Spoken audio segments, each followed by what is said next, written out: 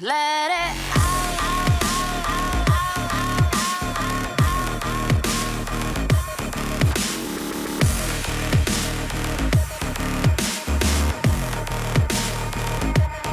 ready.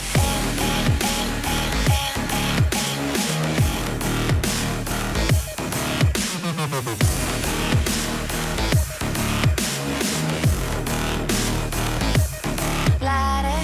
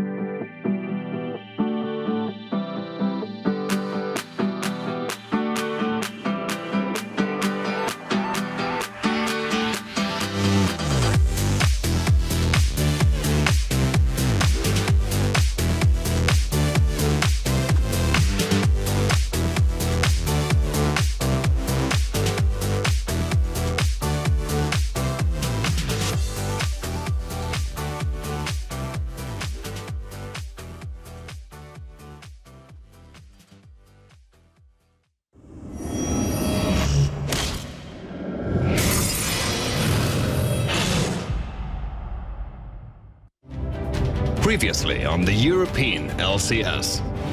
We are the only team that in the first Super Week we went 5-0. They are the top of the table and they looked dominant right there. I think that we are now again one of the top teams. We've beaten back.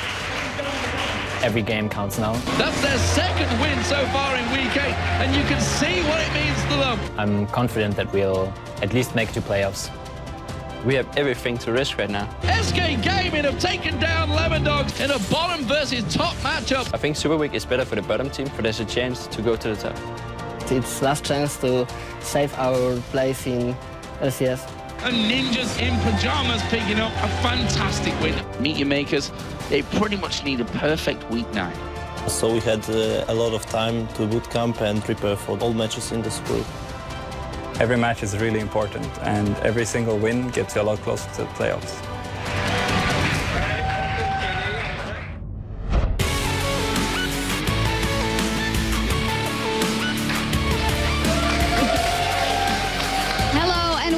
To week 9 of the European League of Legends Championship Series. I'm your host, Eefje Schok Supporter, and it's Super Week. It's the last chance for our teams to lock down a spot at Gamescom. And if they want one, they're going to have to fight for it. And they'll have plenty of chances to battle it out this week, as each team is going to play 5 games between today and Saturday. But before we get to the games, let's check in with Lee D-Man Smith and Trevor Quick Chat Henry to catch us up on all the LCS news around Europe. Thank you very much, Shocks, and welcome, ladies and gentlemen, to our 9th and final week of the regular season. Yeah, we have 40 games in total between North America and Europe. 6 North American matches have already been wrapped up, and we're going to be covering 8 of them today. So let's get the things started. It is time to set the stage for this week's matches here in Europe. Right now, there is not a single team in the league that is guaranteed to return for Season 4. That's just how close things are. Nobody has clinched anything yet. Lemon Dogs, though, they are the sole leader for the second week in a row, but only by the slimmest of margins. Yeah, it really, really is close. And, you know, if they can wrap up one of those 2 spots, they will get a bye in the first round of the playoffs and a spot in the league next season. That's very, very important.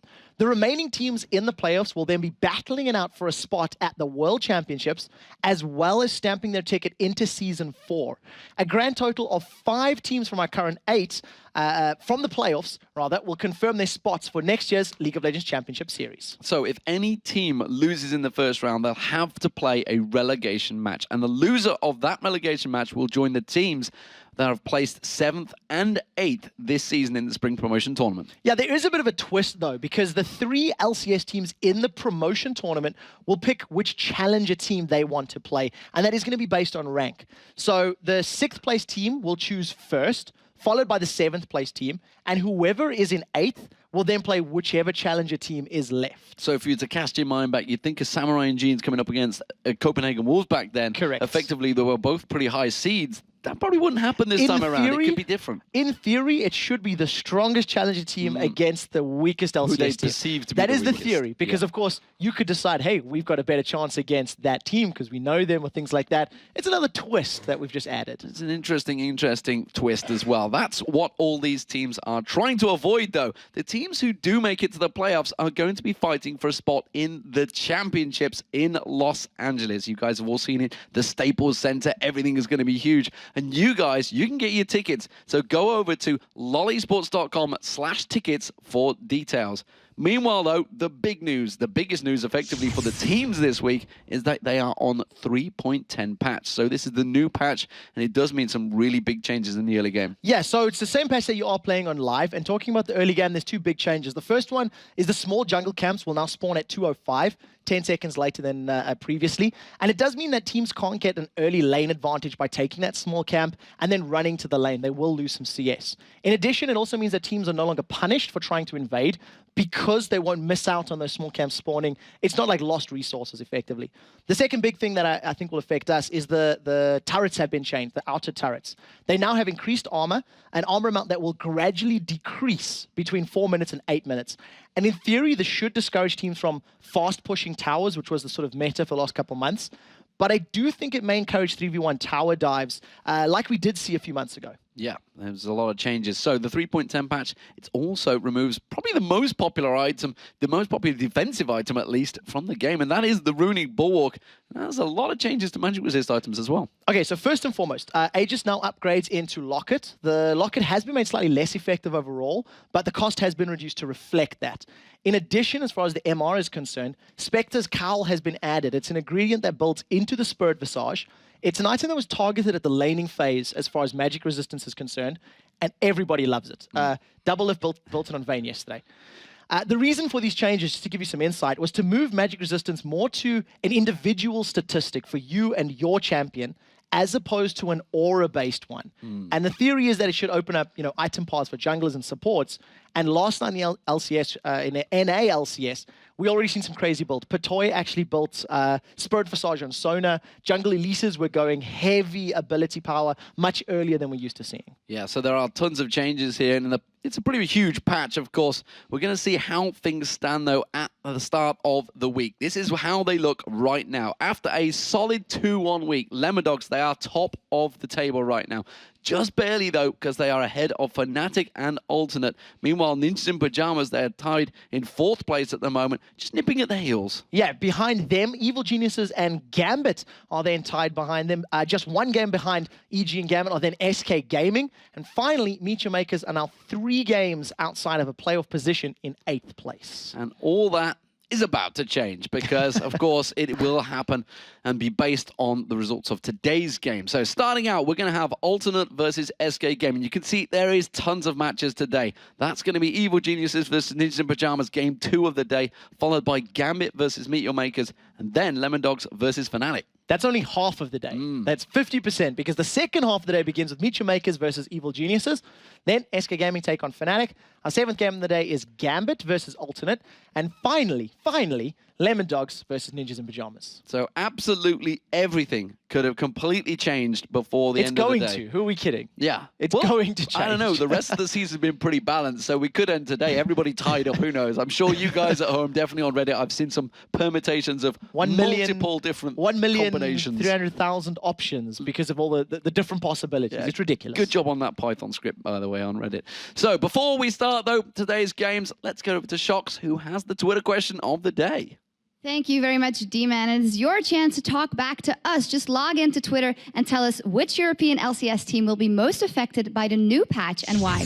Make sure you follow us at LOL Esports and, of course, use the hashtag LCS to be eligible. We'll be reading our 5 favorite tweets on the air later in the show. And if your tweet is one of the ones we pick, you'll get a Logitech G400S gaming mouse. And you can also let us know what you think by going to lolesports.com and voting for who you will think will win this week's games. And while you're there, you can check out all the results, the standings, the VODs, and everything your heart desires. Now, we're going to take our first break, but when we come back, we've got 8 great games. So tell your loved ones you're going to be out of touch for a while and settle in. Stay tuned.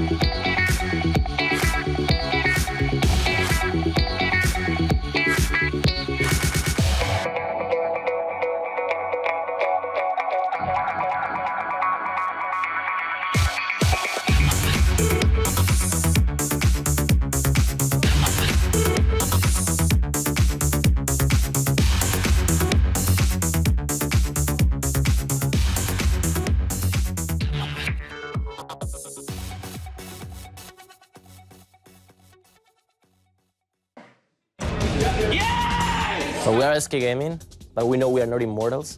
So to stay in LCS, we have to earn our spot. And during this season, we've been through a lot of a roller coaster, you could say.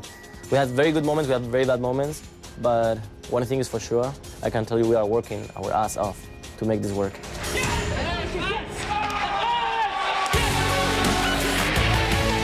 Welcome back to our LCS studios, where we are just about to see the clash between the former teammates Ocelot and Aranea on the Rift. So let's go over to D-Man and Quickshot to get things started. Thank you very much, Shox, and welcome back, ladies and gentlemen. It is time to get things underway with Alternate versus SK Gaming. Like all the games this week, this is going to be the last time these guys meet in the regular season. Yeah, when Alternate and SK did meet last time, or last week in Week 8, Alternate got the better end of the deal. They extended their head-to-head lead 2-1 in the series. This match is especially important for SK, as it's their first attempt to make it closer to the playoffs. They need a 4-1 week. That's the minimum they can go. The bare minimum. Yeah. So before we get things underway, let's check out the lineups. You guys know them. You've seen them all season. It is the blue side for Alternate. It is Kerp in that top lane. He's actually had a haircut as well, I can tell you. As had Aranea. These guys all didn't have good haircuts at this time. They've all been trimmed down and ready for Super Week. Aranea is the jungler, for Unlord in the mid. Kraton is back as the AD carry, and J-Re as his support. Aerodynamics with the headsets. Yeah. That's what it's all about. On the red side this time around, it is going to be SK Gaming. Kevin up in the top lane, Hercubot in the jungle, Ocelot in the mid lane, as well as Candy Panda and Nif to round out the team. So you guys have been over at the website voting for this one, and what have they made it out so far? They've played it safe. 58% of the public feel that Alternate are going to pick this one up. And I think when you consider... Is it safe, though? Because they're way up there and SK way down there. Well, that's my point. It's a safe prediction that Alternate's going to win. They're 2-1 up. They beat them 2 weeks ago in Week 8. And we haven't really seen SK in a position where they can challenge throughout the season. Maybe this is their week. Well, right now, Alternate is tied for second place. As we said, they are right up there right now, and they're looking to secure one of those top 2 spots, which will get them the bye in the playoffs. They're not going to be able to coast into the playoffs, though. They cannot afford to drop very many games because they've got half the league tied with them or within 2 games. Things are definitely looking very good for Alternate, though. We saw Creaton's dramatic return in Week 8. He unwrapped his hand just moments before the game, putting the bandages down and saying if anyone touched it, it would be dead forever.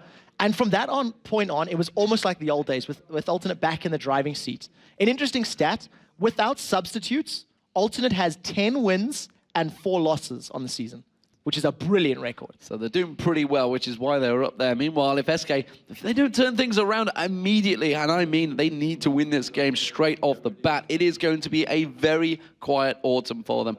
They start this final week of the season and out of the playoff positions. They are down in 7th place, and if they can't turn things around, they're going to be left out in the cold this winter. There is plenty of scenarios where they do advance, but they need to have an incredible week, as we've highlighted already. They need to win at least 4 games. And of those 4 victories, 2 of those wins must be against Mecha Makers and Gambit. It's going to be tough, but it's not going to be impossible. And we've seen that they can beat anybody. If you throw your minds back all the way to Week 3, they had a perfect week. They did go 2-0. They had wins against Alternate and Fnatic, who are up there at the top of the table. And if they can pull off that kind of week again, they're going to be back in it. And Ocelot's even color-coded his scarf for this one as well, so... It's a rarity. It is a rarity as far as Ocelot's concerned with those magic scarves. So he's just had his call with his mother. He always has that every week before he starts into the game, and just he came in here, said hello, and then straight into the call with his mother. So picks and bans are about to get underway. First game of the day. And actually, there's quite a few things that have changed. We'll get into it as the game progresses, but the bans are coming thick and fast, as you would expect. Casting in Vayne and Shen already taken out. Ariana and Ezreal banned out by SK Gaming, so only 1 more ban remaining. Very targeted bans, and I think it's interesting that Alternate have taken Vayne out. Candy Panda has been playing a lot of Vayne this season, and he's doing very well with Vayne, but we also know it's one of Creaton's mains. The thing is, of SK's victories, Candy Panda's got 4 victories out of 5 games played, so that's definitely a denial factor. I want to see whether or not we're going to have an Elise first pick, because that's probably going to be an important one for me. Well, Thresh was the final ban, and it is going to be Elise first pick. So Elise has had changes in 3.10. Yeah. Her repel is slightly less floaty. You can no longer drop down from repel and land on somebody instantly. The range is a lot more confined. In addition, the spiderlings are less tanky, so there's been a lot of tweaks. You can't use the skills as soon as you come down, so you can't Q straight away. Timing. You have to get your feet on the ground, get grounded, and then you can use your abilities. So last night in NA, Jat was actually surprised at how much Elise we were seeing. He thought the nerf was enough to remove it. What we did see was Twisted Fate didn't appear. It was like not picked, not banned. And it's more to do with pick a card than the passive. And we'll get to that if Ocelot decides to go that route. Okay, well, we are seeing currently Hercubot going for that Lee Sin here. If you remember, cast your mind back to week 8, he had a very successful Lee Sin. And it was actually Jason was talking about when they used to use it way back when Hercubot wasn't in SK Gaming, when he was in one of the effectively challenger teams back then, how good his Lee Sin was. And it seemed to work out very well last week. So we do see him locked in along with Twitch. And Twitch has definitely been a high pick lately. Yeah, I think when I think of Twitch and Candypan in particular, I think of the Spring Split a little bit more. Yeah. He hasn't played it quite as often during the course of his 20-odd games now in summer, but in spring, it was one of the go-to champions. The one thing I'd like to see with the rest of this, with the rest of the composition from SK, would be a little bit more, maybe crowd control. We might even see Kevin considering a Rumble. It's one of his, preferred champions. Well, we do see Kraton, one of the, in fact, the highest KDA AD carry.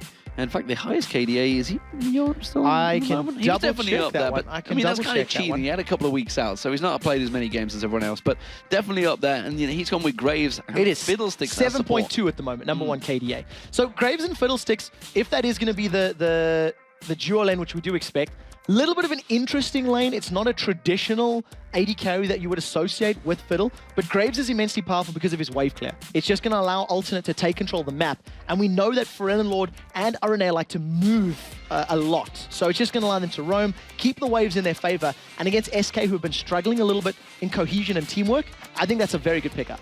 I don't think we're going to see Revive Clarity coming out from RNA, but we'll see when he switches it to. Zac and Zyra were the other lock-ins, going for the Zeds. So I still think a Rumble would be a perfect pickup here if you lock them down, but I don't think it's actually going to happen. I feel like that's going to be a top lane Zac. The Zyra Twitch is a very good lane. If you catch out Fiddle or Graves in the early game, there's a lot of damage that can come down from that expunge burst of Twitch. So I like it. I also like the CC combo. Lock them up with Strangle Thorns. Slow them down. Bounce them all around with Zac, and you just got a nice zone of death, effectively, that you can put a lot of damage down. Well, Renekton and Ari are the final choices for Alternate, so it's an interesting team comp they've got going on there. There's a bit of crowd control. It's a little bit more lockdown, pick. Good bit of a tank going in. So what I think I'm seeing from the Alternate lineup a little bit more than from everybody else is if the Cocoon of the Charm lands, that's basically a guaranteed dead target because you can chain the CCs, you follow it up with the fear, then you've got the bounce around, silence, which is actually very annoying to deal with in team fights, especially if you're in jungle camps or in the river. But in terms of initiation, outside of Fiddlesticks, Ulti, and Renekton running at you, they're very reliant on picks. So Alternate going to be playing the skirmish game, looking for 2v2s and for roaming, as opposed to head-up 5v5s, which is what SK has fully committed themselves to. Yeah, they've gone for the Karthus final pick there, so it's going to be Ocelot and Karthus in that mid lane, and we'll see how that works out. I mean, that's up against Ari, Pharrell Lord. I mean, it's a lineup he's obviously played probably 100,000 times, not 100,000, that's going a bit Close overboard. enough. A lot of times. You get the pitch. So the thing with Karthus and Ocelot in particular, he's not a massive Karthus fan, but he picks it for team compositions. And when you've got all of this AoE from Zac, all of the AoE damage from Spray and Pray from Zyra, it's a very good combo. What we do tend to see when Ocelot picks Karthus is he puts himself in the 1v1 and 1v2 lanes. He tends to go bottom lane, and they put their duo lane mid. And I think if they decide to go with that, it could work out very well for them, as long as Hercubot babysits a little bit. Now, remember, the turrets are stronger as well. I'm flashback right now of Ocelot playing Karthus at the Worlds in Season 2, and it didn't go well. It didn't go well. And afterwards, he was like, I don't know why I picked it. I don't know why. I don't know why I picked it. So maybe, well, there's a lot of pressure on their shoulders, and obviously he's had a year to work on his Karthus skill, so we'll see how it works out for them. There is Alternate, though. They're sitting pretty right now. Joint second place, chasing down Lemon Dogs, whereas SK, they are desperate to get themselves in one of those playoff positions. Yeah, and talking about the teams, I know we've flogged a dead horse 1,000 times, but I want to say it one more time. RNA and Ocelot, you're talking about the playoffs, you're talking about the history, I briefly chatted to both of them coming into this match, and Ocelot was saying he's pretty confident, and they've worked very hard, they've trained hard for this matchup. RNA was a little more nervous, and as a outgoing, boisterous player, you could feel the tension on his shoulders. This is an important week for them. They really want to get a top seed, because top 2, you guarantee a spot for next year. I mean, the thing is that it's what all the players have always said all season. When it's a league and it's going along and it's ticking along, the pressure's not really there. You just got to play in a couple of games, a couple of weeks. Suddenly, we've got Gamescom, the playoffs, in what, effectively 5 days' time it begins, Yep. which is scary in itself for everyone terrifying. involved, as well as the production. But 5 days away, we are in Gamescom. We are there for the playoffs. And this is for the Worlds. And suddenly, pressure is a real deal for these guys. And teams like Lemon Dogs and Alternate that did join in the summer are suddenly thinking, guys, we could be there. We could get to Los Angeles. We could see ourselves playing in the Staples Center right now. And, you know, suddenly it's become a reality for them. Here we go, getting things underway. Alternate are the blue team, SK are the red team, and I do not know how this one's going to go. SK have got a pretty good track record against they got Alternate, bored. but Alternate have the better record overall in the season. That was very well played. They've already denied some vision, and they've also put a little bit of focus on SK's defensive play. Alternate stacked themselves up, and what we noticed, that was a pink ward, so they've picked up 2. Vision control heavily in favor of Alternate. If they want to go for an invade, they should be able to do it fairly safely. And it looks like they are going to do it. The fact they did get that pink ward and cleared out the coverage immediately gives SK a problem here. And you can see SK there maneuvering on the map right now. There's 3 of them just off the bottom right of your screen. Hercubot's going to throw out the kick and spot them all there. And that will actually give vision of everyone there effectively. So Alternate weren't 100% sure where the rest of SK was. If you look at the rest of their wards, the vision is very shallow. So they had no idea if SK had grouped up as a 5-man team. And you never want to walk into a grasping roots. You do not want to face check a Zyra. Even though they had a little bit of vision, if they walked around a corner and got a 3-man or a 4-man trapped, it could have been a terrifying result. And last night, we actually seen TSM getting a lot of early kills with a Twitch Karthus combo, working very, very well together. So we'll see if SK want to try channel that pressure as we get later in the laning phase. As you can see, a little bit early there for Henlong, throwing out his orbs, catching on towards, and that's going to be the blue buff start for Aranea, red buff start for Hercubot. So we'll see whether we have any counters, whether we have any early invades coming out from either jungler. Both junglers actually pretty quick and very aggressive. They're going to be looking for ganks in lane. I want to see how they decide to play this one out, because remember, the towers have that massive chunk of armor extra now for these next minute and a half, and it will slowly decay from 4 to 8. And what we've seen last night is, instead of 3v1 tower pushes, or even 3v1 tower dives like I was expecting, we've seen 2v2 babysitters. So the jungler would go to the solo laner, help them out, cover the lane, and basically defend them for a couple of minutes until we reach that mid-game phase. Fast ward there actually coming out from J-Ree, getting vision of Hercubot, and you can see he's just trying to simply interrupt him, put him off, try and cause problems for him. And he's doing a very good job of that right now, but the smite was used from Hercubot and he has managed to get the blue buff. So at the end of the day, just a little bit of frustration, but nothing too strong gained or lost. Aranea at the moment, he's moving over to his red buff, so no buffs stolen from either team either. And we do see the SK, they've done the lane swap themselves. They've stuck Kevin into this Graves Fiddlesticks lane, so as long as he's against the tower, he should be relatively okay. Yeah, they're going to keep pushing. So let's look across the lanes right now. So the mid lane, this is one of the ones we wanted to talk about. Ferelnord versus Ocelot, Ari versus Karthus. So as soon as Ferelnord hits level 6, his kill potential is extremely high. The Wall of Pain is negated by Spirit Rush, and on the condition that Ocelot eats a charm, he's basically going to be a goner. So I wouldn't be surprised to see Hercubot hovering around this mid lane as we get closer to the 5.5 minute mark and closer to those level 6s. Meanwhile, we can see the pressure in this top lane, the Zyra Twitch combo.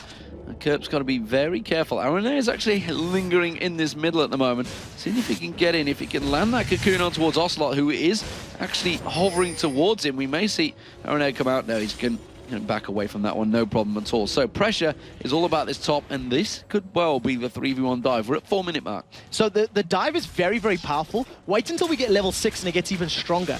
If you add the damage that Twitch has in lane, plus a Requiem, even against a Renekton who's pretty tanky, it could be scary. And I love to see this. We thought 3v1 dives might happen, and Kevin does not know Aranea is here. Here they come. Yeah, he managed to launch out, didn't quite catch him with that elastic strike, and instead he is going to get dived on. He has got the passive though, so he will manage to get away from this one. Will it be enough? He's going to go see the repel. Kraton's going to now take tower damage. Aranea goes back in. They're trying to time it around. They want to give the kill to Kraton. He's had to use barrier. He's flashed away from it. He's still alive. They're going to have to die for it. He may get a kill out of this one. Will the tower get on towards him? The minions turns on towards Aranea, turns around. I think he managed to just survive there. Wow, crazy. So close. Brilliant, brilliant play from Aranea. He popped on the W, the Skittering Frenzy, got a tiny bit of lifesteal back. I still think he would have survived anyway, but the extra tower meant 3v1 tower dive, and because of the added pressure, SK maybe even be able to get a tower. So if they get the tower, it's worth it. There is the tower, so good trade overall, and we did see Kerp obviously backing away to make sure he didn't go down.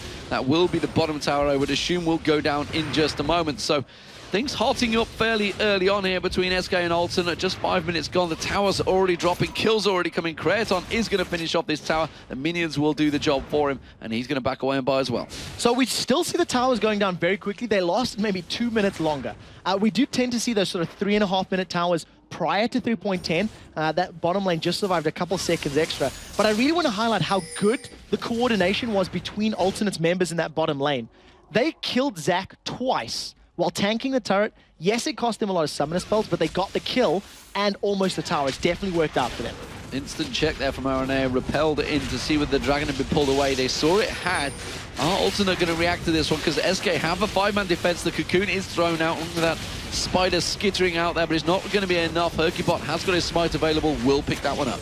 Very well played. So after taking the tower in the top lane, a good captainship call from SK as they said, bring Candy Panda and Nif towards the dragon. We'll make a 5-man challenge, even though we don't all have our ultimates. We simply have a numbers advantage, and it worked out in their favor. So they've got an early gold lead, and it's a good start for SK. So lane switched, and we can see now Kraton and J-Reed, they are going to be up against Nif and Candy Panda. Candy Panda himself put that pink ward down and clears out the Tribush. So the AD carry getting a pink ward and clearing things out. So it's definitely going to help them out. We do see here comes Aranea. If he gets a good cocoon, it could work out. And unfortunately, a wise play from SK. They were backing away from that potential game. Yeah, they saw that come in, managed to get away before anything really happened. Aranea takes a bit of lane tax, as all good junglers should do. Hercubot, he's going to be clearing out the golems in the top lane. Meanwhile, Kevin, he's had a bit of free time, and actually the two top laners not going to do a great deal against each other. This is simply a case of playing catch-up now for these two. Yeah, they're going to see how quickly they can actually trade, and I think Kerp with his early Negatron cloak will probably be able to win out against Kevin here. We'll see how this little duel goes back and forth, and if Kevin plays it safe and just continually regens off his Soul Division passive, it's going to be a bit of a farmy lane for the time being. They're just going to be rubbing up against each other, as I've said many, many times. Nevertheless, it is going to be the blue buff for Renlord. Aranea is going to help him out on that one. And actually, Kerp just coming across just to cover it off in case Hercubot, who was around that Tribush the last time they spotted him. But you can see he's taken the red buff himself. So at the end of the day, a little bit of a return to normality now. Towers have both been traded back and forth. Part of the reason Aranea was so aggressive in that bottom lane with lane tax, they just wanted to push the wave up and get the tower, and that freed the rest of his movements towards the other lanes. As we're starting to hit level 6, I think the onus is going to be on SK to make the play here. That first Requiem from Ocelot is going to be very, very impactful if he's able to pick up a kill. So we'll have to see how well he can combo that with the rest of his lanes. There's like actually a bit of a CS difference building up between the two. You can see Kraton, he's managed to get himself almost a 20 CS lead over Candy Panda right now, but Hercubot has also done the same against Aranea in the jungle. So there's two factors to Creaton's CS increase. First of all, he was in lane for longer without interruption. Hercubot came with Candy Panda enough to push the tower down, and because their focus was on taking the tower, they lost a couple minions there. In addition, Candy Panda and Nif moved to the dragon. Right now, Kevin has been caught up by the cocoon, has been jumped on. Is it going to be enough? It's going to elastic slingshot away, but immediately the repel comes in. Let's Bounce was used, and Kevin will get away safe, having to use his ultimate. That was very good play from both Aranea and Kerp. As soon as the slingshot was being charged, they ran in the direction he was going to jump. So as he landed, it was a much smaller distance to close. Yeah, forced him to use that ultimate. He did not have flash available actually either, so could well have caught him out. As it is though, we have 3 members of Alternate stacked in this mid lane and trying to push it, but 3 members of SK on the defense, but the charm catches on towards Nif though. But as it is, Alternate getting some good damage down here. Now they have 4 in. Kraton's putting the damage, putting the hurt on the tower, and it's finally forced Candy Panda to leave that bottom lane. He's going to go straight back in there though, wants to try and catch up on the CS. There is immense amounts of pressure on Ocelot in these tower defense situations, because as far as the AoE is concerned, it's Zyra and Karthus that have the area of effect spells. We'll see how quickly they can clear the wave, because you can see it takes them a relatively long amount of time to actually get these minions down, and that allows Alternate to put a lot of auto attack damage onto the turrets. It's interesting how they've built, actually. Obviously, Rodovage is now finally coming out for Ocelot. He's got that Captain's Protector in there already. But they're both putting for the Doran's rings in that mid lane. So they're wanting to try and create an opportunity early on, but I think they really have had the chance. Of course, Requiem is now available for Ocelot, so we'll see whether that comes into play in the next few minutes. I would expect that's probably going to be held on till the next dragon pops up. It's definitely a possibility. We can't be too far away from about 2.5 or 3 minutes, I think.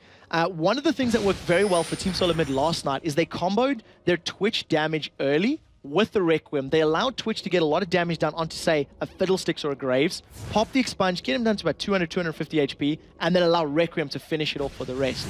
We'll see if SK have been practicing that sort of strategy, or if they just want to go the Suicide Karthus, put him in the middle of the Dragon Pit, let him die, and press R to win.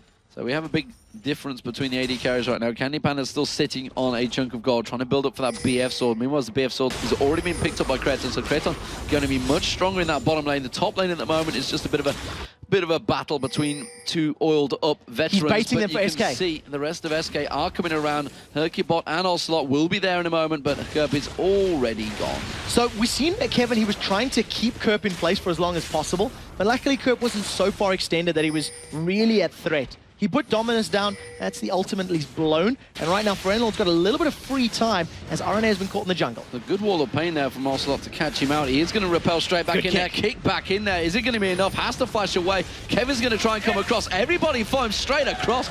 Great kill for SK there. A lot of investment though from the SK members. That's a lot of flashes used to chase him down.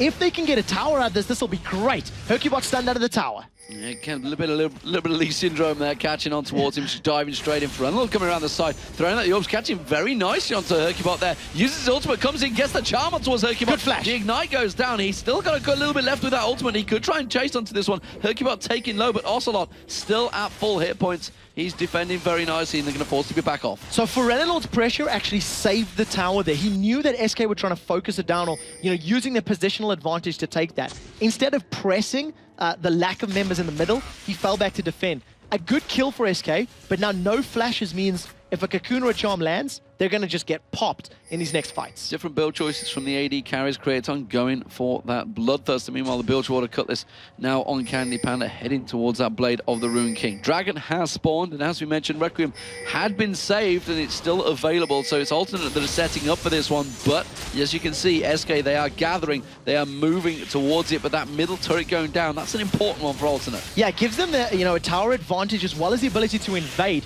We do see now Ferenlord trying to battle Kevin. The Dragon is down to 3,000 HP. SK want to pick a fight here. Let's Bounce is available, and there they go. They're going to go straight in. Aranea has to repel, but he's going to come straight back into play here. That's a great Stranglethorns, completely locks them out. The charm goes in. Candy Panda caught out very low. Candy Panda's still taking low. Kreton finishing him off there. Kirk gets in towards him. Kirk going deep here onto Nif. He gets himself a double. We see Ocelot. He picks up a kill. Kreton forced to dash away from this one. Is it going to be enough? Requiem is still available. Has he got the hit points to take him down? You can see Kirk. He's getting caught out. Hercubot's going to close in. Here comes the Requiem. Will it be enough to catch up towards him? No, because he got the lifesteal on the golems just before he was used. Kirk's also going to get away. Oh, Willie, Lee Syndrome comes in. He catches on towards him. Hercubot helps out Kevin to get the kill. Brilliant play from SK Gaming. Yes, they did lose 2 members, but they stopped the Dragon being picked up, and they forced Alternate away. Alternate were a 5-man unit, and SK brute forced their way into it. A very good Let's Bounce, combo to the very good Stranglethorns gave them the zone control they needed.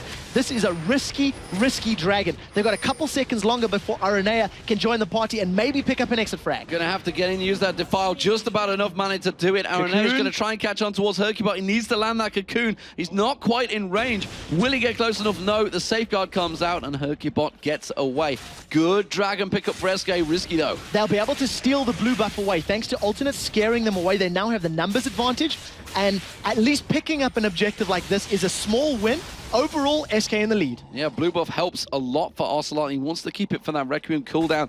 And as it stands, Candy Panda, he'd gone to that top lane. But the kills advantage is for SK. The gold advantage is for SK. The tower advantage, though, is with Alternate. That middle tower going down just before all the action happened was a big deal for Alternate. And it's going to allow Alternate to roam into that red and blue buff area of SK Gaming a little bit more. Crocodiles do tend to eat rats if they can get on top of them. And that's the question now. Can Kerp catch Candy Panda out? No, stealth up straight away. Got me excited for nothing. Sneaky little rat just managed to go invisible. Most rats can't do that, but this one definitely can. So blue buff, that's going to go across towards Pharrell. Remember, the blue buff has already denied away from SK Gaming, so double blues for Alternate right now. Meanwhile, Hercubot closes out that red. On the ball with the buff count as well. Kevin was coming across. They wanted to try and get invade. They realized theirs had gone, but they are too slow. Yeah, a little bit late. What it will tell them, though, is it'll refresh at least the icon on the minimap, and they may be able to challenge for the next one. And Kerp has been a little caught out. He's managed to get rooted. Grasping roots is there. Is Kevin going to use the let's bounce? Good no, kick. instead he gets kicked straight back across towards that blue buff. They have a good ward in that bush, so they will spot him. Here comes the Pharrell. kill the meat is going to be available. Will he be able to slice and dice away from this one? No, Hercubot goes back in. That's another great route there. Is it going to be enough, though? You can see his ultimate, the Dominus running in the lifesteal along, chugging down those pots with the Spirit Visage, helping him out a treat. Candy Panda also used his spray and pray. He thought he was within range, so that is down if a fight were to break out. 3.5 members of SK are putting damage on the tower, but a very good fear from Jerry will mitigate a lot of Candy Panda's auto attacks. And the rest of Alternate, they come around, they gather, and again, that bottom turret, is saved, and it's the top one. It's the top one. Middle, bottom, top, middle, bottom. Doing a bit of Barrymore right there. Nobody outside the UK will know what the hell I'm on about there. But well played by SK at the very least. What we are seeing from them, they're not afraid of Alternate at all. Every single time there has been a sniff of an opportunity, SK has committed to it. What Alternate need to do to respond to this is have some more deep and shallow wards in their own jungle. You can see they're very lacking on vision on their half of the map. So every time SK invades, Alternate simply don't have the information to work with to counter it. So right now, Kraton has still kept that CS lead ahead of Candy Panda. Candy Panda, of course, down as well in terms of kills. So gold-wise, you can see he's got that 700 gold advantage built up over him. Meanwhile, though, Ocelot, despite the fact he's down in CS, has picked up those kills and the assist, and you can see that stretched him a 700 gold lead towards Ocelot. So Ocelot winning out against Pharrell technically there, although not really from the lanes. But look at the junglers. It's 1,000 gold advantage for Hercubot right now. So the question is, how do Alternate proceed from here? Because they have the ability to split push and they have the ability to skirmish well, but if they get pulled into these 5v5 engagements like the previous Dragon fight, which we're about to see very soon, for the third Dragon, SK have a superior team fighting team. So Alternate need to find ways of forcing SK into bad positions like they're doing now. They've got a numbers advantage in the top lane, and they're using their 3v2 strength, 3v3 strength to make SK hesitant on engaging. It's a 3v2 strength. Kevin does have Let's Bounce available. Ocelot is making his way up there. He has Requiem available. Are they actually going to defend this turret? Will they just let it go? You see Hercubot lands the kick. Kevin, locked up very well there by Pharrell and Aaron Air, and he took a lot of damage. That's surely going to be the turret. We can see Ocelot is still lingering, but I don't feel they're strong enough now to defend this one. Kevin got instantly charmed the moment he landed from that slingshot, so he took way too much damage to be able to challenge. Third tower of the game goes to Alternate because they're simply more mobile in the lanes. They're not stopping the pressure, though, because they're keeping a numbers advantage, while the middle lane, Candy Panda and Nef have been forced back. Yeah, SK looked like they were trying to force something and maybe try and steal away the middle outer turret, but SK, they had to react to this one because Alternate were looking to still push that top, so everybody moves around, shuffles around the map, and gets back into farming lane positions. Candy Panda, he's chasing the CS round right now. Still a 31 CS deficit between him and Kraton. Meanwhile, Kevin in that top lane, he's fell behind on Kerp as well. And if you look at the lanes, once again, they're pushing against SK's side of the map. And a lot of that is to do with Kraton's roaming. He moves to the different lanes. He was bottom, he pushed the wave out, and Candy Panda pushed it down. Then he went middle. Kraton pushed the mid wave out, and you can see, as soon as Ocelot's going to push this SK wave towards Alternate, Kraton's there to respond, and that's the strength of Graves. He's playing it well. Crowstorm's channel, here comes Jerry! Jerry goes in, catches the fear nicely on towards him, and Nif just gets melted where he stands. Great setup from Jerry there. Now there is a window of opportunity for SK Gaming. They're going to know that the Crowstorm is down, they're going to know that Spirit Rush is down, and I think Dragon should be up in the not too distant future, but 19 minutes 30, 19 minutes 40. That means SK may decide to challenge for this one again, knowing Crowstorm's not there. But Alternate, they have the timer on that blue buff, and they are straight round, and they're going to take this away. Ocelot is simply a spectator in this one. There's the blue buff. Dragon is up in 25 seconds. Will Alternate hang around? Will they just shove out this bottom lane? It looks like they will. The rest of SK are going to react to this, though. They're grouping up, and they're pushing down, so they're going to have their timer on it as they were the ones that took it. That previous blue buff is the second in a row that's been stolen, and Hercubot has used his Dragon range kicks very, very well. That's been a very key, influential ability. Now look at the numbers. I think SK are just going to try dance with them until Dragon's up and then force Alternate away. Yeah, SK thought about sneaking in that middle turret, and they quickly reacted and forced Alternate, all 5 members of Alternate, to go up and defend that one. And that's actually give SK great positional advantage. We do see the charm going thrown out there. Hercubot stepping out to the side, did get caught out by one of those orbs though, so he's taking a bit of damage, but SK going to start this Dragon Leash off. So Dragon is going to go down quickly, 4,000 HP, and with Karthus he'll get shredded. But here come Alternate. Look for the cocoons and the charms, as RNA has been caught. Nif gets caught out with the charm. You can see Grey Stranglethorns. That's just going to separate Alternate. Keeps them both back away there. There's the Defile. Ocelot not going deep with the Defile though. Let's Bounce comes in. Now he flashes in. Catching on towards J-Ring. J-Ring taken very low at the side there. Kirk also very low. Hercubot kicks him straight into the Defile. Ocelot will go down, but it's in the exact position they want to. Requiem. Here going to be the Requiem. There's going to be the one member going down. It's a double kill for Ocelot. He manages to take down Aranea and J-Ring. Kevin catching on. He's so low. Can he get the lifesteal back? He's going to get his passive. Very nicely played. Candy Panda picks up the kill. Kraton, the last man standing for Alternate, forced to back away, a 4-for-1 to SK. And the Dragon. Not only was it the 4-for-1, but they picked the Dragon up as well. They extend their gold lead to about 3,000. And once again, Hercubot showing just how strong he is with Lee Sin. He used that Dragon's Rage kick to kick Kerp back into Defile range. We panicked for a second because the Stranglethorns actually missed. Nif's Stranglethorns was not ideal in that team fight, but it didn't matter because as a group, SK just stuck together and they forced Alternate to run away, and that's what helped them win the team fight. They may not get this bottom turret because Kraton's saying, nope, that's my lane. You're not going to be taking my turret.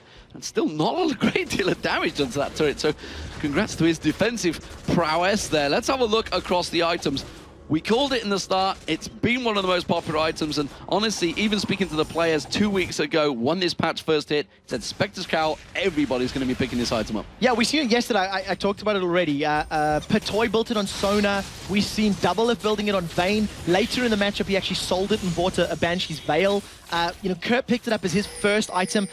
It's a super effective item. It's super cost effective. Now Candy Panda and Kevin have found out Kerp, and let's bounce. There it is, catches on towards him, gets the slowdown as well. Candy Panda pulling the damage down from range. Kerp is not set up to defend this one. Hasn't got his Sunfire Cape built up yet. Gets a good stun on Candy Panda, but it's not going to be enough. Candy Panda will pick up the kill, and he'll be happy for that one. Grateful because he was behind in CS, but he's really racking up the kills now. And Kevin didn't even use Let's Bounce in that engagement. He knew that they could pick that one up without it. So very well played. They secure themselves their 9th kill of the game, and it lands in Candy Panda's back pocket. He's picked himself a Negatron cloak, so I want to see where this goes, because it could be Spectre's Cowl, it could also be Guardian Angel. Remember that the recipe was changed for this patch. We'll see. Crowstorm from J-Ring. Crowstorm is ready. Here he goes. He's going to get in, get the fear straight on towards him. Good use of the bush there. Will it be enough to catch him away? Dead. No, it won't. Kraton comes in. Collateral damage blows him through. And Pharrell Lord comes across, picks up the kill secure. Now this is the numbers advantage for Alternate. If they continue to focus the tower, they could get a lot of damage down because Kevin is miles away. He's starting to recall, but this is a lot of damage as Nif is taunted. Nif gets caught out. He gets melted. Now you can see Hercubot. He's also caught up by the cocoon of RNA. He's forced to safeguard away.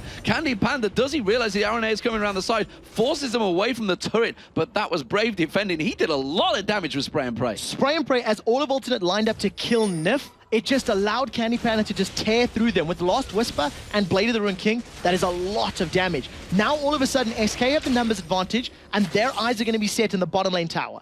And you can see RNA is the only man defending it, but I don't think he's going to last too long. He's going to try and stick around, though. But as you can see from Candy Panda, now he's got that Blade of the Ruined King and Last Whisper already completed. He will shred through any defense that Aegis of the Legion offers for Aranea. Flash is available for Hercubot. He may take the Lee Syndrome and go in if Aranea sticks around, because Hercubot's been doing it all game. Cocoon lands on towards Kevin. They're not going to worry about that one. There goes the kick. Didn't land. Now they're going to have to back away from this one. The rest of Alternate were reacting, but they realized they are a little bit too slow. So they managed to get away. That's only the second tower of the game for SK, and you do have to highlight the fact that they're behind in CS in a lot of the lanes. Hercubot's looking for a fight, but doesn't find anybody with that Sonic Wave. So the gold is still very close, thanks to SK not necessarily CSing as well as their opponents. So red buff for Kraton. The middle wave is actually being pushed in a little bit by Kerp and Lord here. SK going to have to react to this one. They will be getting the blue buff for the first time in a long time for Ocelot there. Effectively the first time, I think, from the very first one. Which, that's Ocelot's first blue buff on his side of the map. Yeah, it's the first time he manages to pick that one up. So we'll see how that works out. Of course, he has got Requiem available, so that's going to help out in the cooldown if he uses it while it is on him. Let's see if they defend out that one. No problems at all. Alternates simply cannot stick in a big 5v5 situation. They cannot stand and siege a tower for prolonged periods of time because the engage potential of the Zac, the Lisa, and the Zyra is very scary to deal with. So they want to be playing the map game, the split pushing game. Now, Candy Pan is aware of this. With his Blade and the Last Whisper, he can smell a kill if he can get the jump on Creatine. And Creatine's playing very safe and wise, not overextend. There's a lot of ping wards being picked up by Alternate here. They want to get vision control, and it seems like it's going to be around the Baron area. I'm just seeing where Jerry's going to obviously put the standard Baron ward out, but let's see where all these pink wards get placed out here. SK, meanwhile, they're starting to maneuver. The Dragon will be up in 45 seconds, so it's a little bit early for them to set up for that just yet. Talking about all the pink wards, it's something we're seeing support players do a lot more. Spirit rushes out. Can they catch Ocelot? Well, he manages to bait him in there. Is it going to be too much? So will they go through? He does manage to get the Defile down. They repel away. Stranglethorns didn't catch anyone.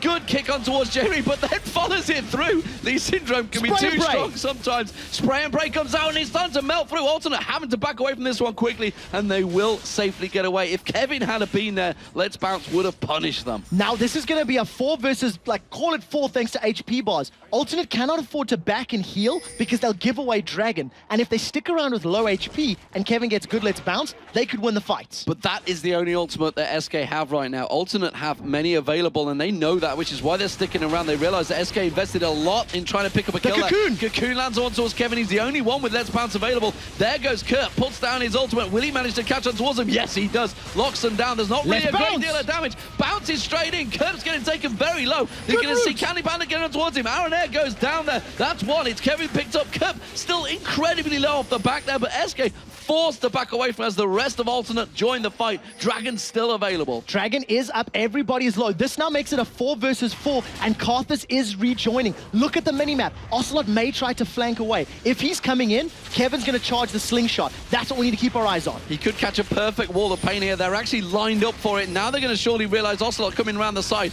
They ping down on towards him. Kerp's still very low. There's the Dragon, picked up by Candy Panda. There's the wall of pain catching on towards him. Kevin, elastic slingshots on towards it. For Renlord, though, unfortunately, that they caught, and he does manage to get away. No, he goes in, goes aggressive, tries to get on towards Hercubot. Wasn't quite enough. Landed the charm, but wasn't enough to get away. Still very tight between them, but as you can see, that is the 4th Dragon now for SK Gaming. It's keeping them in that gold lead. So they managed to force their way out, and thanks to Ocelot's presence on the side, Alternate could not stick around. Hercubot tried to flash over the charm and kick Lord back, but he actually dashed forward and then allowed Lord to get kicked to safety. Another charm lands, and Candy Panda, thanks to the Negatron Cloak, did not take as much damage as we were expecting. This is going to be the 3rd tower of the game for SK. Grasping Root catching on towards Kraton. Elastic slingshot straight in there. Kevin trying to catch on towards him. That's going to be Lord caught out and taken down by Candy Panda. SK keep pushing in this one. Spray and Pray was used by Candy Panda, which is where a lot of that devastating damage come from. Kerp going a little bit too deep before he goes in. The Syndrome Stranglethorn's going to catch on towards him. Elastic slingshot goes straight in. Doesn't catch on towards him. The repel from Aaron A. Is it going to be enough? No. The little Spiderling is turned upside down. That's going to be a party coming out from J-Ree, but simply forced to back them away as Ocelot picked up another kill. The charge is coming in. Kevin has his ultimate available if he wants to use it. This is a fantastic push for SK Gaming.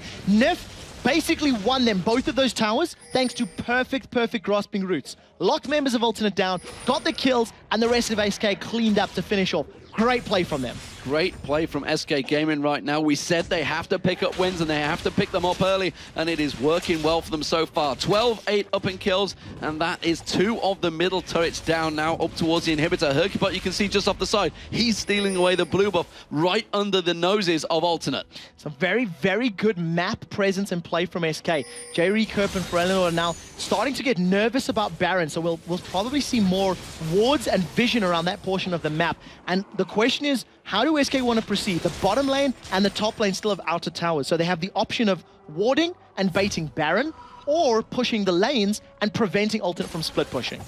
Kurt right now, he doesn't seem to be having certainly as much a presence as Kevin is. And just look at the scores across the two of them. 2-3-1, whereas a 2-1-9. Kevin has been creating those kills, helping out in those kills. He's just missed out on 2 of them so far. So he's doing very well. He's also picked himself up Sorcerer Shoes as well. So he's got percentage damage from that unstable matter of Zach. And with that additional penetration, it's just going to allow him to be a threat in team fights. He's no longer utility only. I wouldn't be surprised to see him going for the likes of an Hourglass or maybe even a Haunting Guise later in the game. We'll have to see if it gets to that point. Well, Alternate going to move over for that blue buff, but as you can see, Ocelot's already walked away with it, and there's vision of them as well. They can see Alternate going across. They've just placed that ward. SK may react to this when they realize that they are around there. Ocelot, though, they've just seen him surely in the lane with that blue buff, and they'll realize they are too late. So at the moment, Alternate just trying to get some semblance of control back in the game. There's a lot of alternate wards in the map. You can see across the mid lane, now in the territory of SK Gaming. And SK are trying to clear that out thanks to the Oracles and Nif. Both of the teams have had Oracles running for a long time. Crowstorm is going to be available in a couple of seconds for J-Ree, but Kevin's not going to wait. Kevin launched himself in there, didn't use Let's Bounce, so simply went defensive. There's going to be spray and pray from Candy Panda, though. He just melted down J-Ree. J-Ree was trying off the side there, but he got caught out with a grasping root. SK Kevin are going to keep chasing this one. Kevin again gets the slow on towards Kraton. There's Let's Bounce. Catches onto Kerb. Catches onto Kraton. Bounces in towards Ferelord. Still continues to slow them down. There's the grasping root. Kevin is going to get his passive popped, but he's still going to be fine. Candy Panda catches another one. Candy Panda goes deep, gets on Ferello. He's going to repel, but where you going? Aranea has to flash away. Elastic Slingshot bounces in there, gets the slowdown. That's another going down, and it's a 4-0 for SK Gaming. SK simply not letting Alternate get into any sort of power position. They knew J-Ree was going to be on the side. They knew he wanted to channel his Crowstorm. So Nif threw out the seedlings, caught J-Ree with the roots, and then killed him. And that allowed a 5v4 situation. And SK are playing this chase game so well.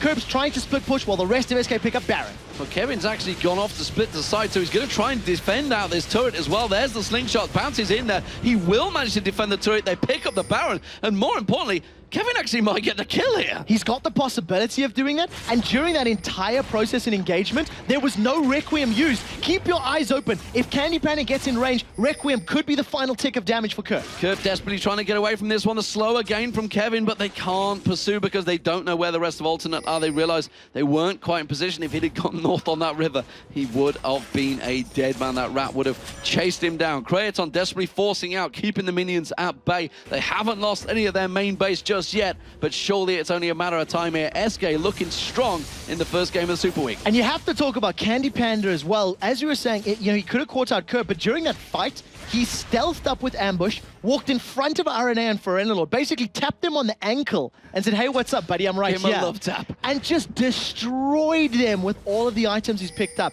I love the QSS, because against the single target stun, cocoon, and charm, as well as fear, that is a brilliant item. It's going to mean that the target is no longer Candy Panda in team fights. Hercubot manages to avoid the cocoon. Yeah, without knowingly seeing it there, but Baroned up SK. What are they going to do here? Ocelot, he's pretty meaty right now. 635, that death cap, and the Zhonya's Hourglass, along with that Rod of Ages he got very early on, is going to make him a very fearsome target when that Requiem strikes down on towards Alternate. Now, because of a Warden's Mail being picked up by Kevin Zach, he's a legitimate option to tower dive. If he charges the slingshot and jumps in, he can tank the tunnel for a very prolonged period of time thanks to Sunfire Cape and that Warden's Mail. And the way SK has been playing, I wouldn't be surprised to see them jumping in if Alternate get caught by a root or a tiny bit overextended. So always keep your eyes on Kevin's positioning. Well, they have the minion wave coming in. Let's see where they do manage to catch. Wall of Pain goes in there, not really catching any targets, though. It's been Nif, honestly, that with that grasping root that tends to start things off. The moment that lands, they just pile straight onto that target. Effectively, exactly what Alternate said they did originally way back in DreamHack when they went 5-0. Yeah, it's actually what SK is doing to Alternate. It's basically what Alternate did to the rest of the league all season long. Land a key ability and dive in. And because SK managed to get a little bit ahead earlier, they've been able to make it stick further. So there's going to be 1 or 2 more waves of the siege before they decide to back off. Ocelot's rooted. Well, they may go into it. There's the Stranglethorns. Ferelord was the target. Let's Bounce has yet to be used by Kevin. He's still holding on to that one. But surprise party Fiddler comes out, but he gets caught out with the Ignite. Ocelot picks up the kill. SK back away without losing anyone as well. Very nicely done. And that Teller Light, that's Nif that just went down for the passive. But doesn't matter. They got the inhibitor turret. They traded 1 for 1, and the crucial ultimates are still in place. There's Let's Bounce is still available, as well as Requiem. It was only a Stranglethorns for that tower. Now we're going to have potentially a 3v3 in this bottom lane, but SK are too low, and they needed the crowd control of Nif to fight. Yeah, they're going to back away from that one. They're happy to take that middle inhibitor turret. Now everybody backs off to buy. Dragon respawns, and this will be SK taking full control. They've not lost a Dragon yet, and I believe this is either the 5th or the 6th one of the game for SK Gaming. They've had full control over the money and experience from the Dragon. The thing that's brilliant about SK's Dragon control in this match is even if they didn't start the Dragon, they pushed Alternate off of it. They haven't been afraid, they haven't been timid. A lot of teams tend to think, well, we'll make it up on the next Dragon. We don't have to fight. SK realize they've got a team fight advantage in strength, and they're challenging for every single one. And that's why they are, they've got Alternate's inhibitor exposed. Blue buff 4 for Eleanor. That's the first one he's had in the last 2 or 3 tries at it. So SK kind of missed the timing on that one, but they were more importantly going for that exposed inhibitor now in that mid lane. Baron is still on them, but it's only up there for another 10 or 15 seconds, so not too much left on that one. But SK, they are starting to group, reform, and it looks like the bottom inner turret seems to be their next focus target. You can see SK coming down. They've got the ward, so they're going to cover out this red buff area, which you can see actually Alter Aranea is on. And he is going to use the smite to make sure he gets it. Manages to land a charm on Nif, but they've caught Forellenlord. Forellenlord has to get away from that one. His ultimate was used out there, and SK going to catch on towards it. So Requiem's going to come down. It's going to do a lot of damage. Hercubot trying to get the Lee Syndrome. Instead, he gets on towards it, flashes in. Is it going to be enough? The red buff tick will be on Hercubot. Slingshot. Let's Bounce comes in. Kevin tries to get that launch. They're desperately trying to get towards Forellenlord. Let's Bounce comes out. Meanwhile, at the back, you can see Kerb. He's taking all of the damage from Candy Panda, roasting him down. Kevin takes a lot of damage, but the safeguard from Hercubot saves him. And there's Candy Panda ripping through the Spiderlings and just tears down Aranea. It's a 2 for 0, and the inhibitor will go down. That was actually a poor engage for SK Gaming, but they made it work because their coordination was so good. Candy Panda wants Creatine, and if he gets some auto attacks down, that could be a dead Graves. Instead, Creatine backs away. Well, they have full control right now. It's a 5v3. And they're looking to just go across and maybe push on towards the top inner turret. The focus now, until Baron respawns, is the outer towers, the last ones in lane. Once they get the towers down, they're going to wait for super minions to push mid and then go and pick up a basically safe Baron. They'll have a lot of deep wards, and they'll have SK forced to defend. So at the moment, SK's in a very good position. Well, and they can see Elastic Slingshot comes across, catches on towards him. Kevin takes the tower, hits it, forces Alternate away, but they're going to come in. They're going to try and dive in towards Ocelot. Have they got enough damage? No, the tower goes down too quick, and now Kerp gets locked up. A great Stranglethorns. Ocelot uses his Zonya Hourglass. He's safe, and that is the inner turret and another kill. This time it's Kerp that dies. This is basically a guaranteed Baron now. As they've got all of this damage down, they're going to set up so much vision and control, back spend some money, and then set up for the Nasher. So very good position, and every single time SK pick a fight, they're winning them. They're not afraid to engage, and I think the decision-making as far as which fights to pick has been flawless. From a very tight game, Alternate will let this game slip away. Really all spelled from that 4-1 Dragon fight that they had when SK picked up the Dragon and the 4 kills, and it's now 20-9 in kills, and that spans to an 11,000 gold lead and 6-4 in turrets. More importantly, they picked up the Baron, which will be spawning back in 40 seconds time, and that middle inhibitor turret. And the reason that SK has been doing so well and snowballed the game from that very small lead to now a slightly more sizable 11,000 gold lead is because they understand the strength of their composition, and they're not letting Alternate get theirs. SK have been as a team for the last 25 minutes. They've stuck together, they've fought together, and they've pushed together. Alternate has been trying to split them up, but they're just not strong enough to duel SK, and that's why it's in SK's favor.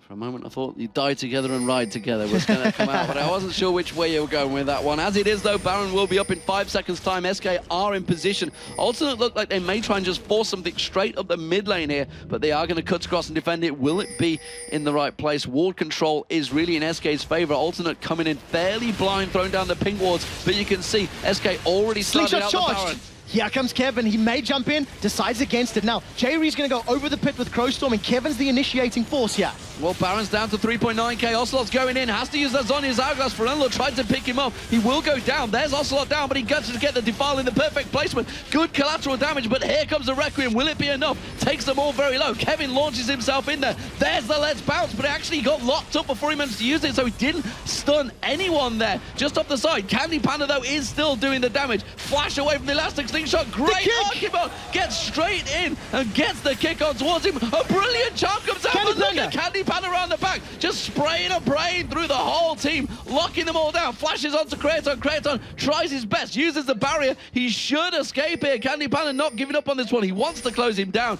Nobody got the Baron. It was down to 3.9k. Nif's going to get caught out. Aaron Air takes him down. Little ninja play there. Kevin comes in, chases him down. Is he going to get the slow on him? No. He gets away with it. Good play from Alternate. At the end of the day, Alternate started the fight on their terms. It's not over yet, as the Spiders caught the rat. Oh, the cat's on towards Aaron Air, and Candy Panda just mows him down with that Mafia rat. And at the moment, Candy Pan is the difference maker in these fights. He wasn't able to line up a good spray and pray. He wasn't able to focus fire members of Alternate, which is why SK didn't win the fight. Candy Pan does have Blade of the Ruin King active. He's going to decide against it. He's like an assassin right now, 10-1 and 6, but then see J-Ree comes in with the Oracle and goes, whoa, what's this little rat doing here? You were lucky, nearly went down there, Kraton. Instead, he's going to take away that blue buff. That's going to be prevented for Eleanor. Won't be able to get that one. Candy Panda is on fire right now. He's doing phenomenally well, and it's because he's been enabled by his team. He's been able to roam, pick up kills, and the front line of the Lee Sin and the Zac have been so strong.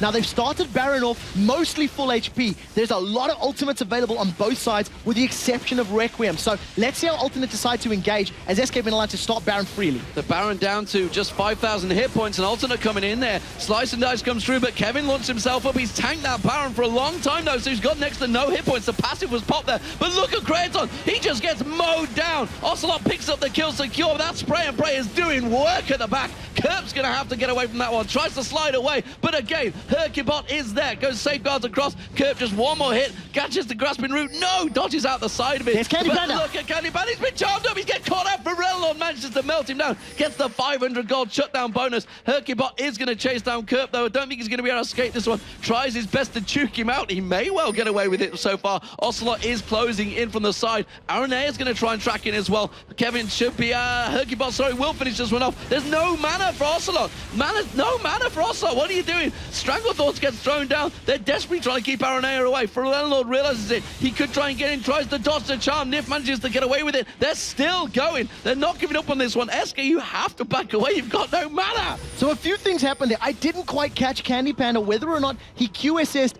before the charm landed or not. I just missed that, and I think that was the case. Hercubot's going to try interrupt these recalls. He's stalling for time so they don't Baron. He's got Lee Syndromes. He's goes straight in there. Had got the kick available, but didn't have the damage. Nif comes in to try and support him, but Forelord is catching Hercubot out a little bit with the amount of damage he could burst out. Following on from the rest of the fight, Ocelot flashed over the tree line to pick a fight with no mana. He flashed in to try and pick up a kill and then went, oh bugger, I've got nothing to cast spells with, and basically, you know, pantsed himself in that situation because he was a little bit crippled. What has happened, Baron has been stopped. Successful gambit by Alternate because they delayed the buff, they forced SK away. They did lose a couple members in the process, but now everybody's back at full health. All of the ultimates are now available. We reset, and we'll have to see how this next fight goes. While this has all been happening, Inhibitors respawned, and actually Alternate have gained 2,000 gold over SK while all this crazy fighting going. So SK have got to be careful they don't throw this one away. They had full control, but again, they are being caught in towards this, we must get Baron. They didn't need Baron. They were winning team fights 4-for-1, 4-for-0 before they even had it. So they should just surely just keep on pushing. Yeah, the Baron magnet pulls many teams towards it. It's a juicy target, and I think if I were in SK's situation right now, I would use the fact that my team comp is working and push the bottom lane tower, re-push the inhibitor, and then once it's safe to do so, then and only then go for Baron. Hercubot's looking to set something up. There's no flash kick available, but look at the positioning from Alternate. Once J-Ree gets into a position to Crowstorm, that may be the go signal. Well, that is a bottom inner turret going down. SK Gaming's minions pushing that one. Meanwhile, the rest of the teams have themselves a little bit of a juke. Kevin seeing if he can catch on towards Kraton, but no. The Oracle's being put to use by both support players, clearing out that ward coverage. Now, the lanes are pushing towards Alternate in SK's favor. So SK is going to look to stall this out as long as possible. When a minion wave gets to an objective, then SK is going to push forward. So we'll see if that is going to be the call. As you can see, the bottom wave is getting very close to that inhibitor turret. Meanwhile, Kevin, he continues to be ready and waiting. It's either been Kevin or Nif. One of those lands a skill shot, they will all launch for it. Hercubot's been fast to follow up, and as it is, they may have baited Alternate to actually come into this one. They separated out. They're actually setting a trap, and I'm not sure that's the best way to go about it. So for Alternate, they want to get a single pick before the fight happens. And if SK come from a flanking position, the Stranglethorns is very, very crucial. Now you'll see the minion wave in the bottom is getting very close, and SK have the positional advantage. They've swapped sides. SK is going to rush an inhibitor. SK is going to go straight in there. Meanwhile, Alternate kind of caught out of position. They're going to have to get between SK and their own base. The inhibitor, like you say, is up. They're going to get on towards it. That's going to be a Cocoon landed on Kevin. It takes him very low. Good Stranglethorn on towards Kerb. Collateral damage from Kraton catches all of SK Gaming, but straight away goes in. A Hercubot kicking Kraton actually away from the team. Didn't want to do that. This is not a good fight for SK Gaming. They're getting mowed down. Alternate doing a fantastic job. Requiem's going to come out. That will pick up Kerb. It will actually be a double. He manages to get down J-Ree as well. There's Kevin untouched. launching him across. Kraton very, very low. Candy Panda flashes towards it, uses the barrier, catches on one. Can he catch on towards Frello? One more shot should be enough to catch on there. Throws out the orbs. He actually takes down Hercubot. I cannot believe it. Frello gets away with that. But Candy Panda, he's cutting him off. He's coming around the side. Aranea is going to try and help out. Stealths up. That sneaky little rat. He's got that explosive cask. Instead, thinks about going for Alternate. Instead, you see the Ignite will be enough. Kevin goes in. Elastic Sting shots on that one. And now 3 members of SK, they're going for the inhibitor turret instead. So very well played. It's a 3 for 4 at the end of the day. SK got jumped on by Ultimate because they were a little bit poor positioning, and unfortunately Kevin ate a Cocoon and a Charm. Now the RNA misses the Cocoon, so that means that Candy Pan is uninterrupted. They'll get the inhibitor, back away, maybe go top lane. There's a long death timer, but it is risky if they stick around for longer. Going straight away towards that top. I think Candy Pan has got the damage, to be honest. He's 11 and 10, 11 to 10. He's got so much damage just mowing down these turrets. You can see he's going to hit that one. J-Ree's respawn, but that is all. And the rest of the team will back away. They've exposed another inhibitor. That is the fight SK needed, despite it not really going that well in their direction. It's actually something that Ultimate's doing better and better and better as the game goes further.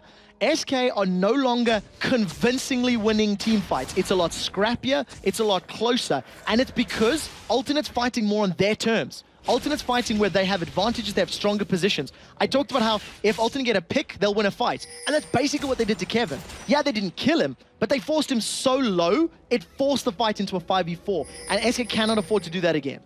And SK, despite all that, actually didn't get Baron, and they, as we mentioned, just needed to force a fight, and that's what they did.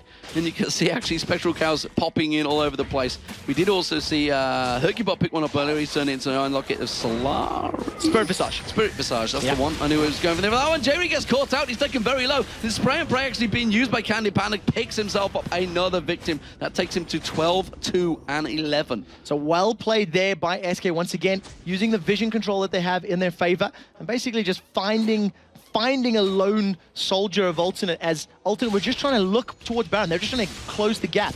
Right now with the numbers advantage, Frenelal's been caught in Candy Panda. He's bursting people down. He's just jumping straight on him. He manages to rip a good amount of hit points off. Ooh, Wall of Pain actually, RNA ran into that one. That's not a great thing to do. Cocoon goes out, doesn't quite like find his target, and they're going to jump in there. They catch on towards Kerb. They force him away, but it's Kraton. They kick in. Stranglethorns goes down. That bounces Kerb in the air. He gets caught down, but SK have done the damage. They're going to get themselves another inhibitor, and that was a 2 for 0 again. They could go for the finisher. This is 5 versus 3. They've got the numbers advantage and the damage advantage. Frenelal's going to have to do a godlike defense. They've got Candy Panda. Candy Panda gets shut down. Kevin tries to go in towards Freneral, but he hasn't really got the damage either. Alternate doing a very good job at defending this one. They're going to catch on towards Oslo. Has to use the Zonias, but it's only a matter of time. Kerb should be able to finish him off. Can he get close enough to pick up the kill? There it is. Slices and dices in towards it. Gets on towards Kevin and Hercubot. Requiem will come out. It's going to do a heck of a lot of damage. Will it be enough? He does manage to get onto Kerb. That's going to be Hercubot. Hercubot jumps in. He takes down Kerb. Aranea now low.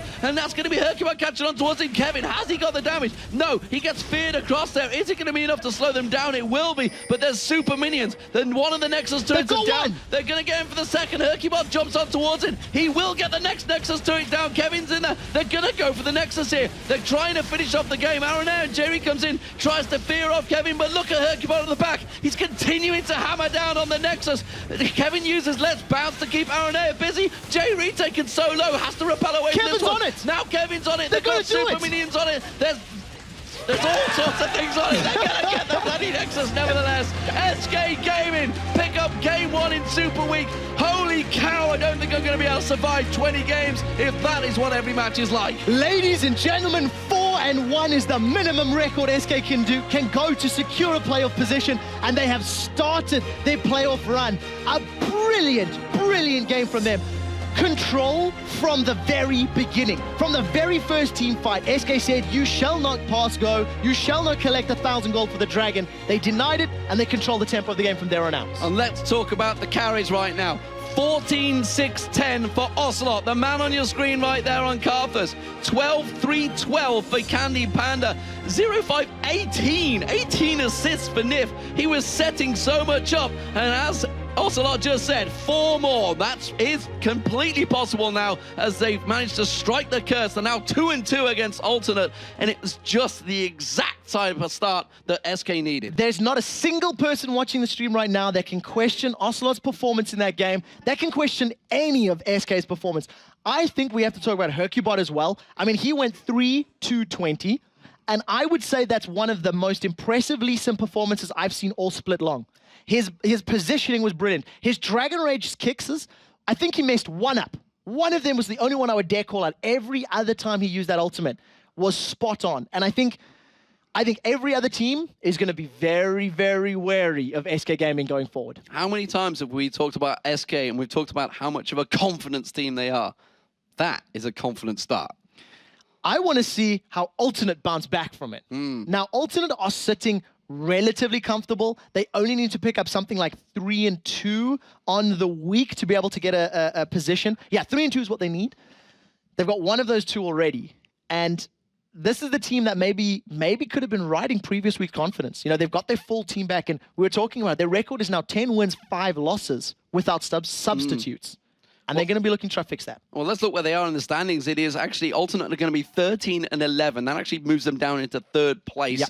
And that also puts SK Gaming at 11-13. They're still in 7th. They're still in 7th place, but there's a lot of games to go right now. So 11-13, that puts them 1 game behind EG and Gambit, who are 11-12. Right? So who would have thought we were talking about that? This is ridiculous. Okay. The 3 teams that were at Season 2 are in joint 5th, 6th and 7th. So let's say, for example, now this next game, which is EG versus NIP, right? If NIP defeat Evil Geniuses, EG and SK are going to be tied for that 6th place position, as it were. And we'll have, for the first time in a long time, like a 1, 2, 3, 4, 5. Something we haven't had for 6 weeks. There's no tie in the top 5, potentially. It's going to be a crazy Super Week, that is for sure. If you've just joined us, where the hell have you been? You just missed a fantastic first match, which you can, of course, catch on VOD over on lollysports.com at some point in the day. Not quite yet, though. I think we can do a plug for the tickets as well. Well, yes, of course. lollysports.com/tickets. I mean, they went on sale today. Yes. The 15th of August. Get your tickets for the World Finals, ladies and gentlemen. It will be in Los Angeles. We're going to be in the studios. We're going to be at the Galen Center, where we had the final last year. The Sioux semifinals are going to be there. Massive tournament. And, of course, at Staples for the grand final. It is going to be epic. You're going to want to be there. I'm certainly happy to be there, as yourself. It is going to be fantastic. We are, though, going to go up towards our analysis desk to take us through the massive, epic battle that was SK Gaming versus Alternate. Joe and Jason, take it away. Thanks a lot, guys. A brilliant game there, Jason. And, well, where do we start with it? It was a long one. SK had a big advantage for quite a while. There was some dodgy team fights in there, but, you know, in the end, getting to where they wanted to be. Yeah, it was a very action-packed game. If you look at the North America LCS games that happened yesterday, you saw like 60 minutes long with not even half the action. But we can start from the beginning, because it was all about the first blood that happened on Kevin. We actually saw it was Hercubot run through his jungle. He was spotted by wards by Alternate. He ends up going towards the top side to go for a 3-man gank or dive or whatever they're trying to go up there. But Kevin, he gets dofed as 3 people as well in the bottom lane, but he stays alive long enough to allow the turret to hit the enemy team as much as possible. And because of that, they get that first turret. And why it's really important, because it gets them snowballing a little bit. You see them end up saving their own turret, and then they go for Dragon like right after as their AD carry support comes down towards that bottom lane. And you saw towards the end of the game, they had 5, 6 Dragons, and that kind of kept their gold lead throughout the entirety of the game. So let's have a look through the replay then. It's about halfway through the game at this point, where we have action quite in the middle lane, but there's a little bit in the jungle as well. A great setup by SK. Yeah, let's get on the screen just so I can walk you through exactly what happened, because it's, like I said, 30 minutes in. I want to point out something in particular. Look where Kevin is. He's like over in the wolf camp, bottom side of the map. Not a big deal as you look at it right now. But the whole point is he's going to jump over this wall. It gives vision of J-Re, and it allows Candy Pen to go to town on him. So let's start this replay up. and just show you how it kind of does go on throughout this fight. So you're going to see Jerry. And what's key about this is that without his ultimate, without his fear, without his silence, he can't force Candy Panda to blow his QSS, which they need to get rid of so they can charm him or lock him down. But he ends up getting blown up, and of course they end up just chasing him down here, and the fight does progress a little bit longer on. As Trevor pointed out, Candy Panda actually does something very smart around the 30-30 mark, where he, instead of noticing that, I could follow behind, follow them into the back of this fight, but instead he's like, all right, I'm going to flank. I'm going to go around from the front and try to catch him off guard. As you see, even Nif in that nice flash route over the wall. They end up picking up 4 kills for 0 deaths in this, and it kind of gave SK that extra momentum. I mean, they had a lot of momentum to begin with, but that little bit of extra thing that they needed to really kind of, go for Baron. All right, we can force some fights. We feel a lot more comfortable where we are right now. We did see, though, as I said earlier, a couple of team fights that weren't very convincing by SK. Is that a worry for them with 4 more games to go? I don't know. I mean, we always talk about SK being a momentum-based team, where, if they get like a good win, then they have their high morale, they're going to do really well. But I know, like the fight you're thinking in particular, where they were trying to make Baron happen, then they get up running over or down the mid lane, they get caught from behind. It does worry me a little bit, but it's just one of those small things that was kind of showing how SK's evolved a little bit, where they've been playing really passive. They have these big goal leads. They don't know where to go with it. But right there, you saw they realized they're up really far, and they wanted to force something. So to me, it's actually a positive sign. But if they keep making stuff like that happen maybe later on, if they mess up a couple of those fights, it actually really is going to hurt them. Well, certainly a positive sign. SK able to start off here the weekend with a victory. We're going to head over to Shox, who's got Nif with her for an interview. Thanks, guys. Nif, congratulations coming into this so incredibly important weekend with a win over Alternate. So how did you go into this one? You guys were 10 and 13 coming into this one, and Alternate has not been an easy team to beat in the past. So how did you come into this one? Well, we just trained a lot for this weekend. Well, actually, it's not a weekend, but we trained like 8 hours a day, and we just focused on our play style. We didn't care too much about what they play, and it really helped us. And especially, we played against the Lemon Dogs, and it really helped us to step out our game and play really good. Talking about playing your own game, Ocelot told us last week, I'm going to play Assassins more. I think that is what my team needs. And yeah, we saw him playing Karthus this game. So how did that work out in the team comp you had today? Yeah, we're still playing Assassins though, but I think Karthus was the right pick here, as we saw. Like, he could zone them so much, and he did so much damage, and he helped us a lot to secure this win. Yes, absolutely. Then talk me through the game. Beginning of the game, Alternate got first blood, and yet you guys focused on getting the dragon and getting that first tower. Was that the mindset going into it, just focus on the objectives? And how did it shift to all the kills you racked up? Well, we always want to go for the objectives. The first one was, I think it was a bit unlucky. I mean, if you know that he would be there, that he could back as well, like Renington did, and he wouldn't die. Or he always killed one of them too, so could have gone either way, but we wanted to go for the objectives, like tower and then for the drake, and it helped us to win. And you guys racked up a lot of kills, and then you almost threw it. It could have been thrown at a certain point where you kept going for Baron, so were you kind of confused there as to, we have to finish this and we don't really know how, or? I think we went to Baron too much, like, we wanted it too much. We should have unwarded more, pressured them more, wait for the creeps, and be more patient. I think we should have done this, but it worked out anyways, and I'm glad. What I also have to say in watching this match, you guys seem to be incredibly confident. Anytime you landed a root or Hercubert landed a Q, you guys just went straight in. Where did that confidence come from? And was it maybe not a little bit overconfident at times that you engaged in fights that you might not be able to win? I think with the composition we play right now, with the team comps, if we land the skill shot or stun, and we really know that we will kill him, and we know exactly how far we can go with the comps, and that helps us exactly to be that aggressive as we are. Okay, so 1 down, a lot to go with your eyes on Gamescom, of course. So what is the mindset for the rest of the 3 days here? Your next match is going to be up against Fnatic, and again, not an easy one to go up against. Yeah, right now we just focus on the games right now. And if we make it to Gamescom, then we'll make a focus on Gamescom. But right now, it's important to win the games. And I think we're on a good track, and I hope we will do it. 1 game at a time. Thank you very much, Nif. You're welcome. As for us, we're going to take a short break, but when we return, the revitalized Evil Geniuses are looking poised for a comeback. But they're about to go up against Ninjas in Pajamas, who have already beaten them 3 times this season. That's coming up.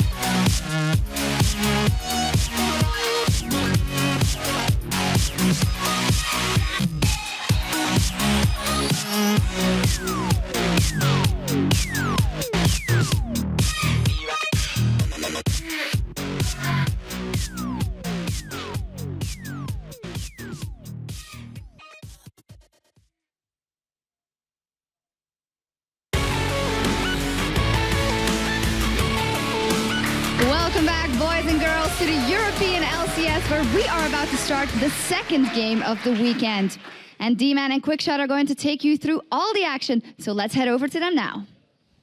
Thank you, Shocks, and welcome back, everyone. It is time for Evo Geniuses and Ninjas in Pajamas to head into the Rift. And these two teams are separated in the standings by just one game. They could actually be tied after this one. Even though the scores could potentially be tied up, Evil Geniuses are 0-3 against NIP this season. So in tiebreaker scenarios, NIP will always have the edge. So it's important to win, but it would still put EG behind NIP. Every win's a win, though, and they've got to pick them up. Let's check out the lineups, of course. You've been seeing them all season long. For Evo Geniuses this week, it will be Wicked in the top lane. Snoopy makes his return in the jungle. Froggen in the mid lane. Yellow Pete's the AD carry, and Crepo as the support. And of course, on the red side for this matchup is going to be the Ninjas in Pajamas. Mima up top, Maluno in the jungle, Jurgensen in the mid lane, as well as Freeze and Deficio as your AD carry and support. So every LCS team does their homework, but it can be tricky to prepare for a match when you don't really know who's going to be on the roster. When facing EG, we need to actually prepare for both junglers because we don't really know who we will face. Nip kind of tried to improve repeatedly by swapping out people out of their roster. I think it's actually been working for them. They have very, very skilled players. Our record so far against EG has been really good, but some of the matches has been really close. With the pickup with Mimer, he has 3 accounts in Challenger. The guy has phenomenal mechanics. And that's one thing that we need to watch out for. I expect that to be one of the harder matches of the week. So starting out with one of the harder matches of the week. Well, they're all pretty hard this week, I think. Let's check out what you guys at home think about it, though, and see how the voting is. 60% of you in favor of Evil Geniuses. 60%. Kinda EG weird. Army is still strong. It is. There's a lot of fans behind EG. The thing that's very interesting, if you compare the size of the fan base, there were some Reddit threads about it. For 40% of it still to go in favor of NIP, it does have a little bit of faith in the team or understanding. Because, I mean, we talked about it already. 0-3 against NIP this split. Well, NIP did pick up a lot of fans from the last split. They were the underdogs that everybody got behind when they were 0-9. Yep. And managed to come back into it. It's a great story that they had, and they picked up a lot of fans. Of course, you can check out and vote over on lolesports.com. So let's take a look at this match, because the way things stand right now, both Ninjas in Pajamas and Evil Geniuses are in playoff positions, but they don't have a lot of cushion, especially when you look at SK's last match. Yeah, and it's something we talked about a moment ago. 4th and 5th place in the standings. Neither team wants to start off the week with a loss. And as I said, this is kind of a weird match for EG because even if they win, they're still in 5th position, right? They need to win more than this to climb up above NIP in the rankings. But Evil Geniuses are looking like a new team lately. They're no longer content to just sit and farm, which, God, thank God for that. In the last few weeks, we've seen them breaking out of the lanes and looking for kills all over the map, which is not what we used to see from Evil Geniuses. No, it's not. And you would think that that's because of the influence of Shaka, who they did add to the roster for his aggression and his aggressive play. But he actually didn't really even play in the games that we're talking about and trying to highlight. Evil Geniuses' 2 victories last week were actually with Snoopy. And since adding Shaka, the biggest change has come from all of the other teammates. And Evil Geniuses as a whole have been playing much more aggressively. Froggen last week, he went 10-0-6 against Gambit.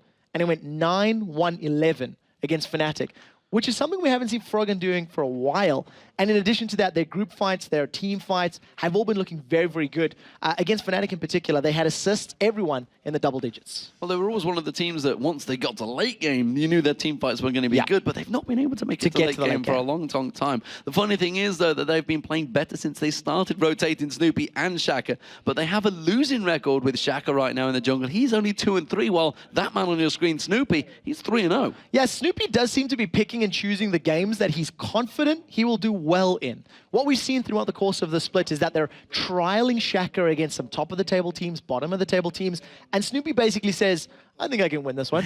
He jumps in there, and you know what? He's 3-0, so you can't fault his logic. Seems to be working for him. Ninjas in Pajamas, though, they have been known all too well about relegation. As we spoke about really earlier on, they have been sent down to the promotion tournament before last split, and it was Evil Geniuses that actually sent them there. And I don't think they're too anxious to go back there. But this is hardly the same team as last spring. Yeah, very, very, very different composition. Only Deficio and Bjergsen have been with the team since the spring, and they really have been sort of the backbone of the Ninjas in Pajamas. Deficio in particular, he's got the second best KDA ratio at 6.1, and in my opinion, he is the strongest Nami player in the whole EU LCS. He's played 10 games, he's won 6 of them, and his statistics across all 10 games, he's got 11 kills, 9 deaths, and 97 assists. Just think about that for a second. In 10 games at LCS level, to have a KDA of 12, that's pretty impressive. Pretty damn good. Ninja in Pajamas, though, they started out the season very slowly. They went 2-6. It was not a good start. And then they made the roster changes. That turned everything around. They brought in Extinct, Maluno, and Freeze.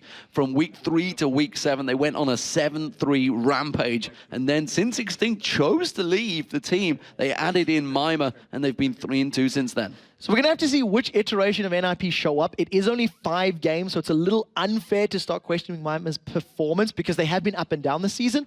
But we'll see. These next 2 or 3 games are going to determine which side of NIP, whether it's going to be weeks 1 to 3 or weeks 4 to 7. Well, let's move on to our featured matchup today, of course, because we are focusing on the all-Danish mid laners there on your screen, Froggen and Bjergsen. So we touched on this a little bit earlier, but Froggen has really been picking up his game lately, I would say since Tenerife. And since Evil Geniuses have switched to the 7-man roster, Froggen's KDA is 3.65 alongside Shaka. All right, that's in their 5 games. And when Snoopy's playing, it's a mere 24.5.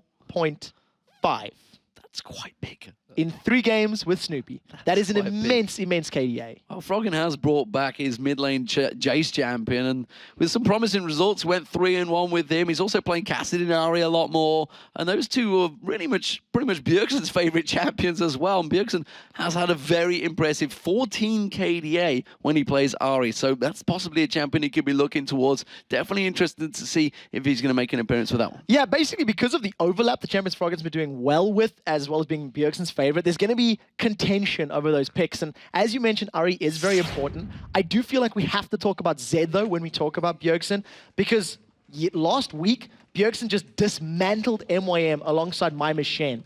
They basically 2v5'd them. And I mean, if you think about it, they were behind towers, they consistently picked up fights. Bjergsen also destroyed Xpeke on the same weekend. Even though they went on to lose the game, his Zed versus Peke's Ari was very, very impactful. And I think Ari Zed are going to be high priority grabs or bans in this patch for Bjergsen. No matter who he plays, NIP have to hope that Bjergsen has a good day. Because a little bit more stats, right? His performance when NIP win is 7.4 KDA. And his performance when they lose is 1.73. That is chalk and cheese. Basically, he's good with ninjas. Who'd have thought? Ninjas in Pajamas, I see. Well played, sir. Yeah, so we are going to get things underway in just a few moments.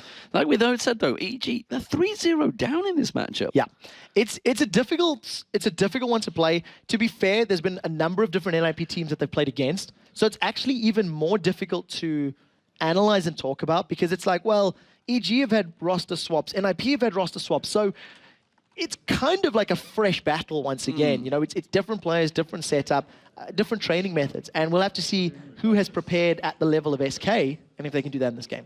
We'll see who they do prepare for because the bans are starting to come through. The first ban of the day, though, was Fizz, I believe I just saw there. It was a Fizz ban. Evil Geniuses have taken that one away. If I recall correctly, Bjergsen played Fizz against Alexic's Twisted Fate. Yes. Week 7 or week 8, fairly recently. Last week, yep. And you don't want to give a playmaker like Bjergsen an assassin champion. So we'll have to see what gets banned out following these ones. Interesting. So Malphite being taken away, Fiddlesticks removed from Deficio, Shen also banned out, Zed taken away. Didn't want to see that Ninja from Bjergsen. Let's see what NIP's last ban is. We're pretty sure we know what EG's first pick will be, but we'll see. Kassadin has been taken away, so they didn't want Froggen running that one. Thresh or Elise are both open. If they want to go Zac, that's for Wicked. They've locked that one in. And I wonder if they've maybe left Thresh because Deficio does tend towards the Nami. So it's kind of saying, well, if they lock in the Nami or the dual lane for NIP, we can basically safely secure our support pick.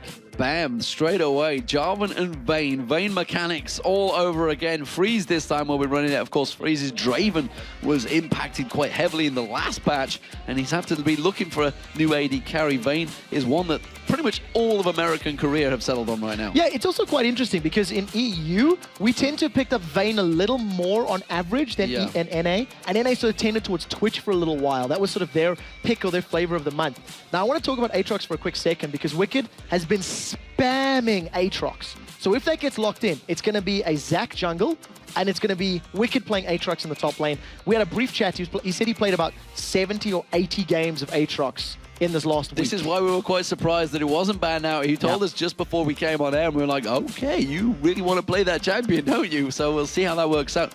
Sona coming out from Crepo. I don't remember the last time I saw Crepo playing Sona. It is a very, very long time, but I really like the pickup. And the reason it's good, you've got multiple knockups from Zac, from Aatrox, that'll throw people into the air. If you can knock up 2 or 3 targets and then crescendo them, it's just guaranteed complete lockdown. So immediately from EG, bounce on them with Aatrox as well. That's it. You've already got all of this knockdown, this CC, this utility that's really going to work out well for them. And there's an annoying champion straight away, though. Yorick being locked in.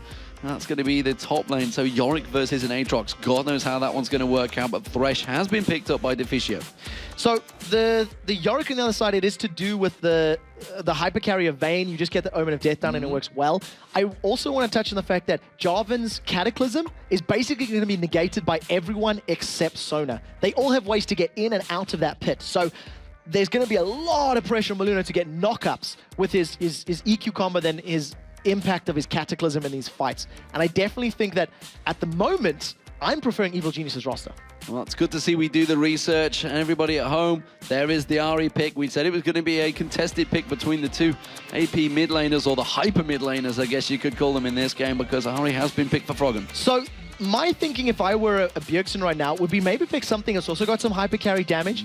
If he wanted to go for a Rise, the Omen of Death would have been very good in that situation. Instead, they've gone for a very CLG NA-esque composition. This is protect the freeze, as it were, because you're just going to come on attack, come on protect, put Omen of Death down.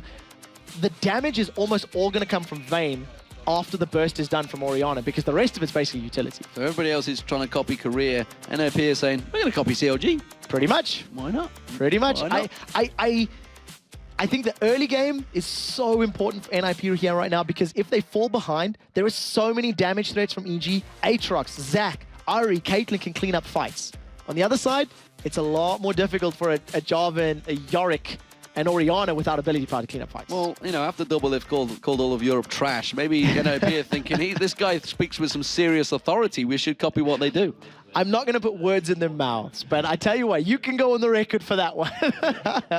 But it's a composition that we're seeing from EG that is unique. This is new for us. We haven't seen them running Aatrox in the past. It's really been Darian that's been trying to make it work in the top lane. And I'm going to, call apart because it's mixed results. He has been very good, and he has been not so very good on that Aatrox. So we'll have to see how good Wicked's practice has been with these 70-odd games. He reckoned he's got a 65% win ratio. 65% in solo queue is pretty decent at, Challenger Diamond 1 level. Yeah, when you can't control the rest of your teammates. We'll see how it works out for them. I always love to see which summoner icons these guys choose. They don't always pick their own team, do they? No, not at the minute. Deficio is actually rocking the Velocity Esports while Bjergsen's going TSM. You know, we're talking about the backbone of NIP, and the backbone's not rocking the NIP logos. The backbone's not rocking Letting the side logos. down. All the new kids have got the badges on the shirts. Sorry, Heat. They have the shirts on, don't worry. You can see them on your screens there. There is Evil Geniuses. These guys finished 3rd place in the World Finals at Season 2. Can they make it to the playoffs? That is the question, let alone the World Finals. At the moment, the question is being asked, and we'll see how they respond. There's Evil Geniuses. They are going to be the blue team on your screens, and Ninjas in Pajamas will be starting out as the red. My question is, if Evil Geniuses want to put themselves in a lane swap position right now, I think Aatrox against Yorick will be a pretty even matchup. They both have very good sustain in lane, and Wicked may be able to out-sustain Mimer's Yorick because he's based on mana in these very early levels. Wicked simply needs to auto-attack with that Bloodthirst, Blood Price on his W. So I think they would want a 1v1, but we'll have to see if they agree or if they're just going to deal with the 1v2 situation. Evil Geniuses are setting up for a potential late invade here. They're going to a good position to try and get some wards down over at that red. We do see Freeze there. They jump straight on him. Wow, he had to tumble away so quick from that one. Very nearly caught out. Quick reactions. Yeah, very good reactions there from Freeze. I think even if the knockup had landed, it may not have been the end of the world. He still had barrier and flash, and there was nobody else following it up. But nonetheless, early ward down, some vision control here for EG. And remember that the camp spawn at 2:05, so any of these delayed invades could be a little bit more impactful. So they did manage to get that ward in. I tell a lie, is there a ward in the bush? It is on the right-hand side. It is on the right-hand side. I can't quite see it. There it is. Freeze stood right on top of it. So they do know. I think he's busy dancing. Was placed there. He is having some sweet, sweet fun with that ward bucket at the moment, though. Well, we saw already what he's leveled up. We'll see how that works out for him. And are we going to see lane switches? Yes, we are, but it's actually going to be a 2v2 in the top lane. And that means that Wicked will be heading down to that bottom very late, getting to lanes as well. Yeah, we'll have to see how this matches up. I am happy to see the 1v1 matchup. I think that Wicked's going to be confident and comfortable with it. It's what he's been doing in solo queue. But we do see those Deficio and Freeze, they basically want to harass Evil Geniuses. Thought about going to annoy Snoopy and decided against it at the end of the day. But he did force Crepo to put a ward down, so that was a ward effectively used, wasted, I don't know what, but it did force him away from that one. Maluna picks up the red buff, he starts off there, and he's going to head down towards that blue buff of his own. Ping goes on them from Evil Geniuses, so they know exactly where they are. Crepo thought about picking up the CS. He could have picked up that one CS there. It got wasted. So we'll see how this early game goes, because both teams have got very good advantages. Crepo's playing quite aggressive as he eats a flay from Deficio, and I think the sustain of EG will play it in longer fights. Wow, Ignite's already been used in the bottom lane. Mimer and Wicked putting the Ignites down, wanting to get aggressive on each other. And it looks like Wicked actually came out worse off in that trade. There's a lot of minions as well for Mimer. So Mimer starting off very well. As you mentioned, he's going to be spamming out that mana. We do see the hook landing on towards Crepo, but Condemn had already been used on Yellow Pete. Yeah, if Freeze had held onto that one, they could have pinned Crepo to the wall, but instead he blew it a little earlier, throwing Yellow Pete away to safety. Let's take a look at the bottom lane, because I want to see how Wicked handles the focus from Mimer, because Mimer's just going to be throwing those ghouls out as long as he has mana to sustain. He's at 50% right now. Once that gets lower, that's Wicked's opportunity to go in, last hit, get his health back. And Snoopy was looking to come down and try and help out there. He's actually in the Dragon Pit right now, knows that there is a ward just there, which is why he hasn't going to cross.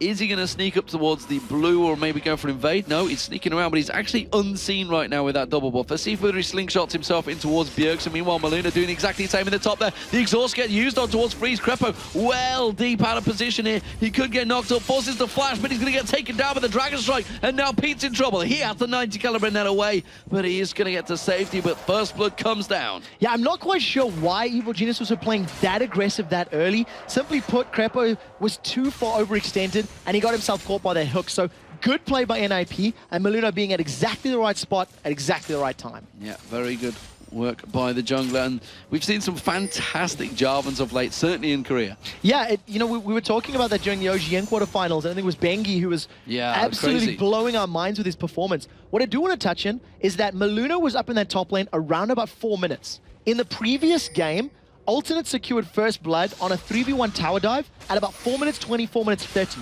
So I want to keep my eyes on that as the games progress, because that might be the new 3-minute 3-man tower dive. It may now be the 4-minute 3-man tower dive. It's moved it on a minute. Every little minute counts. Wicked, meanwhile, he's having a fun time of it down against Mima here. He has actually stepped ahead in terms of CS, despite the pressure he had early on. We are seeing Snoopy also looking to sneak around.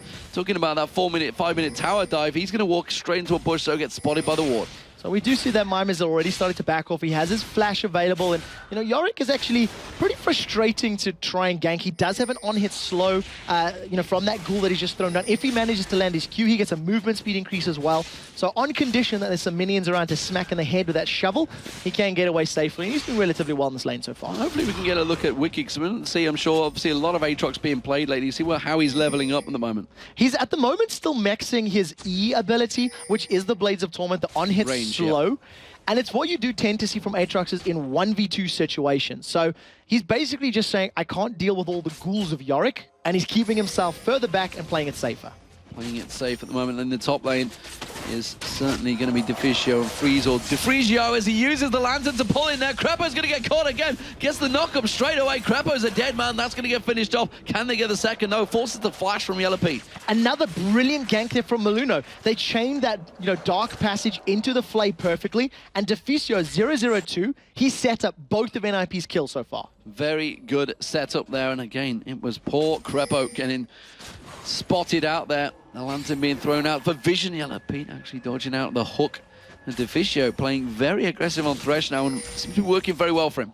Yeah, and remember that Vayne's early game is a little slow. Snoopy's charged up the sting shot. They're thinking about picking the fight. They've caught Deficio. They're going to go towards Deficio. Will it be enough? He tries to put the trap down. Piltover comes across, but he hasn't really got the damage. And instead, he has to put some damage back down to Freeze. Freeze use that condemn, I believe, to keep Snoopy at bay. It was a very good condemn, because if Snoopy had got a little bit more of those stretching strikes or unstable matters off, there may have been enough damage to kill Deficio. Maluno has once again smelled blood in the water. There's no flash on Yellow Pete. So if a good knockup comes into play, this could be the third kill of the game. But remember, Deficio's very low. And EG being baited into this one. They think they've got the pride of position. We do see Froggen actually making his move up there, but he's already going to see Maluno coming in. He snuck himself round towards there. But we also have the Bjergsen making his way up towards the top. Ward's being spotted out. Maluno has to give himself visual preference to say, hey guys, I'm here. Just get away from our turret. Yeah, so managed to back away. Both of our mid laners are now level 6.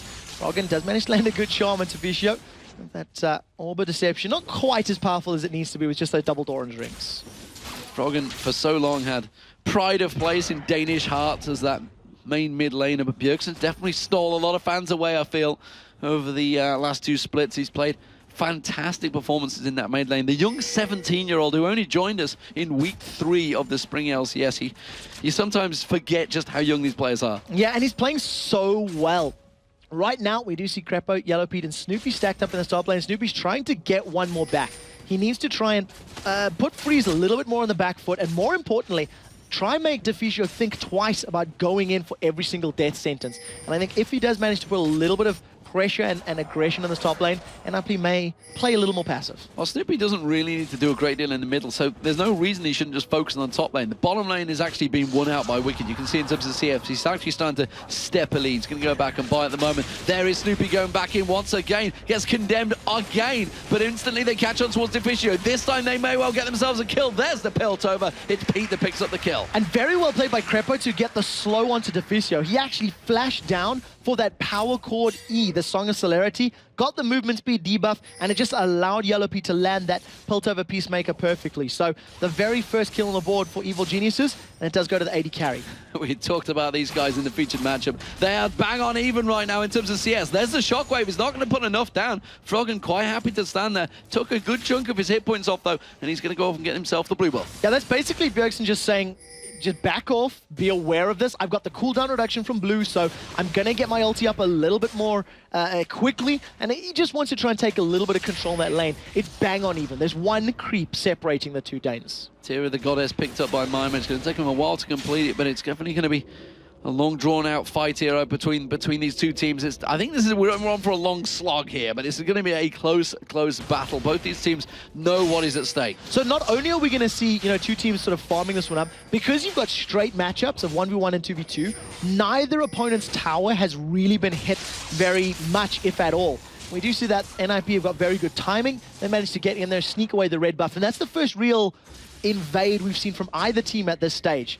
We do see Shockwave is not available for Bjergsen, so kill potential on Froggen is lower. Yeah, he didn't get in the Wraith though. He's just what he was trying to do, trying to upset Frog and try and make sure he can get across that major Wraith. Meanwhile, Snoopy's just thinking, well, great, they've just taken away my entire bottom jungle. All they've got is the golems to go to, which means he will make his presence known. He's going to have to start pushing maybe a little bit more into the lanes. Maluno, though, he's been setting up nicely for kills so far. Got himself a first blood as well as an assist. Wicked very aggressive here. May get caught out going too deep. Bloodwell is active and he's got Dark Flight and Flash. So if Maluno doesn't get a good knock-up, Wicked may be able to get away. He's got slowed down. Here comes Maluno. Oh, he tries to use the Dark Flight, but he got caught out. That's the Flash. It's not going to be enough. Kill will go down. There's the Bloodwell, but it's simply not going to buy him enough time. We do see Snoopy coming in, but he can't buy the time for him required. And that was a really good interrupt by Maluno. Slid through the moment he went for that jump. What Wicked should have done is opened with Flash, followed with Dark Flight. Yeah. Flash would not have been interrupted by that knock-up. It would have got him away instantly. Unfortunately, that little bit of cast time, you've seen he was halfway in the air and got knocked further up in the air.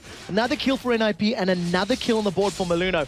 It's the power of Jarvan in these early games. His knock-up is a little more effective than that of Zac, who really needs his ulti to be as effective. Fantastic job by the jungler of Ninjas in Pyjamas so far. We do see a needlessly large drop being picked up by Frog, and meanwhile Athene's and Holy Grail has been completed by Bjergsen. So look for those two mid laners to maybe begin roaming, or more importantly, start looking to kill each other. Yeah, especially once they've got more of the burst potential. It just comes down to who gets caught. You know, if Bjergsen manages to land a good shockwave on Froggen, he does have a bit more ability power to maybe burst him down. And Froggen, it's all about that charm. We do see Froggen a little bit overextended. If the ball comes out, he'll just Spirit Wash away. So Bjergsen, realizing that, decides not to throw the ball out. Yeah, they tried to collapse in towards him before he got back. Instead, he will throw the ball towards him. Froggen sidesteps it. A little bit of mechanics being used there. Wipes out the minion wave, and Froggen now heading actually down south. Just trying to keep Bjergsen guessing, keeping Bjergsen actually in the lane and forcing him to have to farm out here. Hasn't got any boots up at the moment, which is why Froggen has that mobility advantage over Bjergsen so far. Yeah, and Bjergsen is maxing his W, the command Dissonance, so he's really going for that wave clear and that sort of CC slow in the lane. It hasn't necessarily hurt him thus far, but it's just been a farming lane as far as that 1v1 is middle. They've poked a little bit back and forth. Wicked, we do have to talk about, he's got a 20 CS advantage, and considering how low he was early, it's a good position to be in. Look at the top lane, Snoopy's coming in. Snoopy is coming in, but also is Maluno. You can see around the side, Deficio set up a couple of kills already. May throw out. He's got Crescendo. Will it be a blind death sentence, or is it going to be a blind face check? And that's going to be Crescendo straight away. No chance there for Deficio. Yeah, and Crepo and Yellow Pete had actually been sitting in that bush for a good 30 or 40 seconds. They had a pink ward down. They knew that NIP didn't know they were there. They played it patiently. They secured themselves a kill. Well played, EG. I gotta be honest, there was two ultimates used there. I think that was a little overkill. Shockwave comes through, misses out on Frog, and actually didn't use anything to get away from that, simply sidestepped it. Yeah, he just stepped out of the range. I think he realized that Bjergsen was going into it. We do see that in the bottom lane. Ignites have been traded by respective top/bottom laners, and they just carry on to trade. And now, with that build with a Cutlass, Wicked's got so much kill potential on They're going for Dragon. They're going for Dragon. They realize that. They go like, guys, the Shockwave's just been used. Let's head straight down there. There's no major weapon right now. Mimas took a lot of damage in the bottom lane as well from Wicked, so the rest of Evil Geniuses are reacting to this one very well. They've stacked up well. This is going to be a 5-man Dragon attempt at the 13-minute mark. It's just sitting in the pit casually. Now, crucially, there's no Crescendo available, nor is there a Massacre available for Wicked's Aatrox. So if a fight happens, those are down, but it doesn't look like NFP are going to want to contest. No, they're not going to be able to get close to this one, and the Dragon is going to go down fast. Remember back to last game, SK Gaming controlled every single Dragon, won out the game. Can Evil Geniuses do the same thing here? They desperately need a win, but then again, so does NIP, and at the moment, it is close between them. Have they given up the top tower, or certainly a lot of damage on towards it? Remember, they are slightly stronger, but we're past the 8-minute mark now, so they're going to be back to normal. The thing that NIP are going to be looking for right now is to get Vayne to a very powerful position as quickly as possible. He's already got a 30 CS advantage over Yellow Pete, and we talked in the team in Champ Select how the composition of NIP is based around the damage Vayne can deal in team fights with the protection of Orianna and the Omen of Death from Yorick. So the pressure is on Freeze the longer this game goes, because he's doing well now, but he needs to make it stick once the first team fight happens. He's going to see whether it works out for him. Froggen's going to pick himself up the second blue buff of the game. No contesting coming out from either team, really. Not putting pressure on those blue buffs. Bjergsen, you can see he's got this blue buff of his own right now. Shockwave is back available, as is Froggen's ultimate, so they're going to be able to dash at one another. And really interested to see how that one's going to work out when they do go for it. There's the Spirit Rush. The flash comes out from Bjergsen. Has to use that defensive ball to try and get away from it. Shockwave was also used. So, as we mentioned, Froggen, once he goes aggressive, he seems to have the advantage over Bjergsen right now. It's all about the ball control. Froggen is reading Bjergsen like a book right now. Every single time he thinks the Shockwave's coming in, he sidestepped the second one. The third one, he Spirit Rushed forward and landed a charm. He just knew it was coming, and he decided to go, on the offensive. The best defense is a good offense, and Froggen's playing it perfectly. Playing it very well. Maluno's forced to clean out those minion waves, which means obviously Maluno's gain is actually Bjergsen's loss, which at the moment isn't such a big deal because they are 150 to 152 CS. Very close. Wicked's going for it here on the turret. Can he chunk that turret down quick enough? Yes, he can. Mima realized he's in trouble and he had to back away. So that's very good play from Wicked. He uses the ultimate, which gives him that additional attack speed and, additional attack range, so he can sit a little further back, but mostly just hammering that auto attacks as quickly as possible. With his Blade of the Ruined King already completed and now the ability to roam, we may see EG playing a little bit more of a skirmish game, using the power and the mobility of Zac and Ari to combo the mobility of Aatrox setting up kills. He's got himself a 33 CS advantage built up, took the turret down, did of course get killed out in that gank from Maluno, but he's built himself a 700 gold advantage now over Mima, and he is heading in towards his top lane along with Snoopy. Freeze goes aggressive, he tries to get the Condemn down towards Crepo, uses that crescendo, slows them down, and in comes the backup support, straight away, they get one down. Maluno tries to Dragon Strike away from this one, Wicked doesn't catch on towards him, forces the flash away, and just like that, NIP thought they got a great gank set up, but EG were already in position. What a brilliant crescendo from Crepo. He locked up both Jarvan and Thresh in that particular setup. They couldn't do anything. They were delayed getting the Cataclysm down, and it just allowed Yellow P to hammer away on Freeze in the bottom lane. This is going to give EG the second tower of the game and a nice sizable gold lead to work with. So another one picked up for EG. As you mentioned, it gives them that 2k gold lead. They did pick up the Dragon already as well, which means they can look for another tower, and it seems to be the mid lane. Everybody's rotating down towards here. Bjergsen's already stepping away, uses the Shockwave, and Froggen gets a bit of damage down. Froggen has to use his ultimate to try and dash away from it. Took him down to half hit points, but look at this in the jungle. We can see Wicked and Snoopy, they're clearing out the raids. If the charm lands, they may jump over the wall, but it didn't. Bjergsen was able to get that movement speed from dissonance and just sidestep away. All of a sudden, with the towers down, NIP are defending. Look at that ring of vision in the top half of the jungle. I mean, there's Mima using his ultimate just to try and force the tower as low as possible, but he spent so much time on his side of the river, it's only 50% HP. And Pete's managed to get himself down there, and now he's actually buying himself some free farm while the rest of Evil Geniuses had stacked in that mid lane. As it stands at the moment, it's Wicked and Crepo defending out this mid lane, keeping the pressure on. And Wicked, he said he was really happy with Aatrox. It's one of the champions that took a few teams to a while to get going. 3.10 seems to be certainly one of those favors, and when Wicked finds a champion he enjoys, he generally plays it very well. The thing that I like about the pick is the Aatrox pick came in after the Zac had already been insta-locked, and the Jarvan had been locked in. So there was the mind game of, right, oh, well, that's Wicked Zac. That was my first thought. I think that was everyone's first thought. And once Jarvan got locked in, he can jump out or into the Cataclysm. We do see that the mid tower is now dropped. That's 3, and he's just going to use Darkfight to get to safety. Wicked is using all of that free attack speed on Massacre to shred towers instantly. Plowing down another turret. That's 3-0 in turrets right now for Evil Geniuses, winning out the lane phase in strong fashion in terms of taking turrets down, and that's actually going to really put the pressure on NIP. I would dare say that right now, if Aatrox and Vayne were to have a head-to-head, Wicked and Freeze, I think if Wicked could get a knock-up onto Freeze and avoid being stunned, I reckon he could win the duel. I think with the Massacre ultimate, the attack speed he gets, Blade of the Ruined King damage, plus the lifesteal he gets from his Bloodthirst and Blood Price, I actually think Vayne is not strong enough to beat him yet. We'll have to see if that actually works out, but I do feel like Wicked is in a very, very good position right now.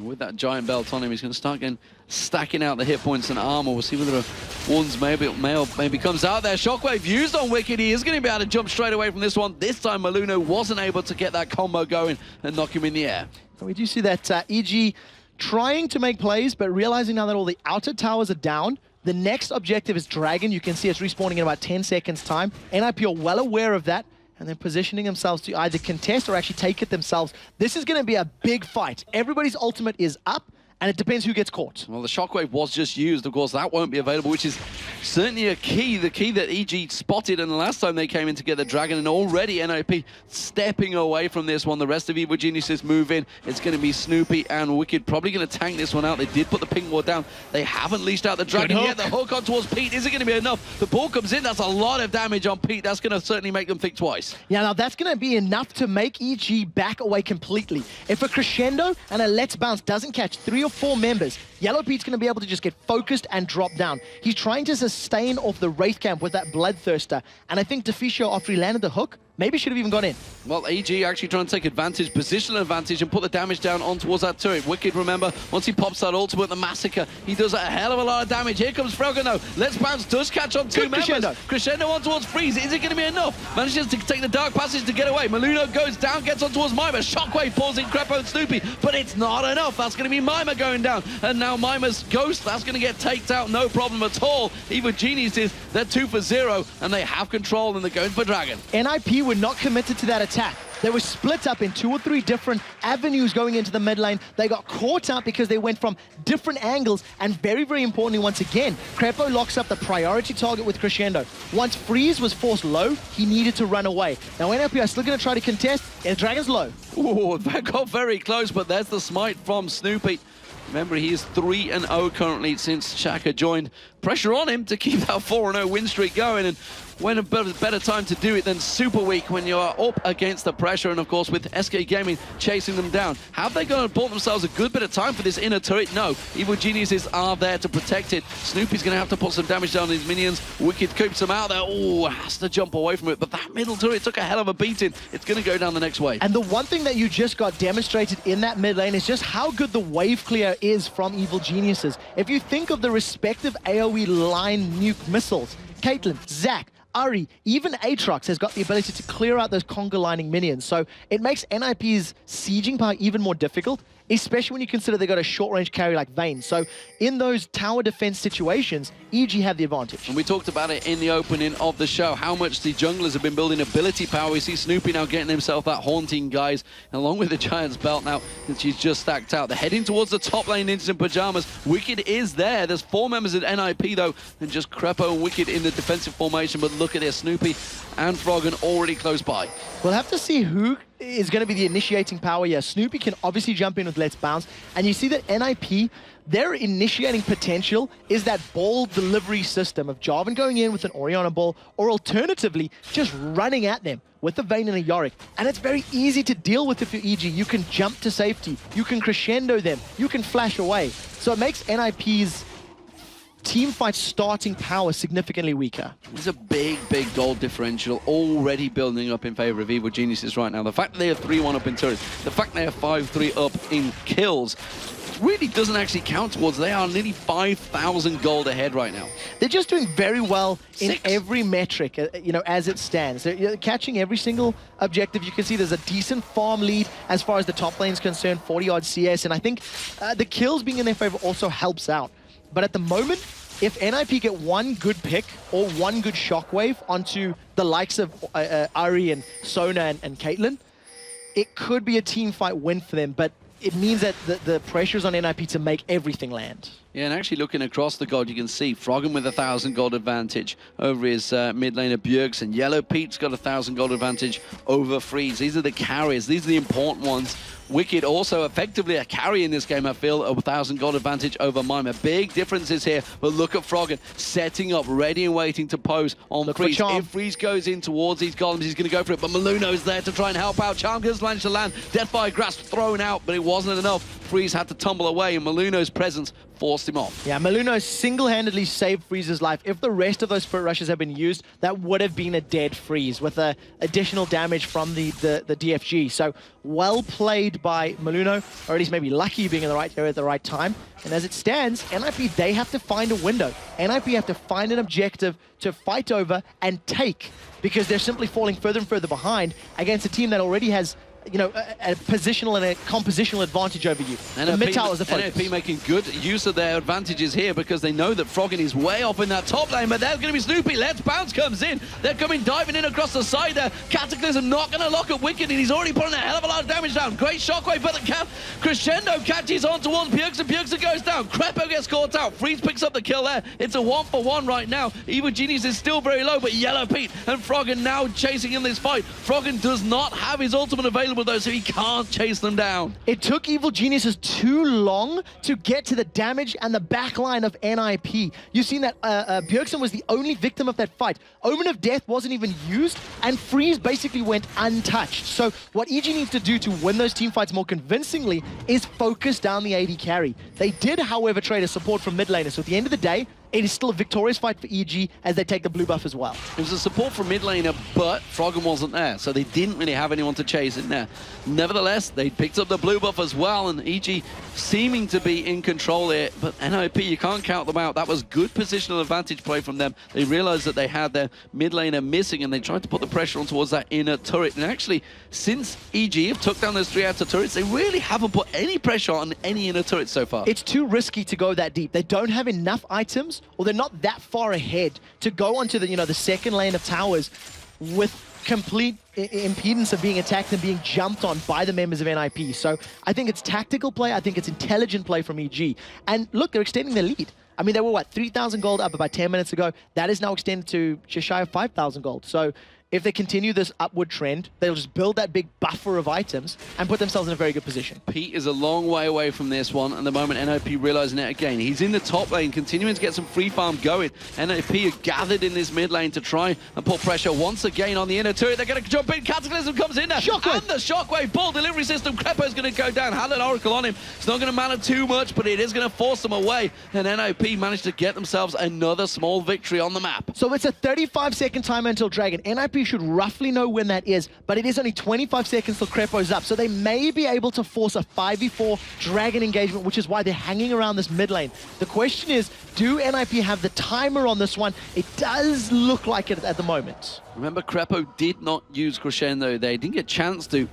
Bjergsen's Shockwave and Cataclysm were down, and I think they're going to be up in time. They're going to, yeah, you can see all of NIP actually backing off. They know the Dragon will be available, like you said, but look at EG. They're thinking, well, fine, you know you're going to try and delay us for this one. We're going to put pressure on your mid turret. So we'll have to see how well EG can, focus it down. The last time this worked in their favor because NIP had a very sloppy engage after the Dragon attempt, if we can call it that. And you can see NIP, they're more tightly knit. They're grouped up. They realize the mistakes of the previous fight, and they're staying stacked as a 5-man unit. And Wicked with that Ranian's Omen now, he's going to be a real pressure presence on Freeze. He's going to be diving for him. You can be sure of that. I mean, it's actually putting a lot of damage out as well. You talked about it earlier on and how close he'd be in a duel with Freeze. And as it is, Evil Geniuses, they're going to get on this Dragon. We may see a dive in from Maluno. Has got Smite available. No, he's going to get locked up on Charm.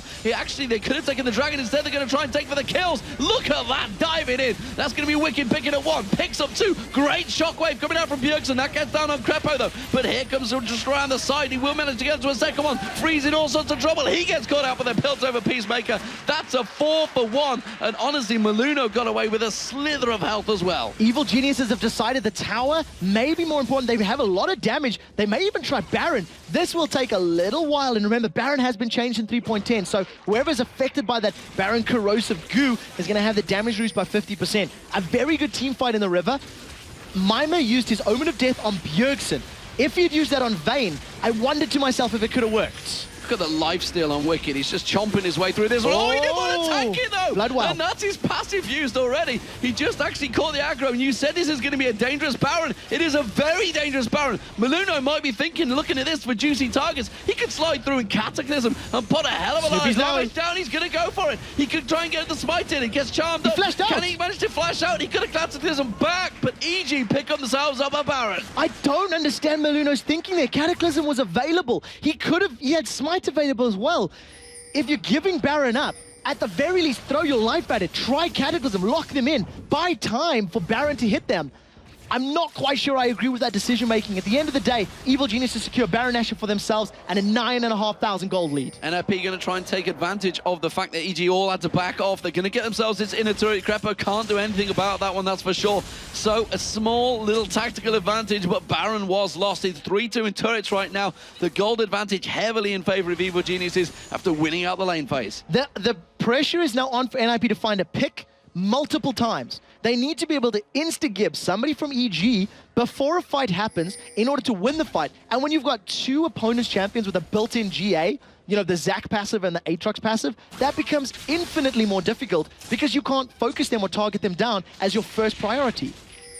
So the pressure very much on Ninjas in Pajamas right now. The teams would effectively trade places. No, they wouldn't. They wouldn't. Tied. We talked about it at the start because EG is still going to be 3-1 down even if they win in this matchup between them. But there's Wicked chunking down another turret with the rest of his team. With that Baron on now, there's nothing really stopping them, just continuing to push on through. So they're going to catch just Siege. I mean, the minion waves are slowly in their favor. It is still fairly, you know, mid-game-ish. You can see Last Whisper complete as well as Bloodthirster. Yellow Pete's got a lot of auto-attack damage done, but no attack speed increase. So it's like a little bit longer to get these towers down. If Aatrox can get up there, that'll go quicker. And Froggen's jumped in. Froggen tried to get in there, tried to manage to cast a charm, didn't happen, which means they were all forced to back away. They're going to steal away the blue buff third, take that away from Bjergsen. That's going to slow him down. The Dragon's going to be up as well, so they're going to jump in for that one. They're going to take away every little bit of resource they can from Ninjas in Pajamas. Yeah, that Dragon's been standing since the previous fight that happened. And the NIP think they may be able to get onto a tower. Ooh, so we'll see dangerous. how quickly do EG respond. Who has started to recall? It looks like Wicked right now, and EG may jump in from behind. They're not recalling, now they are. They're actually going to back off, but I tell you what, NIP may have stolen themselves a march here. They're going to get on towards this inhibitor turret. Have they got enough damage? Wicked and Snoopy are going to come from behind. They've got half the damage down on this inhibitor turret already. Now they're backing off. Great play from NIP. Is it going to be enough for Wicked? They're going to try and close them down. Snoopy's coming across the side. The rest of the team are not in position. Great little play from NIP, but the chase is back on. EG are doing roles reverse. They're now running up the mid. Look at the top lane as well. There's a massive wave of minions on that tower. If I were NIP, I think they may have been better off just recalling at the blue buff and getting into position quicker. We don't see any home guards on the side of NIP just yet. Instead, they've picked a fight. They want to play. They've split up. This is dangerous play because Evil Geniuses have got the Baron on. Snoopy gets in. Let's Bounce comes in. Maluno gets locked up. He gets dropped. Froggen picks up the kill there. Crescendo comes across, catches 3 members. Shockwave on towards 1, but look at Froggen. He's cleaning house. Gets himself a triple. Gets himself a quadra. And absolutely massacres NIP. That's an ace, and that was a clean fight. Why would you fight open territory Baron team? The massive death timers are in favor of Evil Geniuses, and with the attack damage of Wicked's Aatrox, they may even be able to finish this one up. Inhibitor is down. 15 seconds are on the clock. They're on the Nexus turrets, and EG may have tied themselves up with score with Ninjas in Pajamas in the first game of Super Week. Crazy play. Sometimes it works, but sometimes it backfires horrible. And Evil Geniuses get themselves the first victory of the Super Week in impressive style against Ninjas in Pajamas. It was a strong performance, and I think straight away we're going to see a ban on Aatrox for Wicked. Ladies and gentlemen, 1-0-13 Snoopy. He is currently 4-0 since Tenerife. He's picked 4 games, he's won all of them. And if you look at the other carries, look at that. Froggen, 0 deaths. Yellow Pete, 0 deaths in a 33-minute game. Krepo involved in every single kill of the game. 1-5-14, only 15 kills in the entire game. You also look at Snoopy, 1-0-13. He was close to just 1 away. And Pete, 4-0-10. How much abuse has Pete taken over the spring-summer split? 4-0-10. Fantastic performance from Evil Geniuses. So there's 2 things I want to point out. Number 1, we questioned the Sona pick. We're like, well, we haven't seen Krepo on Sona. His crescendos were perfect. I cannot fault a single crescendo that he used that entire game, bar for the fact he missed freeze once. But that's me being a scumbag. Secondly, we are on patch 3.10. 3.10 has a slower early game. Evil Geniuses matched up the lanes. They did lane swaps. We talked about how Aatrox wanted to go versus Yorick. Hey, who would have guessed? EG get a couple minutes to farm up. They managed to make it to the mid game a little stronger. And all of a sudden, that's the EG we're used to seeing. That's the EG we were used to watching in the spring split. If the towers are down, they flounder. If the towers are up and they farm, They're fantastic. So is 3.10 built for Evil Geniuses? Well, what an impressive performance. So the old guard have proved successful already.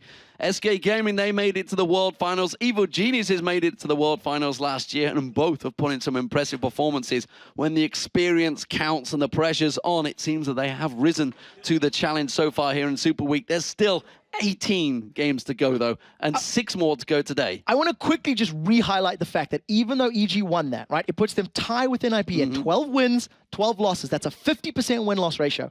But because they've lost 3 times prior, they are still behind NIP. So I don't want to say it's a hollow victory because that's overly harsh, but it's still, as far as standings are concerned, not as impactful as maybe some of the other matches today and tomorrow are going to be. As far as standings are concerned, they'd play each other in the playoffs as well, which Yes. is also Even an more interesting dramatic. one. So many stories here, ladies and gentlemen. We are, of course, going to go across to our analysis desk, though. Joe and Jason standing by to take us through Evil Genius's demolition of NIP. Thanks a lot, guys. And I think demolition is a pretty good word there that Demons used to sum that one up. It wasn't by any means... I don't want to say it wasn't one-sided because it was, but if you looked at the scoreline and how some of those things went down, it wasn't so well done in that way. But completely controlled from Evil Geniuses. It was perfect control all the way through. Yeah, and we were watching the game together. We were wondering, why wasn't Vayne banned? Why did they let Freeze get Vayne? Because it's been a consistent ban these past couple of weeks, but you saw how they kind of countered it. You saw them get the first blood in that top lane. You saw him start to snowball a little bit with a nice CS lead, but then Snoopy's like, all right, bot lane's all right, bot lane's ahead, mid lane's even. I'm going to camp this top lane. He ganked that lane like 3 or 4 times, and because of that, he got Yellow Pete so far ahead that they just kind of used that throughout the game. Not to mention the roaming. You saw Wicked actually just brute force that bottom turret down. Then he went to top lane. They pretty much pushed that lane down. Then they kind of went for Dragon after. They're like, all right, get all this free gold. And from that, they just kind of became too strong for NIP to deal with. And we should talk about Wicked a little bit as well, because he brought the Aatrox to the table. First time we've seen him play. He's played about 80 games, I think, in solo. Basically just spammed it out over the course of the last couple of weeks to get to that level. What do you think to his Aatrox today? Did pretty well. I mean, you could see just how the beginning when he was playing against Mimer, where he was very hesitant to go in. I mean, Yorick is a pretty good counter to Aatrox just because you can stay healed the entire time. You can harass quite well. But he did pretty well. Like, he had a nice CS lead. He was a huge threat in those team fights because he built that Blade of the Rune King and then just straight tank after. Honestly, it was very well done. I mean, we talk about him as having a very kind of small champion pool, but he's done really well this split and just kind of expanding that. Yeah, and we have to point out Yellow Pete as well. Again, I mean, a flawless game from him. He almost died right at the start when that first blood came down for NIP. He had, I don't know how much health, 5% of his health maybe left in there. And it looked to be going a little bit pear-shaped for them, that duo lane. But as you said, Snoopy spent a lot of time in there, and Yellow Pete, again, coming up big for EG. Yeah, and actually, his Caitlyn, I think it was last week, he was very strong on Caitlyn. He actually wasn't killed in that game either. He just, I don't know, it seems to be like the champion he's kind of found. We heard over in North America at LCS yesterday why people aren't playing certain champions anymore. Like, Cop was asked, why aren't you playing Misfortune anymore, since that was all you spammed last season? And it's like, he hasn't found that champion this season there wasn't one champion this season, I'll say, that kind of was his favorite, was like the strongest in his opinion. And you see right there, Yellow Pete on Caitlyn again. I wonder if that's going to be his go-to pick now. Well, I wanted to touch on Snoopy as well. He's obviously 4-0 now since Shaka's come into the team in the games that he's played. But I'm not going to do that because we're going to head over to Shox, who's got Snoopy with her for an interview. Thanks very much, Joe. Welcome back to our interview lounge, Snoopy. Congratulations on that win. What an important victory. And being down 0-3 against NIP going into this one must have added some more extra pressure. So how did you prepare against this team specifically? I wouldn't specifically say I thought about the 0-3 too much. It's more like playoffs are next week. Like, we need to win every game we can. And losing one game last week against SK was really a downer for us. We wanted to go 3-0 coming into playoffs and secure our spot for the playoffs. And that's what the biggest thing in our mind right now is making sure we get to playoffs. We need to finish top 6. Top 2 is a bit of a high reach, but we need to finish top 6 and make sure we get to playoffs.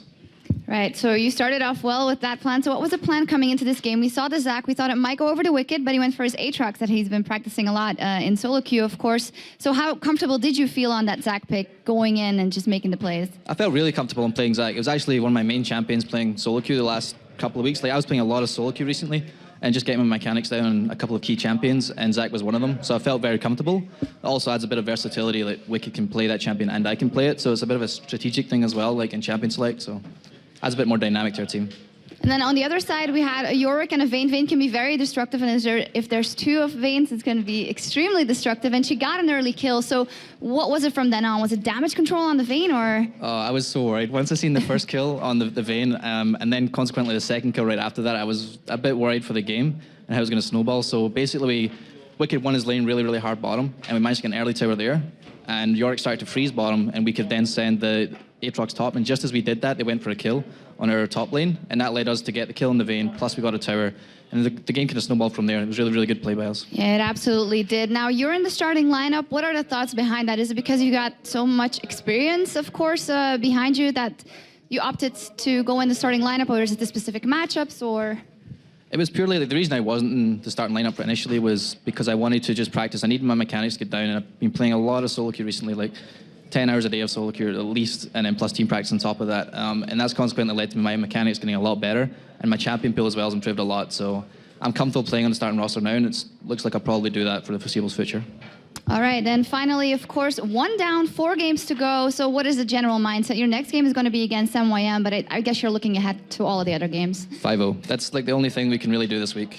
We need to secure our spot in the playoffs, and 5-0 is the only way we can do it. Well, not the only way we can do it, but it's going to guarantee that we're there. So that's what I want to do. Absolutely. Thank you very much, Snoopy. Congratulations, EG, grasping a much-needed win here with their eye on Gamescom. As for us, we need to take a break, but stay with us. When we come back, Gambit and Meet Your Makers face off, and both teams are looking to shrug off going 0-3 in Week 8. That's next.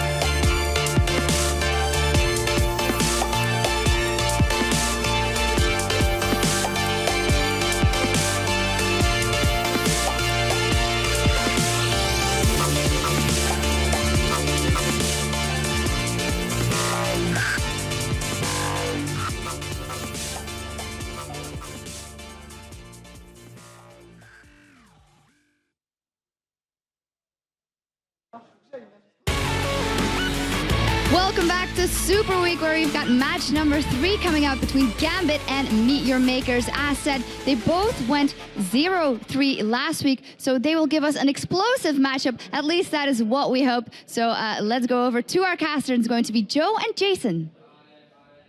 Thanks a lot, Shocks, and welcome everyone to game number 3 of what is a very long first day here of Super Weeks. We've got 8 games coming your way today, and well, this is going to be another great one we hope for. Gambit versus Meet Your Makers. It's a very crucial one as well, because MYM, they're bottom of the table right now. There's only a few possibilities that they could actually get into the playoff standings, and they need every victory they can really get. Well, let's get straight in there and have a look at the teams then. Starting off on the blue side, we have Gambit, who are, of course, Darian in the top lane, Diamond in the jungle, Alex Ich in the mid lane, and the duo of Genja and Voidal. And of course, on that red side, we're going to have Kuban in that top lane, Makata in the jungle, Charu in that middle lane, and Makrin Libic as AD carry and support.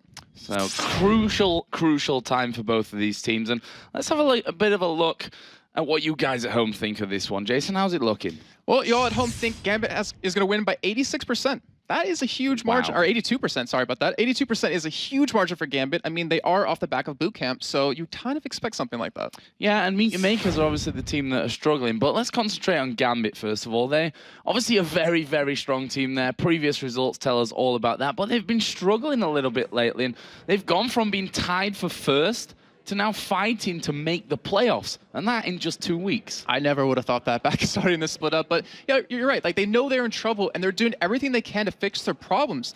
Gambit's been holed up in Kiev for boot camping for since the 5th of August, practicing 24/7, and it's kind of reminiscent of what they when they were in Moscow 5, and where they'd show up a week early to a big event and really start that practice. We saw how much stronger Gambit were after their previous boot camps, and if everyone is wondering, can they make that happen again? Will they be able to make that magic?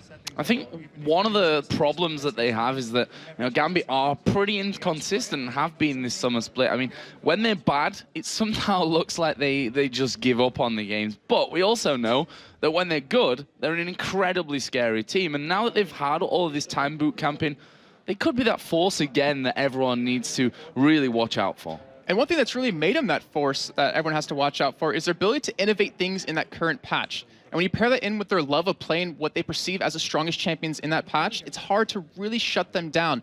However, they've had a lot of plague roster changes all season. I really haven't been able to settle down as a team and work out these new strategies. We saw Alex there just being groomed by his manager, making sure that his hair is all up to standard for this one.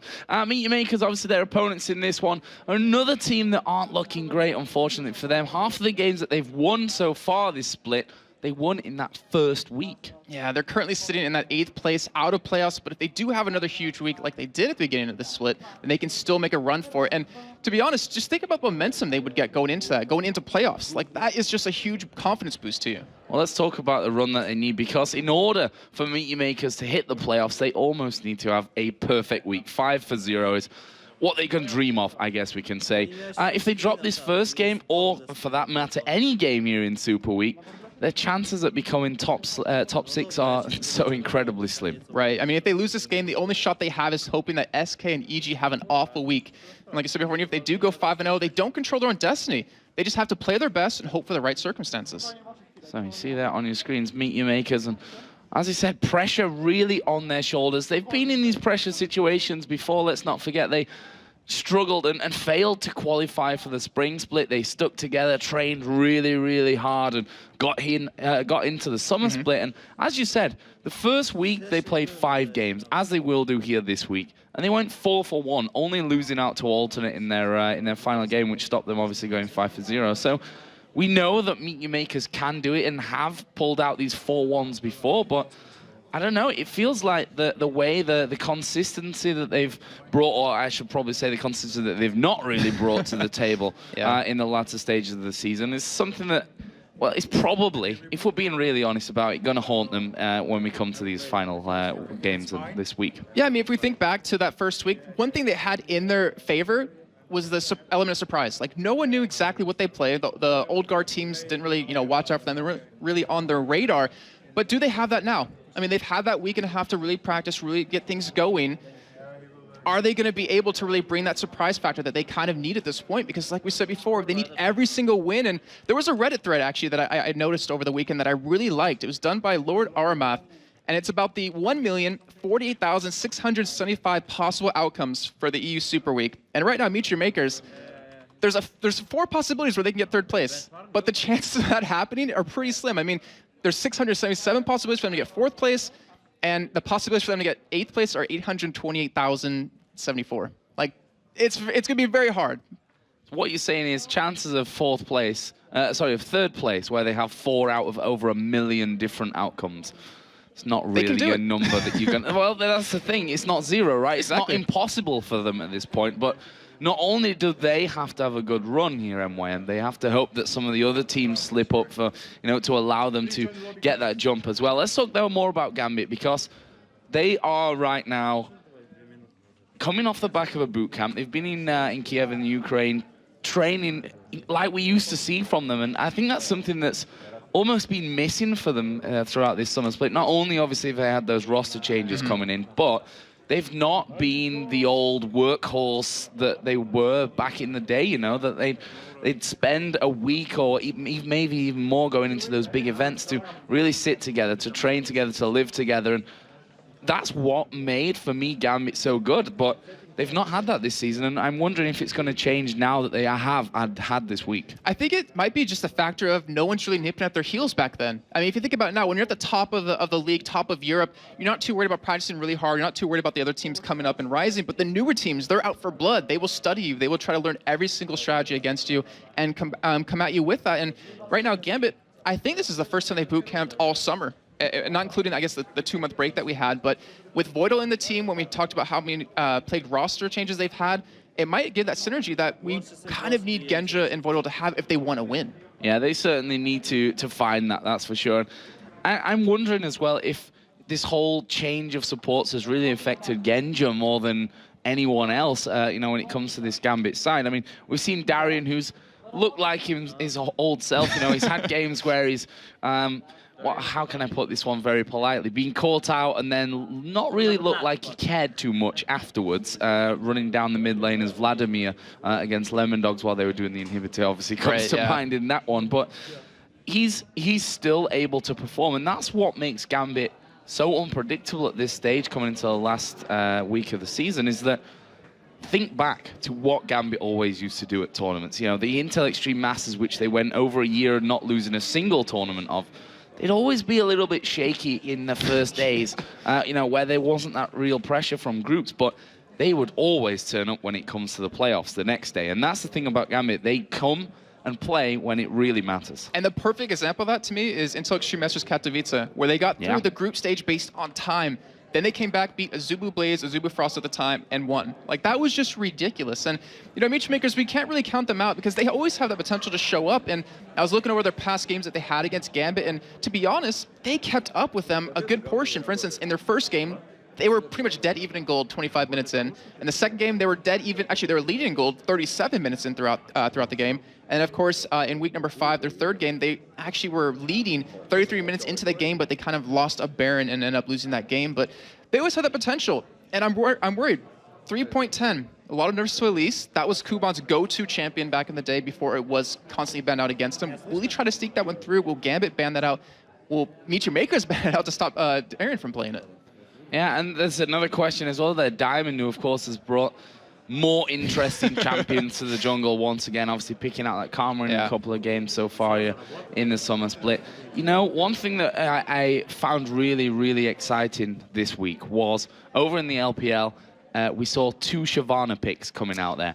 I really hope that we see a Shyvana here today from Diamond. I'm not sure if we are going to, but there's always that possibility. If he's coming back to life in other regions, then why not here? She's actually gone under the radar quite a while. I actually glad you pointed that out because they changed a couple of things to her. So I believe it was her E used to just hit 1 minion, reduce the armor, then that's it. Like you'd hit one target, but now it goes through the target so you can hit more than one person. Then if you actually proc that, you do 8%, I believe it is, of their max health. So she can be a real terror in lane. She can also be a real terror in the jungle. And just like you said, he played Shyvana like back when they first came around as Moscow 5. All that counter jungling, all the aggressive jungling he did. I agree. I would hope to see him on it this time. So Gambit just working themselves into the game here. It seems like they need a little bit of help to get in there in the right order. You see the manager Groove just stood behind him. He obviously wasn't here. You may have noticed that in week 8 where they went 0-3 for whatever reason, having a week off maybe from travel. Obviously plays on the manager as well, but he's going to be an integral part of, you know, Gambit's mindset, I think, more than anything coming into this week. I completely agree with that. I mean, we've actually talked to him quite a few times at a couple different events, and he really does, or he really is, to me, that like 6th person of the team that really blends them together. He's always the guy that gets them practicing, you know, with his belt out, as we were talking about the spring split. And I completely agree. Like, he has to be that person to really get them to focus. Like, when Darian's on tilt, when he dies a couple times in lane and just starts feeding or just starts not really caring so much, he's got to be there to be like, Darian, you need to stop doing that. Like, this is the time to start playing. We have Worlds coming up. We have playoffs coming up. And to think we were in it last season and not being it this time, like, I don't think that's acceptable to Groove. And then we see Meet Your Makers deep in conversation. Almost looking like Alex is a little bit sleepy there, on the other hand. You know, Gambit aren't a team that... They're generally very quiet before games, actually. They're, you know, always been a relaxed team. I think that comes from, you know, the experience. They've been at pretty much every single event since they first made their, you know, emergence back at IEM Kiev all those years ago as Empire in the day. That was great stuff. But yeah, as I said, they're a team that can just turn it on almost seemingly as and when they want to, or at least they were a team that could do that. And I'm wondering if they've still got that in them with that Voidal change and everything that's gone on with the team. Yeah, I was thinking back to week 2 when they played against Alternate. Like, their aggression they put out, no one can match Alternate, or no one did match Alternate, but they did finally in that week number 2. It was ridiculous. And to me, like, they're a team that can do that, and then they can also sit back and play a little bit passive. Like, they can change up their style mid-game or just from game to game, and it's really hard to get a read on that. So we're about to get into Champion Select here then. Finally, we have both teams in the game and actually ready to go with this one. As they just inspect their mouse pads, don't want any little bits of fluff throwing you off your skill shots. I don't know. It doesn't need to happen. You got to keep things clean. A little crumb or something. Keep it clean. So we're going to get into Champion Select. Let's talk about the champions and the picks and the bans that we're going to be seeing here. What do you think is going to come out from either side? Well, Charu has always been a big factor to really ban out in either way you can possibly do it, as we already do see the RA ban against him, but you want to take him out of the game. There's a lot of champions he can play. There's a lot of champions he can play really deadly on. So I wouldn't be surprised to see that, and maybe one targeted at Kuban. Makade hasn't been that impactful in the jungle lately. Makler and Libic haven't really done that well in the lane together, so I think taking out those 2 key members of Meet Your Makers can really get you in the right direction. Well, let's see then. We saw a Sona ban coming out first for Meet Your Makers. That is by far and away Voidal's most picked champion. And you know, it's Gambit's most picked support champion to have in there anyway, so that's not really a surprise. Fiddlestick's going to be banned here then for Gambit as well. Okay, so Libic, he plays a lot of Fiddlesticks. He actually doesn't do too well on him, unfortunately. Like, the whole champion can be... It can work really well, or unfortunately work very bad for you. It just depends on how well you do in lane, where you could be a real terror with like a Fiddlesticks Varus kind of combo. But obviously I can be able to play it this time. Well, they've banned out Fizz here as well, Gambit, which kind of tells them that they're going for very specific picks here, that they don't want that Fizz to be able to be coming out as a counter pick for. I was trying to think, has Charu played Fizz yet this split? I don't believe he has. No. I think the only one we've ever seen was Nuke Dug, and I think maybe Ocelot once. And that's just about it. But yeah, I mean, that's a very good point. Fizz is a very good counter to a couple of champions like Karthus, but he gets countered by Ahri, which is already banned out. So I'm really curious to see if Charu has actually been practicing that. Maybe that's the reason, or the reason just like you said. Well, it looks like we could be seeing Aatrox in this one. Of course, Darian was the first player to bring Aatrox to the table. Thresh is another champion that's managed to slip through the ban phase from this one, so it wouldn't surprise me to see that come in, especially with that Sona ban. Ooh. Okay, so we do see the Thresh locked in. Sorry, I was getting excited and look at the other pick. He is. He's like, yes, finally. But the Thresh, he was changed around a little bit in 3.10. His base armor, base health was reduced, but the ability power and the armor he gets per soul was increased, so it's a flat 0.75 for every single one, so it takes about 100-something souls for him to kind of equal out to where he was previously. But still, the hook, I mean, that's the true terror of Thresh, and if you get hit by one of those, you can just die. Well, we did see that Elise managing to sneak through, and you see how happy Kuban is with that one. Just look at his eyebrows. Doing the dance of Kuban's eyebrows that are now infamous here in the LCS. Let's see what they go with for their second pick from this one. And now, the likes of Vayne that's still available is a champion that Makler... number one, Vayne right now is very, very popular, very strong. Makler has played a lot of Vayne in the past. Genja, not really the biggest Vayne person, though. Yeah, and we always do pretty much talk about Macro and his micromanagement on the AD carries. Like, we think back to Intel Extreme Masters Cologne, where his Kog'Maw was ridiculous. His Vayne was just so well done. And with the Nunu pick, I think we might see a Kog'Maw come out of him, actually. Yeah, we'll see that coming into action here. But thinking of that Nunu in the jungle, we have seen Nunu support actually being used as well. So we'll see about that one. For Gambit then, already got Thresh in there, of course, and things really wide open for where they want to go with the picks. I'm curious if Kha'Zix might get picked up. I mean, obviously he was changed a little bit in 3.9, but he's still a really strong champion, and we've seen Alex do it previously, just how well he has played it. And you see something that you like. Well, I wanted Shyvana, but I wouldn't be too unhappy if we get to see Diamond on Lee Sin here. That would be nice. The Twisted Fate being picked up and locked in there by Alexic. Obviously, Twisted Fate himself had those changes as well, no longer having that global passive that he had, giving that gold out to everyone, but gaining more of it himself on most occasions, I think we could say. But it's the whole pick a card thing that's really changed for him. Yeah, because you used to be able to just kind of cycle through your cards, wait till that timer counts down, then lock your card in and wait for that timer to go down. It gave you a really long period of time to throw that card, but now it's been shortened quite a bit. Yeah. So you're forced to really commit to it or just kind of back away. But on the other side, you see some pretty much instant locks coming in. Yeah, Kassadin. Yeah. No problem there for Charu. Once that Twisted Fate comes in, he's like, we're going to pick that one straight up here and have that Kassadin in there. Are they going to be going for Twitch? Makler is currently hovering over that one. We'll see if that will be the choice for them to... I think in Nunu in the jungle, as I said, we have seen Nunu in support role recently, so could end up being that support Nunu, but I'm tempted to say that Libic's probably going to go somewhere like Zyra. Yeah, and the thing is, his Zyra was so strong back in Intel Extreme Masters Singapore when we kind of first saw them come to life in terms of a big event, but he's 2-10 on Zyra right now. And that's, unfortunately, it's not a great score. It's not a bad champion to pick up, and it gives you that opportunity to kind of catch someone followed up with Cocoon, and it gives Twitch the ability to really get strong in lane, but there's still like Nami available. She kind of disappeared. People aren't playing her anymore, which is a really strong combo with Twitch, since you have Twitch you can throw out a slow, then Nami can follow up with a pretty easy bubble, not to mention her E. I mean, it's really hard to kind of escape from that. But I'm imagining that we're going to see lane swaps actually come in. Maybe Genja and Voida will go up against Charu in that middle lane, because Twisted Fate's going to have a really tough time.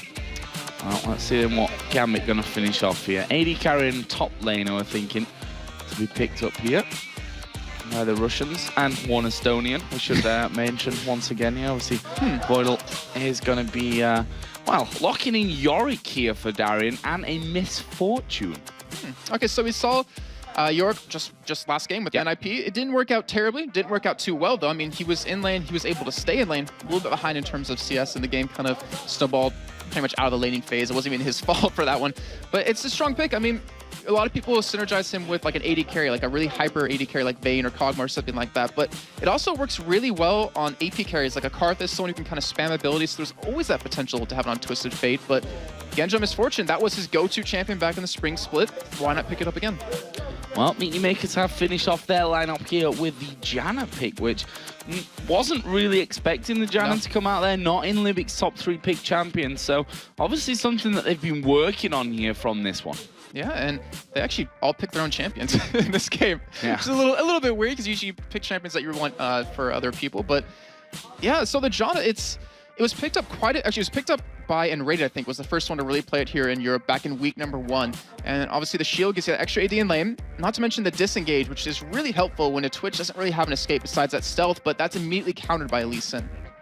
Well, we're going to be seeing the Meaty Makers in desperate need for a victory against Gambit, and well, it's against Gambit. It's not a team that you, when you look through the fixture list, I don't think Gambit's the one you put a tick next to expecting to have the best chances of picking up those 3 points, especially since the fact that Gambit have done this boot camp. And I think that's the real interesting factor in this one, that we've not really seen Gambit do this before in terms of in the LCS here. Obviously, they used to do it all the time, which is what, in my opinion, was part of what made them so very, very strong coming into other tournaments. Another thing that made them so strong is that Diamond used to play Lee Sin, and now he's playing him again, and I'm really excited about that. And the thing I'm looking forward to most is this is like the time. Has all that work paid off? Like, are we going to see an extremely strong Gambit or a meh Gambit kind of thing, where they have to make big plays happen? Like, they could possibly fall out of or not be in these playoffs, and they don't come out big right now. It's going to be really tough. It's good good to see Meet Your Makers are, in fact, supporting ninjas in pajamas coming in. All 5 of them got NIP logos coming into this game. So that's an interesting choice for them. And we'll see how that really helps them coming into this game. But certainly an uphill struggle is this entire Super weekend for them.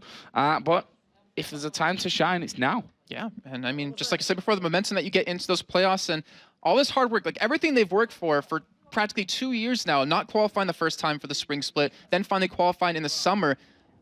Like, you have to come up with something. Like, you have to dig deep down to really show everyone that you wanted to be here and you deserve to be here. So here we go then, into game Gambit versus Meet Your Makers, game 3 of our Super Week 9. And of course, we have 8 games coming up today, so still plenty of League of Legends action coming your way. So don't leave your house. That's basically what you need to do right now. And there's a head-to-head result, of course. 3-0. Gambit won all 3 encounters so far. Meet Your Makers, as I said, it's going to be tough. Jason, walk us through level 1. Well, if anything, I would imagine it'd be on Gambit's side. You have the quick initiate out of Lee Sin. You also have that hook landing, then the gold card to follow up. But as we're seeing right now, I mean, Gambit just want to get some wards down. They want to know where Makati's going. Since it's a Nunu, he's very prone to counter jungling you. And against a Lee Sin, it's going to be a little hard for him to kind of do that against a Doran's Bladed Lee Sin, which we have to point out as well. But there's always that possibility if he can steal something away that it really keeps Diamond behind. And Lee Sin's not a champion that you really want to fall behind with.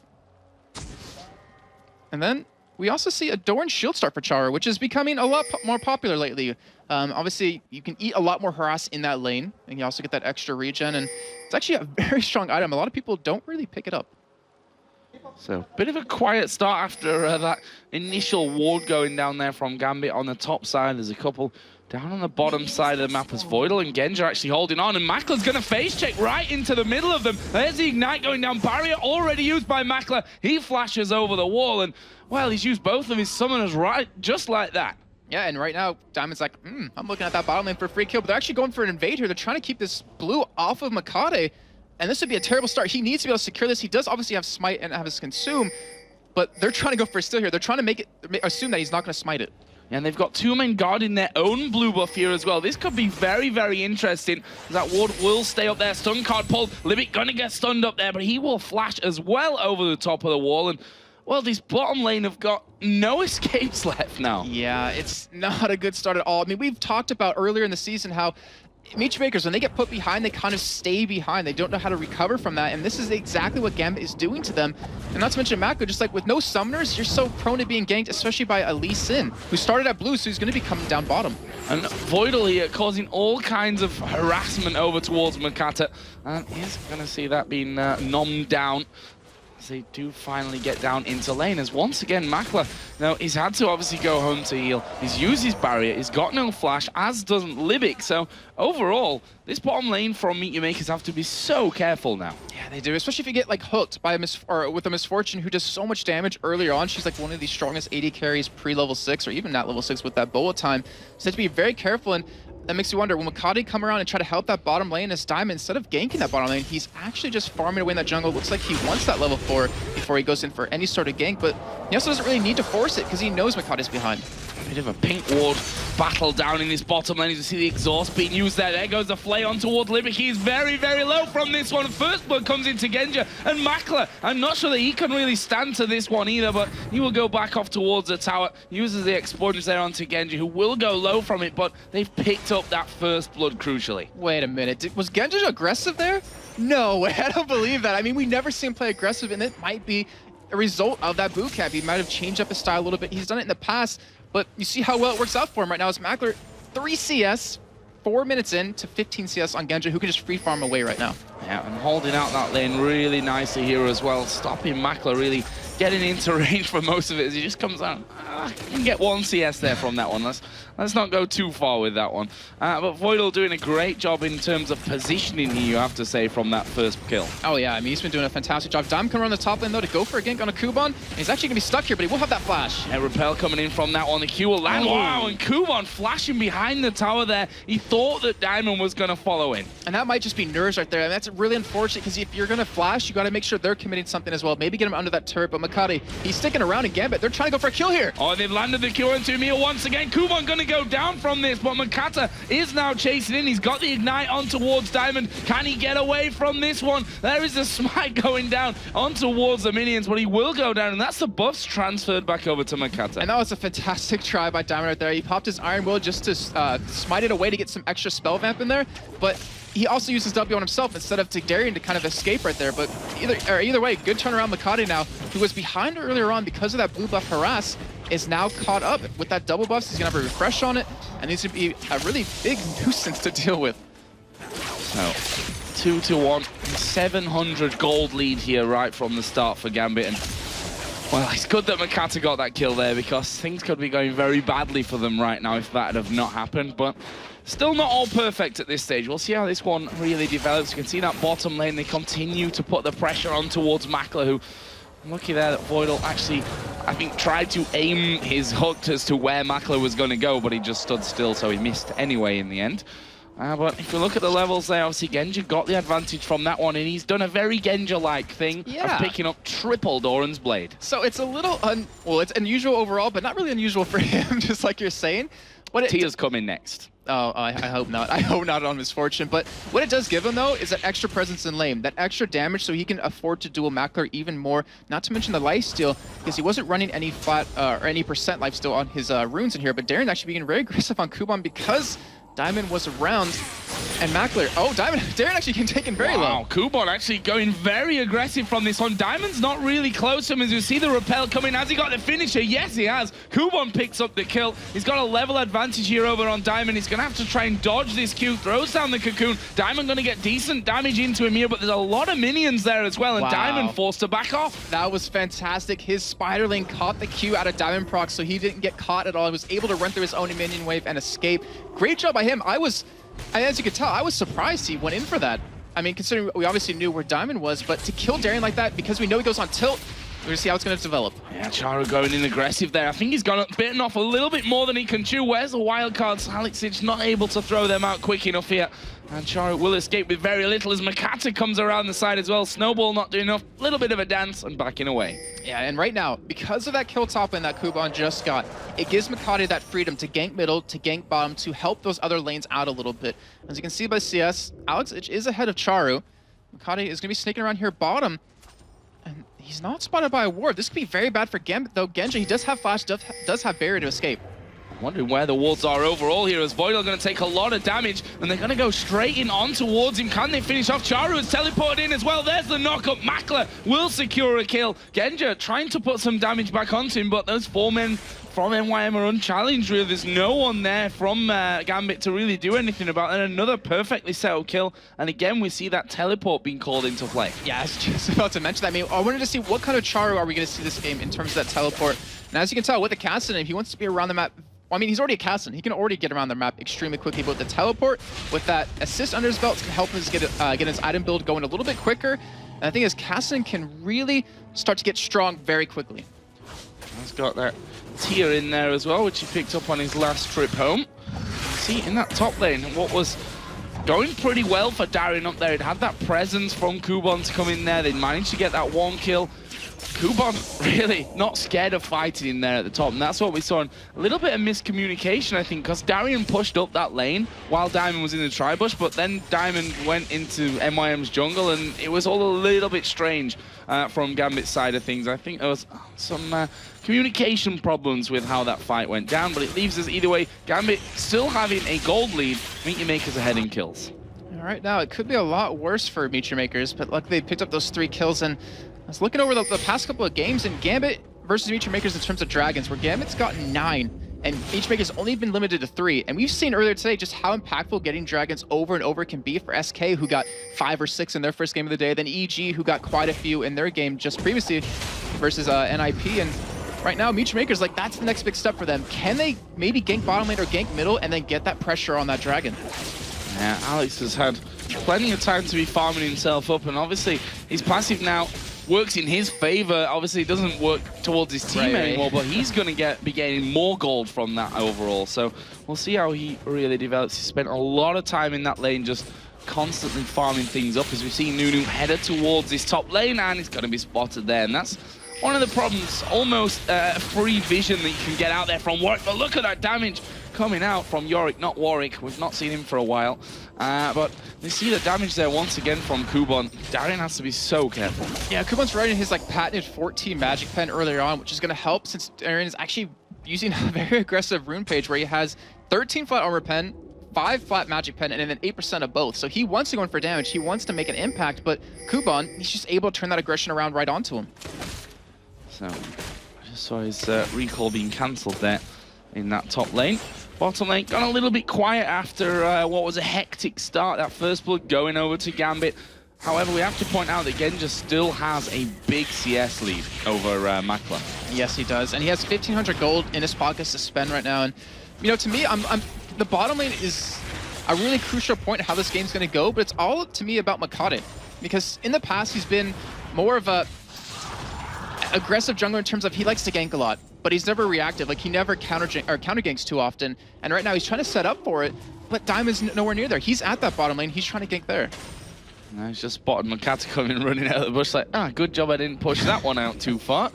With the Nunu waiting in there, but look at this. Meteor Makers are all coming down, so we could be seeing a play about to happen on towards Dragon. Yeah, and Alex actually might be able to get caught here. Yeah, and they've come right into that one. Cocoon max range, he's going to land onto him. Alex now in all kinds of trouble. He's going to be able to stun one of them, but he went for Nunu. The other two mobile enough to finish off. Good kill, and that is most probably going to secure them this Dragon as well. And what's a little weird is that you mentioned it, Darien saw Nunu running down through the river. Like, they kind of should have expected that coming, and right now, Meech Makers are trying to get this first Dragon, but Diamond, he has something to say about it. Yeah, Libic here actually going to get hooked, get hit with a Q. Genja picks up that kill. We do see the Dragon actually being picked up there by Meteor Makers, flashes away. Q not quite landing there, coming out of Diamond, and able then for not to follow up on things.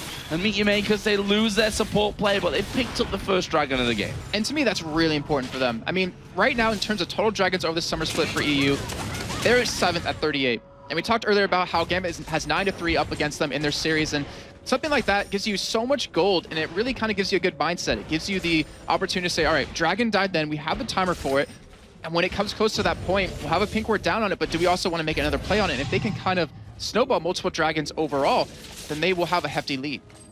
So, just seeing a couple of items being picked up. Genja in particular, a lot of gold going back there, picking up a BF sword and a Vamp scepter from that one. We can see from Alex's side, he's added the Sheen in. On the top side, Yorick now, Negatron Cloak, probably vital at this stage. We've seen how much damage Kuban's been doing to him. Yeah, that will be going to that Spectral's Cow, which is actually a very strong item. That regen you get is just so strong, but right now, Kuban, he kind of countered that with the Haunting Guys, and if he gets Sword Boots right after, that Negatron Cloak is pretty much wasted gold right now for Darien. Well, let's see how that one heads as we see at the bottom here, Makla. And then we're doing a bit of damage, but actually takes far too much there. Has to use his barrier. Voidal was trying to push in there as Diamond comes flying through the queue, not quite landing in on towards Libic. He's like, hey guys, I'm here. Oh, too late. But we just saw right there, like the trading potential out of Genja versus Makler, where Genja just destroyed him with that BS sword, with those 3 Doran's blades. Yeah. And Makler, he has to go back, he has to pick up an item, and he actually is going towards a Bilgewater Cutlass, so he will go for that Blade of the Rune King as his first major buy, and honestly, that really won't help him in lane too much. It'll help him in team fights with the spray and pray, but Genja should be just able to outdamage him 1v1 now. So Kuban there just pushed onto his tower and does pick up the Haunting Guys here, first of all, as we've seen him do a lot during the course of the season, but Darien starting to be able to hold his own in this lane. We'll see how that one all really develops. Makata did start to come across, but I think decided that they probably weren't going to get in onto it. And now we're seeing the second blue buffs going over to the mid laners. And yeah, we've seen Kuban carry very well on his Elise. He has a 4.6 KDA on her. And you kind of see Meech Maker's mindset behind that, where they've been defending her quite well. Like, Makate's been up there often, more often than he's been bottom lane or middle so far, and it kind of shows that they want to get him started early. And we're going to see how it's going to develop as the game goes on, obviously. But Charu hasn't been given much help. However, he's doing a great job in keeping up in CS. He is not down that much. Yeah, he's really not that far behind. And his teleport is now off cooldown, by the way. So could be seeing him get involved. We have to mention as well, Alex Sitch, level 10. He's not popped Destiny once. Yeah, actually just thinking about that as well. I mean, he hasn't had the opportunity to go top or bottom just yet. he knows Charu will be able to follow him here, so maybe it's meant more for split push. And as you see him set up, it looks like he actually wants to go for a teleport down this bottom lane, and they need to back away. Yeah, they need to get away from this one. As we see there, the Howling Gale mistimed, and Makla gets absolutely destroyed. There's the full channel of Makata's ultimate coming out. It's a lot of damage coming around, but can they hold on? Flash away from Alex. They've picked up the kill on Charu. Makata now underneath his own tower will go down. That's another kill for Genja, and Gambit going to be taking the first turret of the game, plus 3 kills for nothing. And wow, I mean, we just talked about Alex not use his ultimate. He comes in towards that bottom lane, and the thing was, right when Charu got in there, like right when he teleported in, Alex hit him with the gold card. It stopped him from doing any damage, and they just blew him up, and honestly, they could pick up a second turret. Yeah, I mean, I don't see what Libic's going to be able to do to stop this one. Throw out a Howling Gale, but that's really all he's got, and you see how fast they're ripping through this tower right now. That is going to be the second tower, an inner turret taken here from Gambit. That just makes those 3 kills in that initial tower even more amazing. And what's really deadly is with that second turret going down, they lose control of their blue buff. I mean, we have to have Libic warded up constantly because Charu, he's going to need that blue to power up that tier to get that Rod of Ages and to be able to have that ability to keep spamming. Not to mention, Dragon should be coming up relatively soon. To me, actually, that's losing that second turret was worse than losing 2 middle turrets at this point. Oh, Kuban. I mean, very, very low. The Ghoul's hammering away on him there. Probably shouldn't die to them at this stage, but still going lower than he maybe bargained for going up there against Darian, who right now is pretty strong. He's started, as I said before, to really be able to hold his own once again. Not quite getting the cancel on the recall there that Kuban was so in desperate need of. Genja getting himself the red buff. He's now got that Bloodthirster finished up after picking up another kill down in that last engagement. And look at his CS now. It's up to 50. Yeah, that's... well, the lead's up to 50. Yeah, He's got like 130 overall. You know what I mean. Yeah, exactly. And oh, we see Charu getting caught. Yeah, getting the hook in there, but have they got the damage? Rift walk away there from Charu. Nice shield coming out as well, just to really negate that tower damage coming in. But Diamonds come from the back, kicks Charu through. He's going to follow in from this one. Needs to be careful as the Howling Gale comes around. But Gambit, in the process, managed to pick up that middle outer turret. But they're not done here, Meteor Makers. They're going to go aggressive. Are they going to be able to catch onto Voidal? There is the repel. Voidal going super low from this one. He's shielded himself, burning from the Ignite. Not sure that he's actually going to go down there at the back. No, he's managed to live through it. I believe that Howling Gale that came out of Jana, actually, yes, it did. It stopped Diamond from queuing into Makate, which would have been a guaranteed kill. Fantastic job by Livic, but you just see Meteor Makers, they're kind of losing control in Gambit. They're taking advantage of that. They realize that, and this chaos that they're kind of putting down, where they, 4-man gank bottom, then push 2 turrets down, then just group up middle, push that turret down. It's catching Meteor Makers off guard, where Kuman, he's being forced to help. Like, he went down middle to help out, and he's falling behind in CS in his lane. So let's have a look at some recent purchases. Spirit Visage added in there for Darian, which means Kuban's probably not going to be able to kill him anymore. Yeah. The Aegis also added in there for Diamond's Lee Sin. That was before that last fight. Also the Needlessly Large Rod picked up from Alexich as well. Yeah, so it looks like he either will go his Lich Bane. As you see, Kuban might get caught here. It does dodge the hook, so he'll be fine. But he might go for the Death Cap, he might go for his Zonias, or go for that Lich Bane. But this is the big point. 17.5 minutes in. Dragon is up. Meteor Makers cannot afford to let this go. But I'm not sure they can even teamfight right now. They need to be able to catch someone with that Cocoon, followed up with the entire CC chain or damage chain, and hopefully be able to kill Gambit. But right now, they're like, all right, well, we'll just 3-man push middle. And right now, Meteor Makers isn't in position to stop this. They're so incredibly out of position to stop anything like this happening. We can see that Diamond just off to the side, just being basically a human wall, trying to stop Meteor Makers pushing through. He's actually going to take a lot of damage here, but they've took the turret. Hook has landed in on towards Kuban. This could be very bad for MYM. All going very low. Libic's going to die here at the backside. Voidal actually picking up that one. And while they lost 1 man, honestly, that could have been a lot worse than just a 1 man. But Gambit are pushing towards the inhib turret. I mean, they are just punishing Meteor Makers left and right. They realize that they're all grouped up with Dragon. Why not push that turret? And then MYM, unfortunately, getting caught. Libic being the one to die right there. You're going to lose that inhibitor turret. They should be able to lose their inhibitor here. And Gambit, they have a strong lead. 8,000 gold, 18.5 minutes in. There's going to be a bit of damage coming out now. Hook has actually landed onto Charu here. He's going to go very low, force a Rift walk away. Kuban will have to repel, but he can't go anywhere. He's going to come straight back down on top of them. Wildcard's actually finishing him off, and that's another kill, plus the inhib.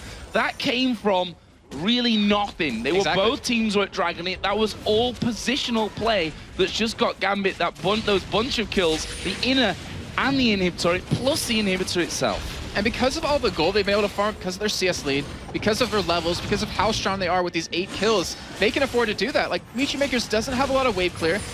They have to pop everything they can to potentially kill one person, but who will that be on Gambit? But now Charu's teleported in behind. I don't think no, there's no way he's gonna steal. He's gonna try to go in for a kill here. Oh, that wasn't meant to happen. So we'll get that one fixed here, hopefully, in a couple of seconds. There we go, all fixed, easy peasy. As we do get back, there wasn't quite that Dragon Steel coming out there.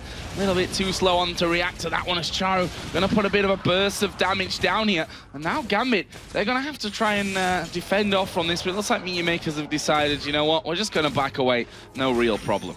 And right now, with the lineup that Gambit has, with that inhibitor being down middle for Meteor Makers, Baron is a very likely possibility. And one thing about Gambit with Baron, every time they've gotten first Baron, they've won the game in the summer split.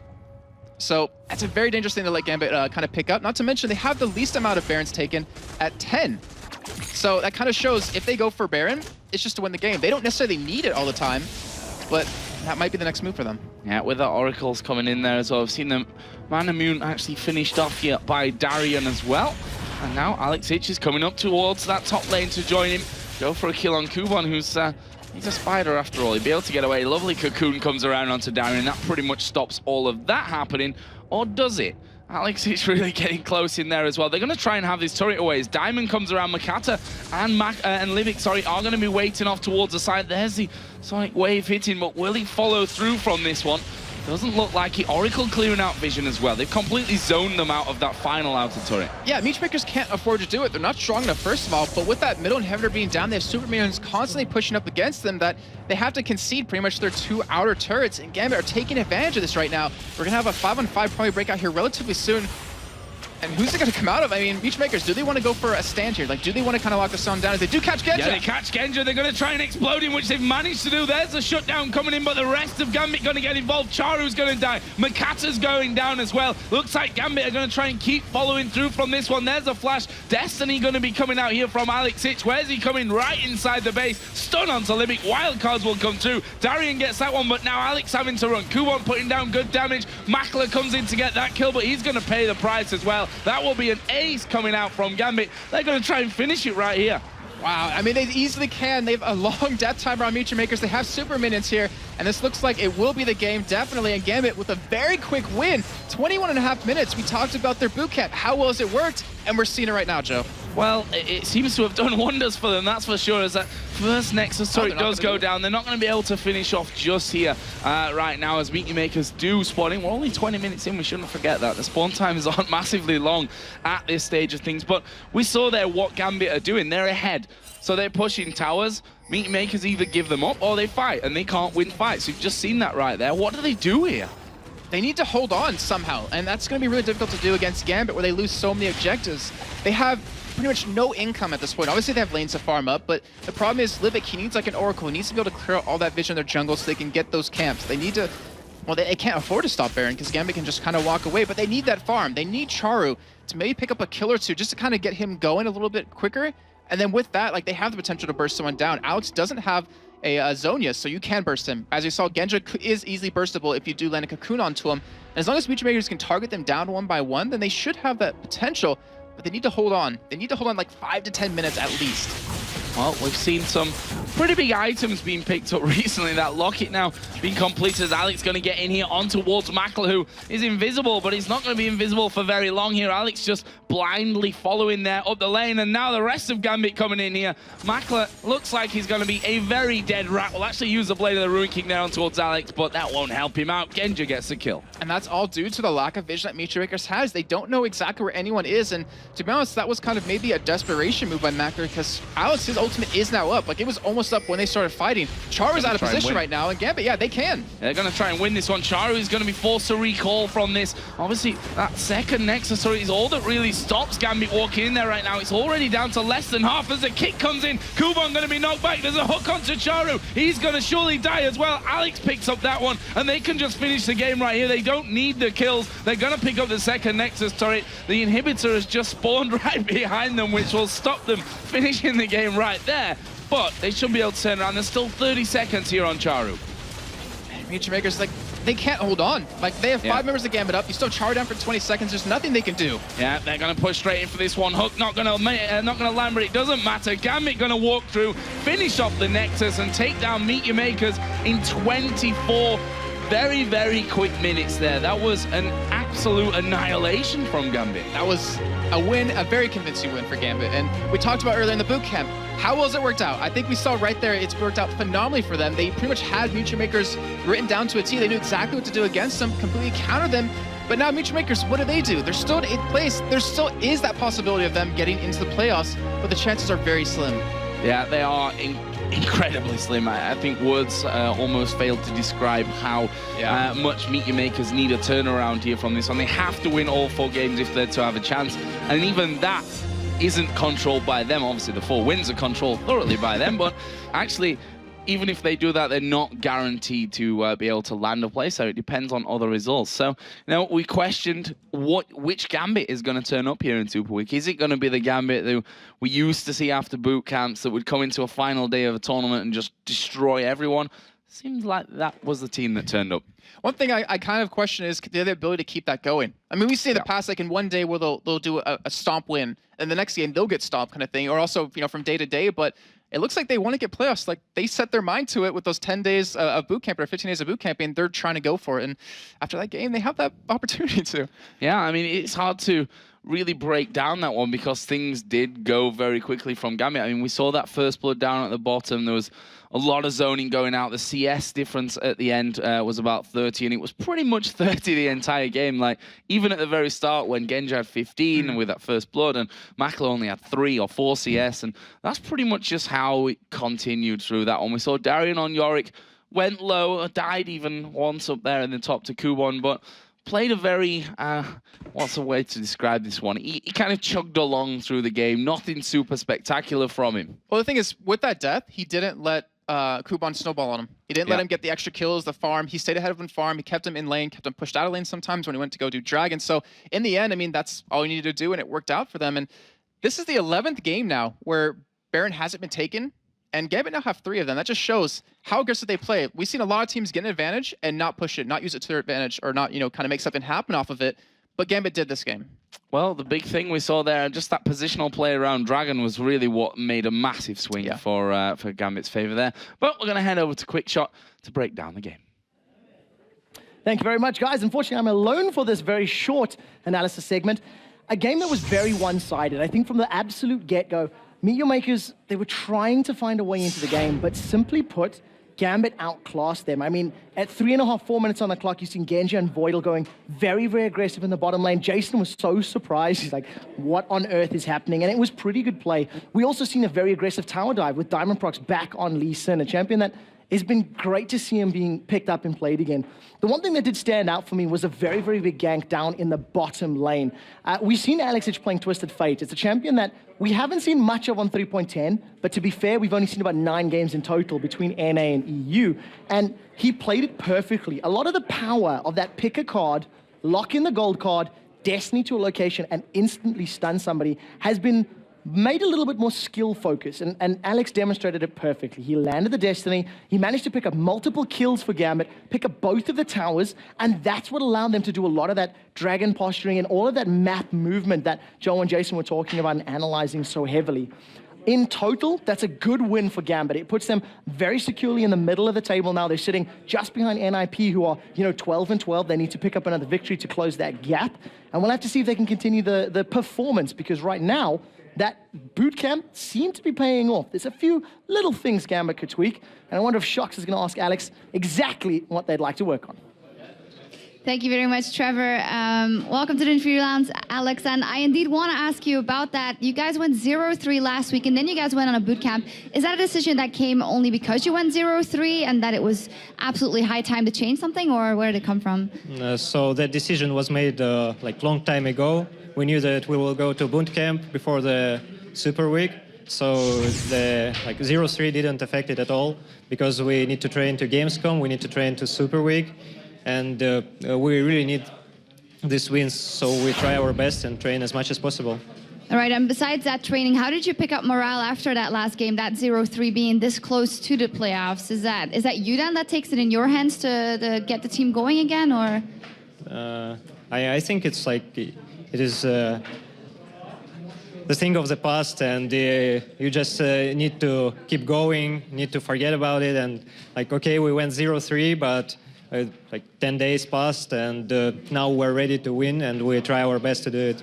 So a clean slate today versus MYM. Talk me a little through the picks and bans. We see Yorick. It's the second time we see him today. How do you think why do you think it is that we see the resurgence of Yorick here, and how did it help you guys specifically? So Yorick is a really strong hero in laning phase. He's really strong in 1v1 and 1v2. He brings a lot to the team.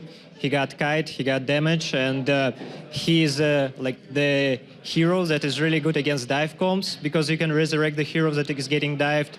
He's really good in dive comps because you can resurrect the hero that is diving. And he's like the hero that forgives the mistake because if you misposition, he can resurrect the guys that mispositioned. So are you saying some of your guys misposition often and you thought, let's throw in a Yorick there? For example, you can see that Genja got a bit cocky and went like hitting the turret and got stunned by Ellis, and he got resurrected and we won the team fight. So working as intended, that Yorick. So tell me about that game then, because coming into it, Elise was putting on a lot of pressure in the beginning, but then you guys just took it in your own hands and finished really quickly. So how did the game go from your perspective? So their bot lane did a lot of mistakes level 1, like Twitch face checking, and after that we went to their buff and went for 3 versus 3 fight, and Janna used her flash too. Nuno was slowed in the jungle, that helped our top lane and jungler, and our bot lane could bully their bot lane really hard. And because our bot lane got really huge advantage, we could easily snowball it with Lee Sin and Twisted Fate. And after like getting the huge advantage, we just went for a push, and they couldn't handle it because they got Twitch and Janna really underleveled. Yeah, absolutely. Great game from you guys. So after that, first game after the boot camp, how happy are you with that performance? So I didn't expect that this game were going so smooth. So I hope that we will continue this performance and it will help us winning. All right. Thank you very much, Alex. First win here in the path for Gambit to Gamescom, of course. As for us, we're going to take a minute to catch our breath. But when we come back, we jump back into the action. The Lemon Dogs and Fnatic have been neck and neck in the standings for the entire split. They go at it for the last time in the regular season. Up next.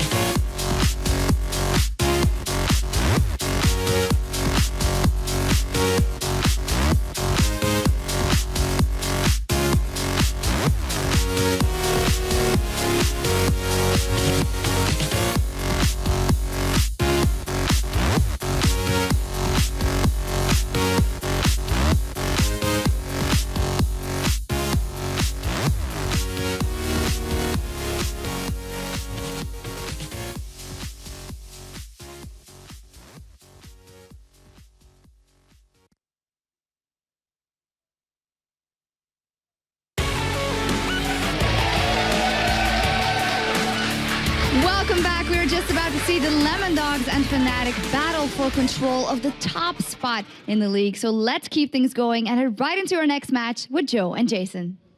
Thanks a lot, Shocks. And our fourth game of the day, Lemon Dogs versus Fnatic. Two teams that have become fixtures right at the top of the table this split. Yeah, and these two top spots are the guarantee of a bye round coming into the playoffs. Both these teams really do want it, and this is the first step to get into it. You need this win here. Well, let's have a look then at the two teams. Starting on the blue side with the Lemon Dogs. They are, of course, Zoro in the top lane, Dexter in the jungle, Nukeduck in the mid lane, and Tabs and Mithy the AD carry and support. And of course, on that red side, in that top lane is going to be Soaz, Cyanide in the jungle, Xpeke in that middle lane, and Pushu and Yellowstar as AD carry and support. Well, you guys have been voting for this one at home, so let's see what it's like, Jason. 70% of the votes are over for Fnatic here. And we talked about previously, you know, a lot of people voting for Lemon Dogs, and it's the trend's continuing. Yeah, well, it's not really mattered to them much, it seems. They've been shaking that one off. So don't forget, guys, you can still vote for all the remaining of today's games, but also for every single one coming up in this Super Week over at lolesports.com. Now, nobody really predicted the Lemon Dogs being in this position at the start of the split, except We Will Failer, if you'd have asked him. Certainly you guys at home, who only chose them to win in week 8. That was the first time that you actually voted in their favor, and that's 21 votes against a first place team. But I don't really think they care, Jason, as long as they keep winning.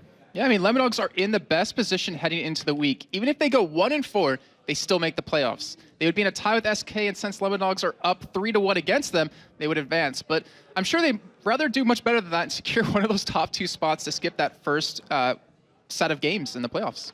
Well, Fnatic, on the other hand, are aware of how dangerous the Lemon Dogs can be. The last time that they met, of course, the Lemon Dogs won, and Tabs and Nukeduck had a massive day, with Tabs going 11-1, 11 on Caitlyn, and Nukeduck going 10-3-4 on that Talon that he picked for the first time. Yeah, and Fnatic have been strong all split, but there was really no surprise. Everyone expected them to be good. They were the spring split champions. Even though they no longer have Enrated, Yellowstar's been able to step up as a new support, and Pushu has been playing pretty well as the AD carry. Well, we can see that Fnatic on your screens looking relaxed as per usual. They're never really a team that seems so flustered coming into games, but certainly a high-pressure situation for them coming into this weekend. And, well, we've seen them doing really, really well. We've seen them had their bad days, but generally things have been pretty solid for Fnatic. Yeah, and one thing that really, to me, shouts out at this game is the fact that Lemon Dogs are going to be on the blue side. And I say that in particular because if you look back at all the games they've had so far, every game that Lemon Dogs was on the red side, they were able to counterpick Xpeke in the mid lane. Nukeduck would be able to just destroy him in that middle lane or roam around, really help quite a bit. But the one game that he was on the blue side and he got counterpicked by Xpeke, it was a Twisted Fate versus Kassadin, he just got shut down. And we'll see how that all develops in this one. I can see the Lemon Dogs on your screens. As you said, no one really predicted them to be in the position that they are right now. Even though, you know, they said we're going to win, I don't think that they actually believe that 100% of the time because, you know, I mean, how could you? New team coming in there. They've obviously made that change, bringing in Mithy, who honestly has brought so much to this team. He's been so very calm and, you know, a very analytical player that's done a lot of the analysis side of things for the Lemon Dogs. And he's really kind of made them all step up their game. Like, we talk about him a lot, but he's not like playing amazing. Like, he hasn't done these amazing like Mad Life plays or anything like that. But it's not necessarily what he brings in that game in terms of his champion, what he brings in terms of intelligence, like when to do what or how to analyze the games outside of it and how to analyze it in the game, which is really hard to do, has really made them successful.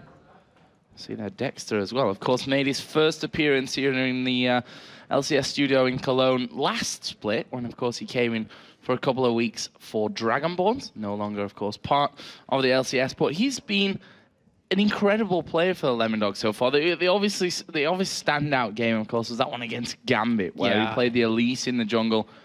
Got a little bit out of control with all the kills that he was picking up there. And that was a game where Lemon Dogs actually wiped the floor with Gambit. So we'll see if they can do that here against Fnatic. And his stats are really good, too. I mean, just in terms of his champion, Jarvan won 5 games out of 6. Lee Sin, 3 games out of 5. Elise, 3-3. And the Elise is kind of, to me, it's a curious if we're going to see it picked here, because obviously with the changes, we did see in the last game with Kuban, who didn't really, he made it look like there weren't any changes the way he played against Darien right there, but I want to see, is he going to run that in the jungle again?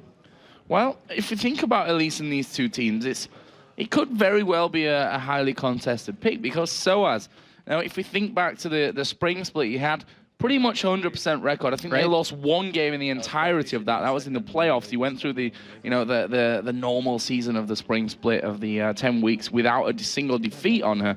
This time around, won 4 games out of 6 with her. We know how strong Elise's has.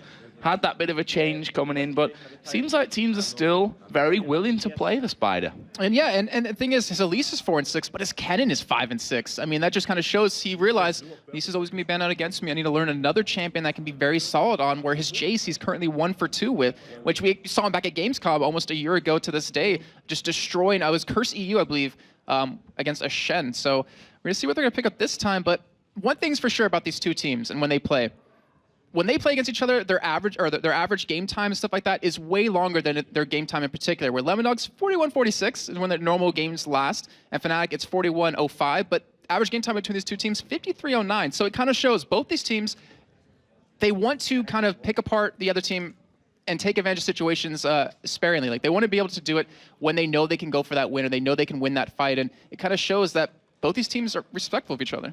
And Lemondogs themselves, they've put an incredible amount of work in this season. That's something else that you guys at home obviously don't get to see on a day-to-day basis. But I think they're around the studios here in Cologne more than we actually are. Every single day here practicing.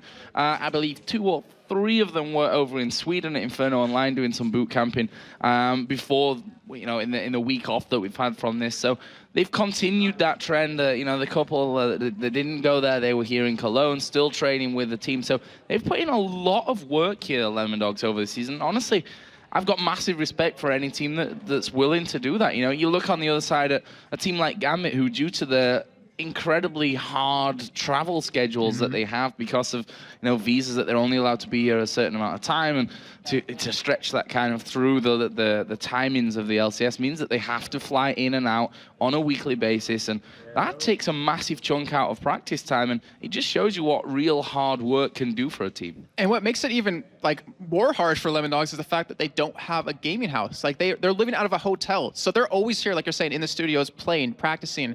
And to be honest, if you look at all the work they're putting in, if they get to Worlds, if they do really well at the Worlds, it all would have been worth it. Well, there's a long way to go still for that one. Yeah, there is. Even though it's not really that long of a way in terms of time. Obviously, we're here in the final week in Super Week. Then just next week, I think 5 days from now, obviously we start on Wednesday, Thursday. So yeah, around about that, we can call it a week. Let's, for argument's sake.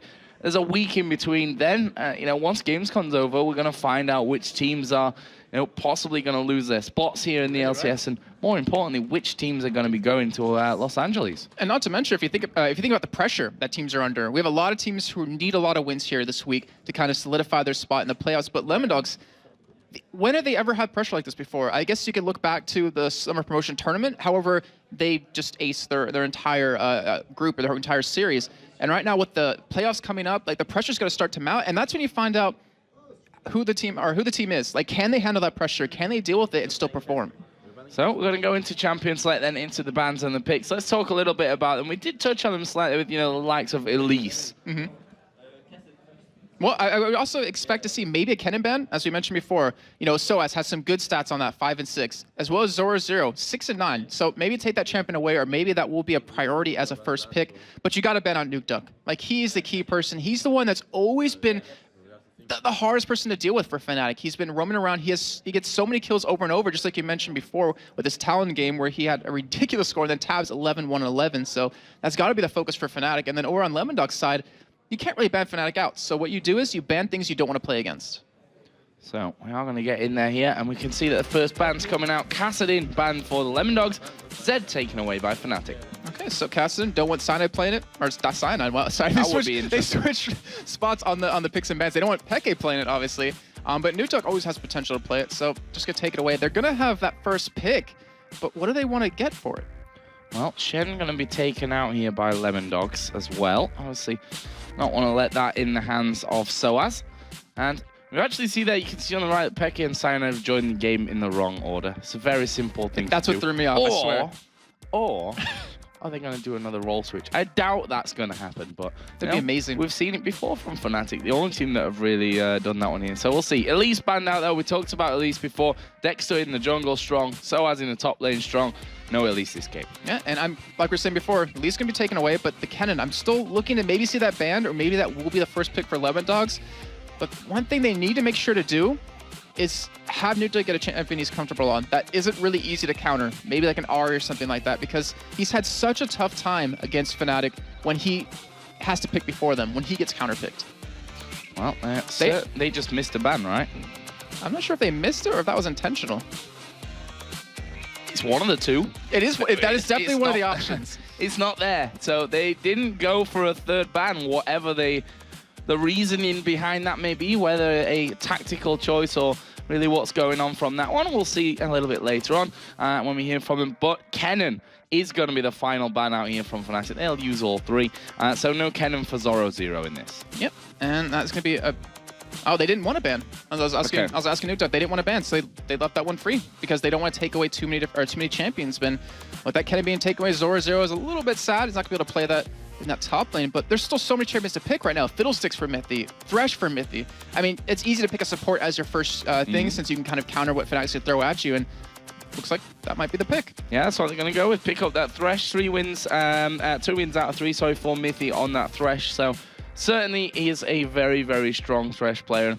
Really, as I said before, has come in and become a very analytical figure in this Lemon Dogs team that's helped them out. And you know, the pick ban phase is one of the biggest areas of that, of course, as well. On the other side, looks like we could be seeing, and we will be seeing, Fiddlesticks locked in here for Yellow Star. Push, you're going to have Caitlyn. Okay, so it'll be really interesting to see how well he does on Fiddlesticks in that bottom lane. It's not really a deadly lane with that Caitlyn Fiddlesticks, but that also leads me to believe there's potential for Xpeke to play Caitlyn middle. We saw that versus SK versus Fnatic when Assault was playing Anivia. So that is always a champion that they can kind of roam around or choose where exactly they want that to go. But in my head, I'm still thinking to myself, I think Lemon Dogs are the first team to purposely let a ban go through. And it's not against the rules, and it's actually very smart. I was just thinking about that, like the possibilities and how no team's really doing that. Yeah, you're allowed to do it. You don't have to ban anyone if you don't want to, but I think a couple of bans certainly are definitely needed. We did see Jarvan the 4th and Zac being picked up here by Lemon Dogs, so Dexter going to have the Jarvan in the jungle again. Very, very strong. You mentioned that one before. And that's Zac for the top lane, most probably here for Zoro Zero. Yep, so right now, Lemon Dogs, they're getting comfort champions. And we see how deadly that can be. We saw it actually yesterday with TSM getting, I believe it was Nocturne, Karthus together to really, I forget the team they were playing against. I think it was Velocity at the time. But with that Jarvan, he's feel comfortable in the jungle. With the Zac in the top lane on Zoro Zero, it's going to be really interesting to see how well that works. Go ahead. You got Karma. this. So Karma going to be picked up here then for Fnatic, which I'm going to go out on a limb and think that it might be a Soaz pick here for that top lane. He is a player that has brought a lot of champions out very, fresh off the bat. The likes of Jace, he was, for example, the first one to bring into Europe. So we'll see where that Karma slots in, whether it end up being with Peke in the mid lane or going up to that top lane. I'm glad you said that. Soaz. Because in my mind, I was like, jungle Karma, but there's a Nunu and a Fiddlesticks. But I'm glad you said top lane Karma. I was not thinking that at all. You saved me there, Joe. No problem. No one would have noticed, by the way, if you didn't say anything. But there you go.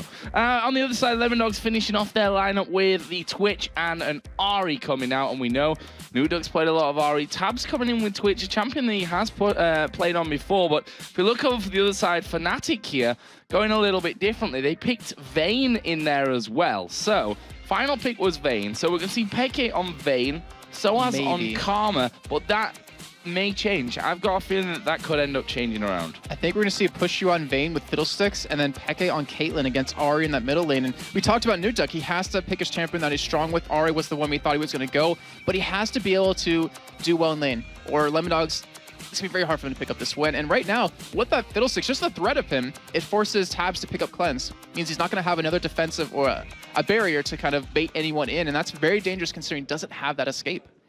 Well, we'll let you know if there's any last-second switch-outs here, and it does look like that will be the case. Xpeke is going to be playing the Caitlyn push. You're going to have the Vayne. All right, this is going to be really interesting to see how that works. Peke already proved how good he is on Caitlyn against Assault, as we mentioned a little bit earlier, against Ahri. It's going to be very hard for her to close the gap. Obviously, you have to wait till level 6, but the harass is going to be dangerous, and Peke, I'm pretty sure he's going to be able to do that. So Nuduck, what is he going to do to kind of counter this? As you see, Lemon Dogs, I don't think they were really expecting that.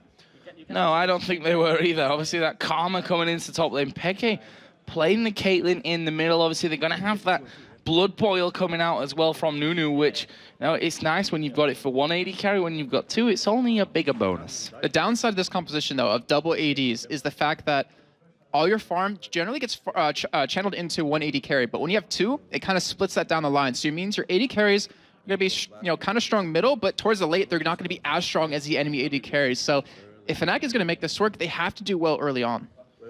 So interested to see as well the Karma there for SOAS. First time that we're going to see it here in the European LCS outside of the jungle. We did see, of course, Diamond playing it twice for Gambit, but this will be the first time that we're going to see him in lane, or see her, I should really say, in lane with SOAS. So here we go then, Lemondogs versus Fnatic, our 4th game here of day 1 of Super Week. We've got another 4 games coming up after this one, so cancel all your plans, because we're going to keep you here to watch all the games. Because my plans are to cast. I see what you did there. But there's the head-to-head for you as well, by the way. 2-1 in favor of the Lemondogs. And, you know, Fnatic, this is important for them as well, because it'd mean that if they end up winning this game, they end up then tied with the Lemondogs at any point, that would actually force an extra match at the end of the weekend. Yeah, and with those 2 slots that both teams really won, it's really critical and really crucial for them to pick up this win. And I don't think we're going to see any level 1 action, as we do see Lemondogs invading, but I was looking at the teams in terms of compositions, and Fnatic, they want to pick someone off. Like, if you get someone slowed by Nunu, then you land that chain out of Karma, they're not going to move. They're stuck there. You have the Fear, you have the Sound Seeds right after that, so they're looking to kill one person right away. But for Lemondogs, they have that Wombo combo team. They want to trap everyone in Cataclysm, trap them with Zac, then have the Spray and Pray coming over at the top of that. So Fnatic, they can't really afford to team fight, as actually Peke's going top lane, and they're sitting SOAS middle, so we are seeing a little bit of a switch.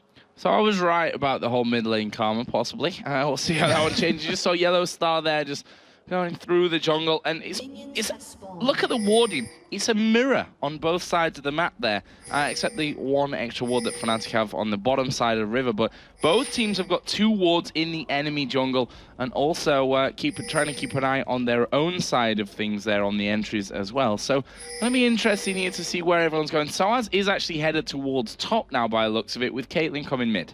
Okay, I mean, just like we saw Gambit versus Mutumakers earlier, like they want to ward up as much as possible to see where Sanade's going to be going. And they want to make sure that actually SOAS, so we're maybe going to go head-to-head here, but we are going to have that Caitlyn RA lane. We're going to have Sanad not get interrupted at all at this blue buff, which is key. And you look at Dexter, he's actually started over at his red, so it looks like both junglers might interact with that top lane at that level 3 point. Did he not clear his last minion? No.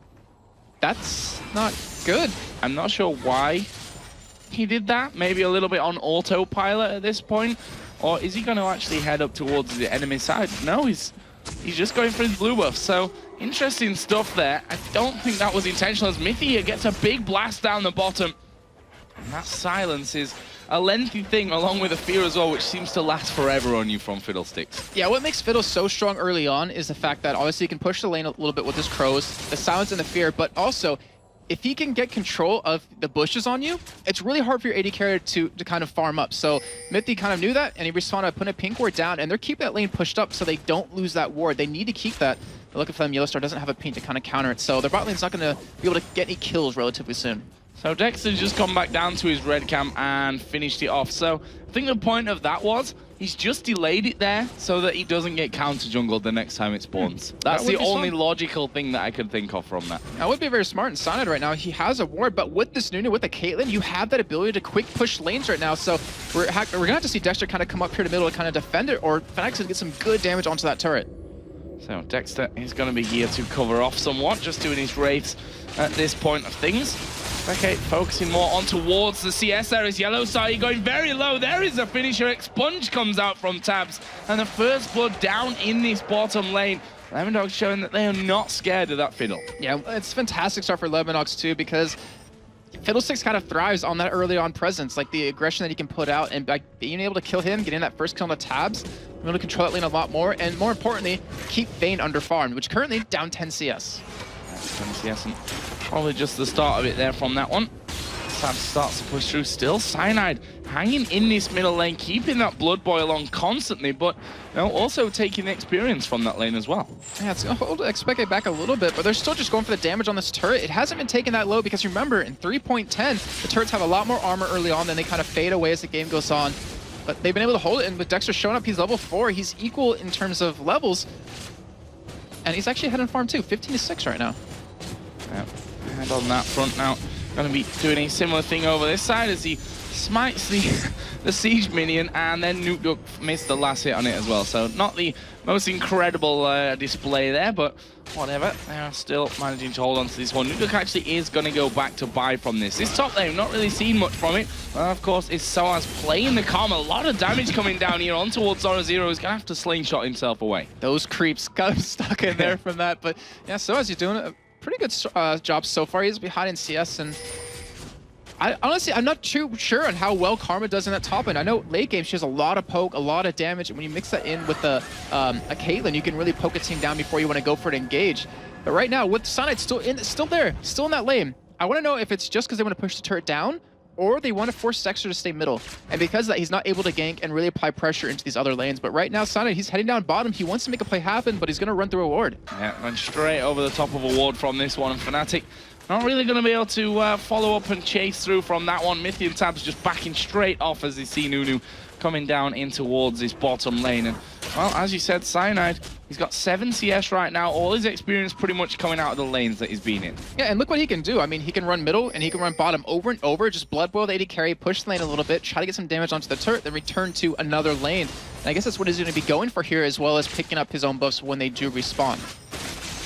There's Peke, if you look, obviously, as you'd expect at this stage, you head in the CS with that Nunu presence. There's not really a lot that Nukeduck can do to stop that one from happening in there.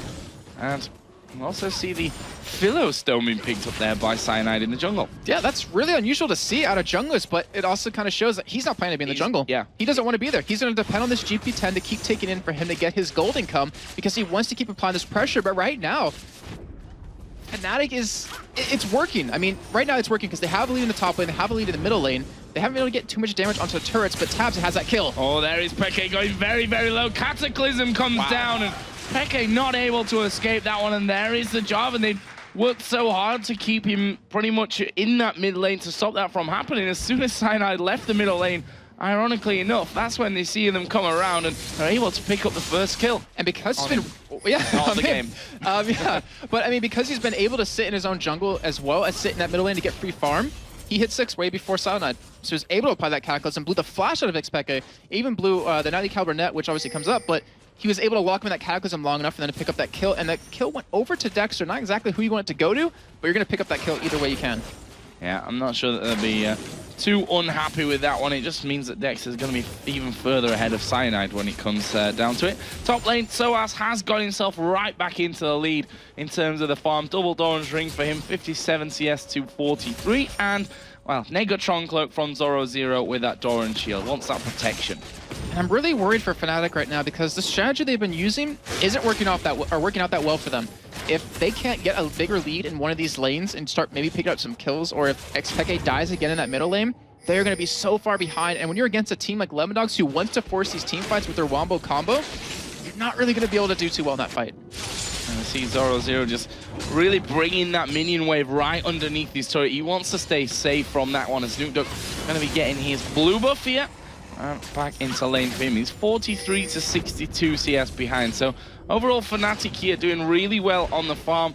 Pushu is a little bit behind from that one, but you can expect it after that kill on his support early on. There's the ace in the hole, just a bit of harassment onto Nukeduck. I was actually expecting him to be behind a lot more than this, as they do go for Xpeke right here. Yeah, going straight into him once again. Look how low he's gone just from that. Can they get a final touch onto him? No, not quite, but the charm landing on towards Cyanide. Have they got the damage for him? No, he will walk away as well. And, well, both of them lucky to be still alive after that. And they completely turned around that aggression of Cyanide, keeping his presence in that middle lane, able to push them both out, and Pushu getting caught. Yeah, Hook coming in, Flay gonna knock him back from this one. It's a nice condemn, but the box is gonna be hit here by Pushu. 2. There's the lantern to bring him back in. We do see the exhaust going down, but it's not enough as Tabs flashes in for that one. He had spray and pray running as well. And that will be another kill coming down for Lemondog. Second one for the AD carry. Pink ward's down at Dragon. They're going to start it. Just amazing. Use out of the mechanics of these champions by Lemondogs right there. Taz got condemned into that wall, but it didn't matter. With that lantern, with Mythy constantly pushing into Pushu, keeping next to him, he's able to pull Tabs in, able to pick up the kill, and a Dragon on top of this. They just got a nice 2.3k gold lead in the matter of 30 seconds. Very, very strong stuff here. And, well, what would you expect other than strong stuff from the league leaders at this point of things? I mean, we always act certainly a bit surprised when we see such amazing plays coming out of the Lemondogs, but I don't think we really should be that surprised because, as I said, they're top of the league as we see another ace in the hole coming through. Great use of the minions there from Xpeke to get as much damage down as he could. Trying to force Nukeduck to play a little bit more defensive as Soa's now starting to push on towards his top turret. And that's one thing about League of Legends that makes it so much fun to watch and cast and play, is that amazing things like that can happen over and over and over again. You still get that same amount of excitement from it. But right now with this game, with this actually huge game where Fnatic needs to pull it off to kind of tie up the series, where they potentially could be in a tie and then go into that 5th map at the end of the Super Week. And right now, they're holding that CS lead middle, they're holding the CS lead top, but bottom lane is starting to get out of hand. 2 kills on the Tabs. He has a nice 26 CS lead. Yeah, Pushu, though, is, yeah, as you said, not doing so well. That's the problem for them, I think, here. And we know the Vayne, if you can kind of stay level in there, then you're doing a decent job because you're going to be getting stronger. But now he has fallen behind as we are going to see the flash coming in. There's Cataclysm, the net away, but it's not going to matter. Nukeduck able to pick that one up. And there's the problem, you know, that squishy AD carry in the middle, 90 caliber net really to escape is all that he's got when that flash is going to be down. And Lemondog's exploiting it to the max. And the thing is, they exploited it further. They put a pink ward down in that bush to take away any vision that Xpeke would have. And from that, able to gank. And Lemondogs, they are just doing so well. I mean, you can see where Dexter's been applying pressure just based on the deaths of Fnatic. He hasn't really been in the top lane to punish Soaz, but they realize, you know, Soaz won't be able to carry the game himself. He has a amount of farm, doesn't have any kills though. And right now, since they have a stronger team by team, it doesn't matter what's going to happen with Soaz on that top lane, as long as he doesn't start to get really strong. Yeah, Karma has a way of coming back around to haunt you, so we'll see about that one. That was incredibly cheesy. Pushu here, farming up underneath his turret, they'll be happy with that one. Don't want to get involved in the lane, don't want to be risking anything. But look at the wards down there as well. There are currently 4 pink wards on the map from Lemondogs. 2 by the Dragon, 1 up by that mid lane, 1 down at the bottom. And that's just showing that the control that they've got. You know, the Dragon obviously where there were 2 down, but the one that you mentioned here for Xpeke to get rid of the vision, the one down to control the brushes in that bottom lane to stop the Fiddlesticks being so annoying and having the possibility to jump out of nothing and the ulting on your face. So, now, just really, really great, solid stuff from Lemondogs. And not to mention, they have 3 more pink wards in their inventory. 1 on a Dexter, 1 on a Tabs, who's the AD carry, and 1 on the Mythy. So they really want to control the jungle, and this is a really good way to do it. A really good investment to do, considering there's no point in buying an Oracle right now, but we're only 12 minutes in. And we have such a strong start out of Lemondogs, and Yellow Star, I think he's dead. He's going to get charmed up from this one. Tab's able to finish that one off. Not really much to talk about. The Vision War, again, they had complete control. Missed out on the hook there, but that really didn't matter. An easy free charm coming in from the side. And that will be another kill for Tabs, who's now 3-0-0. As I said, the last time these 2 teams met, Tabs was 11-1-11 by the end of it on Caitlyn. And just showing that, you know, he came into this AD carry role with a bit of a question mark, in my opinion, above his head. But he has come and really performed so well for Lemondogs this season. I think that shows how good of a player he is. Yeah. I mean, considering he was an ex-AP mid player, but to transition from that in a matter of such a little time and to do that well is just you just know he's phenomenal. And right now, Fnatic, they're losing control of their jungle. Look how many pink wards are down yet again, Joe, in just the bottom side of the map for Fnatic. Or for Lemondogs, I'll say. And this means they're going to lose a lot of their buffs. And Xpeke, he has a decent amount of farm, but just like we were saying before, double AD carry. You cannot afford to funnel CS into one person. You have to funnel into both. Now, obviously, splits it across the board. So right now, Fnatic, they don't really have much damage. Oh, and Soaz here maybe getting caught out. Let's bounce coming in there. Is the ulti running from Nukeduck, and Soaz going to try his best here, but well, with those 2 champions bearing down onto you, no problem. Nukeduck again showing how good he is at roaming around the map. And that's even with Fnatic having those wards there in the river to, you know, that's pretty much all they could do to stop that happening. But when he walks through your jungle, what are you going to do about it? Die. Yeah, that's about exactly it. what happened. But I mean, like right now, like we talked about it in the pregame, Nutuk, how strong he is when he's allowed to roam around the map and make plays happen. He's now 2-0-2. He's gotten a kill over to Tabs. He got a kill for himself in that top lane just now, an assist over to Zoro. And if he keeps this up, like with the control vision they have, then the game's just going to get too strong. Lemondogs are just going to get too far ahead. Well, right now, a ward put down. Not a pink ward, though, so it wouldn't have been spotted there, Tabs, if you'd have gone through to that one. This bottom turret is still standing, and turret's generally not been attacked too much in this game. Only that mid-outer been taken down so far. We see that Zoro is now pushing up on towards the outer turret in that top lane, which he's just going to have to back away from. But Dexter is waiting here. They may try and lock down Soaz again. And here we go. So they're going for the fight here, and they have the turret. A little bit of health missing, actually very low right now, but they have him sandwiched. Like, he's going to back away. Oh, he actually might face check into Dexter. Oh, Dexter will recall. No, he actually cancels that one. He's going to put some damage down, and Soaz just speeding himself up to walk away from that one. That's the thing, Dexter, you know, camped that middle lane a little bit, got a couple of kills for his mid laner. Now he's headed a bit more towards his top lane to get the same going there for Zoro. And it's about spreading all the kills around the team, which Lemondogs have done so well up to now. And that's what's so nice about Tabs and Mythic getting such a strong start against Pushu and Yellow Star. He doesn't have to worry about that bottom lane too much. And because of that, he can make sure Nutuk doesn't fall behind in that middle lane. And then now, finally show some presence in the top lane where we're able to pick up a kill, but they might be able to pick up a dragon off of this. Yep, dragon spawning in, and this is going to be a Lemondogs dragon number 2. No chance for Fnatic to come and do anything about this one. Smited away there in the end by Dexter. So let's have a look at the gold, because it's a bit of a whopping difference at this point. Yeah, I mean, 6,000 difference between the two teams, and they're just pretty much turning those into items right now for Lemondogs, where they have a tank item built, Spirit Visage right now on a Zoro. They have the Spirit of the Ancient Golem on a Dexter. They have the DFG and the Blade of the Rune King done. Like, they're getting items ahead of Fnatic right now, and it just kind of shows that they can start to force some fights. They can force some objectives, which they're currently doing. They're going for this bottom turret.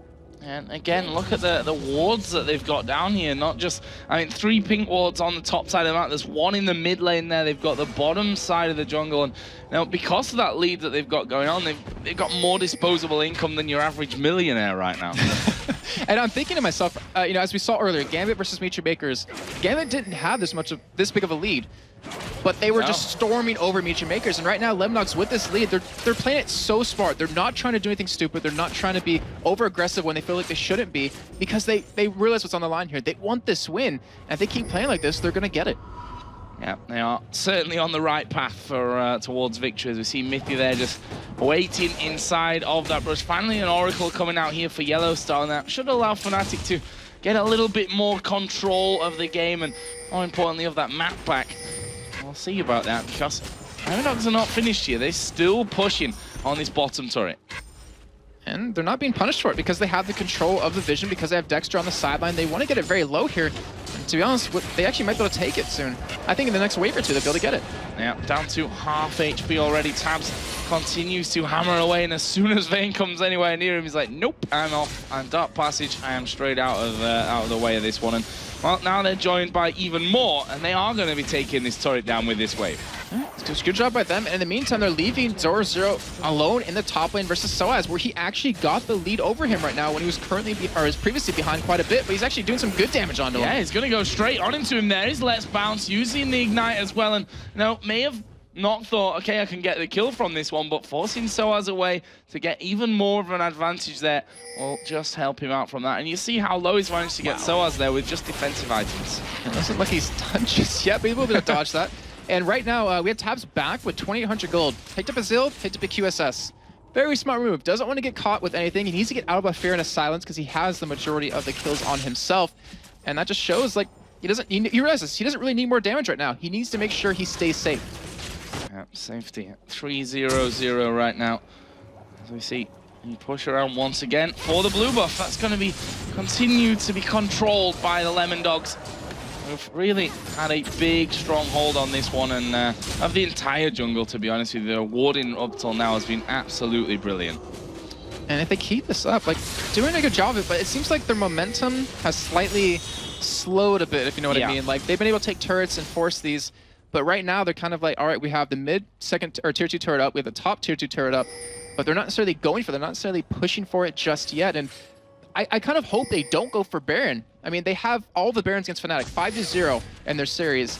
But there's no point going for it right now, as we saw at the game with Gambit earlier. I mean, they had such a huge lead, no point in going for something where it could potentially be stolen. But where are Lemonix looking for their next move? Are they waiting for Fnatic to come in the jungle and pick up a kill? Well, right now, it looks like that is going to be the plan as he put 2 men on towards his top turret. 0-0 takes a bit of a blast there from the inner flame. And they continue to put the pressure down. Tabs is waiting off just to the side, as is Mithy, and they may be able to catch one out here. There's a hook coming through on towards Yellow Star. He's going to be focused, forces to flash away. And that will leave him very low. Pushu now coming across to try and cover from this one. The spray and pray on there for Tabs as Mithy getting caught here. Going to get slowed. He now has us to flash away. Ace in the hole comes flying through, and Soa's managing to snipe off the kill. Wow. I mean, everyone tried to block that for him, and then he goes down, and that was with Yellowstar getting caught, who ended up flashing away.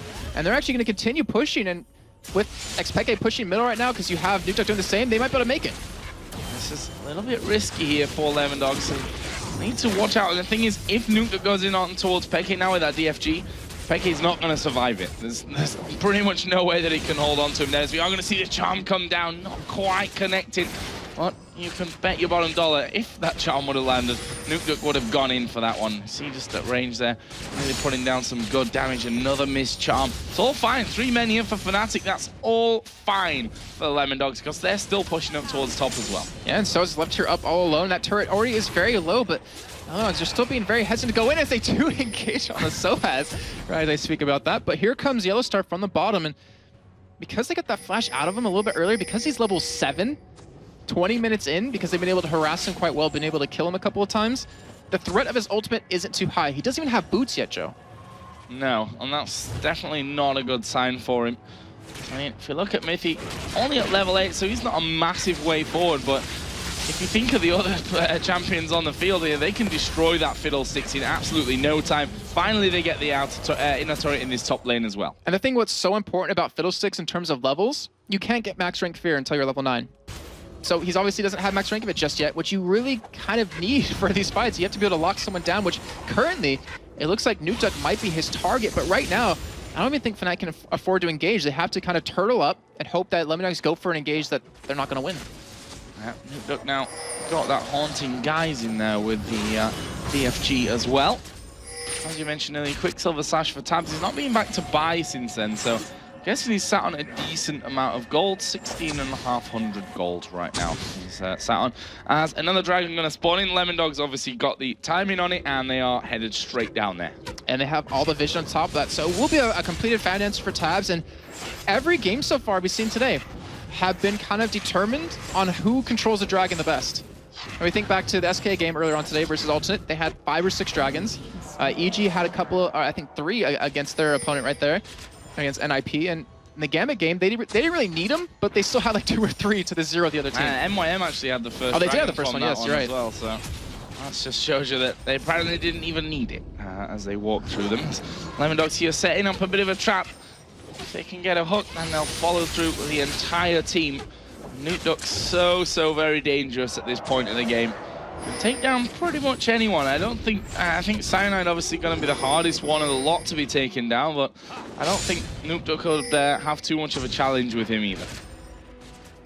And we see right now that Dexter's trying to make a move on that top side, but oh no, the charm! There's the charm coming in. Less bounce going to come down. Peke going to use everything he can to try and get away from this one. There's a Cataclysm. Vayne, what are you going to do? Already used the tumble inside of it, so couldn't escape out. Ace in the hole comes through. 0-0 will block that one, and well, they take a kill. Plus they've got the tower.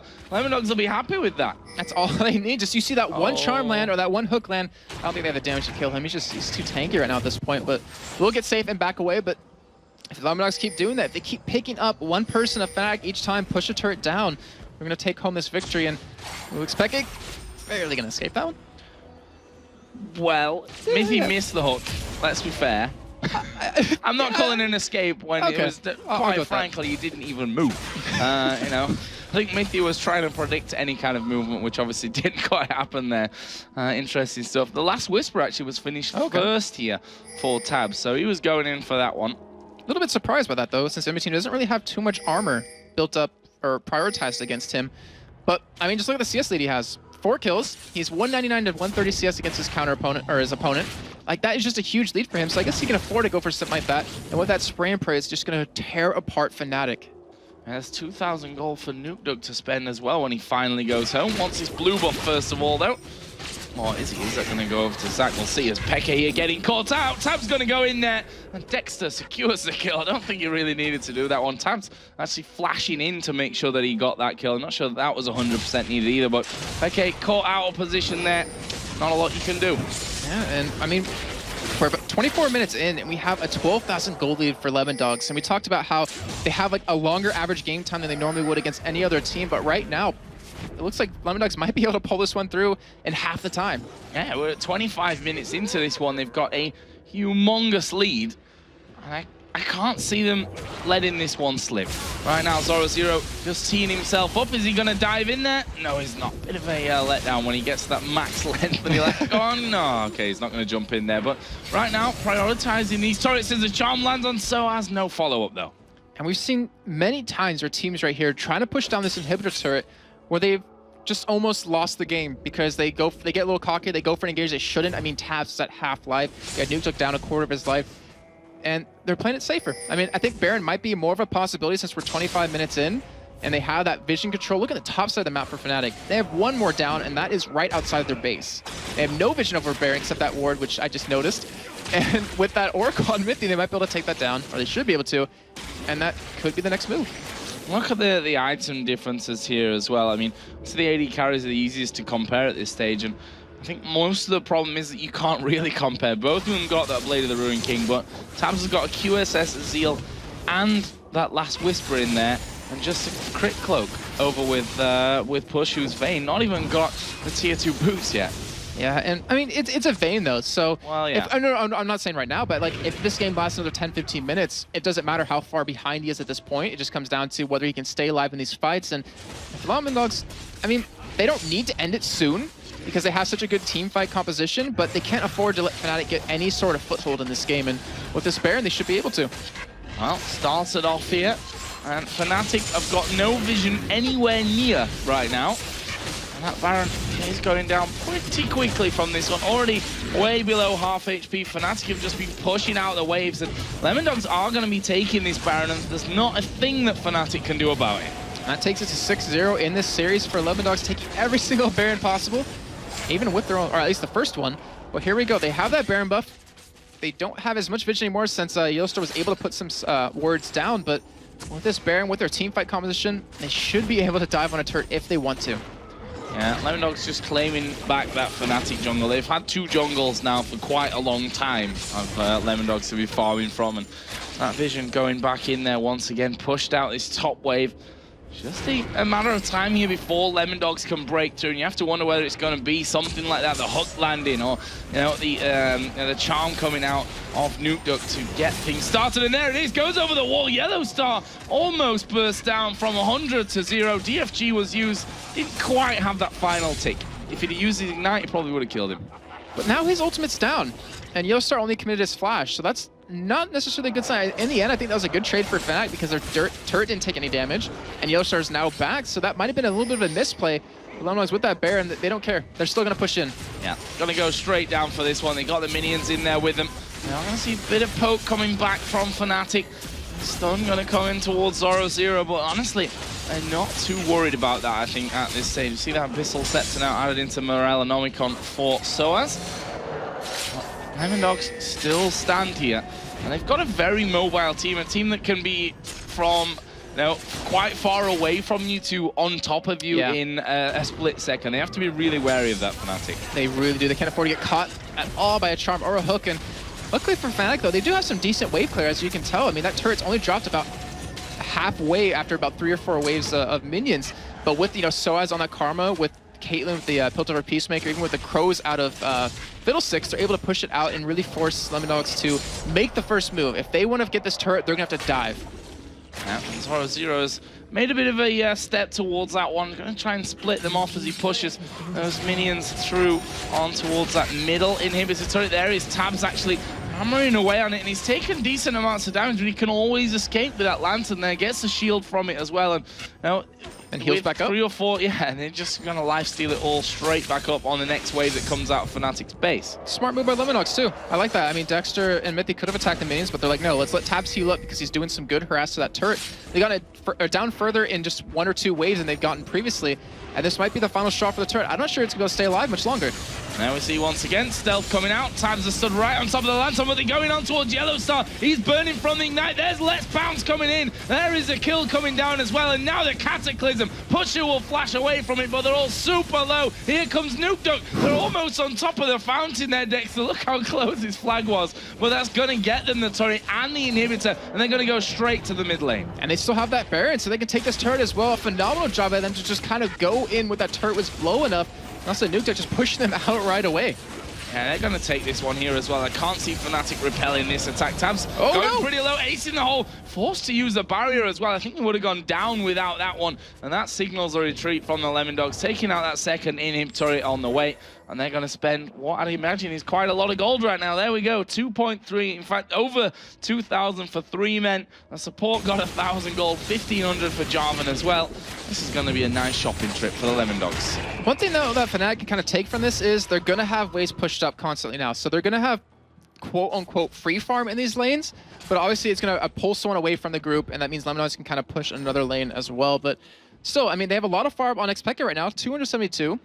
Has Infinity Edge, almost has a Found Dancer done. He still does a lot of damage, but Pushu needs that Found Dancer done soon, as he almost has it built up. I mean, just with the Silver Bolts, he's going to hurt quite a bit, but the Lemon Dogs just have too much damage for them to deal with. Yeah, we saw that Rabadon's Death Cap finished off for Nuke Duck, plus another Blasting Wand added in, Randuin's Omen, and Sunfire Cape. That armor's starting to stack up now, which obviously against this double AD comp is exactly what Lemon Dogs want. And right now they can have themselves another free dragon. And look what they don't have, Joe, the Lemon Dogs. They don't have that locket.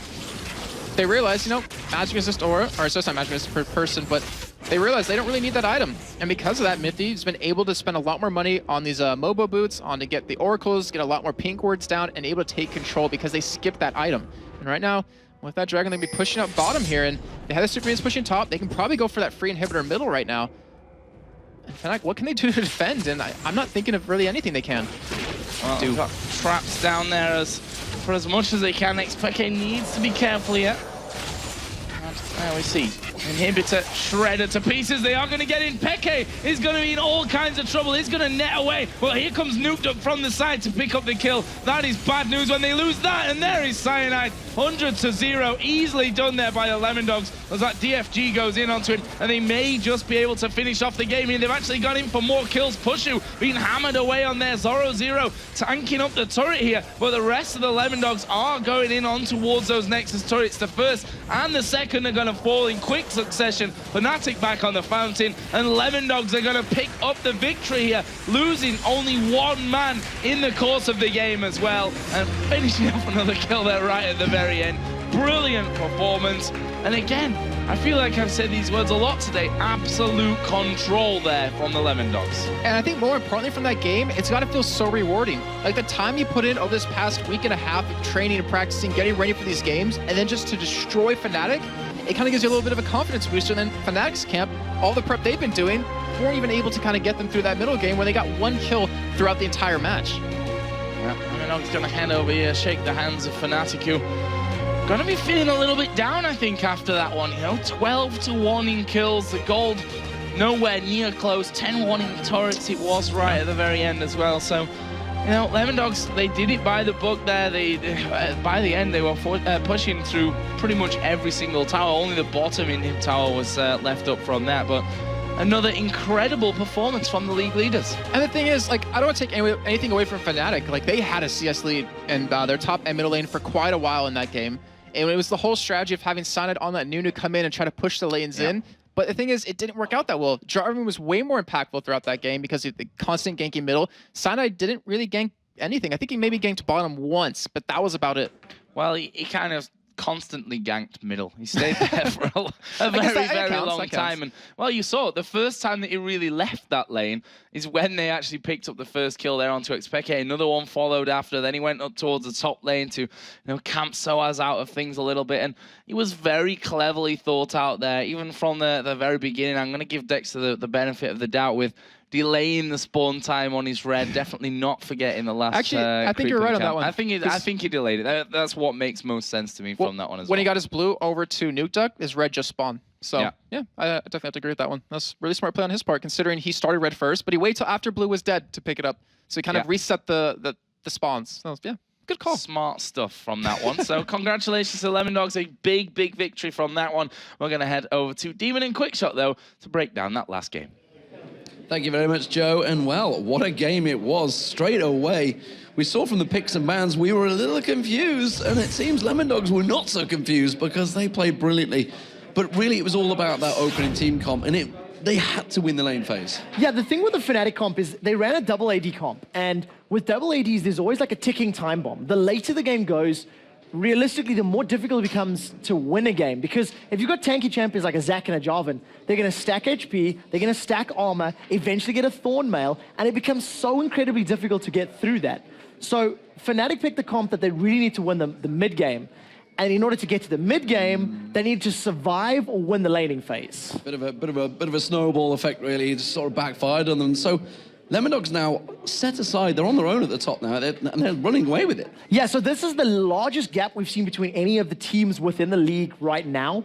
And you can see why. Individually, they won basically every single lane. They were 6-0 up by about 19 minutes. They were able to find kills, find opportunities, find objectives, and basically Fnatic didn't really have a reply. You know, they were trying to put up a fight, but their composition wasn't tailored to team fighting. They needed to, get picks. They needed to get damage down, and their unique double AD just didn't work out for them. It didn't work out for them. We didn't really have a replay for this one because there wasn't really anything worthy of a replay. It was a very steady, one-sided stomp. What we ended up seeing is that Lemondogs transition from the laning phase to the teamfight phase, and they continue to find picks. So in the laning phase, they were winning out basically 2v2s, 1v1s with the aid of a jungler every now and again. And in the team fights, it was 5v5 at a tower, land a charm, slingshot in, get a tower. Pick a kill, jump back in, like over and over and over. It was just rinse and repeat because Fnatic couldn't challenge. Fnatic couldn't sit at a tower siege and say, hey, we'll throw ourselves at you, because their comp didn't work for it. So they had to sit back, had to play defensive, and it just allowed Nuke Duck to just sit there and fire out the charms until one landed. I mean, they're going to land eventually, and well, it was fantastic play from Lemondogs, who now sit on the top of the table, quite clear from everyone else. Fnatic were one of the challengers, didn't even come close. We're going to go over to Shox, who is standing by with the one and only Mithy for an interview. Thanks very much, D-Man. Welcome, Mithy. Congratulations. Tell me how you went into this match. Of course, a very important matchup against Fnatic, but do you go into this one as we want to keep our first place or as we just want to get to playoffs? What is the mindset? I think it's neither of both. It's more about getting top 2 and securing our next LCS. And yeah, I was actually really nervous before this match. You are, but still turned out very well. So let's talk about their picks. It was Fnatic, crazy picks, power hour again. They had a Karma in the top lane, and then a double AD comp, and of course a Nunu. So what did you identify as the most dangerous thing about that comp going up against them? Well, if that comp snowballs you, then you will lose. I really don't think how we can come back from that comp. Maybe making picks, but basically their comp was very weak in the early game, and yeah, like once we got the 2v2, I knew the game was over pretty much. Yeah, Nunu wasn't able to snowball all that much. So what would you say was the key element that got you going, and from then on you just were able to take kill after kill after kill? Well, they give me Thresh, so I knew that if I had Thresh, the game would be over, and that's what happened. So tell me a little bit about how come you guys are looking so strong? I mean, other teams have gaming houses, you guys don't. You basically live out of a hotel, and still you're able to bring out that much that the other teams can. So what's that secret ingredient that Lemondogs has? We just try our best, and we always give our best, and it doesn't even matter if we have a gaming house. We play for more than 8 hours a day. We play. We don't like train for 8 hours a day and then we take pauses and stuff. We actually play for more than 8 hours a day. So yeah, we do give our hearts to this game since it's our job and it's also our hobby. And on top of that, this week we actually had very, very good practice against SK, and yeah, it shows. Yeah, it certainly does. So finally, going into the rest of the next games coming up for you guys, incredibly important. Are you dreaming of that Los Angeles trip maybe that could come up, or is it for future, and do you think, no, just the games now, just the games? To be fair, I am actually pretty tired of playing, but if we actually make it to Worlds, I'll be really happy to go to Los Angeles and meet all of my actual idols, because I really do fanboy Korea, so yeah. All right, but first, of course, all the games here and then Gamescom, but good luck in your future games. Thank you. All right, we've got tons more action to come, but before we go any further, take a minute to answer our Twitter question of the day. Of course, we asked you which European LCS team will be most affected by the new patch and why. And if your tweet is one of the 5 we picked to read on the air, you'll get a Logitech G400 as a gaming mouse. Of course, don't forget to follow us at LOL Esports and use the LCS hashtag to be eligible. Now we're going to take a short break, but don't worry, we'll be back with the next match between Evil Geniuses and Meet Your Makers before your all cools down.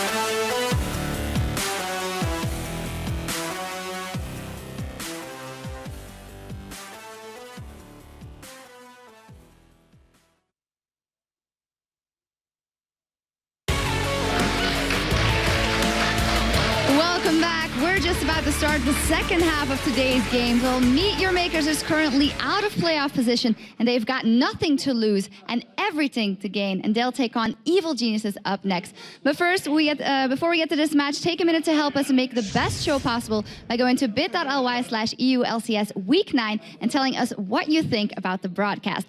For now, let's go over to our next game, and it's going to be D-Man and Trevor. Thank you very much, Shocks. We are back, ladies and gentlemen. We're just about to see our 5th game of the day, as you just heard. And you saw them setting up there, Meet Your Makers and Evil Geniuses. Yeah, Meet Your Makers are really dancing on the absolutely finest line here, because there is still a tiny, tiny chance that they can make it through playoffs. I've got to be positive here.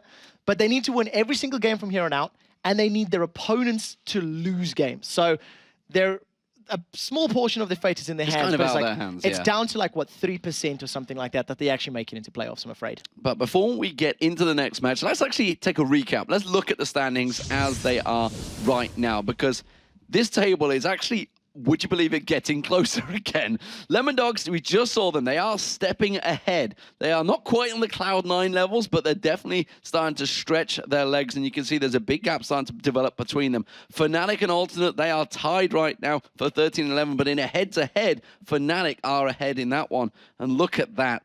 All the 12s. Exactly. Ninjas in Pajamas, EG, and Gambit all sitting on 12-12. And like we've talked about already, as they are tied in points, NIP is above EG. Their head-to-head record is 3-1. And when we look at Evil Geniuses against Gambit, EG are 3-0 over Gambit, which is why they're above them. And of course, we've already talked about how they're behind NIP. So we'll have to see how the rest of these matches play out. The bottom of the table is SK and Meet Your Makers.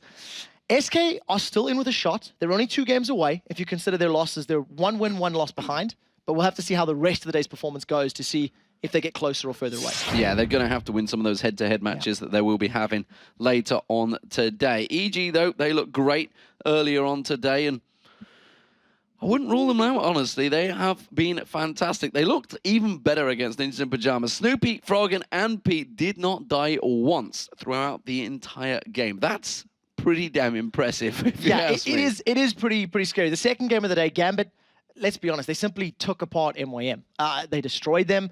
They played very well. There was a couple of individual mistakes that I could be very nitpicky over when we look at the game. But in general, they had a very, very good performance. MYM, I think they need to shake that off and try get their heads in the zone for this matchup. So let's take a look at the two teams, the lineups that these guys have. We've seen them for many, many weeks now, and I'm pretty much sure you're familiar with them. As you can see, it's going to be Kuban, Makata, Charu, Makla, and Libic for Meet Your Makers. And of course, for the Evil Geniuses, Wicked, Snoopy again for the second time today, Froggen, Yellow Pete, and Crepo. So let's check out how you guys have been voting over at lollysports.com. 81% of the public believe Evil Geniuses are going to win this game. The EG army is strong behind this one Let's after be honest, the performance earlier today. Exactly. You know, you look at the games from earlier today, you look at the two teams, how they're performing, and then it's pretty fair, I think, to call that way. Don't forget, you can go over to lollysports.com where you can vote for the rest of the weekend's games. Still lots and lots of games to be had, and things are getting closer, so you don't want to miss a damn thing. Both Meet Your Makers and Evil Geniuses, they did play earlier today, and as we mentioned, Meet Your Makers, they took a pretty damn heavy whooping against Gambit. It wasn't close. While EG, they picked up a very confident win against NIP. EG are 2-1 up in this matchup, and last time they met, Froggen had a very big day. He went 8-1-5 with Jace on their way to victory. Yeah, and we've talked about it already, just how impactful Froggen has become in the second half of the season. In addition to that, Yellow Pete, he went 5-1-9 when he was playing Varus. And, you know, we've talked about them over and over and over again, how these two guys have really stepped it up for Evil Geniuses when it matters. Their playoff hopes are still very, very strong. They need to secure 2 more wins, and if they pick up a win here, it very, very much increases their chances of making playoffs. There's a number of checkpoints that EG has to hit to basically guarantee that spot, and a win here is one of those must-haves if they want to guarantee going to playoffs. Yeah, on the other side of the pond, of course, it's not quite so rosy for Meet Your Makers. After the loss earlier, they almost need a miracle. And now, well, they got to focus on getting that 7th place because they get to choose which challenger team they have if they can get there. But even that may be a big ask, who knows? They've had a lot of trouble this split. After such a fantastic opening weekend, they went 4-1. Yeah, it has been a little bit of a downward spiral ever since Alternate put an end to that winning streak and really showed the weaknesses of MOM, showed that you could beat them with aggression. Meet Your Makers simply weren't able to bounce back, and they haven't adjusted over the course of the season. I have to be honest, I think they're making very similar mistakes in many of the games that they're playing. Okay, all right, bear with me here. If they want to have another big week, they need to bring something out right now, brand new that the rest of the league has not seen from them, and more importantly, they need to do this new thing and not be outplayed. Because earlier today, Gambit, they ran rings around them. I mean, they they just outclassed them and outplayed them. MYM needed to find a consistent level of their play earlier. Now they need to find something dramatic and flashy and new right now before we go into Champion Select. Yeah, and things obviously getting ready, waiting to go. As it is, we can see Froggen on your screen. He's been going big, went big earlier on today. Snoopy, he's now 4-0 actually since Shaka joined. So the pressure that obviously a jungler joining the team, a substitute jungler, seems to have worked for them. It seems to have put a bit of a burner under his backside. I also remember the first game that Snoopy played back in Tenerife was against MYM. And he set up a double kill for Yellow Pete by going to that bottom lane and just picking up very good dives, very good ganks, things that we had not seen him doing for several weeks. So we'll see if he can repeat that performance in this matchup. Well, we have the picks and bans coming through. Malphite and Zach being taken away. Zach, of course, was a champion used by Snoopy earlier on today. Elise and Fizz being banned out. Fizz, 100% banned so far today. I think that's the third ban. Is it the third? I think it's missed 1 or 2 games, but it's many, many games. Interestingly, it's one of the most it's actually most a game against Charu, so Charu's clearly been hitting it hard in the practice, I believe. Elise being taken away from Kubon. Kubon was playing it and actually did very well in the top lane against Darian, but the rest of his team weren't quite on the same page. In terms of the bans, you've seen Malphite and Zac that are in theory targeted at Wicked, but we did see Snoopy playing Zac earlier. Shen as well, another champion that Snoopy and Wicked can play. But Aatrox is open. And I think right now, Wicked's going to be saying want, and I mean, look at that. That is as quick as it gets. That is as quick as that sort of locking can get. Well, I don't think Mio Makers were paying much attention to the game earlier. Maybe they're focused on their setup, but maybe Sona. I would think Aatrox Sona would be a good lock in here. Crepo had a very good game on Sona earlier today. It's kind of a weird one because Thresh is locked in, you're not at threat of losing that Sona, so EG may put priority on another champion, maybe the likes of an Ari or an Orianna or something like that, that's fairly universal in the mid lane, and it also denies it from Charu. So I think this is what they're talking about right now. What is more important? Denying a champion securing another lane, or not revealing anything and locking the support? And you got to look at obviously what junglers possibly Makata plays. Doesn't really play a Jarvan, so don't need to maybe steal that one away. Could leave it out there. Yeah. He's run the Nocturne a couple of times actually lately, and it may be the Vayne for Pete. Pete has played some fantastic Vaynes over the last few weeks, and like you mentioned in the opening setup there, he really has stepped his game up a lot lately. Yeah, Pete in particular has really sort of impressed me as the season has gone on. He's transitioned, picked up a couple different champions, didn't die in his match earlier today, and his Vayne mechanics are particularly good.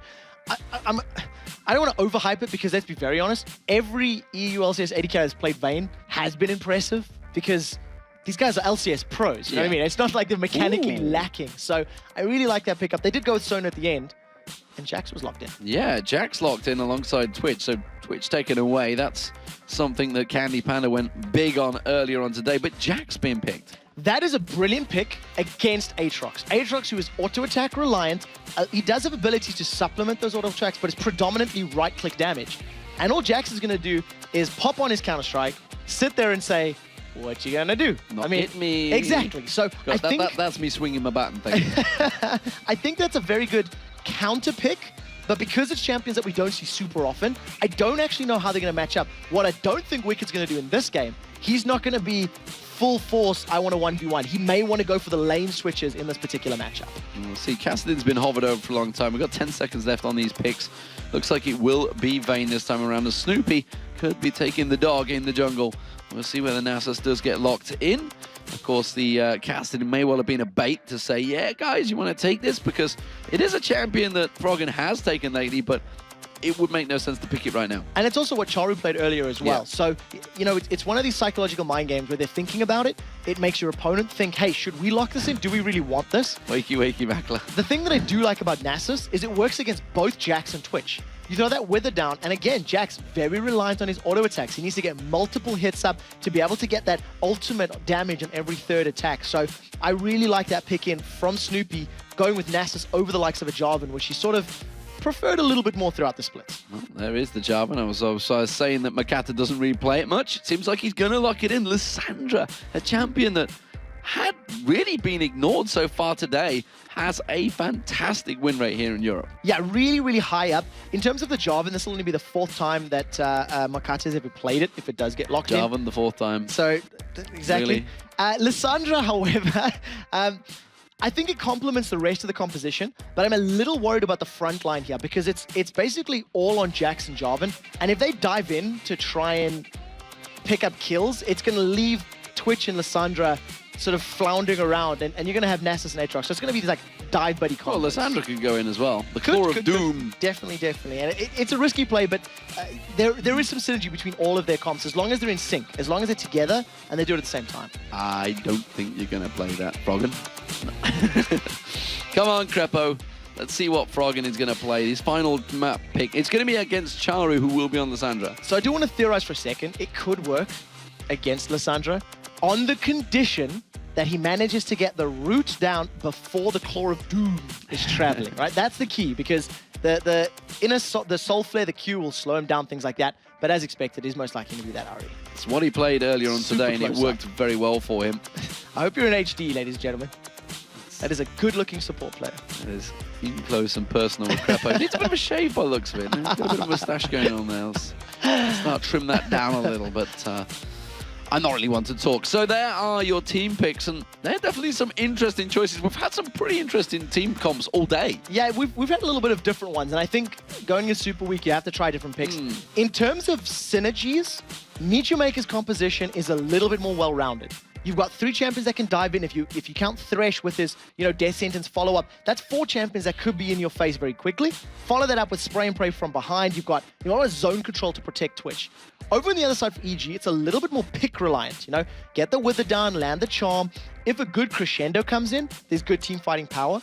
But it's a little bit more wonky synergy. Like, you have smaller ways that they can complement one another as opposed to a big 5v5. So in big team fight scenarios, I feel like MOM has the advantage. Well, I like the fact that the Sona pick is in there, because if they do all dive in, it's just crescendo.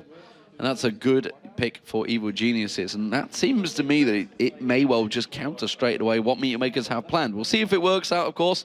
The teams are looking pretty much focused right now, and why not? Because everything is at stake. This is all about trying to get in the playoffs right now for Evil Geniuses. They're trying to get themselves a better position so they can see who they're going to be up against. They generally, I would say, are no, they're not secure. They're not secure in any way, shape, or form at the moment. However, Meteor Makers have really I don't know what they need to expression I could use here, but it is going to be a pretty slim chance. Yeah, they need to climb Mount Olympus, find Zeus, shake his hand, and ask him for some help in order to make it into playoffs. Hey, buddy, how you doing? Exactly. For EG, I just want to talk about their chances. They can make playoffs with a minimum record of 2 wins and 3 losses. That is reliant on other teams, of course.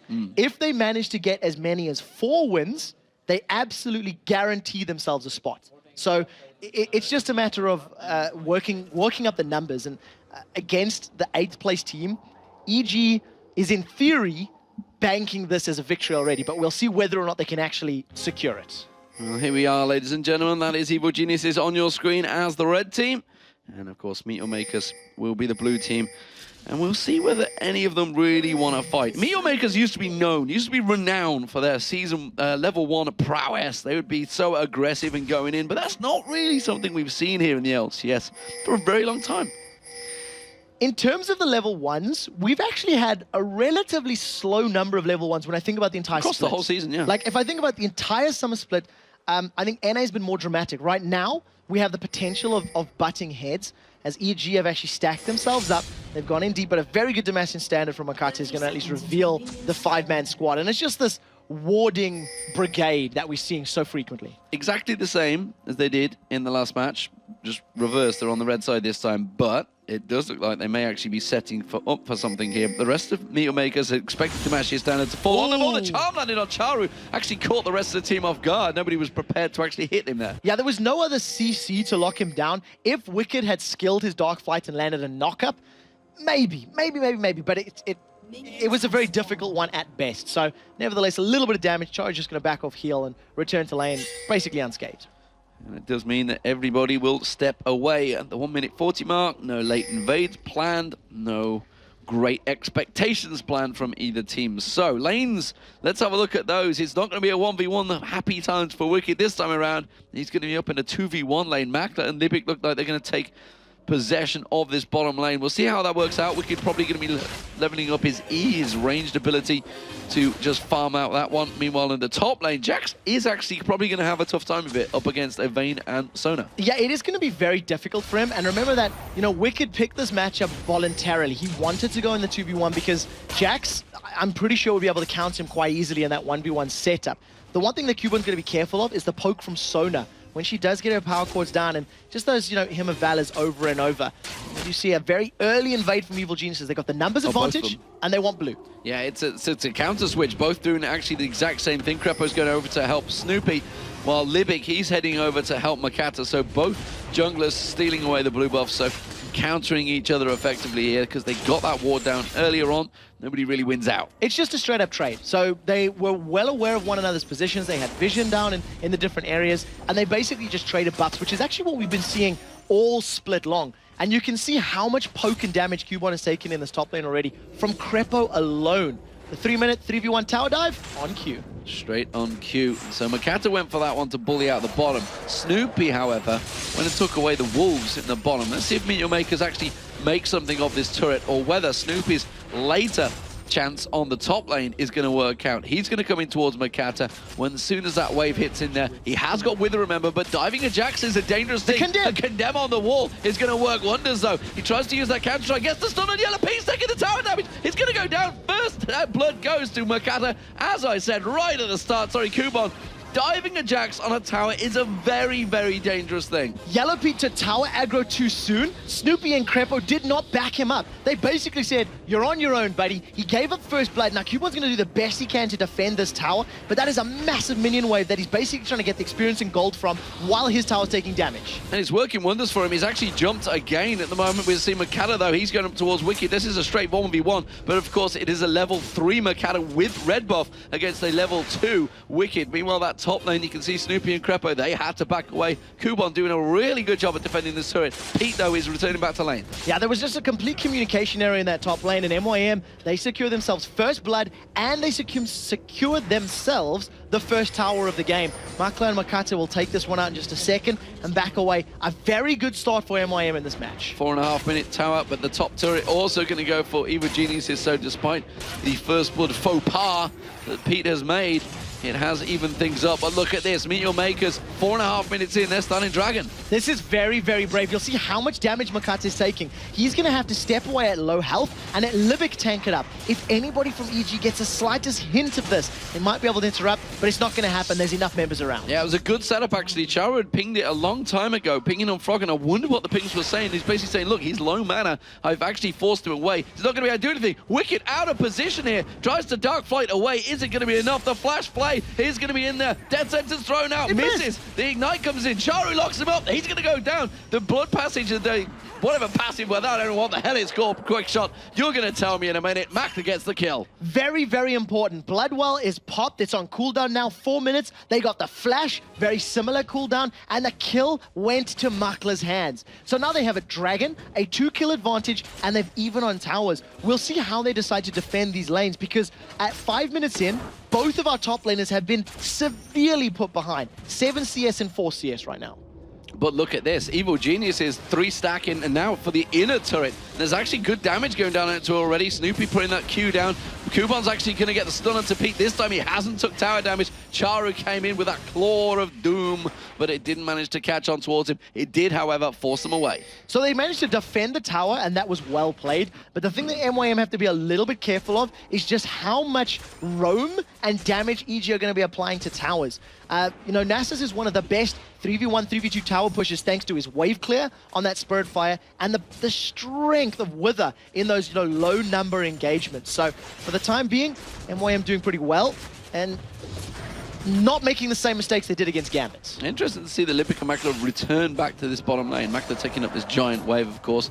Cubon sticking in that top wave, so it's going to continue to clear that one out. It does mean that Makla got himself equal back on farm. He fell behind a fair bit, but Cubon, he's building himself up a chunky wave, and Wicked's been struggling a bit because of all that pressure he had early on. So it's a very good call from Makla and Libic to actually stick themselves back in that lane. They realized that the lane swap was going to come in. They knew that Wicked was going to go to the top lane, and you can see that Cubon has basically frozen that lane up. He's holding it in place for as long as he can. Unfortunately, Minions behind him going to start pushing it towards Wicked, who has half the levels. That's a level 6 Jax against a level 3 Aatrox.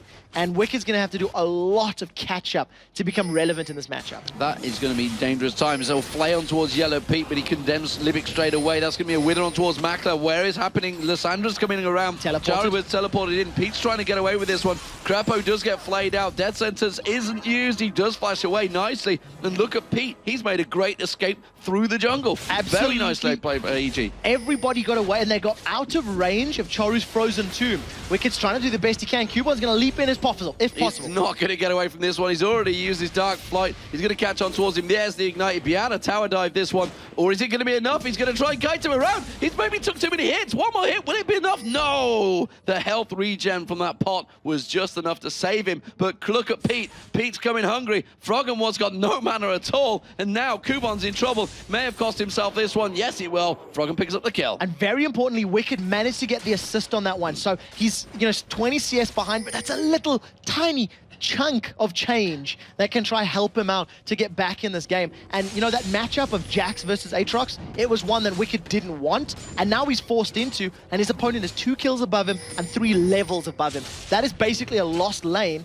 until Snoopy comes and helps him out. I would love to have seen the cooldown on Dark Flight as well, because that must have been very close, but the Leap Strike came out and was enough to close him down. Look at this though, the blue buff is being contested. Snoopy is close by, has got Smite available, but won't want to use it. He wants to give this across to Froggen. You can see Froggen hurting for mana. The rest of EG all come in force to defend it, and it's Froggen that picks up the blue. So I managed to at least secure that objective, and interestingly enough, in the next minute and a half, Dragon will be respawning because it was picked up at 4 minutes 30, 4 minutes 40. So EG, they're going to try to keep their eyes open for that one.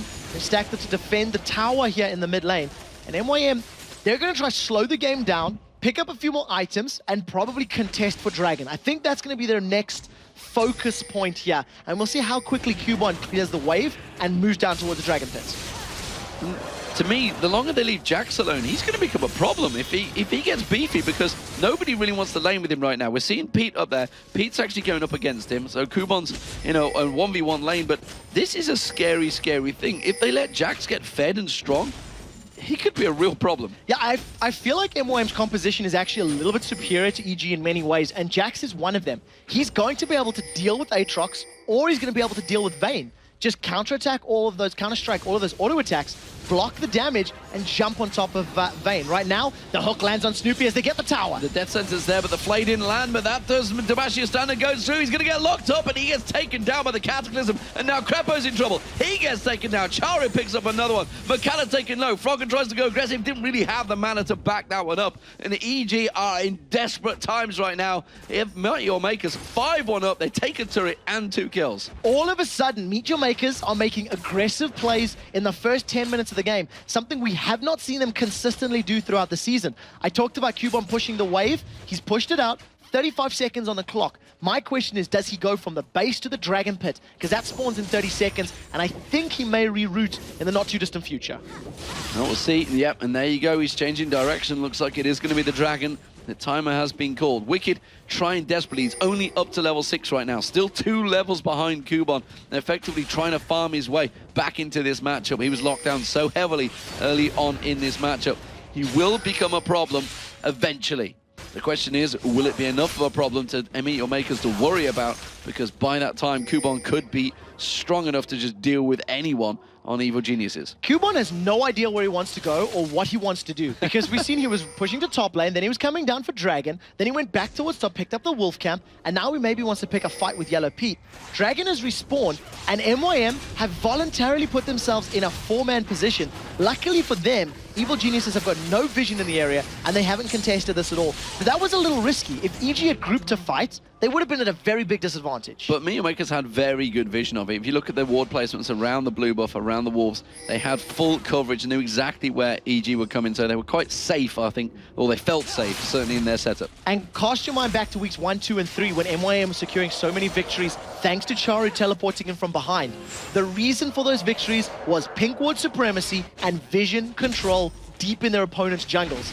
Cubon is now set himself up. He gets charmed, and there goes Froggen. That's going to be Cube on the dive on, but look at that Counter-Strike running, effectively counteracting everything Yellow Pete can do, but there's a good condemn on the wall. That's going to be a kill. It's Froggen that picks it up. Teleport comes in from Charu. Not going to be enough, and he actually cancels it. Yeah, cancels it, gets the cooldown back, realizes that he can't 1v2 Froggen and Yellow Pete, even if they've just used their ultimates.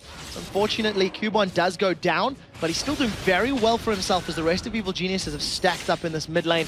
They've got a numbers advantage, and they want to try even up the towers. Good leveling up from Wicked here. He's up to level 8, just hit it. So there's only one behind Cubon right now, and Cubon, the fact that, like you said, he didn't really know where he wanted to go, may well have lost his advantage and squandered it a little. Yeah, it was kind of a weird one, because if MYM had stayed together on Dragon, the question is, what would they have done next? And there was no blue buff to steal. They don't really want to overextend to the inner tower on the bottom lane. So he just tried to farm up. He ended up getting caught out. So, as it stands, Froggen is the highest farmer in the game, and you can see he's up 2-0. In terms of gold, he's actually behind, though, because of the global objectives that Meteor Makers are picking up, because they've got those 2-to-1 turrets, because they've got that dragon, or 2 dragons, in fact, I bet it is, because they've got that very early dragon. It has given Meteor Makers the advantage in gold. You can see the AD carries. It's 1,000 gold advantage as well. Top lane, 1,200 gold advantage. Junglers, just shy about 800 gold advantage as well. In terms of supports, well, that's always going to be fairly close. It's simply the global objectives gold that's separating those two. In terms of items, let's see where that stands. You can see Bilgewater Cutlass is all around. Everybody wants to get that Blade of the Ruin King. Yeah, at this point in time, there's going to be like 1 million Blade of the Ruin King, so we're going to see a lot of movement speed being decreased during the course of these fights. Remember, it has taken a bit of a hit in terms of that active, but still very, very good item on everybody. What I do like about the different builds, Charu's gone for that Abyssal Scepter, whereas Froggen has gone for the Deathfire Grasp. So Froggen wants to pop people, and Charu wants to be a little more tanky, wants to survive some of the damage coming out of Froggen, and also make Jax's damage more impactful by denying that magic resist from his opponents. Interesting, the difference between the AD carries right now is a full set of Berserker Boots. Makla's getting engaged upon those. Berserker Boots are not going to help him here because Froggen will be picking up another kill. Tried to go stealth, but look at it. Straight round the back. Charu is there for equalize the damage. Very good play from Charu, who's in the right place at the right time. The buff transfer gets locked between two of them, and now all of a sudden MYM are in position to steal the blue buff as well. So very, very good play. A little unfortunate for Makla to go down, but at the end of the day, they come out in an advantageous position. They got the assist, they got the buff, and now they can start to try encroach upon Yellow Pete and Crepo. Well, Kumon leaps in there. Charu and Makata were looking to cut around the side there of Pete and Crepo, but they have backed away in the right direction, avoiding any of the damage. But that does leave their mid lane fairly exposed here. Wicked is getting the free farm in that top lane, but look at Meteor Makers. They are gathering to push down that mid. Yeah, they've got numbers advantage, and more importantly, they have vision advantage here. They can see everything approaching the lane, which just allows them to stay aggressive more often. They know that Wicked is in the top lane, and Makla's going to go try deal with him with that Blade of the Ruin King. He could probably win it if a fight broke out. Right now, it's a lot of damage in the middle, and Wicked's caught. Spray and pray being used. He's going to have to flash out of this one. Wicked isn't going to be enough. And, well, Makla didn't have the flash to follow through. He would have certainly been able to take Wicked down. But look at MYM. He's not safe yet. There is Jax coming up. Kubon is not going to cut him off. They tried to go around towards the blue buff. Instead, they'll be happy with that. And this is a very scary place for EG to be in. If the AD carry of MYM is able to so easily duel Wicked's Aatrox, Wicked isn't going to be able to stay in lane and farm up safely. Now, to be fair, he was very, very far behind as far as items are concerned, and that gap has been closed a little bit with the most recent pickups, but he's still significantly further behind damage and consistent, auto-attack damage over time against Makla. Well, Meteor Makers have pinged that top turret. It looks like it's where they're going to focus on. Makla is up there. He is going to have 3 members of Evil Geniuses collapsing in towards him, though, so not going to be able to push it on his own. He's going to need that support over the rest of his team. EG are in full defensive stance right now. Froggen, though, the saving grace for them. He's 3-1-0 in that mid lane with that Deathfire Grasp, but essentially picking up fights as and when he can win them. Right now, Evil Geniuses need to pick themselves up an Oracle's Elixir, and they need to clear out the vision on their side of the jungle. So Crepo does tend to pick them up in games that are a little bit struggling, sort of between 18 and 21 minutes or so. That's the normal time you'll secure it. And if they can get vision control back in the jungle, Evil Geniuses are going to stall the game out so that 4,000 gold lead becomes less impactful, and then they'll start looking to play fights. So this is very much defensive on the back foot from EG. Well, Charu's going to die, that's for sure. The question is, or is he? Is he? Froggen could be able to cut him off with the orbs. He hasn't quite got the range. Charu might be able to get away from this one. He's going to head straight towards Pete, though. Yeah, and those big orbs around Froggen are going to get him down. And Wicked gets dropped. No problem there. His passive was not going to save him. The rest of his team had already backed away from that one. Crescendo had already been used from Crepo. We missed that on the screen, and that will be the top lane tower going down here. While this is all happening, Pete's getting himself a little bit of a push in the bottom lane, but looks like Makata's doing a good job of keeping him away. Makata's gone in. Going aggressive. Condemn comes out from Pete, just like, no, get away. So he manages to at least fend him off for a little bit, but very importantly, Makata is defending this tower. The rest of MYM were thinking about pushing on the top inner, but decided against it. They've turned their focus onto Froggen's Ahri, and if he gets locked up by a stun or a death sentence, he will be sentenced to death. Well, at the moment he's staying very safe and actually took the Wraith right around the back. That's the best part, the best view that Wraith has ever seen in his life. He had a good little guided tour around the forest before being executed. Now with Dragon respawning, MYM are set to take their third Dragon of the game by 18 minutes. They picked the first up as one of the quickest Dragons in the game. And Dragon control is something that MYM have not been historically very good at throughout the course of the summer split. And as long as they maintain control of that right now, they're going to have this nice comfy cushion of gold between them and their opponents. And that comfy cushion of gold is 5,000 right now. 7-4 in kills, 3-1 in turrets. Big advantages for Meet Your Makers here in a game that on paper you wouldn't put it down to win, especially after the results earlier on today. So they are bouncing back very well here. We wondered how they'd react to it. And Evil Geniuses to such a overly confident performance against Ninjas in Pajamas, who from all aspects, everything we hear, have been destroying everyone in terms of scrims. They really have a good result in many, many scrims against many opponents, but right now it is EG that are floundering against Meet Your Makers. Ladies and gentlemen, this is the EU LCS. The team dominates game 1, falters game 2. Froggen was very close to getting caught out here. Smelled a rat and was able to back away. Almost got jumped on by Cubon and Charu. And it's just something that we've been seeing all season long. You know, teams that perform well in one game and struggle a little bit more. But it is still early days. We're only 20 minutes on the clock, and EG, they've slowed the game down enough. They're not falling further behind, which is what they were doing for the first 10 or 12 minutes. Well, Pete is staying very defensive on that bottom. He's not really got much vision. As I say, not much vision. EG have actually put a lot of wards out. They've invested heavily in trying to get some of that vision back. We see Makata actually spotted by one of those wards, and Pete may well try and slide in and steal it. No, instead he condemns on towards Charu, which forced actually Makata to pick up the blue buff. So at the end of the day, if you are stealing a buff, you tend to want to smite secure it if it's at risk of being stolen. You rather deny it from your opponents than lose it entirely. So what we'll do is wait for blue buff to respawn and give MYM's blue to Charu. In terms of the vision that you highlighted, there's a lot of pink wards that are put down on the top half of the map. You can see by the blue buff as well. Pink wards sitting in Snoopy's back pocket, and it does two things. Number one, it clears the vision from MYM, and number two, it reveals Makla's ambush stealth up attacks. So I really like that itemization, and I hope they continue with it. Froggen stands and waits, but look at this. Kuba knows exactly where he is. They both know where each other are. Look in the mid lane, though. Throws out that charm. Yeah, it does mean he's just simply distracting him enough. And that is a very easy turret. Meet Your Makers in full control. Froggen is going to have to teleport away from this one because they are collapsing in on his position. Will he be quick enough? Cubon thought about trying to go in towards those bushes and distracted him, but wasn't quite sure if he could take him in a 1v1. Yeah, Cubon is very afraid because he does very well against auto-attacking champions, and Ahri, who's just going to DFG and spell death you, is very scary. There goes the Cataclysm. They've caught Crepo and Snoopy. He does chance to use the Crescendo, just flashes straight away from that, but two flashes burnt there. 2 flashes burnt. I'm flabbergasted at that Crescendo. Not only did it lock up Makata from doing anything further, at absolute max range, it caught Charu as well. Whether or not Crepo aimed it to hit both, or Charu just ended up there with the Claw of Doom, it worked out. Libic, however, if he gets a death sentence, this is going to be a dead Yellow Pete. Throws out the lantern. He does actually. Yellow Pete's going to take him down. Yes, he will. Manages to roll through, but look at that stun. Is it going to be enough to slow him down? The Wither comes in. Makla's going to get caught out. The lifesteal is not going to be enough. He might be able to turn this one round. Snoop is in trouble now. He's going to have to try and get away from this one. Makla might be able to kite this one out, and you can see he's doing it. No! The big hit from Snoop. He comes down. Don't mess with the dog. That that siphoning strike, if that had been half a second longer, that would have been a dead Snoopy and a double kill for Makla. But he manages to pick the kill up. At the end of the day, they trade 2 for 1. So, you know, a good counterplay, but Yellow Pete was caught out. Hook, line, and simpler. One of those things where you just hammer in the Q key. Come on! You can do this! Hit the damn thing.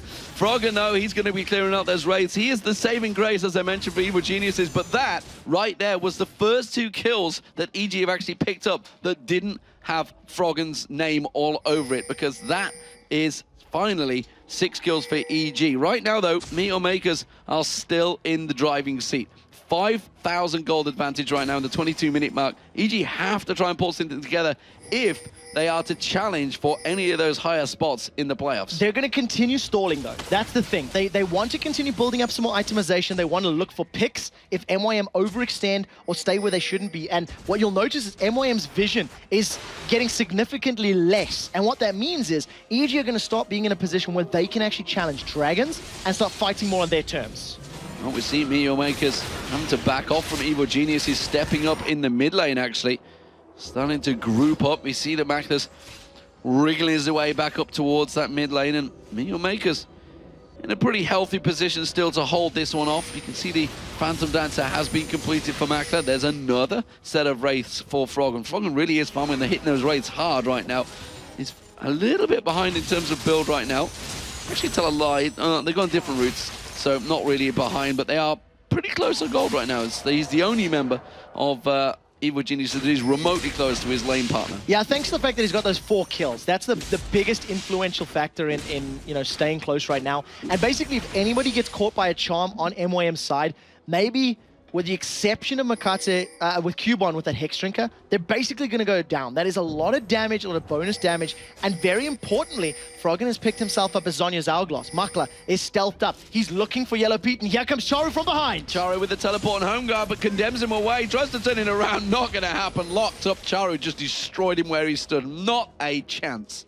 Yeah, exactly. You know, teleported in, locked him up with a tomb, and now all of a sudden, Froggen instantly replies. Instant reply, and that's the AD carry of Makla going down. The rat was skewered and destroyed right there.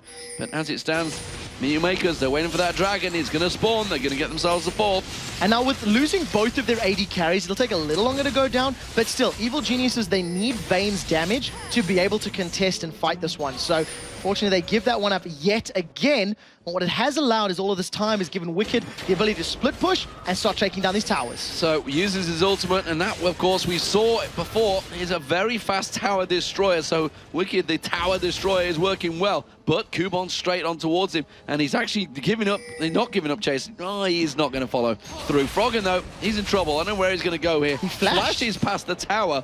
Has not got his ultimate available for quite a while here. Charu surely will pick him up. No, misses the charm. Just managed to get some more damage down. Charu's still taking a bit of a hit here. He will finally get locked up as the moment the Makla comes around. The explosive cast catches on towards him. Uses the Zonyas. Is he going to have his ultimate available? No, not yet. Still can't get away from this one. Hasn't got enough to get the charm out. Makla picks up the kill. So he loses his life, a flash, and obviously there's the Hourglass active. In reply for taking the middle tower, Snoopy was able to push that one down. I guess in the grand scheme of things, that's probably worth it, but maybe should have held on to the flash. I think Snoopy still would have got that tower, even if Froggen had died a little earlier. But he gave the shutdown bonus to Makla and 2 assists across the Meteor Makers as well. That's a lot of extra gold given over to MYM's hands. But a tower's a tower, I guess, at the end of the day, and the objectives are what counts and not kills. 10-7 currently to Meteor Makers, who are in the driving seat, but have been floundering a little here, and Evil Geniuses seem to be starting to collect their thoughts. Just looking across Wicked and Cubon, there was a big difference there, but it is definitely a lot closer right now. Wicked's going to be getting that Randian's Omen will be the next they've caught item. Charu! And they have caught Charu out, and look at the damage, but they haven't got enough to follow through. So he uses that Claw of Doom and escapes to victory. So manages to get out safely. He managed to save his flash as well, which is even more important in that particular gank. But also Wicked, he missed the Dark Flight. He tried to get the knock up, he ended up wall planting it. What we do see now, though, is MYM are going for a 2-man Baron. The 2-man Baron, and Cubon Makata should be able to do this one, but not if they get spotted. Here comes Snoopy. He's going to put that ping ward down. See them doing it. He's thinking, no way. I'm not going to let 2 people try and sneak this one away. They do clear it out, and they managed to also take away the ward coverage that Meteor Makers had in there. And that, again, is actually buying EG time. Yeah, every time Meteor Makers delay and try these little tricks and they don't work, it's giving EG a chance to get in the game. Yeah, I really want to highlight just how difficult it is to do those sneaky Barons now. Now that Baron has been rechanged, the target closest to him has his damage reduced by 50%. So it makes it a lot more difficult for the likes of Jax to actually pick up that kill if he's the one that's affected by the damage reduction. You can see Froggen camping on that bottom lane. He's just waiting for a juicy target to roll by, and if he gets a charm, it's going to be a dead target. Well, it is Kubon. He's got that Hex Drinker. Is it going to be enough, though, to stop the damage that Froggen could put out? Froggen instead teleporting back. Doesn't really fancy it. And wisely backs away from this one. Not too sure. You never really know with Froggen. He could pull something magical out. Majestic plays that he often does, but Wicked, he's definitely got himself back into this one, was well out of the game early on in that lane phase. Meteor Makers did a grand job at shutting him down, but you can't shut Wicked down for long, and has it been enough? Have they let him go? That's the question. There is still a big goal difference, a big goal disparity, but as the game progresses, as the goal heaps up and gets larger, that 5,000 gold is going to be less and less of difference. And remember, we haven't actually seen a full team fight, right? If you think about the entire 30-minute game so far, it's been picks that MYM have been slightly more superior at making. They find someone, they kill them, they take an objective. They find someone, they kill, and they take a tower. But now that they're down to the inner towers, MYM have to slow down because it's so much more risky. And we haven't seen a full 4v4 or 5v5. This could be it, as EG have stacked up in the mid lane. EG pushing straight down the mid lane. Kubon wasn't there. He was trying to push up the top, the bottom inner turret, and that's actually bought EG time to get in towards that Baron pit. Will they go for it? I won't be surprised if they do. They're pulling MYM. Well, we'll see if they do pull them, because MYM are not falling for it. They're starting to stack up. Actually coming in for pincer move here. Libic throwing out that Dark Passage, continuing to go. Ooh. You saw Chari thought about going in there. Meteor Makers gather very successfully. They have such a quick closing team, a gap closing team. Yeah, I'm really happy that Charo didn't follow that up, because if he followed the Claw of Doom up and landed, he would have been condemned into the wall, or Crescendo probably, because he's seen both Vayne and Sona within range and realized that was a very risky move. What MYM now have is they have the positional advantage, they've got the numbers advantage, and they're going to try to take out this bottom inner tower. They may well have enough to do it. They've only got 1 minion, so they're going to have to tank this one up a little bit. Have they got enough there? Snoopy's in there, puts the Wither down. They do manage to force him away. And that is only half the turret damage gone down, but still, it's enough. It's a good start. We do see Wicked putting that ward down, getting vision, and Meteor Makers are going to back away. Very importantly, the next time MYM do that, they'll secure the tower. And that's really what counts at this stage in time. They're sitting on a good amount of money as well, so gonna go back, spend a little bit of that cash. You can see Charu 1,500 gold, you can see Makla 1,700 gold. So once that gets spent, I think MYM will be trying to look to force fights, but I don't really see how they can without maybe a tower dive or catching Evil Geniuses out, because right now, EG are just playing so incredibly defensive. They caught Cubon, and Froggen's thinking about it. And Froggen realized, I'm not too sure he can take this one. He needed the help of Pete. Pete comes around now. Pete certainly put the damage down. Gets that condemned down towards him. Takes him down. But look at Charu. He comes in. Melts one. Melts another as well. Pete's going to go down. He got taken very low, but it was enough to get the kill. This could be Baron for MYM. They're thinking about it. They've got 4 members up. Makla is there with the Last Whisper, Phantom Dancer, and the Blade of the Ruined King. So as long as EG don't interrupt them, they should be able to pick it up. They're clearing the vision out, and you can see EG stacking up. They've got 3 members there. They're thinking about it, and now they've actually started Baron off. They know that they're around the side. They have Crescendo. Wicked has his ultimate as well to dive himself in there. It's the Massacre, I believe it is, to launch himself in. You can see him off the side. The passive is also available. Snoopy's going to have to flash and try and steal this one with the smite. Instead, it's going to be Wicked. They try and lock up. Is it enough, though? Because Chari's been caught out around the side. Now they're going to go on towards Makla. Makla gets taken down. It's a double for Wicked. Makala's been taken low. Snoopy backs away. Libic might get dived on here. The Dark Flight will be available for Wicked. Where's he going to flash towards? Makala chases on towards Snoopy. Snoopy runs away from this, and that was a great counter from Evil Geniuses. A 3v5, they managed to pick up 2 kills. Yeah, very, very good play from EG. They engaged upon, I think it was the 4 members of MYM in the pit, managed to lock them up, get 2 kills, and more importantly than getting the kills, they actually prevented the Baron from starting. And the 2 kills that were secured were for Wicked. That is a double kill on the most starved player on the Evil Geniuses team. So very, very good play and coordination from them. So the 2 carries of Froggen and Pete, who were taken down in that last fight, are back available. And that means, of course, that they will start setting up. The Dragon is live, and for the first time in the game, EG are in a position to actually try and fight for this one. Gold, still 5,000 gold between these two. Not really changing. It's actually shrinking a little bit in favor of Evil Geniuses. I managed to close the gap to around about 4,500 gold right now, but look at Meteor Makers. They are ready and waiting to go for another Dragon. There's no vision here from Evil Geniuses, and they've got a really quick Dragon-taking team with a Twitch, with a Jarvan, with a Jax. You'll see how quickly this gets shredded. And I think one of the reasons that, EG are doing well, if I can say that, is 5,000 gold at 15 minutes when it's 25 or 30% of the total gold is massive. But 5,000 gold when it's 40,000, and it's only now 15%, approaching 10% of the gold difference, it's significantly less impactful, and very big items are completed. You can see the Randian Zoma there for Wicked, so that'll help him out against both Jax, Jarvan, and Twitch at the same time. And Wicked has actually surpassed Kubon in farm as well now, so he's definitely gained himself up there, kept up now, equal with levels, definitely clawed his way in. And Meteor Makers, you can't help but think, have they spent too much time maybe trying to get this Baron? They've made 2 attempts at it so far, and both of them effectively backfired. While this is all happening, Pete's getting himself a lot of free farm down that bottom lane, keeping those wave clears. Meteor Makers realize that. He's a long way away from the fight, should they begin on Baron. I still think I like the MYM composition when it comes to a full-on 5v5 team fight. When I think of a Jax Counter-Strike maybe hitting 2 or 3 people, Cataclysm locking a few in, Frozen Tomb locking people up, plus Spray and Pray on top of all of that, I think it's a little stronger than what EG can offer. But if EG can get a pick, they can get a charm and burst someone down, that's going to be very scary to deal with. And we'll see how it works out, as this is a fight. Makata jumps in, but doesn't really land the target. They hook in on Snoopy, but Snoopy's not the one they want to go for. And you see Frog and insta-killing Makata there. Wicked still handling Makla. Makla goes down. Livic's the next focus. Wicked is doing damage. He's finally going to get taken down, but he's got his blood well available, so the passive will come up. Charu, meanwhile, he took down Froggen, but instantly got replied on. And ironically, it was Crepo that picked up the kill. It's a 3-4-3. Yet another brilliant crescendo there from Crepo, locking up 3 for 2. 3 for 2 at the end of the day, locking up both Charu and Makla towards the bottom of that river area. And we had sort of a split thing, but the one thing that's important to note, Wicked was pulling multiple members of MYM away and containing them. He held them in place, held their attention, and allowed the rest of EG to deal damage and finish people off. Kubon, however, scarily, basically took out Froggen as well. Locked him up, stunned him, and with the help of some Charu damage, managed to kill Froggen. The sure... Libic is very low on health. This surprises me. He's very brave. I'm seeing this one. Is it going to be enough? Kubon, yes, you are strong. Yes, you've got a Warmox, but have you got enough to take it down? Teleport from Charu in the top lane right now. Coming in. And the Teleport rest of Charu. EG. So the thing is, Kubon is low, Libic is low. If EG gets here in time, this is going to be a very good fight for them. As long as someone else is tanking Baron, Kubon's going to finish it quicker. Libic is running away. Well, Crescendo's not available, but look at Pete. He goes straight in instantly.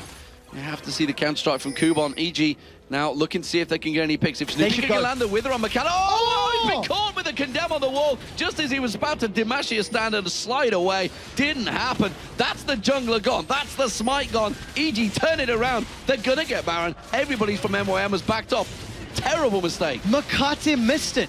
He missed the pull. He landed the grab, the flag. He tried to drag, and he just got knocked into the wall. Evil Geniuses now pick up the Baron. This is going to close the goal difference. And with the statistics that Baron gives you, EG are now in the advantage. Even though they're 3 gold behind in total, if you add up all of the other statistics that it provides you, the attack damage, the regen, the ability power, EG have now all of a sudden taken back control of this game. And that gold, we always talk about how big of an advantage Baron is. It effectively gives like an 8,000 gold swing, and just look at the gold advantage. It's down to 2,000 already. EG pushing on through, and I'm not too sure they can stop them getting on towards this inhibitor turret. Kubon is teleporting back. He's finally left that bottom lane. The rest of EG, they realize, we've got a big advantage here, guys. Let's back away. Let's take stock of the situation. So now the goal for EG is to ward up MYM's jungle, ward up the map, and you can see how many wards they have in the blue half of the map on behalf of Evil Geniuses. And then they want to start looking for some picks. They want to start picking fights on their term, because now they're in this power play for the next sort of 3 or so minutes. And if they can catch people from MYM out, that's going to be the tower go, the tower signal. And you can see there's 2 towers in the bottom lane. So why force an inhibitor one that's risky and scary when there's easier objectives elsewhere on the map? Well, EG are... Ooh, I thought Libic's thinking about going for it. Doesn't want to go in towards there, that's for sure. Should throw out the Demacia standard. I think Mercado, which is But either of them, they're contemplating it, and Froggen look for the and charm. Snoopy just wait.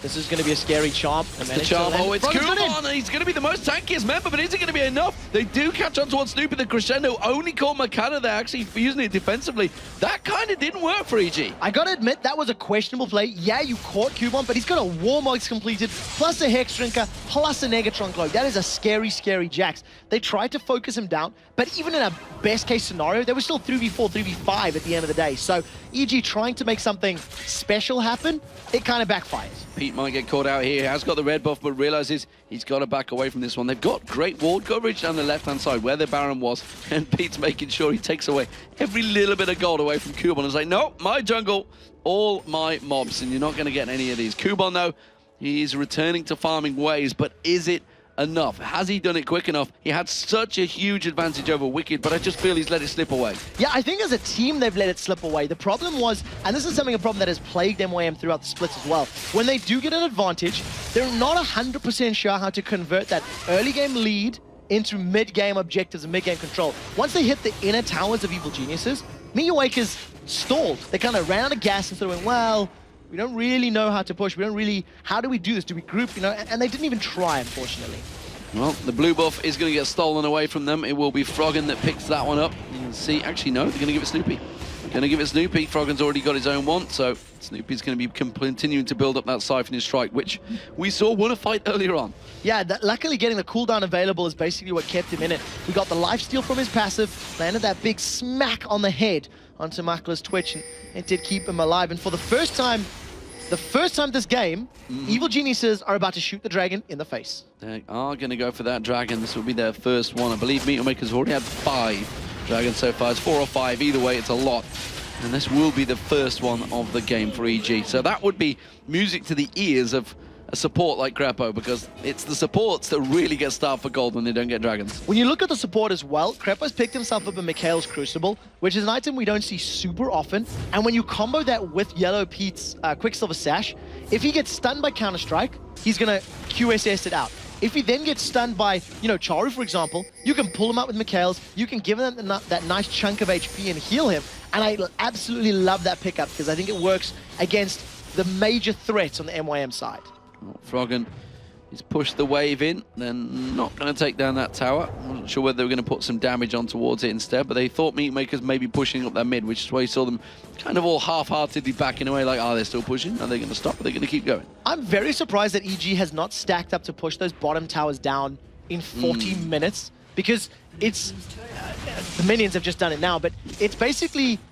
I don't want to say easy gold, but it's fairly safe gold. It's very extended. If they stay as 5, it can work out for them. And Kuban's farming himself up, but that's like 4,500 HP of Jax they've got to burn through. But he's thinking, yeah, I'm a long way out of position here. Even if it's a 4,500, he can't go 4v1, and he would get taken down, even with his Ghost and Leap Strike. 4,000. I overestimated the power of Warmogs, but it's still a very, very tanky, you know, Jax. Even at 50% HP, that's more than most of the champions in the game right now.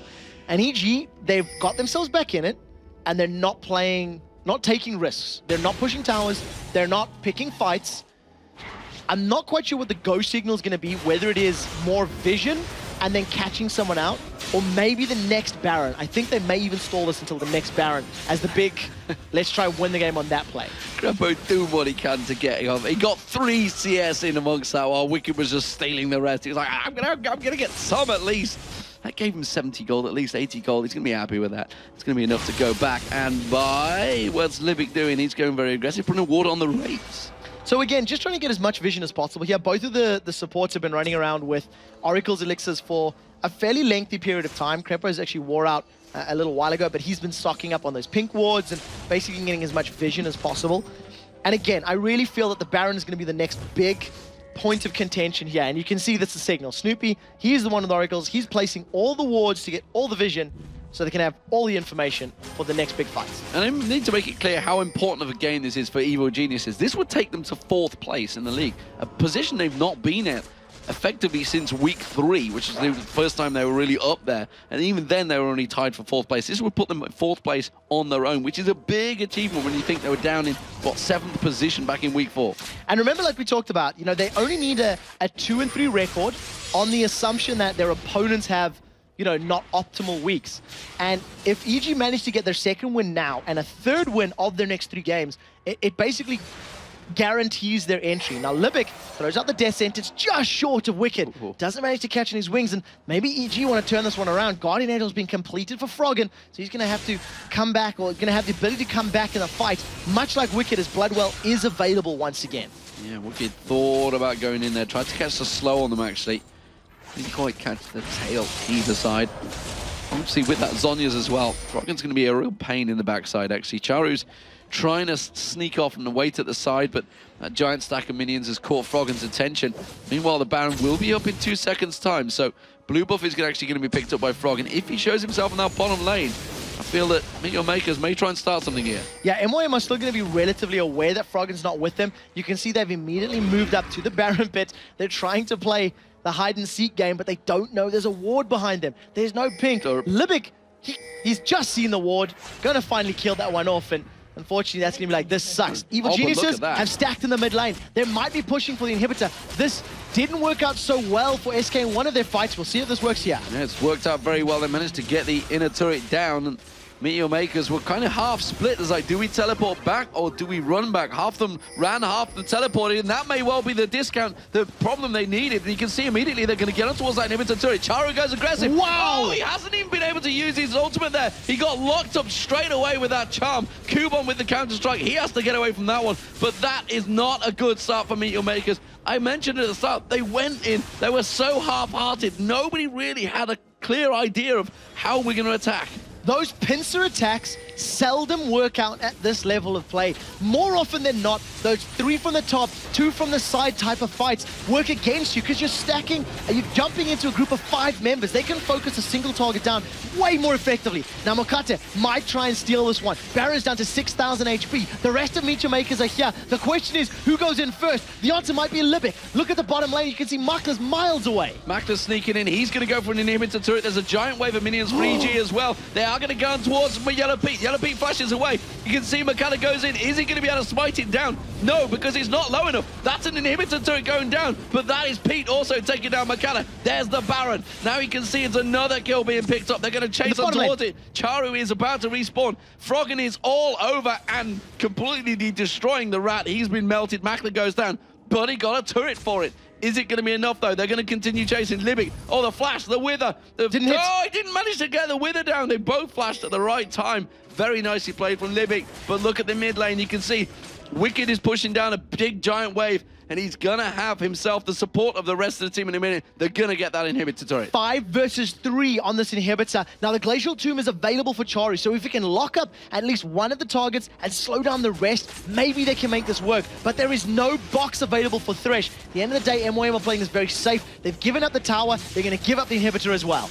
They get the hook on Snoopy, but it's definitely not the one they wanted to fish for. They are going to get themselves that inhibitor. Well, if they finish it off, they will actually get the second inhibitor turret of the game as well. And now EG are all over the base of Meteor Makers. This Baron buff, it's got 3 minutes left at minimum still on here. Meteor Makers with the home guard boots. Are they going to try and create something? No, they're not. They're going to get slowed down. They've got Wicked. The hook on Wicked. Not too sure they wanted to bring him in. Kubon, though, with the tankiest item in the game, tankiest player in the game, just gets melted by Evil Geniuses. Makana tries to slide away, but Froggen says no way and just runs straight through. Picks him down. That's going to be a second. Yellow Pete does get taken down. Libic gets dropped as well. It's a triple for Froggen right now. He is cleaning house once again. Uses that Zhonya's hourglass, throws out the charm. Not going to be enough. Charu, though, Crepo's trying to kill him. Pete, meanwhile, solos Makla.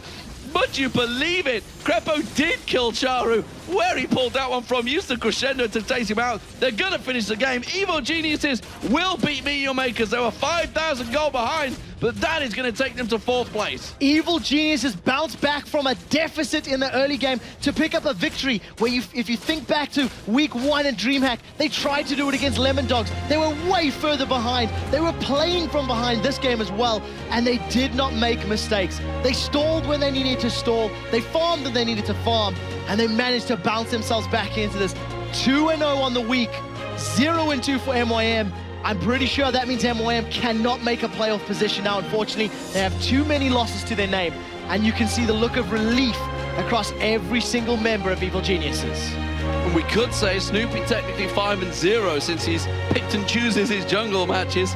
but it seems to have worked. Whatever evil geniuses have been doing over the last few weeks, they are certainly playing when the pressure is on. The pressure was certainly on there. 5,000 gold behind at one point for really around about 20 minutes of that game. They were up against the pressure of Meteor Makers. They were taking turrets down. They took 5 dragons down, Meteor Makers. Yeah, EG hung on. They managed to fight their way back into it and brought out the victory. Like you say, 2-0 in Super Week. It's a very good start for the Evil Geniuses fans. If they get one more victory, I think that pretty much clinches them a top 6 position. We'll start running all the math as we start to get more of these matches completed. But at the end of the day, EG just did not make a mistake. Once they got to the mid-game, once MYM let off the pressure, they were able to absorb it, soak it up, you know, fend off the blows, even with Yellow Pete. I mean, he got caught 2-3 times in that bottom lane. But it didn't cost them anything. And that's what it seemed to be. Once Meteor Makers, they took the 3 outer turrets, they were just like, what do we do now? Don't really know what we do now. They took the blue buff away many times, constantly farming the dragons. They just didn't have that extra step. I feel like MYM did not force a 5v5 team fight when they should have. When they had the gold advantage, they had the compositional advantage. If they had picked the fight, landed some abilities, locked people up in cataclysms as a 5-man unit, not as a staggered, split up, it actually played into Froggen's game. Froggen really and Ari, that's exactly what he wants. Yeah. How many times did we see him waiting in the bushes saying, I'm going to get a kill in a moment? Yeah, and sure enough, he'd follow one up. At some point, somebody's going to walk past. He's going to land the charm, get the full combo done. And again, it was just a matter of, I think, MYM, a little bit of lackluster decision-making in the mid-game, and EG realizing what they needed to do to play it perfectly. It took a little while to turn around, but EG did pick up the win over Meteor Makers. We're going to go over to Joe and Jason to take us through that 50-minute game. Thanks a lot, guys, and what a game it was. 50 minutes long, not a very stark contrast to our 2 games today, which were both under half an hour, but talk us through that, because Meteor Makers, you know, they had a strong start in their level 1, which is something that Yellow Pete might want to forget about. Well, we're going to talk about it anyway. Well, yeah, we saw Jax come in. You instantly looked over at me like, Jax? Yeah, I like some Jax action. So yeah, we saw a level 1 dive happen. Yellow Pete unfortunately got stunned under the turret, stayed a little bit too long, did die. Because of that, Kuban had a giant lead over Wicked, and Wicked couldn't go up against him 1v1, and you saw that throughout most of the game. Until Meteor Makers had such a lead, they had like a 5,000 to 7,000 gold lead, they just kept forcing Baron over and over, and they weren't able to take it, and that is really where they became, or really where they started to unfold. Yeah, I mean, talk to us about that. What were they thinking there? I mean, once you can do it once, right? You can go in there, force the fight, lose out a little bit, and then say, well, that didn't really work. Let's push some towers. Let's do something else. But they kept going there time and time against that Baron, and well, we saw what happened. It got turned around. I think if we answer that question, we have to think back to Meteor Makers weeks ago, many times, where they would have a 20,000 gold lead. I believe it was versus Lemon Dogs, and they weren't able to close out the game. It took them a long time for that to happen. It took them like 2 or 3 Barons. They've had multiple games like that where they just don't know how to finish. Right there's a perfect example where they didn't know exactly where to go next. They're like, all right, let's keep trying Baron, let's get that, and then start to push for the win. But they had 2 free turrets top lane they could have pushed. They had a middle turret they could have pushed. They had a bottom turret, I believe, that they could have pushed. But they just were focused on that Baron, and because of that, EG were able to keep them off it over and over. Even though EG was so far behind, it didn't matter because they had Baron on their side attacking them. They gave them that opportunity to get them low, to push them away, and constantly pick up a little bit of kills here or there, pick up some objectives here or there, and really close that lead. Well, thanks a lot, Jason. Solid win. Congratulations once again to Evil Geniuses. We're going to head over to Shox, who's sitting by with Crepo. Thanks very much, Crepo. I saw you shaking a little bit after that game because it was actually incredibly close, and I think coming off of a win you guys earlier in the day and MYM coming off a loss, was there a danger of being too confident and they got kind of the upper hand there in the beginning? I don't think we were too confident. Like coming into the match, we definitely said like don't underestimate them. The game basically went wrong when we tried to dive a Jax early. Normally you don't want to dive a Jax because he has flash. This Jax was running Ghost though, so it's more predictable where he's going. But then I think we forgot the threat from the TP. We didn't realize Froggen would cancel it. It was just mechanically badly executed dive, set Wicked really far behind, and that like made us have to tiptoe around like an over-level Jax, and them having so much map control during the early game. I have no idea how we did it, but somehow we came back into it. Yeah, is there a certain moment? Because of course you had a very long dance around Baron at a certain point. That might have been it, or? I think it actually started on our first base. I had a base with like 700 gold, which normally if you're this far behind, you have to invest in a lot of wards. I actually built my Philo Stone there, and then Pete took over and he bought 2 wards for himself. So he kind of survived that window with a limited vision, but it allowed me to constantly have my go pretend ticking, and then it allowed me to invest a lot in vision. And Froggen was playing like a monster, doing picks all the time. Like he kept winning those 1v1 matchups where he would pick somebody off, and I would just constantly invest all my money in vision until up to the point where I could actually finish my first support item. And then you built Michael's Crucible, whatever you call which is very situational. Why did you decide to go for that one? What did it bring? With the new 3.10 patch, you can build a little different on supports. You're not forced anymore to go for the locket, and it allows people to think a lot more about their builds. I like Mikhail's because it's really good against Jack's AoE stun and Lissandra's ultimate. It's pretty much a free cleanse, and it allowed, basically, if a Vayne wants to survive a Lissandra, she has to run cleanse, but then the damage just kills her, so she still has to run barrier anyways. But Michael's Crucible allows you to give the cleanse to the Vayne, and combine that with a QSS, you can survive those team fights. Anybody who gets caught then gets cleansed out, and it's really, really hard for the enemy to predict as well, because you want to focus that one target that is crowd controlled, but if he suddenly is released from that crowd control by something you don't expect, it can turn a tide in a team fight.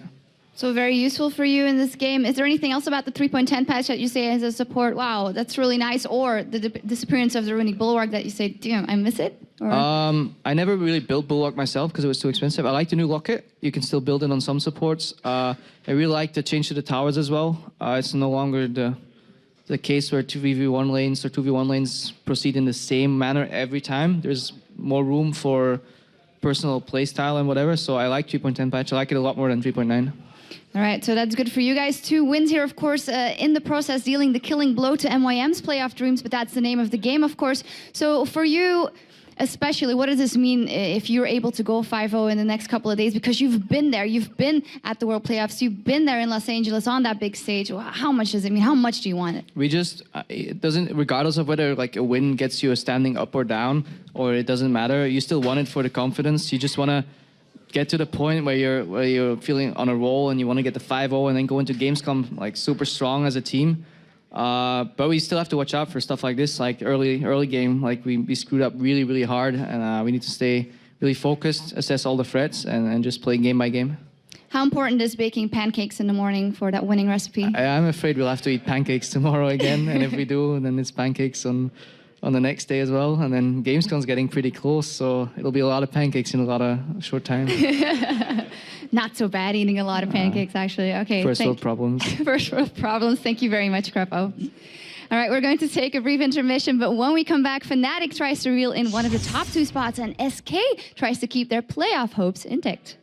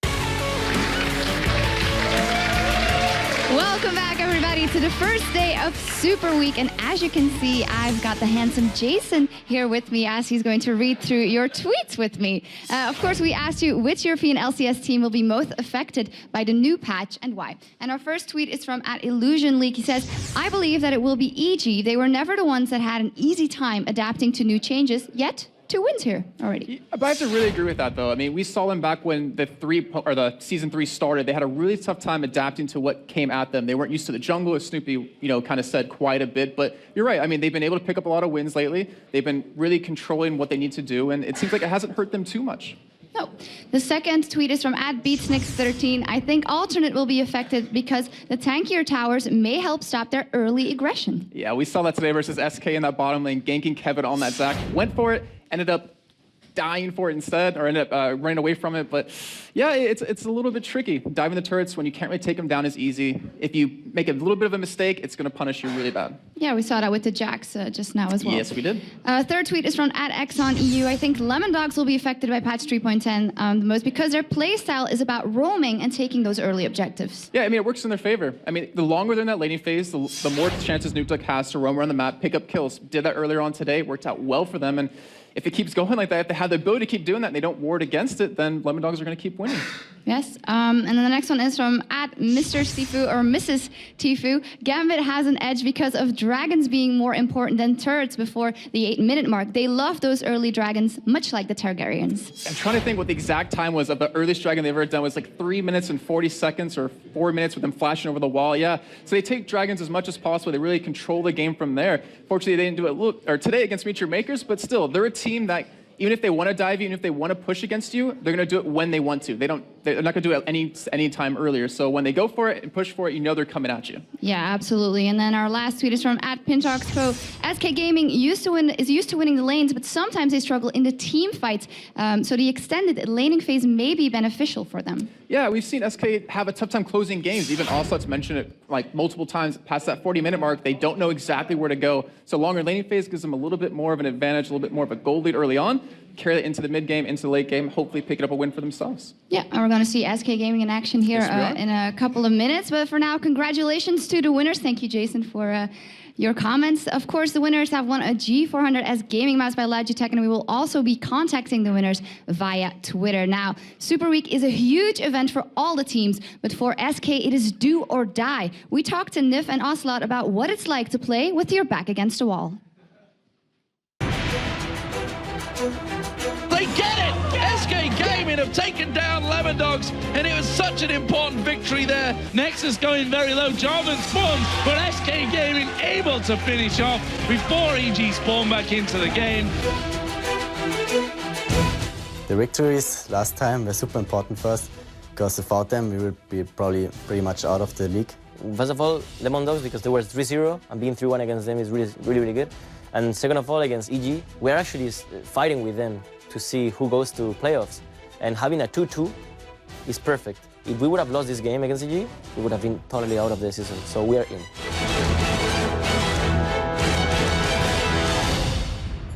Of course, you always check how many games are left and how many wins you need to pass through, or at least to make it to the playoffs. If Super Week is successful, we're going to be in playoffs. If it's not, or if it's average, we're not going to be in playoffs. So it's really up to us. It's really up to our training. It's really up to the luck in a way too. And it's up to our mindset too. Every time you lose, you worry a bit more. Okay, we might be out. But if we think we might be out, then we're going to be out for sure, because we're going to be so defensive. We're going to play defensive champions. We're going to play passive. Right now, the best thing for us is that we actually understood that we have to play aggressive and we have to be totally offensive to get those victories come. You have to play until the end, and then it decides who will go through and who not. So we still have a chance, and everything depends on the Super Week. Over the paper, we are more under pressure, obviously, because we got less points than them, than the opponents. But in this case, I don't think it's like that. I don't think we are just as pressured, because our mindset is in the right place. I think the opponent teams, EG, even Gambit, and NIP, are a bit more pressured than us. How the ranking is right now doesn't really matter much. It's still everything open, everything can change. In my whole career in esports, we had these moments where everything gets decided in a win or loss. If you win, you're in. If you lose, you're out. And luckily, most of the times, we're pretty successful when it came down to that. So there's something I always tell to myself in the bad moments, and I tell to my teammates as well when it's needed, which is you can only be a winner if you can stand up after falling.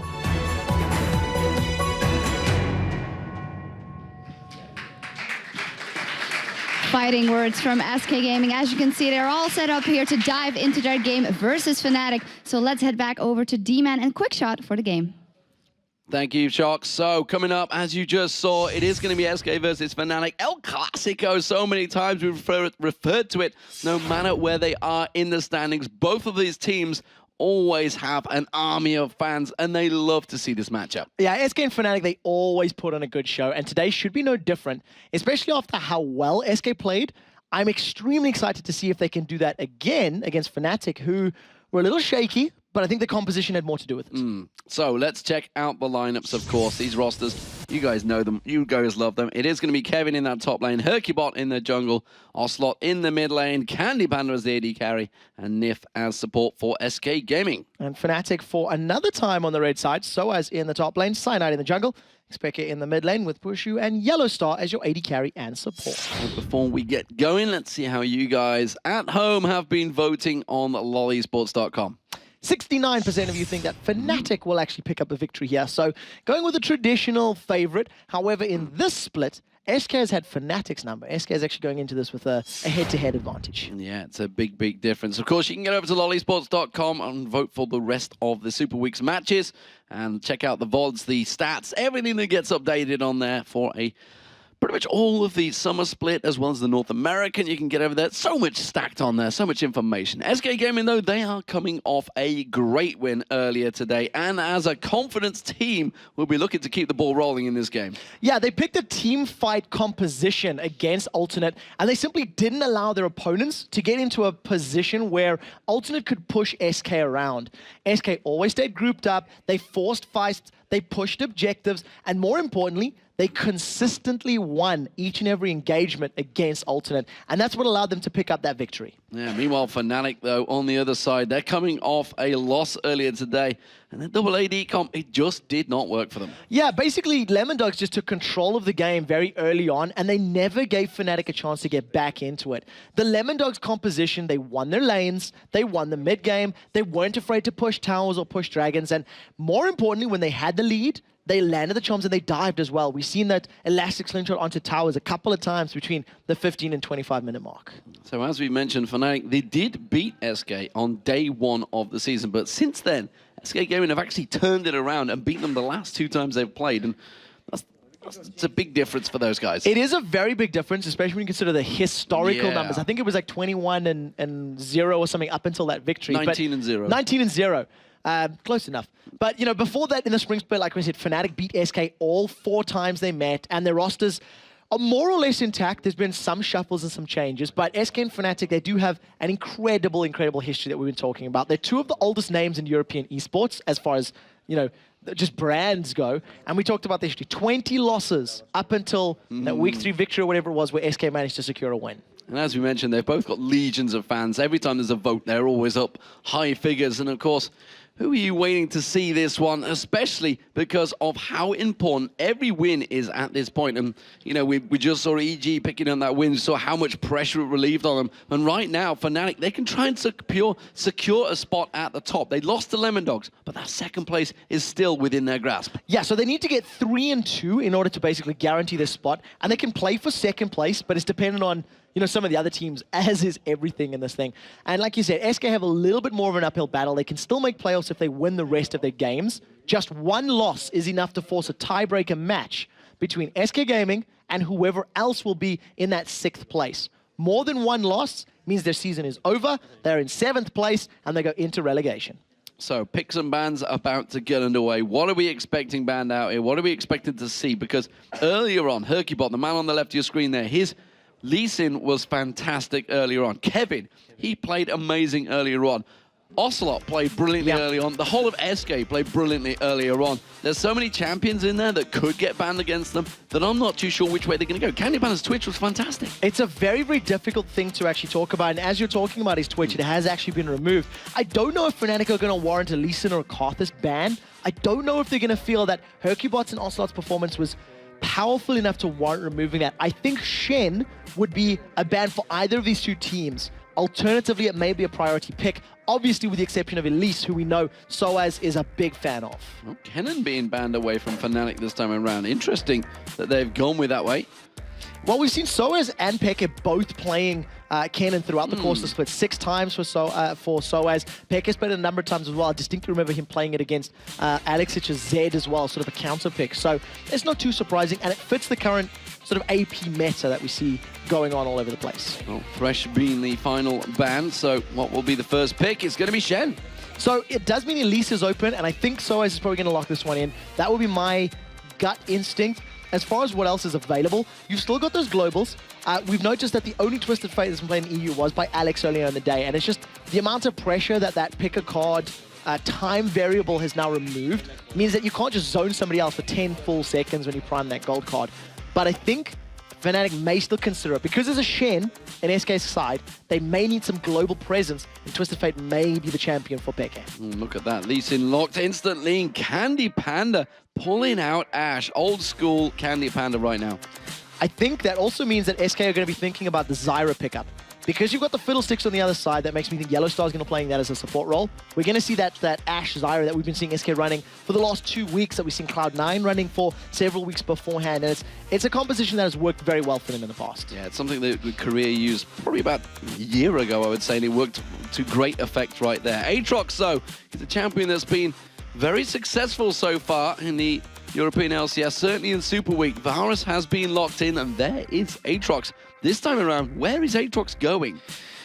It's between the top lane and the jungle.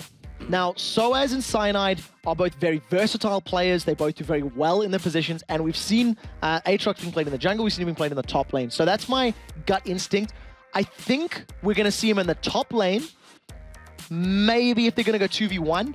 I'd have no idea, actually. It could fit both roles really, really well. But the main thing is that you've got a lot of damage from every single one of the sources here from Fnatic, and a little bit more utility on the side there of SK Gaming. Well, if Karthus gets locked in, it worked very well for Ocelot earlier on in the day, but he's picking it, or we believe he's picking it blind into that mid lane. He could potentially be up against... Could be Aatrox mid. I mean, we've seen him playing Caitlyn earlier on the mid, so we know idea which way Peke's going to go with this one. Peke could also play Zed. And Zed would do very well. You can kill Zyra, Ashe, Karthus very, very quickly. And early on, he'll be able to, kill Lee Sin as well. So that is a possibility. SK is going with a very, very similar composition to what they had earlier in the day. Nif landed a lot of roots that basically set up a lot of their other kills and their other options. So I definitely like that. There's even a Zac, which is still possible. So Peke could take Elise in the mid lane, which we've seen him doing before. He builds a lot of spell vamp and just chunks people down. Whoa! Veigar! Holy cow, what has Peke pulled out here? He thinks he's Nijaki. That's it. I'm done. Channeling his inner Nijaki, as it were. Now, Veigar against Karthus, right? That's a single combo, boom, that's going to be a dead Karthus, right? You can remove him from a fight. Importantly, you can put that Event Horizon down and zone control your opponents. And that will serve 2 purposes. Number 1, if you put the Event Horizon down, combo it with a Crow Storm and a Chain of Corruption, you have a very good offensive setup. However, if you see SK rolling at you fighting, you blow Karthus up quickly, put the Event Horizon down, and back off. And then re-engage once the Karthus Death to Fight is gone. So I think it's a good pickup, but I have no idea how it's going to work out because we simply haven't seen Vigars in EU. And just look how much crowd control Fnatic actually have. They can lock you up for a really long time. They've got the Cocoon, like you say, the Event Horizon, the Fears in there. Dark Passage could jump on towards them, use his Massacre. Chain of Corruption, there's just non-stop CC coming out from Fnatic in this one. It's CC from everywhere. I mean, even on the other side, Zyra, Ashe, Shen. I mean, that's a lot of area of effect crowd control that's going to be very, very difficult to deal with. We do see at the last couple seconds some swaps going around. So Soaz is going to take Elise in the top lane. It's a good matchup against Shen. He's going to have an advantage there if they go toe-to-toe, one-to-one. But Cyanide has picked up the Aatrox jungle. So we'll see how he does. We'll see how he performs. He's actually a little bit of an underrated jungler. He's sitting fairly high up as far as all of the assists are concerned, and his KDA is pretty good at about 4.6. But he hasn't necessarily been a game-changing carry, and that could be more due to the fact that Soaz and Peke steal all the sunshine. Steal all the sunshine. He's not had the greatest of summer splits, though. That's what we were talking about earlier on. But we'll see how these lanes work out. You can see the teams ready and waiting to go. The focus on their faces. El Clasico. So many times these two teams have met across the 3-year history that they've had effectively in League of Legends. Meanwhile, we are going to have a pause. You can see it on the screen. So we're not going to get into the game just yet. But the pressure on these guys, and you heard it from Ocelot, you know, he's been on the winning side and the losing side of these big, important clutch situations. We've seen the tears at the Season 2 regional playoffs, of course, when they did manage to make it through there, and they would love to have that opportunity to just get in that position once again. Yeah, they need to win a lot more games to put themselves in that position, and if they could pick up a win against Fnatic, who's sitting super high up the table right now, it's definitely going to play into their favor. Fnatic are sitting 13 wins, 11 losses, and, you know, SK mirrored that. They're 11 wins and 13 losses, so they could be within one game of a playoff position, as it were. Right now, back into the game, back into the matchup. It's SK versus Fnatic. Yes, we are live, ladies and gentlemen. The blue team is SK Gaming on your screens. And, of course, there is Fnatic, the red teams. Yes, that is Veigar in the middle, the crazy little thing that he is. And I'm disappointed he didn't go for a skin. Yeah, he really, really should have. There are some phenomenal ones. That's an evil yordle, I believe is the term you were looking for. But the one thing I want to highlight is Cyanide and Hercubot have both gone with a Doran's Blade start. And that generally means we're going to see some relatively low-level fights and low-level ganks. And we'll have to see who's going to pull them off more effectively, because both Aatrox and Lee Sin have the ability to dive into a lane at a very quick moment's notice and obviously set themselves up in a positive position. So SK are doing their regular 1-minute 5-man invade to get a ward down. Well, it's no surprise to you guys at home that I'm a big fan of the early aggression, because I like to see the fights. That's what it's all about. But this is definitely aggressive stuff from SK Gaming. Probably the most aggressive we've seen so far today, but Fnatic are mirroring it in kind and going for the red buff for themselves. So that's a couple of wards placed out from SK Gaming to really coverage of that red buff. We'll see whether they actually make use of them or whether they simply use it to track the area that Cyanide is going to use, because he's an Aatrox jungle. So SK walked straight over a ward. Fnatic were well aware of the positions of SK, and which is why they invaded and got some wards down fairly safely. They knew they weren't going to get caught out.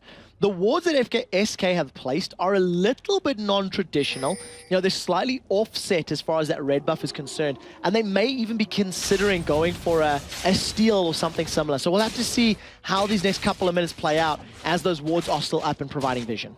Well, it is going to be Hercubot starting off that red buff. And we do, of course, see the top lane will be a 2v1, which means this mid lane setup, Veigar versus Karthus. It's going to be a little bit of a problem for Peke early on, but I feel that he's going to do some serious damage to Ocelot if he can get his combo landed. Yeah, he needs a couple of levels for that, and what we're going to have to do is keep an eye on Xpeke's Q, that Baleful Strike, because remember, every time he lost hits with it, he's going to gain some additional ability power. And I'm very excited to see how he builds his Veigar. Knowing you get that non-costing ability power means he could invest some resources into earlier penetration or earlier tankiness. So we'll have to see how that works. Cyanide is taking the red buff, of course, and he has just used his smite, so he's picked up the red buff. So, 2v1 lanes. Kevin, as we've seen Shen many times in this position, will be in that 2v1 lane. He's such a strong 2v1 laner. Yeah, you know, at this stage in the LCS, absolutely everybody's well aware of how to deal with it. It's something that we've, you know, become accustomed to. It's basically the standard. Unfortunately, we have missed First Blood down in the bottom lane, managing to catch Elise out. That was an Ignite that's gone down and just a lot of damage, basically. A lot of damage. The Zyra Ashe combo. There's no reason, no surprise, no shock that it is a strong combo. And it does, of course, mean that it's going to be a very quick kill for SK. They are actually putting the pressure on the bottom. We do see Cyanide's going to try and go back down there and cover it off. Meanwhile, Pushu, well, there's a pause. Yeah, there is a brief pause at the moment. There appears to be a little bit of lag right now, so we'll see if we can resolve that issue as quickly as possible. And get confirmation on that, actually, before it's the spectator machine. Before I start talking. I've already double-checked that one myself. So we'll see how that pans out right now. As far as the early game goes, First Blood secured. It did go to the support, so it went into Nif's hands as opposed to Candy Panda's. If you're going to give up First Blood, that's one of the preferred ways to do it. Yes, it does mean the support can obviously pick up. Aura items a little earlier. but it also means that you don't give the gold to carries, to people that'll be killing you and dealing all that damage. No, it seemed that it was actually Cyanide's mouse. It's like, yep, no, it's working now. I mean, it's kind of an essential item, I feel, when you're playing a game in an esport that the mouse actually works. It's a bit of a prerequisite, I'm afraid. You kind of have to be able to left click, right click, and move the pointer around. Whether that's through the use of a trackball or a normal mouse like the rest of the world, hey, that's up to you and your preferences. We are back in game. Indeed. So we are just approaching the 4-minute mark. We're not seeing any 3v1 tower stacks this time around, which we have seen in the last couple of games, but we are going to see a great Shadow Dash. He does actually give a tower hit on towards Yellow Star, but that buys more time for Pushu. And he's keeping putting pressure on towards that tower. Still not working out too well. Yeah, at this point in time, remember that remember at this point in time, it's the towers are a lot stronger. It is 4 minutes on the clock. The armor is slowly degrading, and until we hit that 8-minute mark, it's still going to be very difficult to kill those towers. Right now we're seeing some bizarre stuff. Pushu's going to get caught out. Will it be enough to try and catch him down? Hercubot is going to try and get that kick in there. Will it be enough? Yes, he does land it. Will it be able to bounce him back? Not enough damage coming out from him, unfortunately.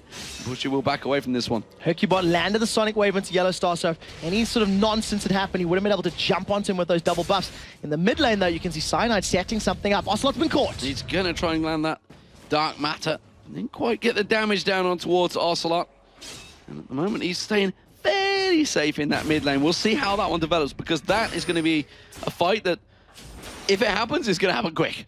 Yeah, it's actually something that's very interesting, because Peke is playing Vigar, and I do tend to like seeing how he's leveling up his champion. On that Vigar at level 5, he's actually put 3 points into his Q, the Baleful Strike. So not going for the Dark Matter damage, and basically just trying to guarantee that his last hits will actually work, because Yellow Star's been taunted. Yellow Star's going to get caught with a Shadow Dash. Hercubot comes back in. Is it going to be enough? No. They're going to turn it back around. Hail of Arrows comes out, pushing, forces them away again. So another bit of, focus here from Hercubot. He's signaled his intentions incredibly clearly. He wants to pick up kills in the top lane. He wants to put Pushu and Yellow Star on the back foot. And it's sort of working right now as Cyanide has jumped in the bottom lane. He's been caught. He is going to get caught out. Candy Panda's trying to put the damage back down on Soaz, though, trying to turn it back around. Repels no problem away from that one as they have a little moment of warping. Yes, guys, we are also seeing the same issue at the moment, so don't worry, it is being dealt with. Yeah, we're hopefully going to resolve that as quick as we can. For the time being, we're just making do. Keep your close eye on, of course, the CS numbers in the bottom lane, bottom of your screen, and see how those are progressing. Hercubot, a little bit of a Superman move across the lane. Once again, visiting this top lane. He really wants to help Kevin get to level 6 as quickly as possible and try to keep Pushu, very much in the back foot, prevent that Varus from getting going.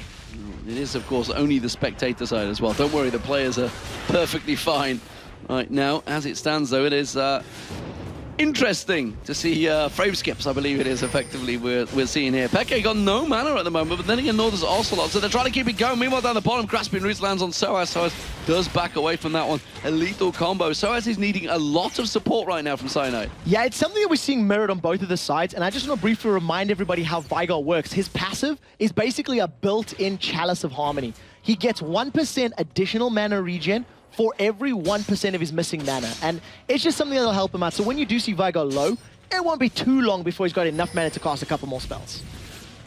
Ocelot has got Requiem available, so we'll see whether any ganks start out now.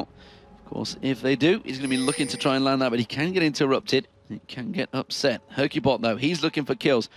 If he goes up there, he's going to walk straight in towards Cyanide. Instead, the Cocoon lands on towards him. The Dark Passage jumping straight on towards him. They do manage to lock him down. There's going to be the ultimate coming out. Stand United from Kevin. Will force them back. Soaz caught out. Good Shadow Dash. Kevin catches on there. That was a flash Shadow Dash. Very nicely done. Yeah, very well played. Hercubot actually missed the Sonic Wave. He was hoping to fly himself in and deliver Shen, but it didn't work out. Now look at Peke's positioning. He's managed to catch Hercubot. The stun lands. The Dark Bow is not enough. The Dark Matter didn't quite manage to do the damage, and Hercubot escapes with a sliver of life. They're actually thinking of going for Dragon there. Dutch managed to land it. He can use that safeguard. He's going to be able to tank this one up fine. Yeah, he's going to be able to get a little bit of that lifesteal from his W up, sustain through this one, and SK Gaming, they secure the first Dragon of the game. Cyanide is trying to get himself in position. He manages to see it just go down. And another fairly early dragon, which is something we're seeing a lot more of, even in the NA games. With the stronger towers, teams are putting a lot more emphasis and focus on these pre-10-minute dragons.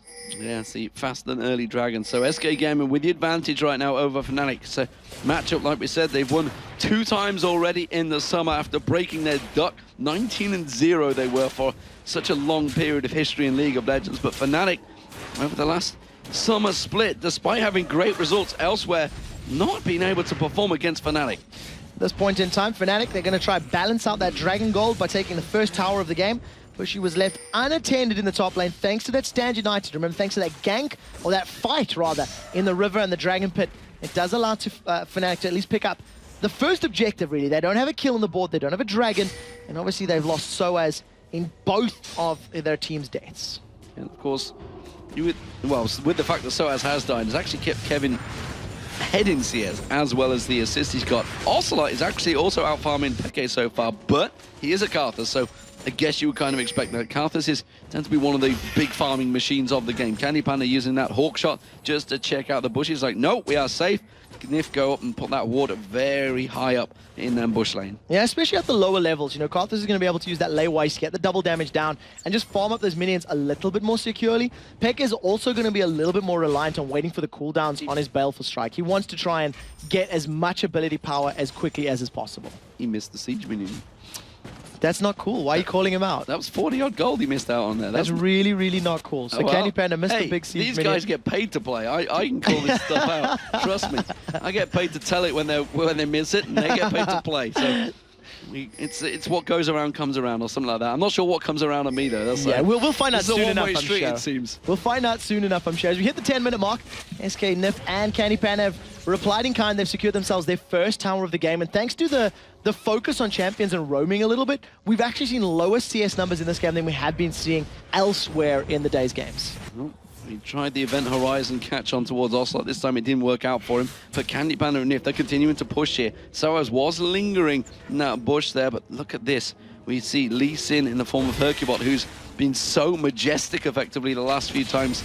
And actually, the last time these guys met, he also played Lee Sin. I think he went 2-0-9 in that game as well. So he's definitely worked out well. And Hercubot's Lee Sin, you gotta wonder, where's it been all season? Yeah, and Hercubot the arrow landing onto us. Soaz, they're gonna catch the crosswind root and bang Strangle Thorns. He's dead before you even manage to speak. More importantly, the tower is now under attack from Hercubot and Candy Panda. They're probably going to get this tower down. Cyanide's come to defend, but another minion wave has just conga lined themselves up. Cyanide can't contest. Can't contest, can't get near it. They would get caught with the grasping root of Nif. And again, it has worked so well for SK Gaming. That's their second tower of the game, and more importantly, it's an inner turret. The combo on Ocelot, not really doing a great deal because Ocelot's already been back. He's got himself that Negatron cloak. He was expecting that. And here comes the rest of their team. Catching on towards Peke, dives on towards the tower. Not going to go too deep, but they may be able to get that mid turret. Hercubot and SK were made a very clear statement there. They wanted the tower because Hercubot could have flash kicked Xpeke. He decided against it. Now they've got a 4-man stack.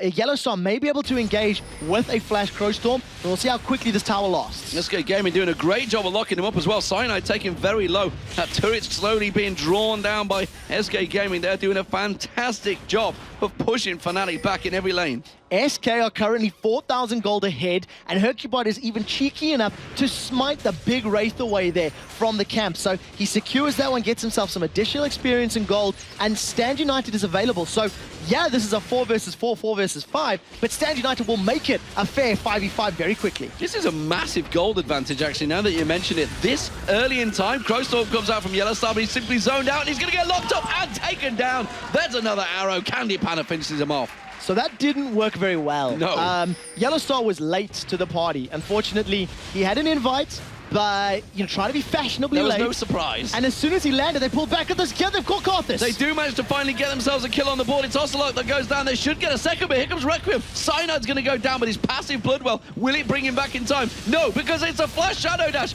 That's going to be a repel coming out. Soaz goes down. Cyanide did get away, though. They trade 1 for 1, but they did get the Bloodwell down from Cyanide. So if they pick another fight, they'll be able to finish that one off. SK Gaming with a 5-1 kill lead have a 5,000 gold lead, and the map is their oyster right now. But keep in mind, SK are going to play a little more passively until Kevin gets his Stand United back up. I know Soaz is not feeling well right now. We've seen it on his Twitter, but when was the last time you saw him go 0-4-1? I do not remember. And on Elise. Soaz losing a lane like that. On Elise, one of his favorite champions.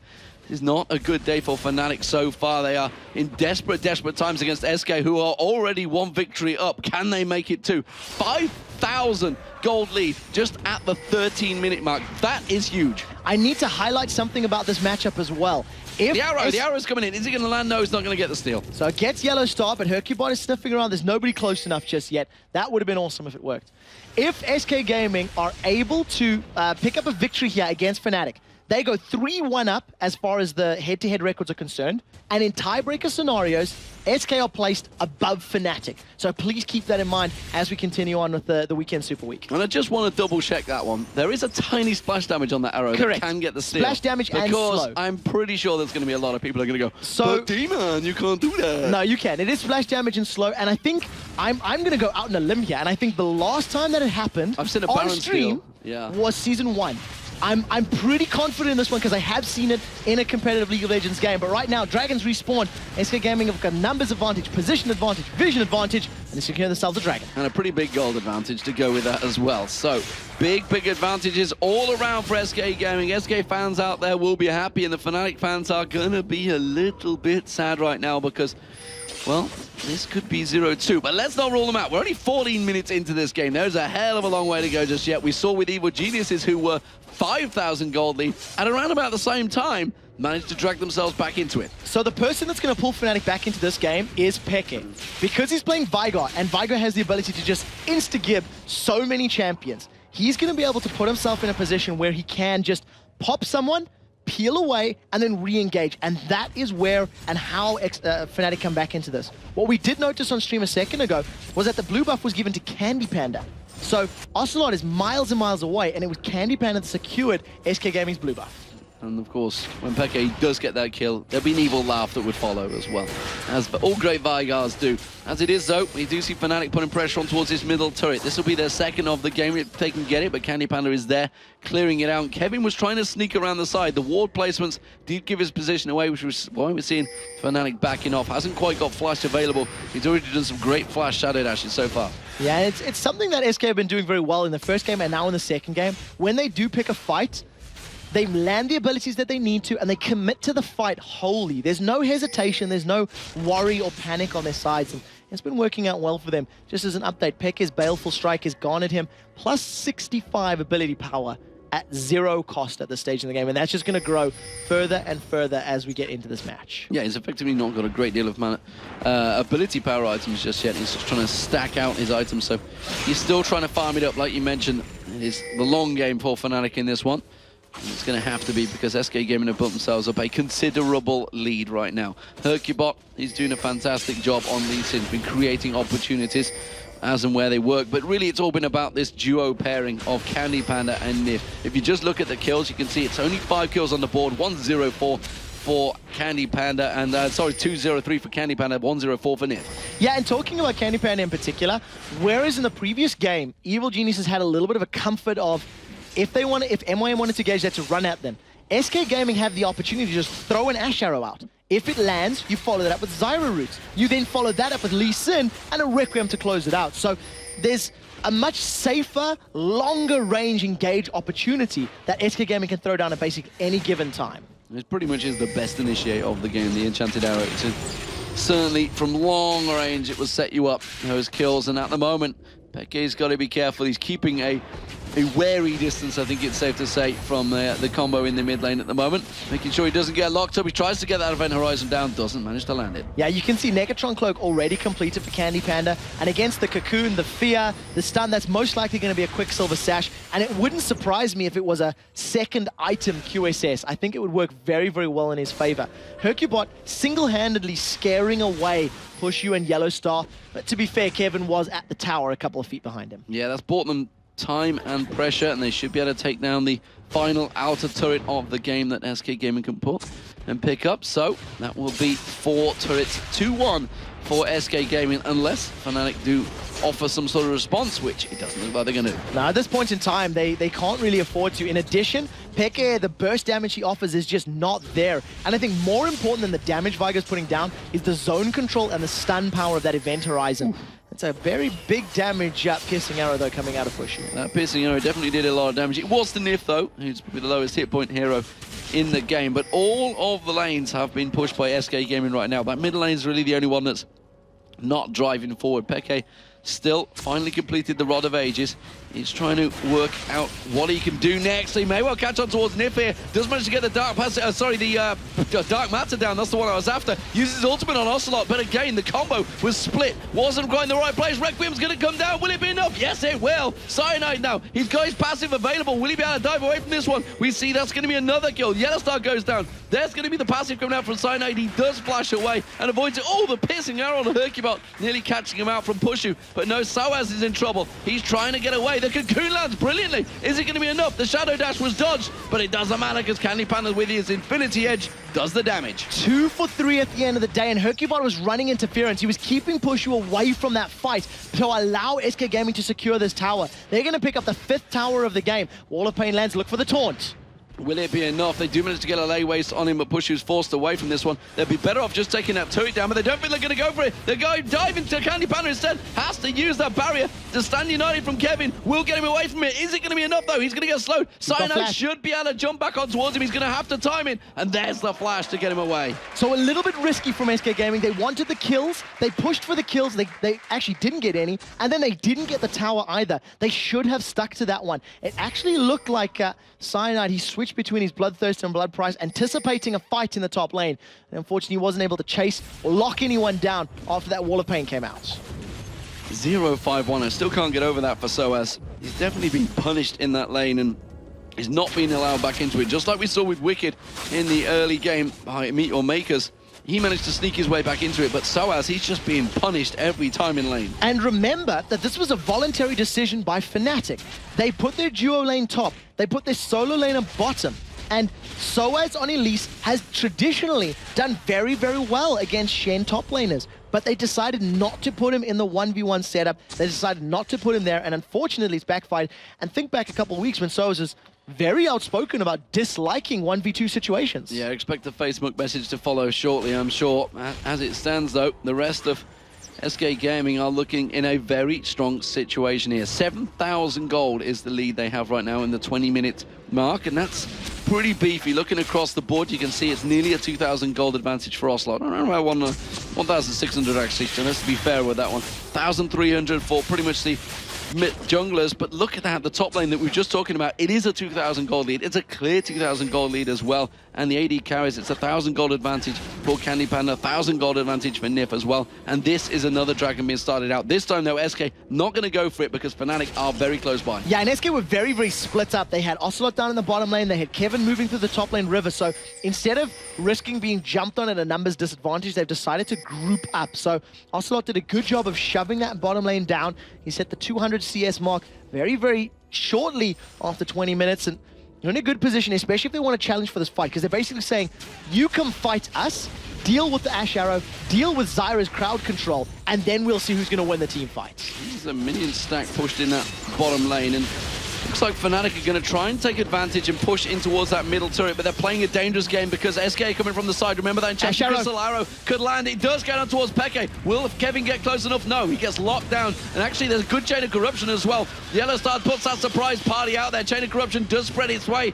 Ocelot's going to try and get in there. He tries to get the Defile down. It's actually a very split fight. Nobody really landed any critical damage. There's a lot of ultimates been burnt from both sides. And still, it seems that SK Gaming have the advantage. Both teams were managed to counter-engage absolutely perfectly. The Chain of Corruption locked everybody up. Event Horizon locked Kevin in place. It's not over yet as Kevin was thinking about it, decides to back away at the last couple seconds. They're doing a good job at positioning and forcing Fnatic away from this mid lane. Push is the only man at the moment in that mid lane. That's going to be a great catch on towards Hercubot, but a Kane. Lee Sins, you can't pin them down. He just safeguards the Nif. Yeah, going to be able to just get out of that one relatively unscathed at the end of the day. But Fnatic, for the first time in a long time, secure themselves a global objective. That's their second tower of the game, but it still means that there are 7 8,000 gold behind SK Gaming at this point.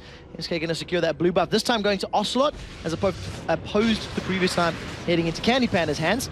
And then they're looking pretty good right now. Quicksilver Sash has just been picked up for Candy Panda. That is a crucial, crucial pickup against incredibly hard CC of Fnatic. And Kevin's completed that Spectre's Clown. That's going alongside that Sunfire. KP's going to be a split-pushing machine right now.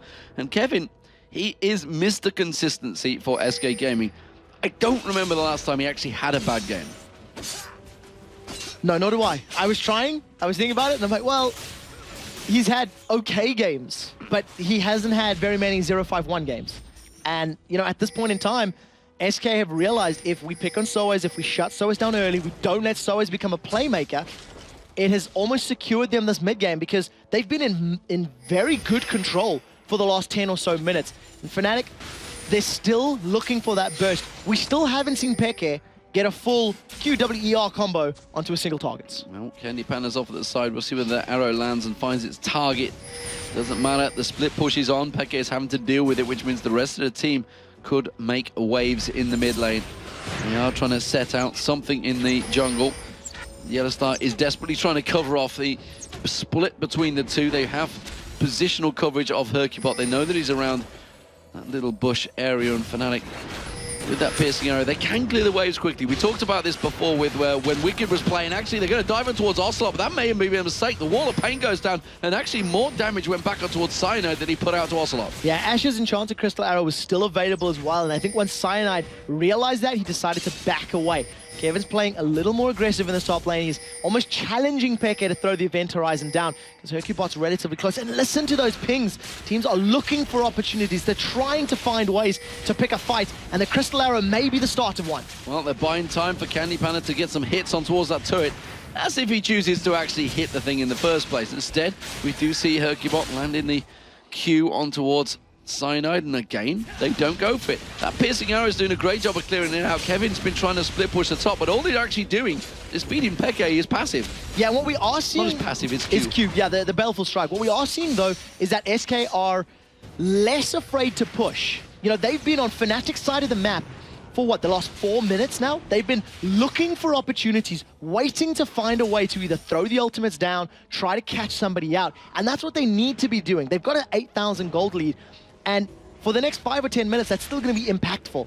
This is when they need to find those opportunities. It's these next 5 to 10 minutes where SK need to secure a bigger advantage or risk losing it. I can't make out whether Candy Panda was meant to get that blue buff there. It didn't look like it. Ocelot had Defile and Lay Waste running. It seemed to me that he really wanted that blue buff, but instead the volley shot took it for Candy Panda nevertheless. Yeah, we just misinterpreted, didn't prepare for how much damage was going to go down.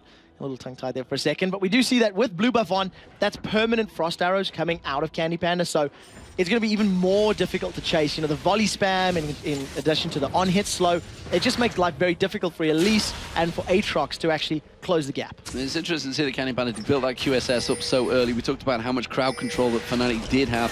Made sense completely for that. Laywaste does manage to catch Soaz out, and they put more damage down on towards that turret. Ever so slightly, they knock it down, but it's not doing a great deal of damage. They're kind of letting the minions do their job and keeping Kevin continuing split pushing the top. Somebody needs to remind Candy Panda that if you right-click on a tower, it will deal damage to it. Volley will not affect a tower's HP, ladies and gentlemen. And you can see that as they get to this tower, this is the 3rd time in a row that Candy Panda's made it up to the range, and he's trying to zone out members of Fnatic. And yeah, fair enough, you've got blue buff, you can do that, but at the moment it's not helping them get it. The arrow gets sidestepped, and they've caught Peke. They do manage to kick him back in there, flashes straight out of it and gets away with it. Very nicely done from Peke, sidestepping that turret as well. Sidestepping the arrow, that's actually Ocelot does manage to get caught in the Event Horizon. Have they got enough lay waste? No, they haven't, and Peke does manage to get away again. Very nicely played, but look at that turret in the top lane. It is taken very low, and they've obviously decided we're going to change our focus. 5 members get on towards this turret. They just need to hit the damn thing. That's all they got to do. Cyanide, though. Chain of Corruption whiffs. Nif's taken very low. He's going to get taken down here. There's going to be Peke dropped as well. Cyanide, Bloodwell is going to get popped. Is he going to get taken down, though? There he is. The Requiem's going to finish him off. Pusher uses the barrier. No! He got away with it. Soaz, though, he's not going to get away. Or is he? He repels away. Tries to get back in there. Very nicely done. Kevin taken low. Candy Panda, volley shot. Oh, he gets away with it. He's going to get himself the turret. So many members of Fnatic blinking red right now, all getting away with next to no health. But nevertheless, it was a 2 for 3 to Fnatic. They lost the turret though. 2 for 3 trade, and if Oslot had waited a tiny bit longer, that Requiem would have been a little bit more impactful. It was a bit of a sloppy engage from SK Gaming. They tried to force a fight, and Peke dodged every single key ability he needed to. Sidestepped the Crystal Arrow, flashed the taunt, and that bought him the time he needed for Fnatic to rally around him. So at the end of the day, they got the tower, which again is an advantage for SK Gaming. However, a little glimmer of hope if you're a Fnatic fan. And a little glimmer of concern for SK Gaming as a team, because that didn't go as planned, I feel that. But nevertheless, they have an 8,000 gold lead. Fnatic trying to get the dragon away here. Are SK going to spot this one out? They have put the ward out. They're going to see that quickly and clearly. And actually, Fnatic peeled away from dragon. They didn't feel confident. Yeah, they didn't have as much information to work with, so they had no idea who else was filtering into the river behind that Zyra and Lee Sin of Nif and Hercubot. So backed away, playing it safe. They've got some vision there until the second that Nif takes it out with his Oracle's Elixir. And all of a sudden, SK Gaming, they're setting themselves up for yet another dragon. Double plants go down, the rest of SK come around, and they will clear out the dragon, like you say. They're taking full control of this map advantages, and that really stretches the lead to 9,000 gold now. Not something I expected to say in this. SK Gaming in full control over Fnatic for the third time this season. Remind me what the vote was. It was 61% or something similar like that, thinking that Fnatic were going to pick up a victory here. And you know what? If you go historically, if you think of the general season, I can sort of understand that. But SK today are just looking really, really good. Even that sloppy team fight, basically because some of the key abilities had missed and Peke dodged them, it's why that team fight was so messy. If they'd landed, it would have been a lot simpler, a lot cleaner for SK Gaming. But they committed to it, they stuck to it, and they still managed to make it work at the end of the day by getting the tower down. Fnatic worrying a little, weren't sure whether SK were going for Baron. They have not a lot of coverage around there, and this is buying time for Kevin. Look at the split push going. He's actually going to be on towards that inhibitor turret if they don't deal with him soon. Ooh, Event Horizon very close to landing onto Nif there. Would have locked him up on that Baron. Actually may well have killed him with that Dark Matter combo as well. But look, Soaz has gone across to deal with Kevin, but honestly, I'm not too sure whether he can. So we do see a lot of ability power and penetration for Soaz, but it's a lot of HP and magic resist to burn through. So we'll see how that matchup goes. I do feel like Kevin is a much stronger position, especially because he has the Ignite and Flash available maybe a little bit sooner than what Soaz does at this point in time. Keep an eye open for Candy Panda's Ash Arrows. The way they're poising themselves, they're looking to set something up. Yeah, the plants were going down to try and gain a little bit of coverage. It will clear out that ward the moment he gets placed down there. Wraith's being taken away.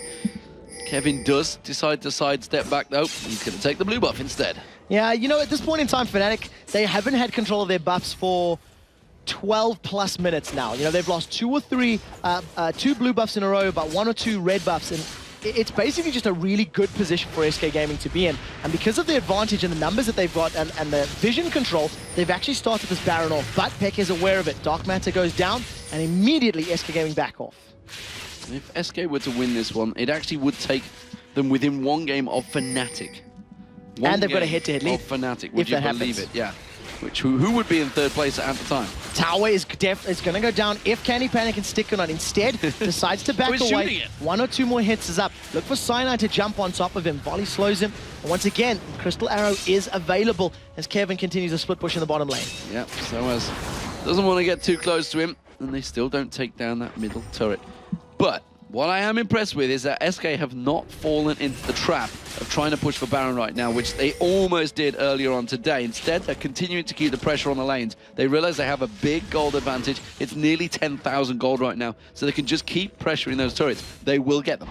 Yeah, the thing is they need to do it a little bit more concertedly. They need to do a little bit more like focused in these next few minutes, because that gold value will diminish the longer the game goes. We've seen it happen earlier today, and SK need to maintain advantage by taking more objectives. It took them about 7 minutes to get the top lane tower. Look at Pekka's positioning. Yellow Star's on the side as well. He may start channeling the Coast Storm, and here they come! They catch on towards Nif. He's going to be the focus target. They will try and get him down, but Cyanide's taken very low. Candy Panda off to the side. Bloodwell is going to get popped, and they will try to get away with that one. I can't believe they only managed to get Nif with their full combo right there. And SK, well, it was only 3 members, but they still managed to get themselves a kill. Stand United was used on Nif to try and get him into the fight, but he was killed very quickly. Cleanse comes out. Pekka Pekka's in trouble. Peke flashes the Shadow Dash, and Ocelot, Candy Panda trying to catch on towards him. Dark Passage will be enough. Sorry, Dark Matter. Too many Threshes, that's what I've seen.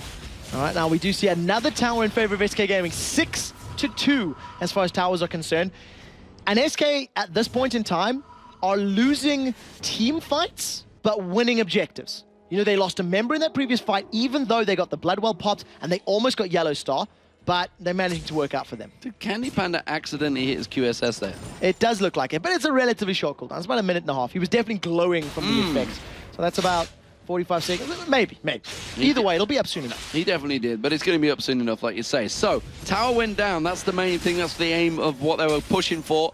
And Fnatic, despite trying to go aggressive, all they could get out of it was a support. And, of course, the passive is what I meant from Cyanide, not an actual kill itself. So, Nif going out, getting himself the wards, feeling confident, in fact, that really there's no one from Fnatic anywhere near, so he's just quite happily clearing out the wards. Yeah, they've Didn't get the one at the back. They've got some vision there on the red buff area, and whenever you leave a ward standing, I like to think it's a decision. It's a conscious decision, because if you do leave it up, when you move in there with 2, 3, 4 members and you clear it out, it immediately plants the seed, hey, maybe they're doing Baron, maybe they're actually going for it. Whereas, if you kill it immediately, it kind of signals, look, we definitely are just counter-warding and de-warding right now. We'll see whether it does work out that way. If you see Peke off at the side, look at Kevin making his way in towards that blue buff, hiding in the bushes just off the side, seeing if Yellow Star was going to take a step too far, but he didn't. He didn't go for it, and I tell you what, Peke is building up a lot of ability power right now. He's going to be able to one-shot people at some point. He's got that Deathfire Grasp, the Rod of Ages. Looks like Zhonya's Hourglass will be the next focus target as well. And he's only got 168 bonus ability power thanks to his Baleful Strike. I mean, that is an immense amount of bonus ability power that he has not spent a dime on. That is over half his CS. He's actually managed to land with that Q. Particularly impressive right now. So very, very well played. And it does mean that, once again, if he can get in range, he can instantly burst people down. What we have seen from SK, though, is that he SK tried to focus Peke down in that top lane, then tried to stun him up and focus him out of a fight. And I think that SK feel Peke is more of a threat than the rest of the team because of the burst potential he offers. So we'll have to see how that works out. Look at this bottom lane. Look at this bottom lane. They're being sneaky. Candy Panda's been holding at a distance while Kevin split pushes. They've been looking to try and set up some form of gank there. Candy Panda wants to create something. They're trying to bait. Surely not Soaz out again. I don't think he can die again. It'd be worst game on record for him if he does. But instead, the Dragon is going to go down, and SK Gaming secure themselves yet more gold advantages. It's 11,000 now.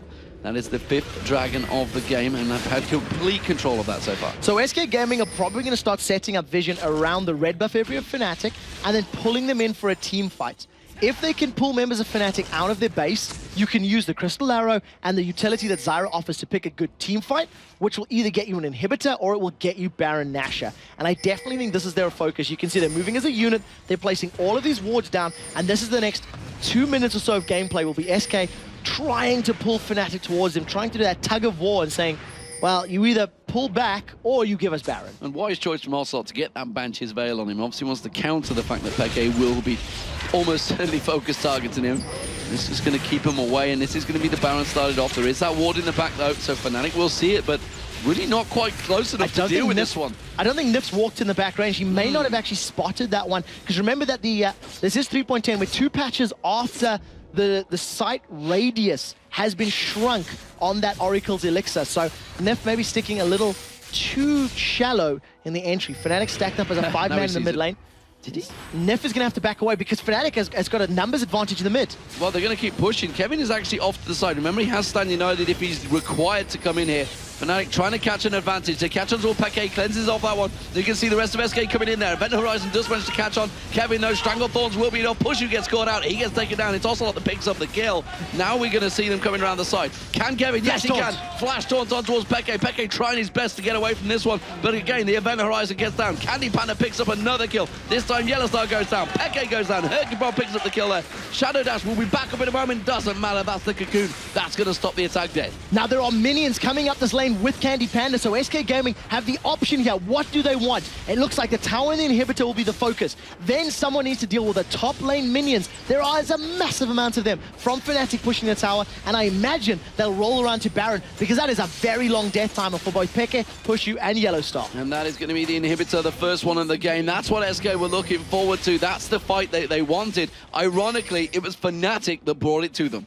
And it was actually a bit of a split attack from SK Gaming. They threw out the Crystal Arrow, managed to catch Peke, and even though he's got Cleanse, it wasn't enough because SK just continued chasing. A very good flash taunt from Kevin, locked up Peke for long enough for the rest of the team to get in place, and it's not over yet. Volley's going to go out in a second. Ash arrows are down. They're slowing Cyanide. The basic attacks going out. It's like, Candy Panda just couldn't be bothered to fight that one. He just sort of did a couple of attacks, and he should have, because Soaz gets down on Nif there. There's going to be a party coming out from Yellowstar. Kevin's stressfully trying to get away from this one. The volley from Candy Panda will be enough to slow them down. Oh, Cocoon didn't quite land max range, and SK have to back off. SK are at danger of losing Baron, although they did enough damage to Fnatic to scare them backwards. And again, a questionable decision. They picked a fight that wasn't opportune, and even though they sort of stuck into it and got away mostly unscathed, they didn't need to be there. They didn't need to re-engage on Cyanide, and unfortunately it cost Nif his life.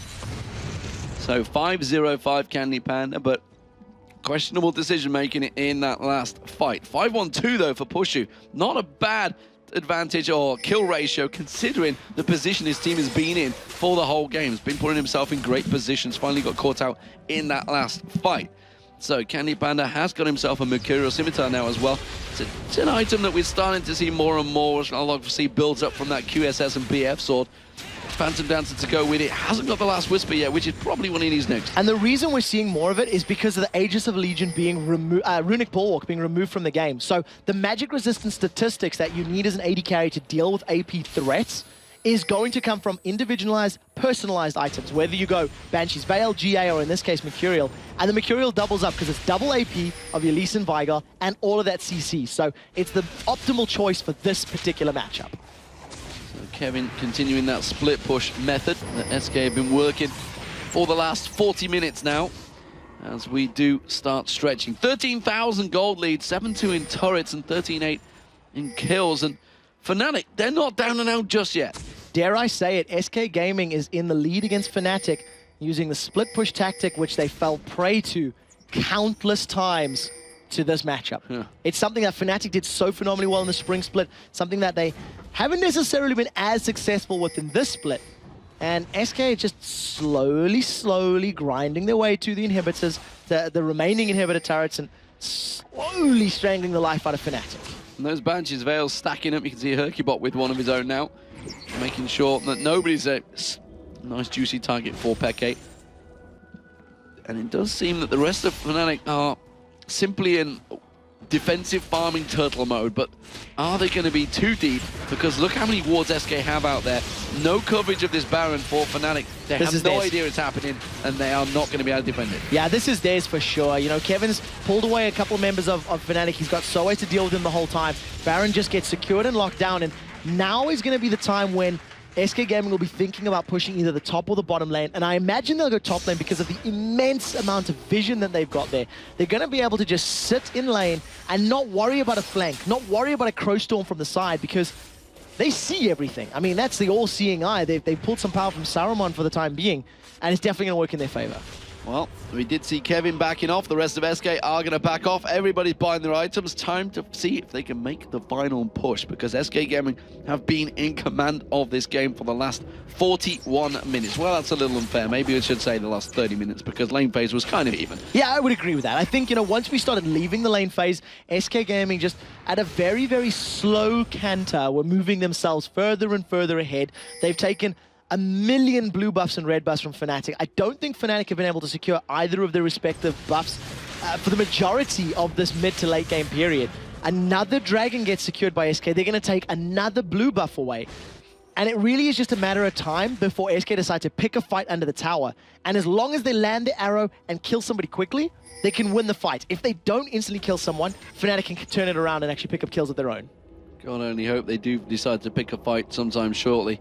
And it looks like SK Gaming are finally going to push along that bottom lane. They have a huge advantage in this game. It's 15,000 gold.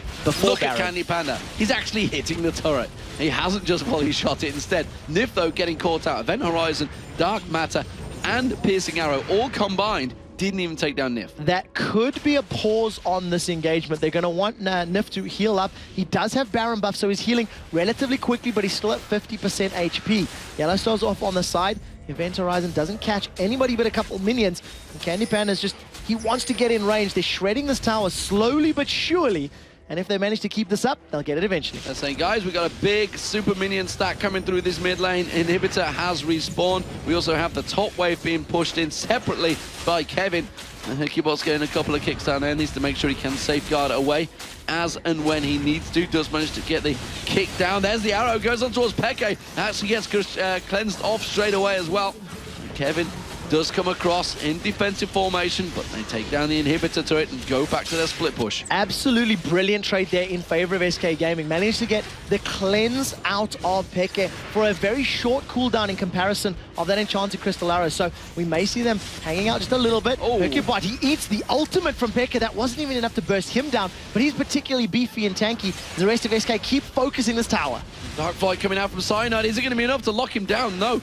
Ocelot putting damage down on towards him. Another Dark Matter comes down. Hercubot, of course, with that Banshee's Veil of his own. That is going to be the turret going down. And now Candy Panda will be working in with the rest of his team to put damage on towards the second inhibitor. The top lane as well is being left alone. Kevin has got free farming on towards that the inhibitor turret as well. So they are working every angle right now, SK. Yeah, SK are in such a good position. They've pulled off every single member of Fnatic. So even if they drag this engagement out in this bottom lane, Kevin's going to get damage on the top lane tower. It's a matter of time before the next objective falls. An interesting note about that Baleful Strike, because it was used in the jungler, it's about 30 seconds left in the cooldown before it's available again. It's hitting for 1200 damage at base before your opponent's ability power is factored in.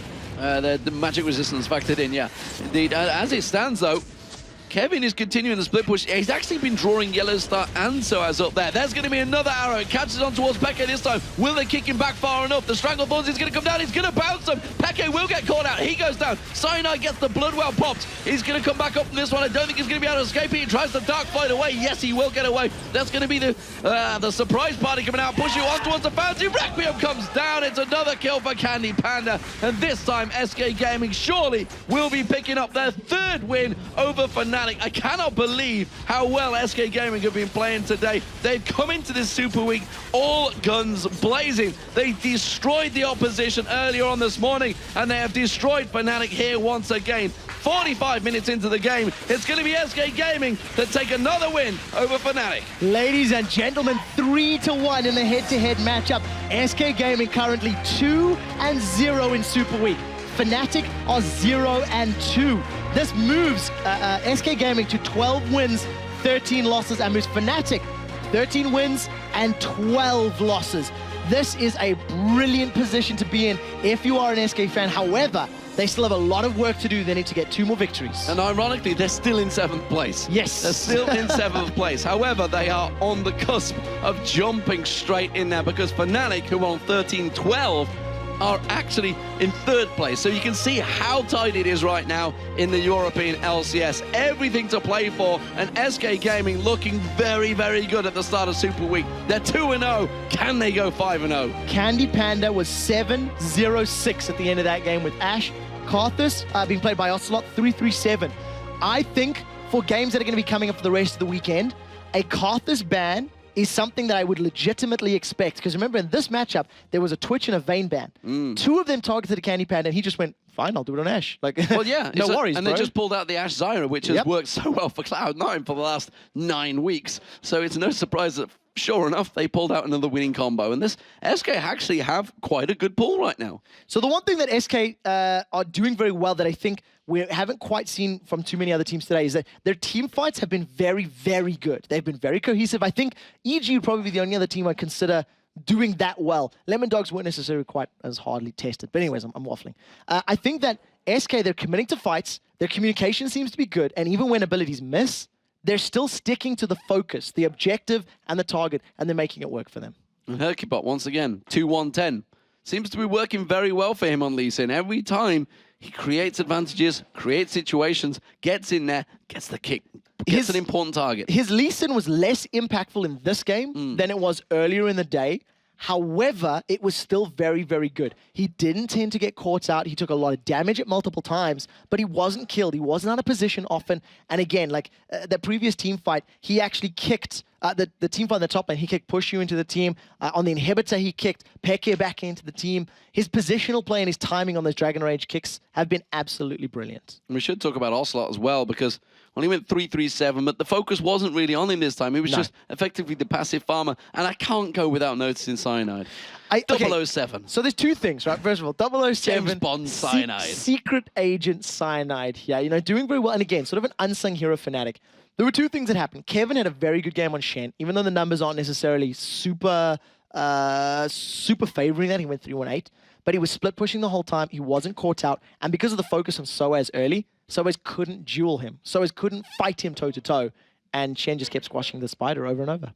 Absolutely, that spider was squashed, and SK managed to pick up themselves a win. We're going to go over towards the analysis desk, ladies and gentlemen. Who's standing by? It is going to be Joe and Jason, and they are joined by the very special guest from Evil Geniuses.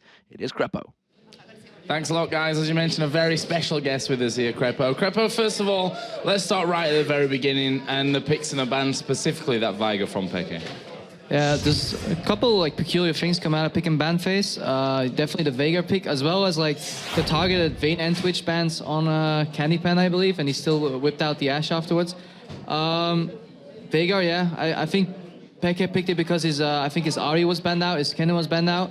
He could have gone for Orianna as well to take the Cardus matchup, but I believe they just wanted the Veigar to surprise SK, throw them off guard, because lately SK has been doing better against Fnatic than otherwise around. It's a really strong pick. Once you get to late game, farm up Veigar can just one-shot Cardus, and it actually, you can see the impact in the game because Cardus actually had to build really tanky. He went with Mercury Threads, Rod of Ages into Rabadons, so that's less damage coming out from the Requiem. You could even see that one teamfight at top.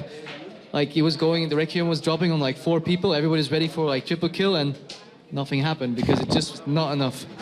All right, let's go from there and talk about the laning phase, because you said this was a very, very key point of the game. Yeah, I tuned into the match like early in the laning phase, and I just saw like, what the hell is going on? Why would he do these like matchups in 2v1s? I think SK won the mind games there because Fnatic predicted a Shen 1v2 bottom, I think, and then they sent their duel in top with Varus and Fiddlesticks.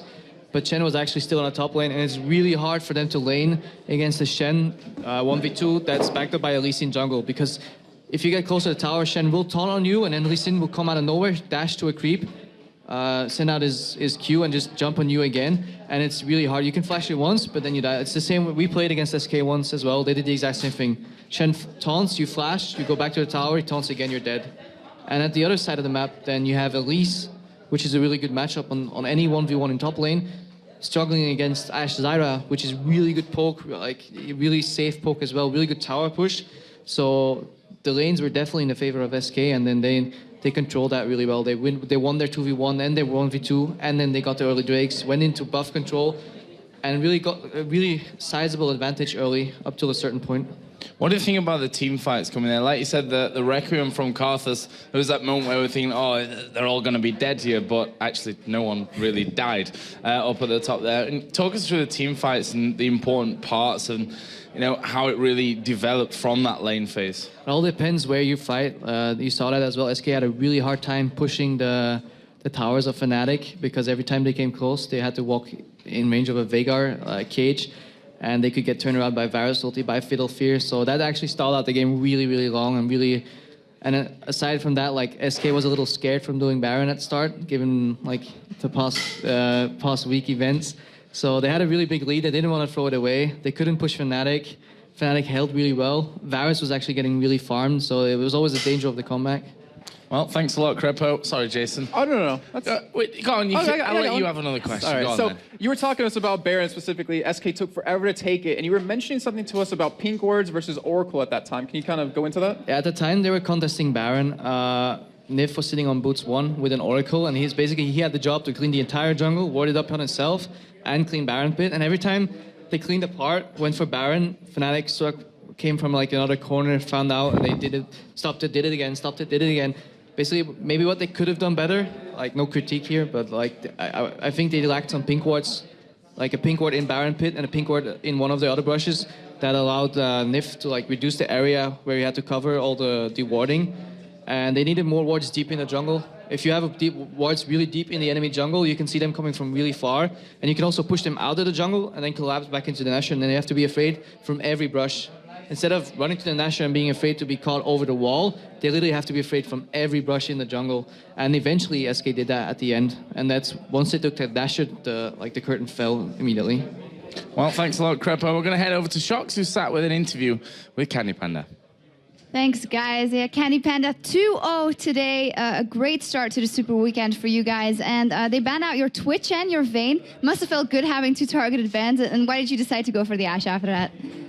I feel like right now, Twitch and Vayne are the most powerful AD carries. And after that comes like Ashe, Caitlyn.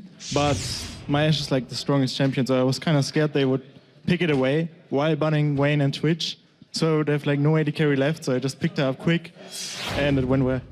So then eventually with that Ashe locked in, Ashe, no escape. Karthus also kind of a static champion, not really an escape. And then they picked the Veigar against that, which could have meant a lot of trouble, but still you were able to fight really good against it. How come? I mean, the Veigar was last pick, so we couldn't really plan against it. That's why we had like Karthus and Ashe versus him. But I think Ocelot managed to get some lucky Qs in the lane. I think maybe X-Pick him mispositioned or something. I didn't follow that, but he kind of snowballed the lane in a way that it shouldn't have went, so we didn't have the Veigar problem. Okay, and then also a very, very heavy focus on Soaz's Elise. Is that kind of what you thought? We have to contain that no matter what, then we'll have a much better chance of beating them? I think the Soaz Elise was just like, he was mispositioned in the bot lane at level 1, and Nif managed to root him, and we just killed him from there, and from there on he was kind of screwed, so we just capitalized on his mistake.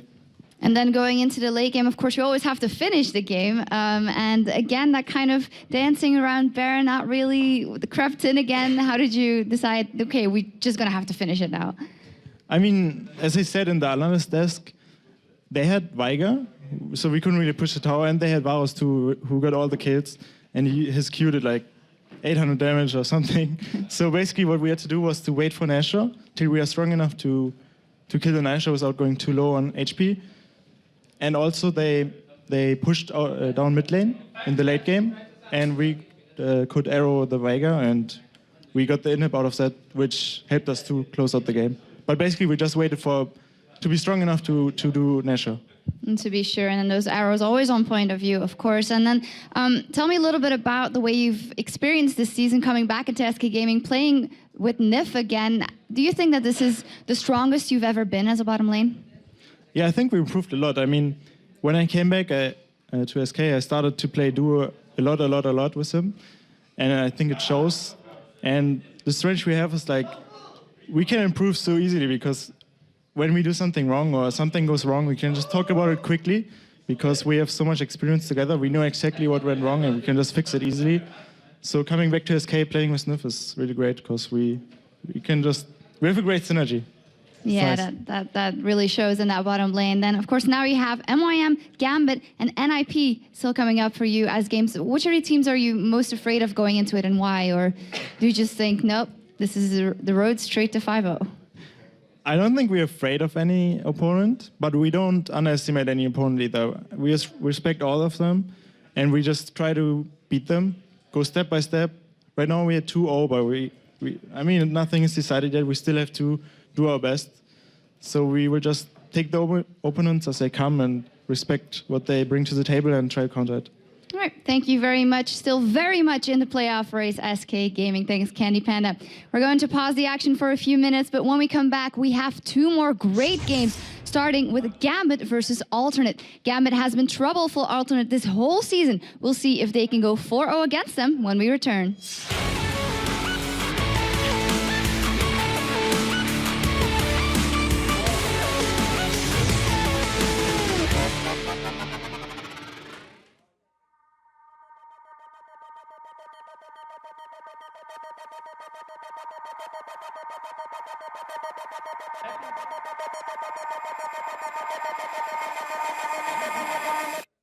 Let it out.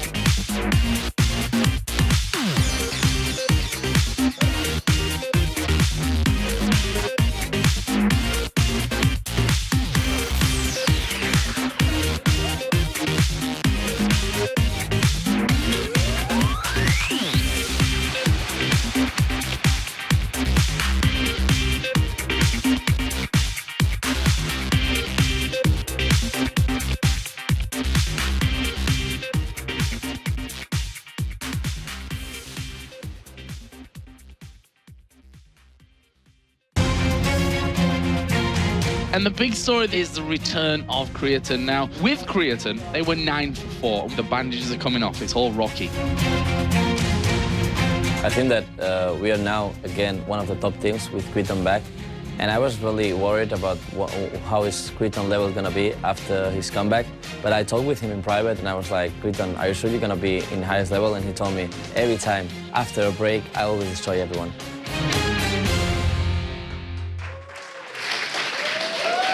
Welcome back to the final week of the season here in the European LCS, when we're just about to see Gambit going up against Alternate. But first, we take a closer look at one of the league's most innovative players who is pushing the limits of what it means to be a jungler. In Europe, Diamond is, and he always been the guy who brings up new stuff in the jungle. Diamond is a player that goes solo queue 10 games and he tries out things. And if he sees potential, he's gonna try that on scrims. And if it works out, yeah, he's just gonna play it. I think Diamond is probably the jungler who thinks the most about the game and wants to try out new things and see what can work. There's definitely a lot more potential in the jungle that people don't realize. And Diamond's definitely one of the innovators that's capable of doing that and finding these new champions. I'm just watching the every patch notes, really trying to get on them, to understand every single change. Then I'm trying to think who is going to be a good jungler. Usually nothing changes, but sometimes something special comes from nowhere, like Nasus, Volibear or Karma. Karma is everything you want on a jungler. The way Gambit plays, it like really synergizes well with the Karma pick. So not every team can pick up the Karma, but like he made it work. He's the one that kind of brings it to the front, and then everyone else starts picking it up. It's time to see. Crowd is very excited, and of course, it's time to see if Diamond has any more tricks up his sleeve for this game. So let's go over to the game with Joe and Jason. Thanks a lot, Shock. So just about to get underway with Gambit versus Alternate. Great video there, I must say, as well. Yeah, it was. And Alternate are coming off a loss versus SK, and Gambit are coming off an extraordinary win versus Meteor Makers. So let's then have a look at the two teams before we get things started. Starting with the blue side. They are, of course, Gambit with Darian in the top lane, Diamond in the jungle, Alex Ich in the mid lane, Genja and Voidal, the AD carry and support. Of course, in that red corner for Alternate, we have Kerp in that top lane, RNA in the jungle, Lord in that middle lane, and Creatine and J-Ree as AD carry and support. So you guys have been voting all day long to decide who you think's going to win this one.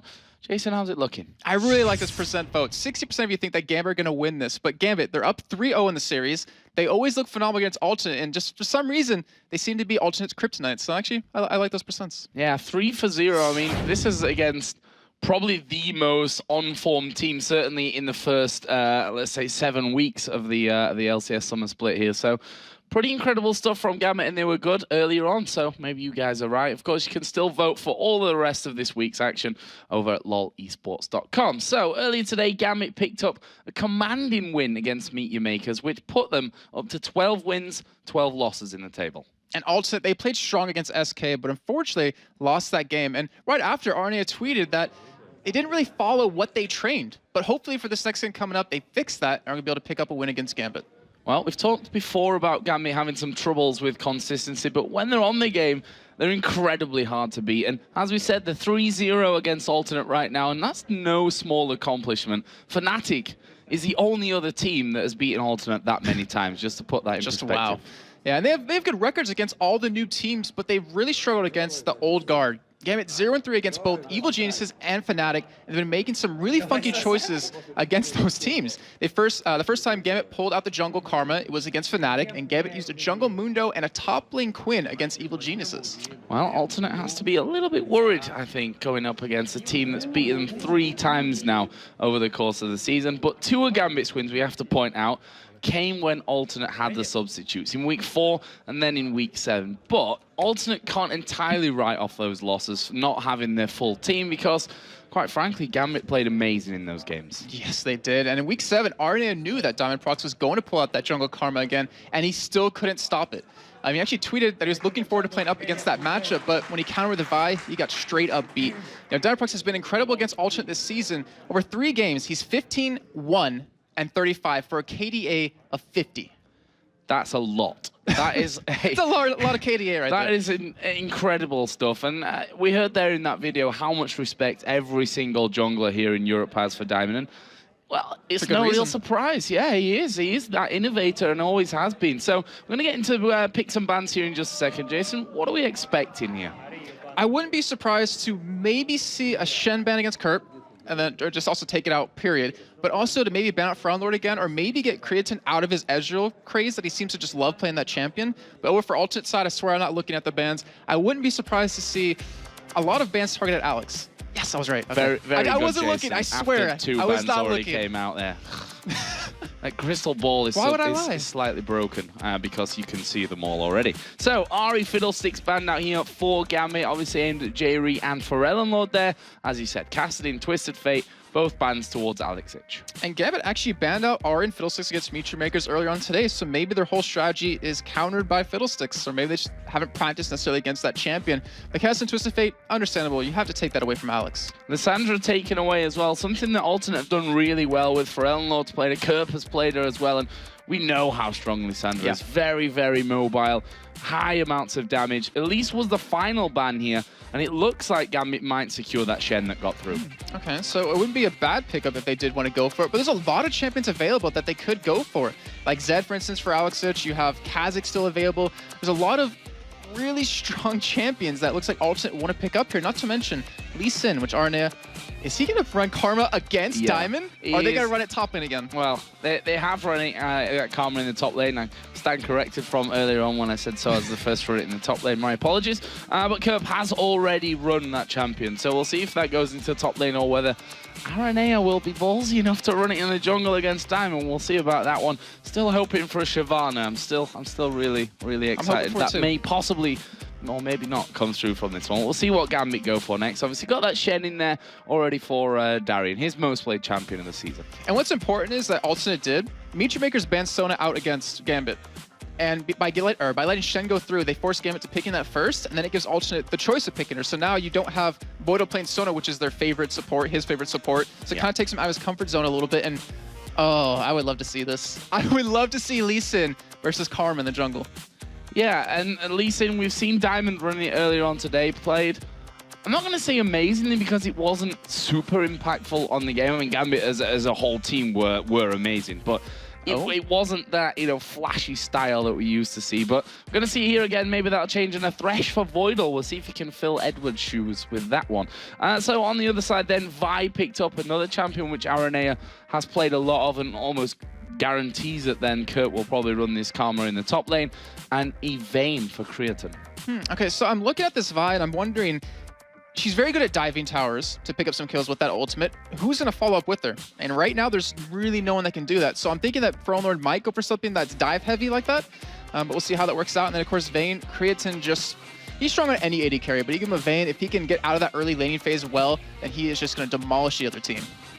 Well, he was hovering over Swain, which I'm not falling for just yet. On the other side, though, Genja locking in Misfortune, and the Karthus coming down there for Alex Ich. I think the only thing more scary than Ocelot and Froggen's Karthus is Alex's Karthus. It's just so... It's so deadly. He's always farming, and the thing is, he will always make these kills happen with his ultimate. Like, they always seem to know, okay, he's about to hit 6, let's be really aggressive, force an ultimate out of him, and then just kill someone. And when he starts getting snowballed on that champion, it's really hard to kind of stop him. Well, we'll see. Alternate finished off their picks with the Orianna, a champion that we've all seen for Ellenlord on multiple times. Pretty much got into the summer split thanks to that Orianna from for Ellenlord as well. So see how that one all fits into them. But like you said, they've got that Vi that can really get in there, do the dirty work under the towers. But Orianna's not quite the one we thought, although, it works pair out. Vi with the ball and then run the shockwave. That's another option. Yeah, that ball delivery system, it's perfect. I mean, it knocks people away with the Vi ultimate, but then you can pull them all together yet again. You can dive into the turret really well with that ball attached to him. So we're going to see how well that works early on, as Vi is a very strong early jungler. And a lot of people forget about how much damage she can possibly do. So I wonder, is Arne going to make anything happen in the lower levels? Will Diamond be there to kind of counter that? Or is Diamond going to be the one to make the plays happen? Well, lots of questions to be answered in this one. Right now, Alternate sitting in second position at 13-11. They've basically jumped up a spot because Fnatic lost that last game, which gave them then the better win ratio, 54%. On the other side, Gambit, they're 12-12, which means, funnily enough, they're sat down in 6th technically now. They have drawn level for 5th. And a win here can just catapult them straight up the table again. It's just so weird to imagine that you could be 12-12 and be 6th place. Yeah. It's just ridiculous. That's how close European LCS is, and it's only going to get closer as the days go on, because we still remember have 2 more days of the Super Week, 12 more games to come after today, and the standings can shuffle even more. Yeah, that's the incredible thing. As you said, 6th place Gambit right now. If they beat Alternate, they go level with them technically, but because they're already 3-0 up, and obviously if they won, they'd be 4-0 in the head-to-head, they go into 2nd position. That's just how close things are. One game can move you from the bottom right up there to the top. So let's get in game then. It is, of course, going to be Gambit versus Alternate here.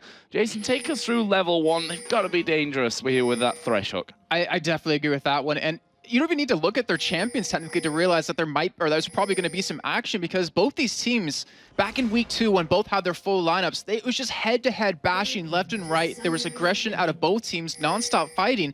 And the average first blood time between these two teams against each other is 3 minutes and 29 seconds, which is so much lower than their times overall within the season of the summer split. So you know there's going to be a lot of fighting.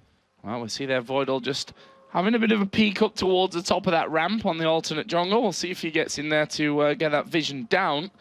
Right now, Alternate got that bit of a line defense set up with 3 men on the top side. The AD carrying, not the Sport's on the top side. There's 4 of them up there. If I could actually count, it's just Vayne that's down there at the bottom guarding from that side. Yeah, I'm curious if Alternate doesn't really want to show where their AD carry support lane is going to go, because Vayne's going to have a decently tough time against Misfortune, who can put out so much damage early on. But it looks like we will have pretty standard lanes right now. Yeah, pretty standard from this point. Looks like, I mean, it goes without saying that at this stage of the season, that at level 1, you can lose a game. And if you do that now, especially from Gambit's side of things, I'd say, because they have that chance to really catapult above Alternate at this point, but a loss will set them back quite significantly in their whole plans to secure those top 2 spots, which everyone wants for that buy into the playoffs. Yeah, you look at yesterday's matches with NALCS, Cloud9 versus Vulcan, where Vulcan picked up 3 kills right off the bat. I mean, that was enough to give them such a lead that they could come out with the victory in that game, and it looks like both teams don't want to go for that. They don't want to lose the game just off of a level 1 fight. They want to at least take their chances in a normal game. So, starts for both teams. Aranea with his Vi on the red. Over the other side, Diamonds, Lee Sin starting on the blue side of things. So, that gives you an idea from that one. We are going to be seeing standard lane matchups here with the duos down bottom and the 1v1 up top. And one thing that Diamond did earlier today versus Mutual Makers, he actually didn't come out of the jungle around level 3. He kept farming up. He backed once he full cleared to buy up his items, and they went back into the jungle yet again. So I'm curious if he's going to do that a second time. And if he does that, will Arnea be able to punish him by making some ganks happen? Because look at the war coverage in the middle. Like, both these mid laners do not want to get ganked at all, and they realize where the action's going to be. Yeah, you can see it there, 2 down for each side just to cover those exits and entrances from the jungle. So down in this bottom lane, again, we have to keep our eyes out, because it's Voidal's hooks that are really going to be making an impact here on this game. Yeah, and it's not about how many you miss. It's only about that one that you do land that can turn a game around. And right now, Genja's already pretty much showing his dominance in this lane. He's level 2 before Creatine, obviously, who just obviously now hit level 2, but he has a double CS advantage just in the beginning of the game. Pretty standard farm in there, just getting as much damage as he can, and there is the hook coming in play. Barrier used by Creatine. Jerry took some damage as well, and well, Creatine will live from that one, but he's used both his summoners. We saw the exhaust being used, and look at this. Diamond is coming around the side here. He's going to try and get in there. Couldn't quite get on towards Creatine before he recalled. We also saw Jerry backing completely off from that. So that makes that advantage that Genja had already started to build here with Misfortune that much larger, because Creatine quite simply is going to have time away from lane. He's going to lose farm to the tower. And just as you mentioned, Voidal with the hook, he comes out big right there. Yeah. And the thing is, Creatine, 6-19 CS, he's going to miss out on a good chunk of a wave right here, and Diamond's still sticking around. He's not spotted by a ward. They could go for a turret dive if they won. Well, he kind of walked out, realized that Creatine was in there as well, and they decide in the end not to go for it. Aranea is actually coming down here as well, so they should be able to protect this tower, and it doesn't look like diver will happen anyway. Diamond has already backed off back towards his own jungle. And Aranea is still sticking around, and that pink ward investment on that Tribush, it kind of didn't work out for him. They weren't really able to make anything happen off of that, but still at least gives them the knowledge of no wards being there. And right now you actually see Alex on the minimap, he went back and took Wolves. Like, he's trying to win just on farm right now, and he's up 30 to 25 currently. Well, we know Alex Itch to be a prolific farmer, and well, Karthus is really a fantastic farmer, so we'll see how that one all works out for him there. As he said, back for the Wolves. He'll no doubt be taking a Wraith camps whenever he possibly can as well from that, so something we'll keep an eye on there as things go along. Obviously staying well out of range of RNA and the ball. This top lane, which we've not really seen up till now, very quiet early farm game going on, Kerp having a small advantage. Yeah, he's been taken advantage of as Arne is going in on mid lane on Alex. Blows the flash. That's not bad. That means he can come right back around again and maybe pick up a kill this time. And that's all due to these wards going down that they had earlier on in the game. Yeah, flash burn from Alex. Not wanting to take any risks whatsoever.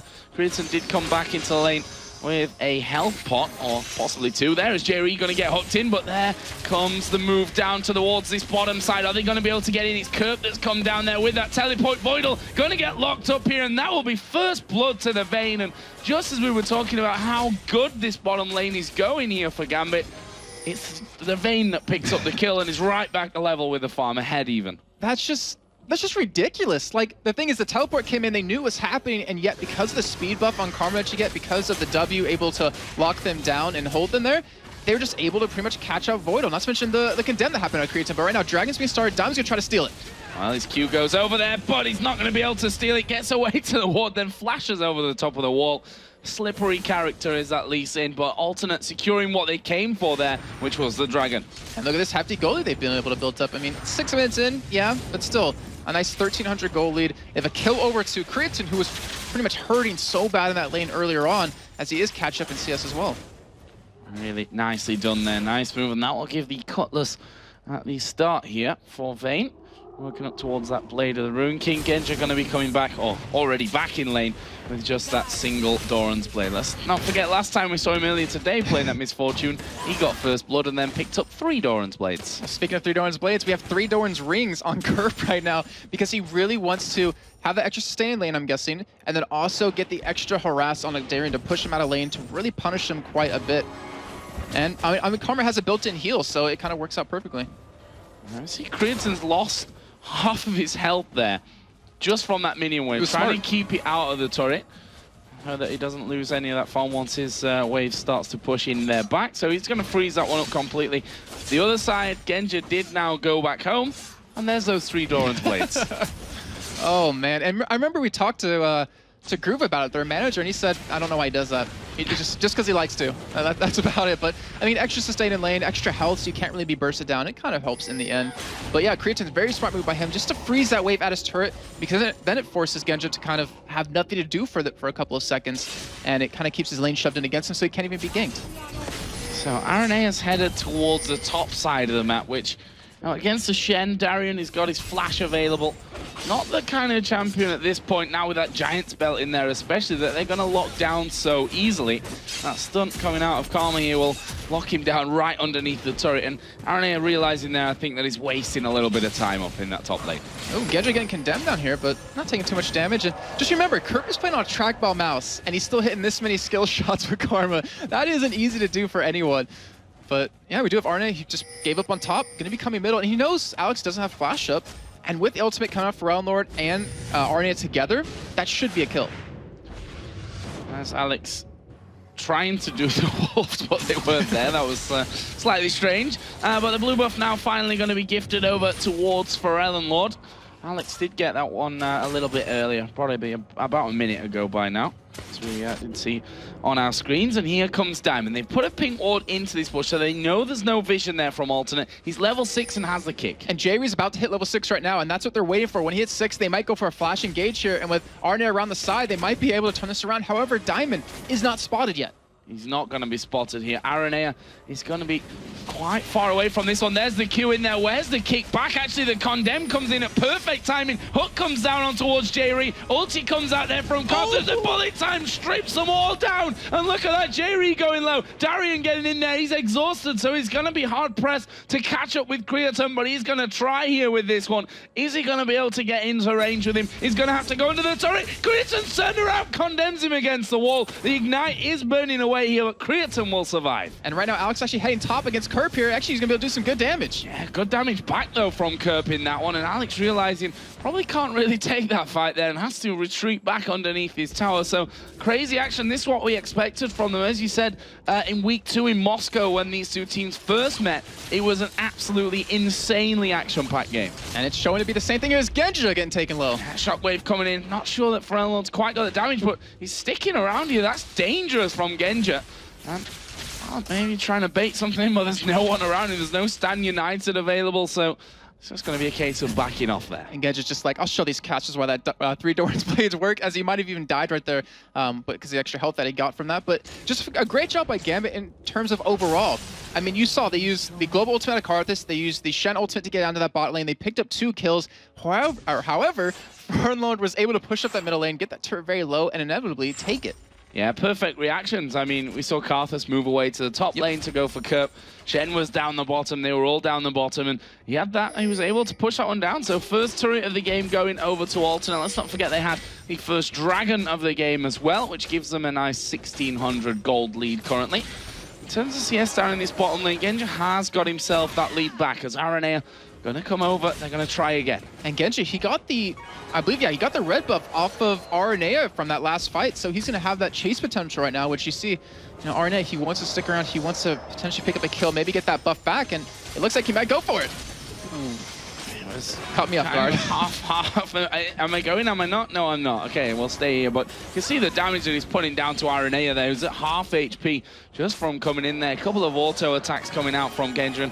He is not afraid right now. He's just going to wait here. Diamond coming in around the side of him. There's another big hit from the double up on towards Jerry. The hook not quite landing onto Creatine. But we do have Dragon coming up in about 30 seconds. And with RNA having to back right now because he needs to heal, it might be enough time to allow Gambit to actually pick that one up quickly, though they don't have the Shen ultimate just yet. Kerp does have his teleport available, so going for Dragon would be very dangerous. Well, they know the timing on it because Diamond was obviously inside of that Dragon pit whilst it was smited from underneath his nose. He was trying to get that little steal in there at the end, and he is down there, but they've got no real vision from the front side of it. They could see someone coming down from that mid lane and actually will spot Aranea coming out of the jungle. So they know that Alternate are going to get themselves prepared for this. There's a pink ward, no Gambit wards around to be cleared. And it looks like Alternate are going to try and do it. And this could be the first big major team fight. Darren, he's backing away to go buy up right now because he might want to ult into the middle of this fight. His ultimate's on a very short cooldown right now, 10 seconds. But Dragon, it's still being done by Alternate. And Gambit are going to react to this one now. Dragon being pulled out there. It's down to half HP as it starts to reset. And Alternate with just 2 men there. Their bottom lane pretty much bullied out positionally. They're going to have to back away. Aranea is charging up here. He's going to go in towards Diamond.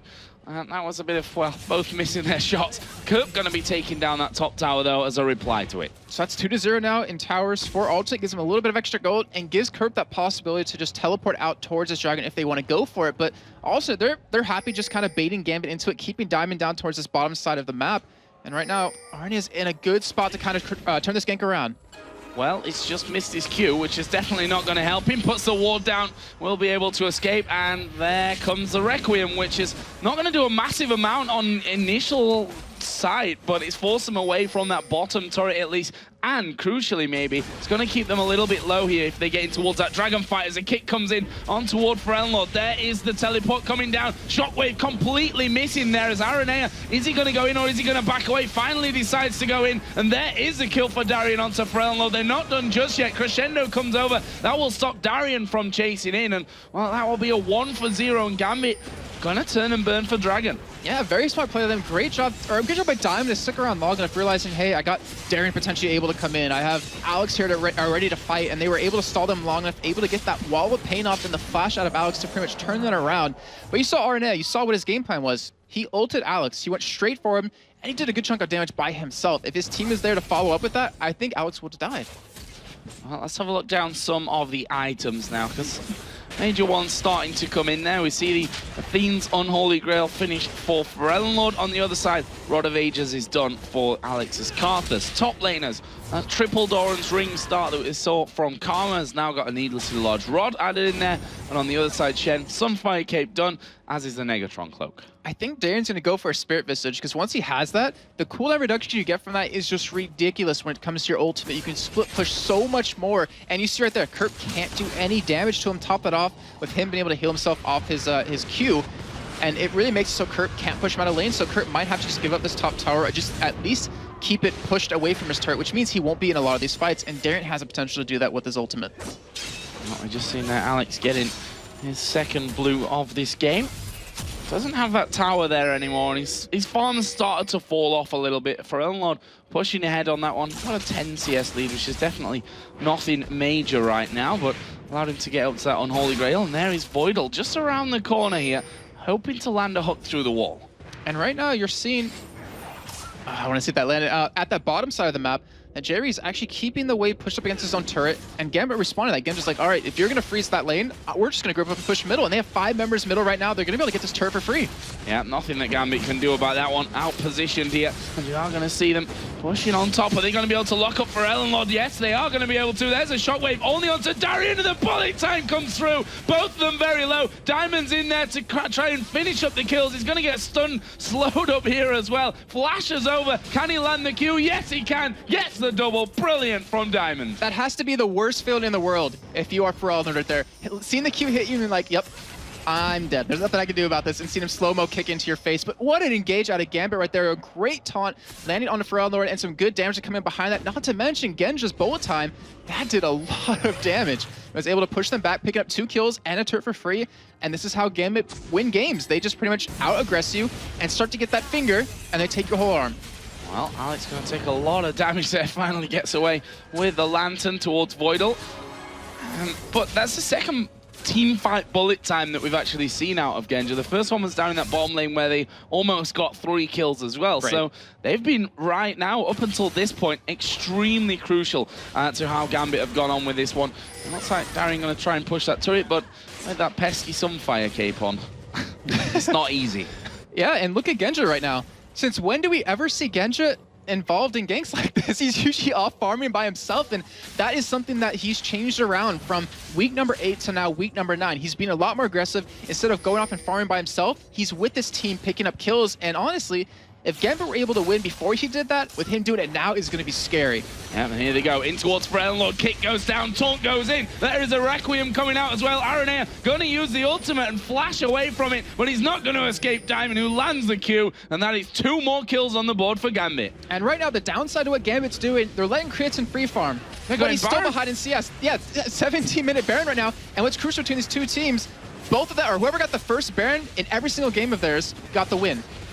Blue buff Karthus, easy to take down the Baron here, as we are going to see going very low. There is the finisher, and now they've managed to catch up Kerp, who is going to use that Zhonya's Hourglass, but it's not going to mean that he survives, just prolongs it, and Voidal will pick that one up. A 17-minute, 20-second Baron picked up by Gambit. And we talked about it earlier on today when they're playing against Feature Makers. Gambit does not pick up Baron unless they're intending to push, be aggressive on you, and pretty much close out that game. Out of the 11 games now without one taken, Gambit has 3 of those where Baron wasn't picked up. So right now, with Baron, with Alex being 007, having a 3-0-4 Lee Sin, a 3-0-4 Shen, a 1-0-6 Misfortune, they are just so far ahead.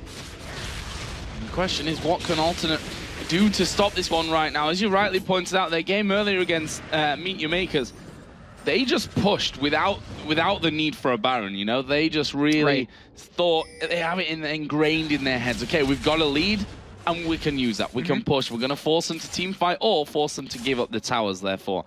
And that's what I expect out of Gambit right now. I think Alternate require a little bit more caution when it comes to that, because a big shockwave, for instance, that comes through and a Vayne that goes a little bit too long unchallenged could really turn things around. Well, one thing I love about what they just did with those 2 kills, did you see any hesitation in the team to just take Baron? No.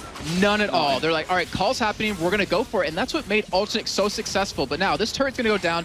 The thing is, Alternate, they shouldn't be too worried about this Baron. I mean, yes, they're down 8-1. They're down 4,000 gold. The thing is, if Gambit has to dive into them, they're diving into a Sun who can crescendo you. They're diving into a Vi who can ult you. And not to mention, they have decent wave clear on top of that. So, if anything, Gambit are just going to be able to pick up these outer turrets, which still is a lot of gold. So down towards that bottom lane, they've already taken all those middle turrets, obviously up until the base. Not quite at that point just yet.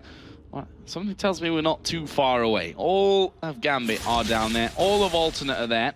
We'll see if they end up challenging for anything. Gambit being very ballsy here. They're just going to rush straight up the middle lane. They've got minions coming in as well. And this is exactly almost what they did against Meet Your Makers earlier on in the day. They saw an opportunity, a positional advantage, and they seized the moment and just rushed straight in there for the objectives. Didn't quite work out as had planned that time. Alternate were fast enough to reply to it, but they might lose that bottom turret now as a result of that. Exactly. I mean, they're in the position of the control of this game. They can just keep running between middle and bottom like that. Eventually, they will get a turret, but right now, they see Dragon up, and they want to take it. Yeah, easy one here for Gambit. Nothing that Alternate can do about this one. Let's not forget, we are tied in turrets right now, but because of those middle turrets being down, they lose so much control over their jungle as well. We've just seen another blue buff being taken away there on towards Alex Hitch, which now going to be massive for having that Requiem up more often. I feel like he's had a blue buff this entire game. Ever since the first one, he's non-stop had one right now. And he's too scared to go up against him. He doesn't have a tier, so it's very good for him to keep that up. But just like you mentioned, like the Requiem cooldown is going to be so crucial because he'll have it up so much more often. He's actually approaching level 16 relatively soon. And the damage he has, it's not great. Like, it's not huge. But still, compared to the defensive items that Alternate doesn't have, it's going to do a lot of damage. Double blasting one in there as well from Alex, which just tells you he wants that power now. He wants the 860 gold's worth of AP right now for this one. So we'll see where those two get put into in a little while here. And now Gambit moving up towards his top side. They want to try and catch them out. They're going to be able to catch J-Ree, who flashes away. Actually, the Q missed there somehow from Diamond at point blank range. And Alternate back off. They're going to surrender this turret.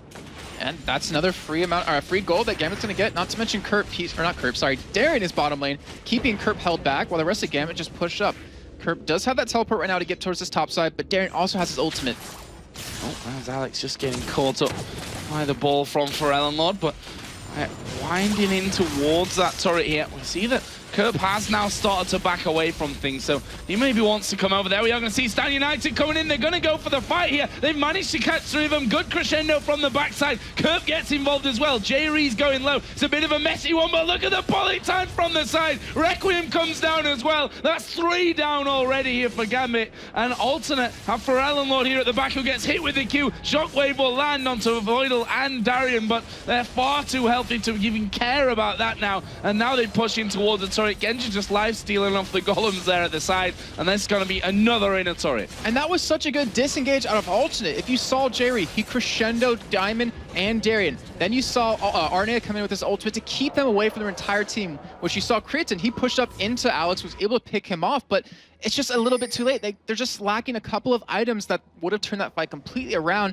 And Gambit, the aggression that's coming out of them, like coming in from the backside on Diamond with Darien ulting into him just to catch the entire team from the back was just, I don't remember the last time they've ever done something like that, except maybe earlier on today. Well, that's the thing, right? If you have to use the crescendo like they just used it, it's not going well for you. If they have to use it that way to lock up the Shen and Lee Sin while you've still got Misfortune able to hammer away, Karthus able to do all that damage there, that's not how they're going to, I think, be winning these fights at this point. Those crescendos need to be on the targets that are going to be stripping that damage away. And you're definitely right, because what Alternate wants to do is they want to be the ones engaging. Because you have that ball delivery system, because you have a Vi, because you have the crescendos, like a flash crescendo onto the defenseless people of Gambit can definitely open up a fight, but because they're 12-2 down, because they're behind so many dragons and 8,000 gold, they just don't have the potential to do that. So if anything, they just need to hold on a little bit longer, let Kriton farm up, let him become strong on Vayne, and then just let Lord get a little bit more damage, then hopefully get the tanky items that you're going to need to survive. So they just realized that there's a pink ward in that brush there as Lord puts an auto attack down onto the ward that they had in there earlier. And then they realized why Alternate weren't coming anywhere near that brush where they were setting up the trap. They saw them the whole time. And look at the board, ward control that we have for Gambit right now into the top side of the map for Alternate. It's everywhere. They have everything controlled, and Baron's up in 30 seconds, so this shows that Gambit, they want to either bait Alternate into a fight, or they just want to straight up take it. Alex, I don't believe, has blue buff right now, and his isn't respawning, I believe, anytime soon. but they can still take that very quickly, and Alternate, they're forced to pretty much face check anything past this first bush. So I was talking about instant power from Mr. Alex Hitch, who has now bought a third Blasting Wand. Well, that's, I mean... Triple Doran's Rings. Triple Doran's Blades and triple Blasting Wands. Doran's Blasting Wands. That's all good from Alex. Power Now, I think, is the name of the game from this one. I mean, he's not got any kills yet, but he's got 10 assists out of 12 kills. So, that just shows you that Requiem being really, really strong for the team so far. But what are they doing now? Baron is now back up and on the map. They've got good vision on the top side of the Alternate jungle.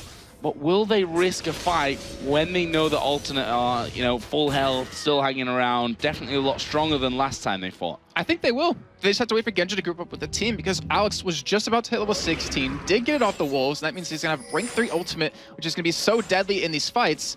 And Gambit, with that Oracle, with Voidal, with this ward control, he's able to clear everything out, able to force Alternate to face check some stuff where Gambit could take advantage of that, catch him in their own jungle, and then just blow them up. And right now, Genja, he's headed up towards this top side of the map. They're starting a group here. They want to make a push. Well, that blue buff going to be taken away.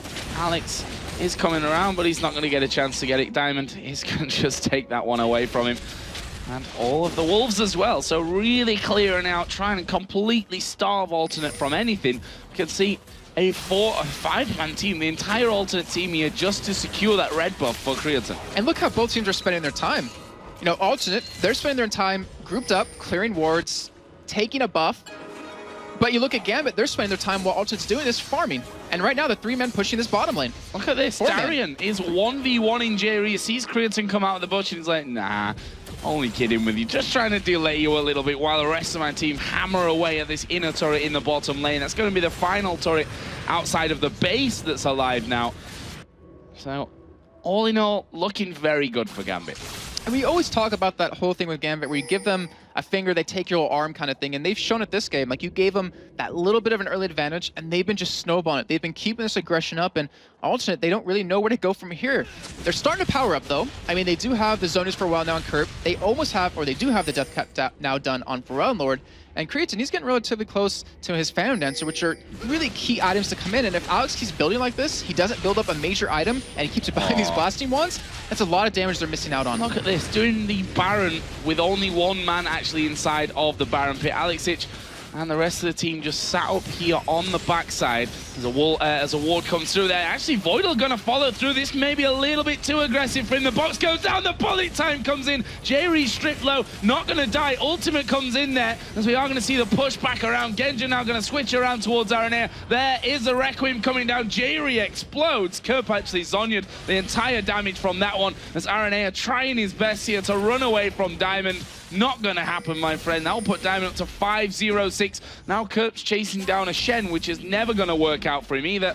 And that will be another 3 kills for the 1 on Gambit. I think you need to give a lot of credit to Voidal right now in terms of Gambit, where... Yeah, to be honest, I thought he'd gone a little bit too deep from that one, but the fact is Alternate were too scared there. They actually turned around where they could have killed him off instantly and then got away. Yeah, and the thing is, we were talking earlier about, getting the synergy between your bot lane, between your AD carry and support, and whether or not they'd be able to do it in 10, 15 days that they had to boot camp. But they've done it. Like, you see, if you look at from him last week playing with the team till now, it looks like he actually understands what everyone's doing. They all are on the same page, and that's what makes you a great team and what Gambit needs to roll into these playoffs. So Alex Hitch, after his both first kill of the game and second death of the game, has finally switched his build route. He's gone away from the Blasting Wand build and has now added that needlessly large rod in there. So he's going to get up towards that Rabadon's fairly soon and start to do a lot more damage. So another Dragon here is going to go down for Gambit. Are they going to bother with another Baron at this point, or are they going to try and drive it home? Well, the thing is, the last Baron they did get, they had 2 members of Alternate down, and there's all 5 collapsed on it. Right now, with what we were looking at, Meteor Maker, it was the EG game a little bit earlier on today, where the team Meteor Makers kept sitting around Baron constantly for no reason. They kept forcing the Baron when they had a goal lead, and from that, EG was able to catch back up and turn it around. And right now, I don't think Gambit are going to be on the same page. You saw how far ahead they were of Meteor Makers and how they didn't even go for Baron. I think they might do the same right now against Alternate. Pharrell just checking there. Diamond's position with the ball. Creatine runs away from Diamond as well. Hard to get away from those Lee Sins. Got that locket now built in onto his items as well. And Voidal continues to get rid of the walls. We're going to see Genji going back home. He's going to be picking up something else now with his 243 CS and that 3-0-10 scoreline, and it's going to be a Black Cleaver. Yeah, very strong. It's that bolt time's going to stack those charges of the Black Cleaver on it, and then of course you're going to see Diamond, who 5-0-6 on these ends, going to do a hefty amount of damage. He's going to follow up, and you saw that last bolt time how much damage it did. It took Jerry down to about 3rd health. It took Creatine down to about a 3rd health, and with this Black Cleaver, to take him even lower. And if you follow that up with any damage from Alex, they're going to be dead. He still waits around here. Genja taking his time to get involved. He's going to get that red buff first of all before they push up back towards that Baron. Alternate, they realize that they can't leave too far away from this side of the jungle because Gambit will take that chance. We saw how decisive they were with that Baron call earlier. One little interesting stat for Alternate is that they have never been able to take a Baron against Gambit. And that just shows like the aggression, the control that Gambit puts out. And I wonder if that might be a mental block for Alternate, realizing that it's very hard for us to take Baron. We know they're just kind of baiting it in right now. As you do see, Void'll go in again. Hook onto Pharrell and Lord there. He's a good crescendo coming back. There's a shockwave coming down as well, and Void'll gonna pay with his life from this one. Aranea gets involved. Creatine's right on top of them as well, doing tons of damage, but will they be able to kill him from this one? Requiem's gonna come down. Not sure he'll get the kills all around. There was the command protect coming in to keep Pharrell and Lord alive, and Gambit back away. They lost that fight 2-for-1. Joe, I think Alternate heard you. They're like, well, if Void'll goes in, why not just blow him up? They did it right there. They did, yeah, exactly. And right now, they're able to pick up 2 kills. All they do is lose 1, so it's a fight that they've been able to win, considering they haven't won one yet, now that I'm thinking about it. But now, they still have to protect Baron. They do have a ward on it right now, and they need to have an answer for the rest of Gambit. They were able to kill them, but they escaped with very low health. Jerry Crescendo needs some credit to it as well there. We saw it really locking down Darian, stopping him getting the taunts in there that would have probably resulted in a lot more coming in. So really nicely done there by Jerry. And this time punishing Void'll for going in that little bit too far away from the rest of his team. More buffs going to be picked up here from Alternate. Creatine getting himself the red, and surprisingly enough, Gambit are back. One thing that's still blowing my mind right now about Genja is, I mentioned earlier that he's finally roaming around with his team, and they're starting to make some fights happen, where previously he would just sit and farm. He has a huge CS lead over Creatine, and he's been roaming around with his team farming up, so it's like he's refined his gameplay a little bit, and he just has a huge gold lead, 12,000 gold to 8,600 total. That is crazy.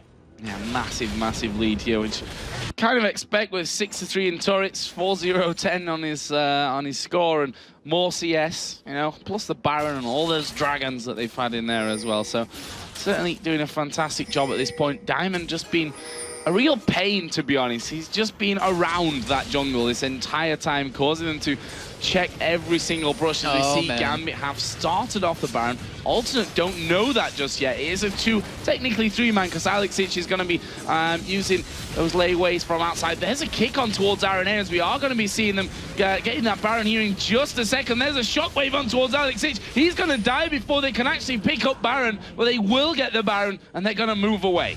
Also able to get 1 kill onto a very high priority target. He's not going to have his ultimate up now for the next fight, but still 4 members of Gambit do survive with it, and that is going to be very dangerous. Second Baron of the game for Gambit, which is just crazy considering they have the lowest amount taken in Summer Split of European LCS at 10.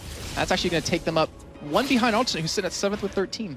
Yeah, and I think that's part of, you know, Gambit's how well they play in terms of when they have an advantage closing things out, that they don't take that many Barons because they feel that they can do it without most of the time, that Baron might even be a risk to how far ahead that they are. This time, though, they've taken the last 2, but now they've got to defend against an Alternate who are suddenly feeling a little bit more comfortable. Oh, and we might have him actually go in here, but Arne is very tanky right now. Even though he's 0-6, he still can take a lot of damage. It's a 5v4 at the end of the day, and a Crescendo fighting somewhere like that would cause a lot of pain for Gambit, as we see Diamond just edging forward there, gets stopped in his tracks by Kerp. Aranea here as well is stealing away the blue buff. That's going to be crucial again. We touched on it earlier with the Requiem.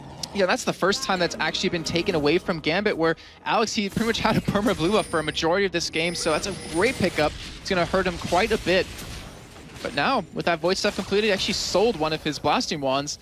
Gambit are looking to push up this middle lane, and they have the opportunity to dive on the turrets. Like, they are tanky enough right now to go straight into this turret, tank it, and then just kill them in a straight fight. So we saw there Darian not giving any cares about the damage coming his way there. He's got that Warmogs now added into the Spirit Visage and the Sunfire Cape. he literally doesn't really take that much damage. You see the regen on him, like plus 26, plus 26 is crazy. Incredibly tanky, getting loads of regen in there. Right now, Diamond going to push out this bottom lane. And Gambit are on the hunt once again here for more turrets. The only man not with Baron buff right now is Alex Ich. And I wanted to alternate. Would they actually try to go for a fight here against Gambit to keep him off the turret? I mean, that's what they want to do. They want to be the one engaging. But against Gambit, with how tanky they are, with the gold that they have, I'm not sure it's a possibility. Well, we do see a lantern thrown in there. Gift a couple of shields. And Gambit not quite able to push through here and get those hits on the tower that they were expecting. Crimson's gone down to the bottom lane to make sure that that one isn't going to be pushing up too far. Gambit going to take that one, but a 4-man shockwave comes in. Crescendo comes around as well. Alex going to die here already. Where is the Requiem coming down? He's going to wait till right in the very last second from this one. Actually, it was on cooldown. It was still on cooldown there until he actually, literally just as he went down. That was horrible timing. And he dies 1 for 1. I mean, the mid lane has gone down there. RNA in the jungle has gone down. Alternate are probably happy with that. I think that's the true definition of a wombo combo right there, Joe. Just the 5-man shockwave followed up by a 5-man crescendo, followed up by Vi coming in with the put or stand aside on multiple people. But still, Gambit, I mean, yeah, they lost one. They're still getting a dragon out of this, so they still come out ahead. I was really confused there for a second about Alex's ulti because it was so close to being off cooldown. I thought it was up too. That it was, I thought it was up. Obviously it wasn't, and well, just probably 2 or 3 seconds later, he would have been able to channel that off. That fight could have been very different. In the meantime, another dragon picked up here for Gambit. You see there on the player cam, Darian just having a mid-game drink of water. Thirsty work, this one. He's just been... well, taking all that damage is a lot of work, you know? Yeah, well, that's true. He's going to come back in here with that Warden's mail in as well, so he's only getting tankier and tankier and tankier. And it's funny because Curb, he's 3-1-1, 264 CS, pretty good throughout this game, has no damage. And that's why you see him building straight armor. He does not care about the damage that Curb can potentially put out. And honestly, it's you need some sort of AP, or they do have double AP, but they just still don't care. They're still just building armor, building health around it. And for Unlord, he does have Death Cap, Void Staff done. We do have Kurt picking up a Void Staff himself, so they're going to do a lot more, or significantly a lot more damage. And now the Baron has faded off a Gambit. Yeah, Baron going to go down, and there's a blue buff for Diamond. Genja for him. It's the second time he tried taking it. He tried to take it, and Diamond's like, nope, gonna smite it. You are not having that blue buff. That is mine. You've got yourself a Guardian Angel. Stop whining. But he's gonna get that bit more farm down there at the bottom. Now 4-0-11, about to hit 300 CS. He's highest farm champion in the game right now. We've also got the Locket, as I mentioned earlier in there for Diamond, for that extra bit of team survivability when it really comes down to the big fights again. Alternate actually sent 5 people bottom because they wanted to potentially catch Genja. That was his old thing that he used to do. He would push up and you'd be able to kill him like that, but he's, like I said before, changed up his style. He backed away, and now it looks like they can group middle here as all of Alternate have to back out. So a game where Gambit have a clear lead when you look at towers, when you look at gold, when you look down items, but not a clear lead if you've watched these last few team fights. They've not been clear-cut whatsoever. Yeah, there's been a 2-for-1 earlier on, then a 1-for-1 just now. Like, also, they're not giving up at all, and if they keep landing these combos that they've been doing, they have easily that potential to get back in this game. Frontlored's damage is going to just get so much stronger. And if they catch Genja, if they can get rid of that GA, that's a lot of damage gone. However, Alex is still going to be a problem for him. They don't have a way to keep him out of the middle of their team. And we see the last Whisper finished here as well for Creighton, and he's going to need that, that's for sure, with all this armor stacking that's coming down. Randuin's Omen now has added in for Diamond as they finally just wedge themselves in onto the turret. Genja taking half of his HP there. That was just a one combo coming out of Karma, but he's able to bring that one back in. There's a 3-man shockwave coming down. Our Alternate going to follow it up. It looks like this is just going to be a deterrent for them. A lot of damage being thrown back, and Alternate happy with that one to hold on for this one for now. There was the Zhonya's actually being used by Kerp. Full HP, not sure what he was. Didn't want to get hooked right there. Yeah, the hook I think he thought was in his direction. Didn't quite have the range though, so. And that was dangerous too, because if Gambit wanted to, they just could have taunted him and locked him down and killed him. But luckily, if this team backed him up, was able to push him away, and now Gambit clearing out the buffs yet again, clearing out the jungle, and also they're like, all right, we'll just 5-man push middle, and they should be able to get a free turret off of this. Well, especially when they see Genja down in his bottom lane here, clearing out the creeps. It's going to leave them 4 versus 5 now. Are they going to be able to get anything from it, though? RNA going to tank up this turret. And with Creatine, who's doing very, high amounts of damage at this point. They will be able to take that one, but here comes Voidal from the side. Not quite able to get a hook down from that one, and they're going to go back and forth. Yeah, and also they're slowly clawing their way back in this game. I know the goal looks a little bit different in terms of how much of a lead Gambit has, but considering how out of control it was for Alternate 15 minutes ago, they've been doing a great job of kind of slowing the pace down and trying to control Gambit, or at least take a little bit of control back for themselves. So Alex here just got himself that blue buff back finally. This Diamond is just going to pretty much taunt them down by the Baron pit, throwing out those Sonic Waves. Darien is there as well. And Gambit hold position, kind of clear out a few wards probably, and then back off, as has been tradition so far. I don't believe Gambit's ever gotten more than one Baron in the summer split of LCS right now. And this is going to be potentially at number 3, which is just crazy considering where Gambit usually don't think they need it. But I guess they're trying to take this possibility of Alternate picking up, not to mention if they do want to go into the backline of Alternate, they're going to need the extra regen, the extra health, not to mention that little bit of extra damage. Well, the second Baron Gambit didn't do a massive amount with. The first one certainly gave them that edge where they were able to take down all the turrets in the outer map, and not in the base. There's Diamond coming around the side, going to dodge RNA. A wall of pain going down. Is this a moment where Gambit go for it? They stood on top of the ball. They could rush middle, take that inhibitor for free. Yeah, they're going to go for this one as well. Creatine is pretty much the only one in the right position, but Alternate, are they going to go for the pincer attack? And this is the ideal position for Gambit to be in because of Alex and his AoE. For Elnor getting hooked in there for that one. There's a bullet time coming across. Crescendo comes out, but that's not going to be enough. Creatine now being chased down. Kurt will walk away on the top side of the map. Creatine going to take a lot of damage. Here comes a Requiem. Oh, Kurt just about survives. Creatine somehow survived it as well. And Gambit now, are they going to try and push through for this one? Of course not. They're going to go back for Baron. And you saw Creatine right there. He actually stopped moving and stopped going back to base because he realized, I'm dead. Yeah, but he survives just barely. And Gambit, you just saw the combo that happened. The Genja bullet time coming in with Alex flashing on top of 3 members of Alternate, able to just do so much damage that they had nothing they can do to kind of counter that. Kurt has teleported in, though.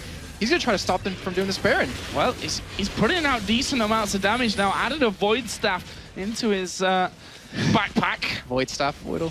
Sorry. I was just thinking that because he hit Voidal. Wow, Jason. Baron down to less than half health right now, and this is going to be Baron number 3 for Gambit. Nothing that Alternate can do to get in there to steal that one away. Solid pickup here once again. That last fight for them, a lot more clear-cut than the last, and I think part of it has to be those shockwaves. In the earlier fights, we're hitting 3, sometimes 4 men in the team. That time around, didn't quite work that way. Yeah, and it's all due to the positioning. Because you saw Alternate, like I tried to mention that, Alex with Karthus popping his Defile on, sitting in that choke point, means that no one from Alternate can kind of get back in the base. They have to kind of fight from that backside, and then as you're saying, they had to pincer them in. But because of that, you cannot get an amazing shockwave off, and they're able to take advantage of that. And now they're going to push this bottom lane. Middle inhibitors down. Supermarines are going to be coming down that lane. And honestly, this is Gambit's game to lose. They can take this as slow as they want. Slow and steady. Isn't their style usually? Wins are not usually their style, but if it works here, there's a 3-man shockwave coming out once again, but more they're not going to be able to pick up from that one. Aranea takes a good chunk of damage going through. Genja actually going really low, which probably not going to worry him too much because he'll be able to lifesteal a lot of that right back up. But Alex has also taken a bit of a dink from Karma there as well. But as you see, Genja just healing all that straight back up and like 80 health back from each hit there. Plenty of lifesteal coming in. That's it, down to half. Darien going to get right underneath it. He's tanky enough now to be tanking up a lot of the damage from both the champions and that turret coming in, and Gambit will wedge themselves in there. Pick up that second inhib turret of the game. The inhibitor itself going to be focused down, and that's going to go to Gambit as well. And are they going to run away from this, or are they going to go for a fight here? I mean, they have a lot of money to spend. Genja's sitting on 2,800 gold right now. Again, they're going to keep these lanes pushed. It looks like they want to end it right now. Wall of pain going into Aranea there. He's going to dash away. They've got super minions coming out. Gambit, nope. They're going to go tutorial style here. Go for that top inhib turret. That will fall. And there is Diamond going in. They managed to kick for Elnor away. He's a dead man. 4-man crescendo, but will that be enough to stop them? Wall of Pain gets entire team here as a Randuin's is popped. That's already 2 men down. Creatine gets hooked, flayed back, and Genja will annihilate him. Requiem not doing all that much from that one. Good game's going to be called here from this one. Gambit going to take down the Nexus and Alternate and go 4-0 against them here in the series. Fantastic performance. And ladies and gentlemen, that is why Diamond Prox is so damn good on Lee Sin. That reaction to just go for it, go in, kick Brown Lord out, kill him, and then just finish the game was phenomenal. And we've been wondering about that boot camp. Did it make them better? How much better at all, or if anything? And it shows right there. They are looking so strong. They're looking back to their form back in the spring split. And that now puts them level with Alternate. That puts them from tied fifth place, technically in sixth because of their head-to-head with NIP. That brings them into second position now. It's ridiculous. They're a little bit away from Lemon Dogs, but I think, you know, it might be a second position finish that Gambit are realistically looking for here. They've not been higher than second in the table so far. Funnily enough, we've only ever had 2 leaders of the table so far in this summer season, Alternate and now Lemon Dogs. There's been no other team that's actually hit that top spot, so maybe they're already taken. Well, I mean, keep in mind what's at stake for those top 2 spots. You skip the first round in the playoffs, which is huge because that means you skip any relegation possibility, go straight into, I believe, the semifinals, and that means you're pretty much 1 win away from going to Worlds. Exactly. It's a massive deal, and that's pretty much what we're fighting for here for this weekend. There's only right now one team that can't technically go there, which is going to be Meet Your Makers, or not technically go to the top. Actually, I think that everyone's still can apart from Meet Your Makers. That's how close it is right now. We've got guys doing the math in the background. Meet Your Makers are relegated now. They're out. Well, they cannot possibly get back to playoffs. Relegated is not the right term, because relegated means that you're out of the league, which is not true either. They're going to go to the promotion tournament. They will go to the promotion tournament. Don't worry, MYM, we're not kicking you out just yet.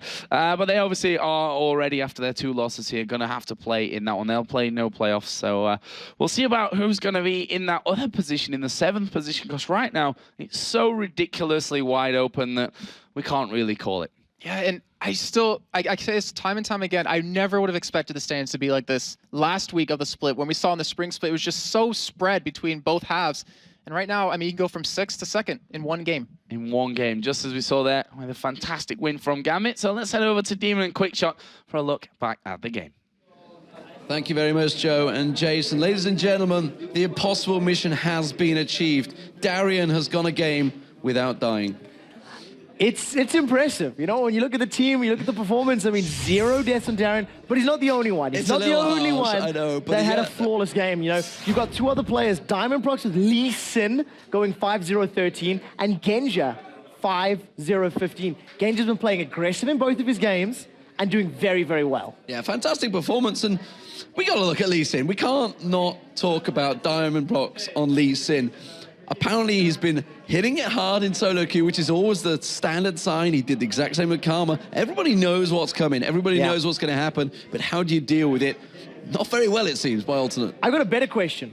Why does he still think, or why was he of the opinion that Lee Sin was weak? Because he makes it work. He still doesn't agree with it, though. That's the thing. He still doesn't think it's a strong champion, but he's just doing what he can do to carry Gambit. On a mechanical level, he is so incredibly good. He helped Gambit get through both of the mid games in today's matches to put them 2-0. And in this particular match, that sort of controlled chaos type of style that we like to talk a lot about during the spring split definitely came into effect. You've seen Gambit borderline messy fights for the first 15-20 minutes. I mean, let's not beat around the bush, let's not overhype it.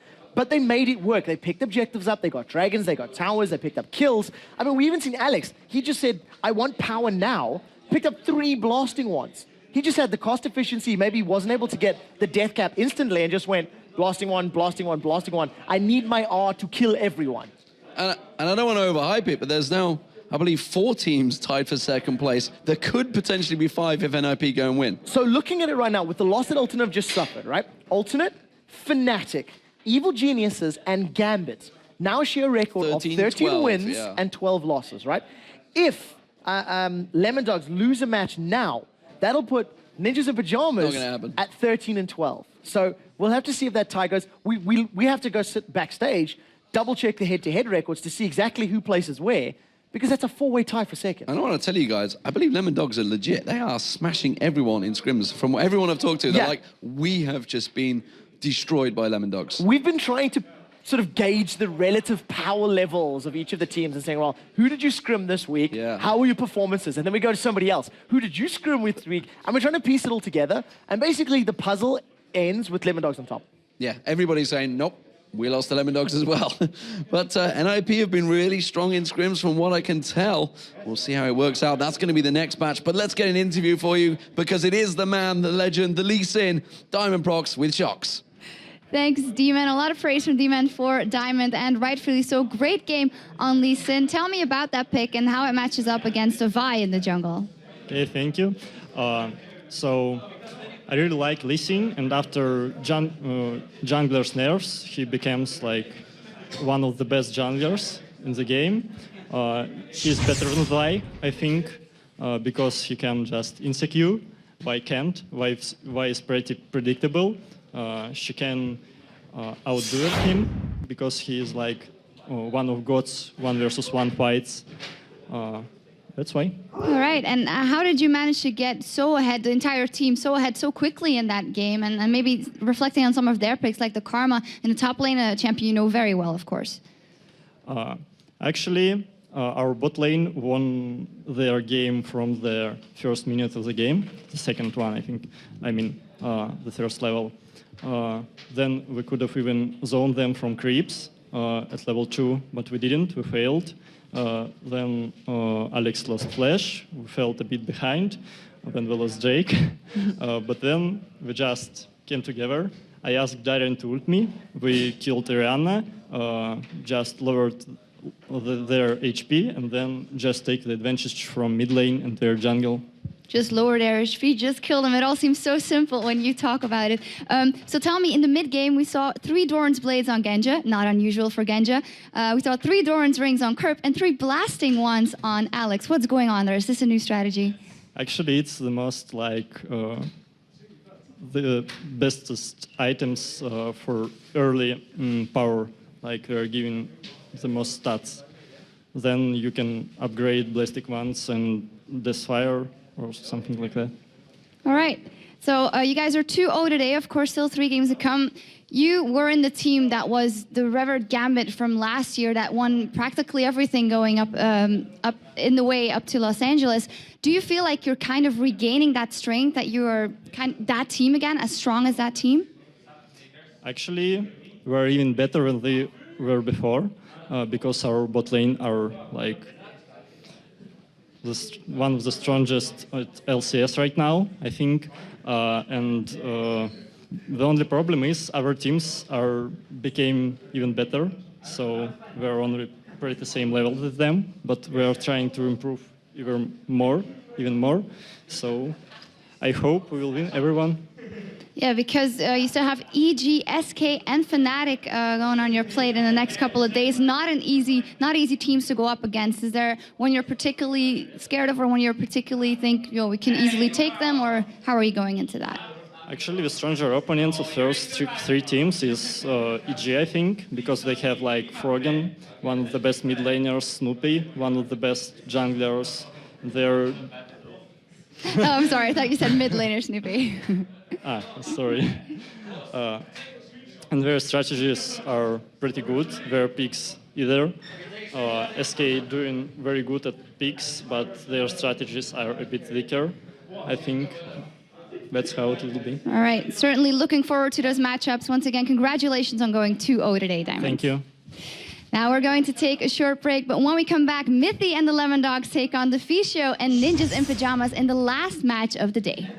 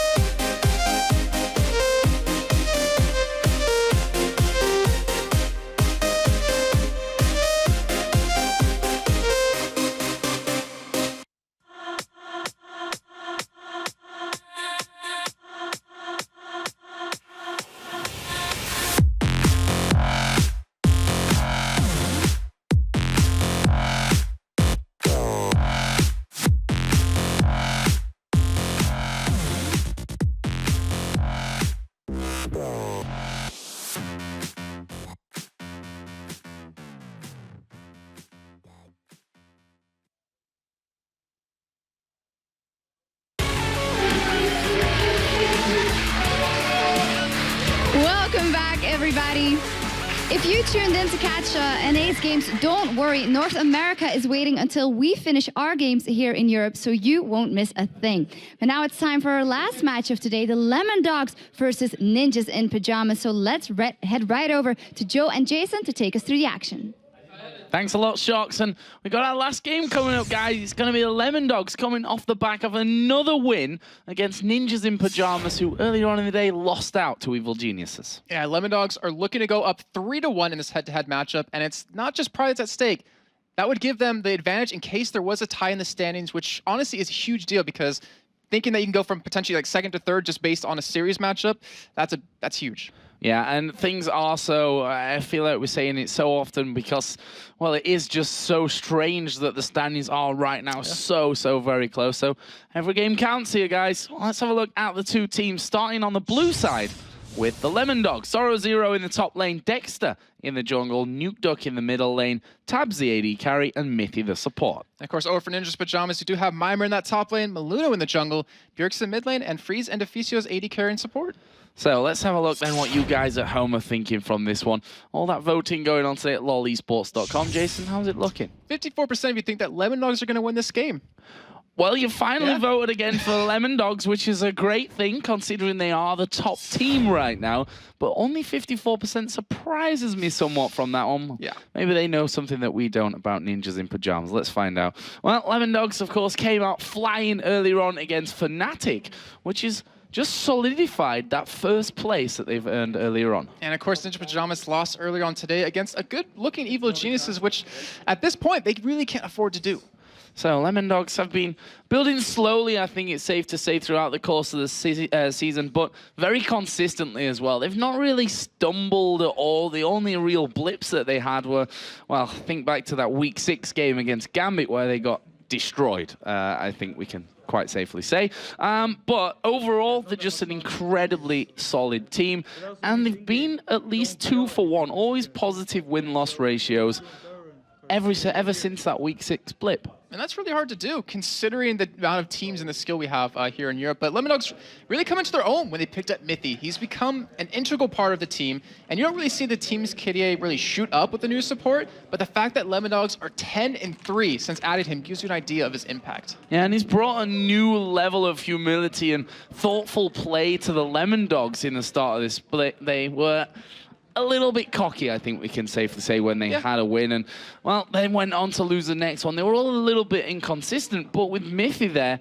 they seem like they're learning a lot from every single match, just due to the fact that he is such a a smart, analytical player. He's a brain. He is a That's what I brain. look at him as. And one thing that's made Lemon Dogs excel in their games is the fact that Nuke Duck and Tabs are really able to push them in the right direction. And that's the danger behind their team. If you would punish Nuke Duck and Tabs, then their top laner Zorzo can kind of bring the game back in their own favor. He's been constantly pushing that top lane.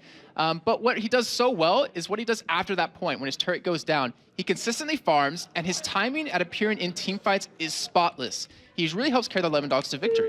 Well, let's talk a little bit about their opponents here, Ninjas in Pajamas.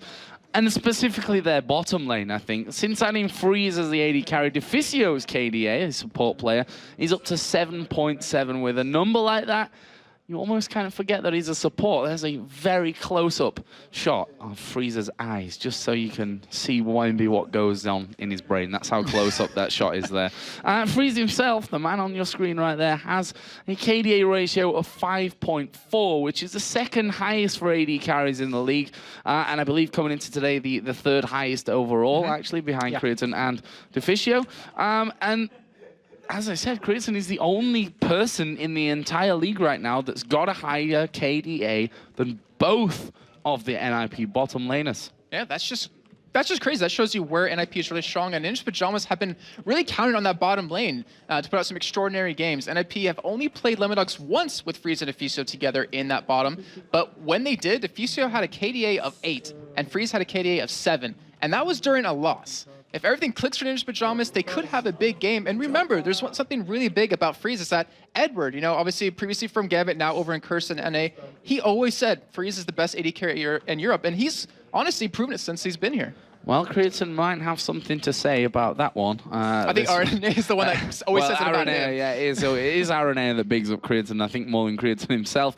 So we're going to get into Champion Select here, and Ban's actually coming in thick and fast from this one, so I'm not even going to ask you this time, Jason, what you think, because you're just going to cheat. Kassadin and Shen banned out, first of all, for Lemon Dogs. No Kassadin for Bjergsen, no Shen for Mima coming into this one. On the other side, Kennen banned out towards Zora Zero. Thresh for Mithy. You heard him in the interview earlier on today. He said, I told you guys, if we get Thresh, we win. A little bit cocky, maybe, but enough to earn him a ban here. Yeah, and I know he's a little sad. You know he wants to play Thresh. We actually heard from Cripple that he always loves playing Thresh, just doesn't seem to get the opportunity to since it's taken away from quite a bit. But the Zed ban coming in as well behind that. They really want to limit Bjergsen. They don't want to let him get to that power where he can just roam around and create these opportunities.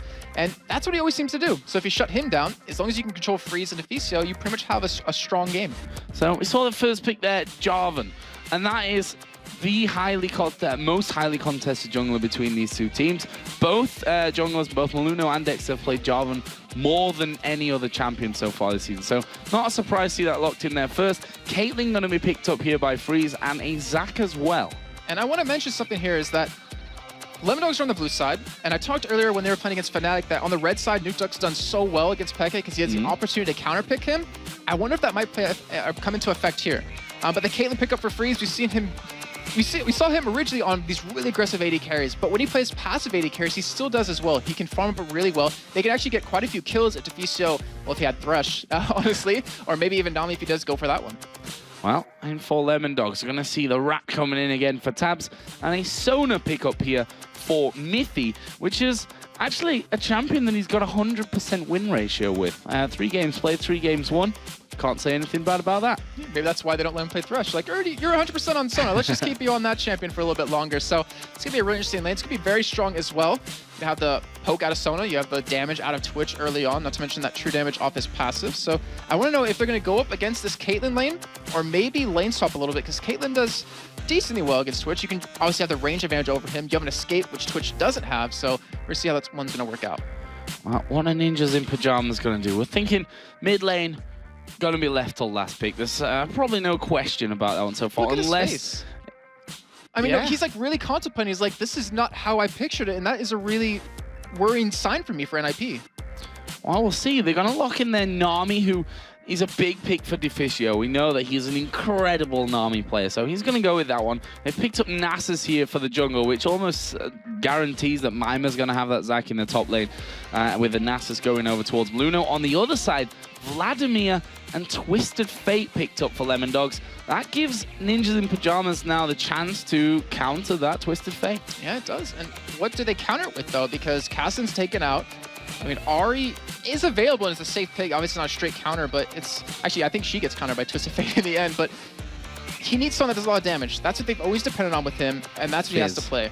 That is actually not a bad pick. Well, I mean, you're going to have Zach going in there. You're going to have Nasus going straight in there as well. Maybe they'll go in there for that Fizz here for Bjergsen. See what he can do in the lane against Twisted Fate. Well, got 20 seconds, and you can see there how much discussion's going on between the Ninjas in Pajamas players to find that right pick for the team now. I mean, they kind of realized with their loss earlier on today, like, if they lose one more, they could be out of playoff contention. Looks like he actually might go another for champion, but Nukeduck on Twisted Fate was like this game. He actually ran it against him in week 6, where Lemon Dogs came out with a nice victory when he's playing against a Kassadin. So he played against a counter and still won that lane either way. Well, this time around it is going to be Karthus. We've seen him a lot today. We've seen Ocelot play, we've seen Alex Hitch play him as well. So, you know, this Karthus, we'll see how he builds. Probably not going to go 3 blasting ones in a row, but that depends how the game goes here for Ninjas in Pajamas. Who are you fancying from this one? Well, Lemon Dogs have an interesting teamfight composition. So you have the whole, let's get them into Cataclysm, let's pop the Vladimir ulti on top of them, let's pop the Crescendo, the Spray and Pray, and just kind of tear them down one by one, which it can work out really well. But NIP, they don't really have a composition necessarily. They're just playing kind of comfort champions at this point, where they don't really have a team fight comp. They don't really have a dueling composition either, but it all comes down to, I mean, you could talk about compositions all day long if you want to, but if one team gets 10 kills against a perfect composition for late game or something like that, it doesn't matter in the end. Yeah, and I think Nukeduck's going to have to be a man to watch for us in this game as well. We know how much he likes to roam. You know, that's one of Nukeduck's stronger points, and well, that becomes all that much easier when you've got Destiny in your arsenal there with Twisted Fate. I think one big point of contention during this game is going to be Dragons. It's been so impactful all day long. We've seen it just so many different games, except Gambit versus Mitri Makers, where Mitri Makers got the first one. But why I say that is that in this matchup between these two teams, Lemon Dogs has 11 Dragons to 1 of NIP.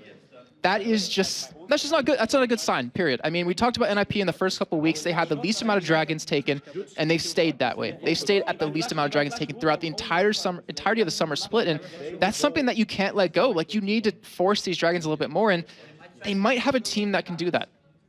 Well, we just saw Lemon Dogs on your screen, looking very, very confident, laughing and joking.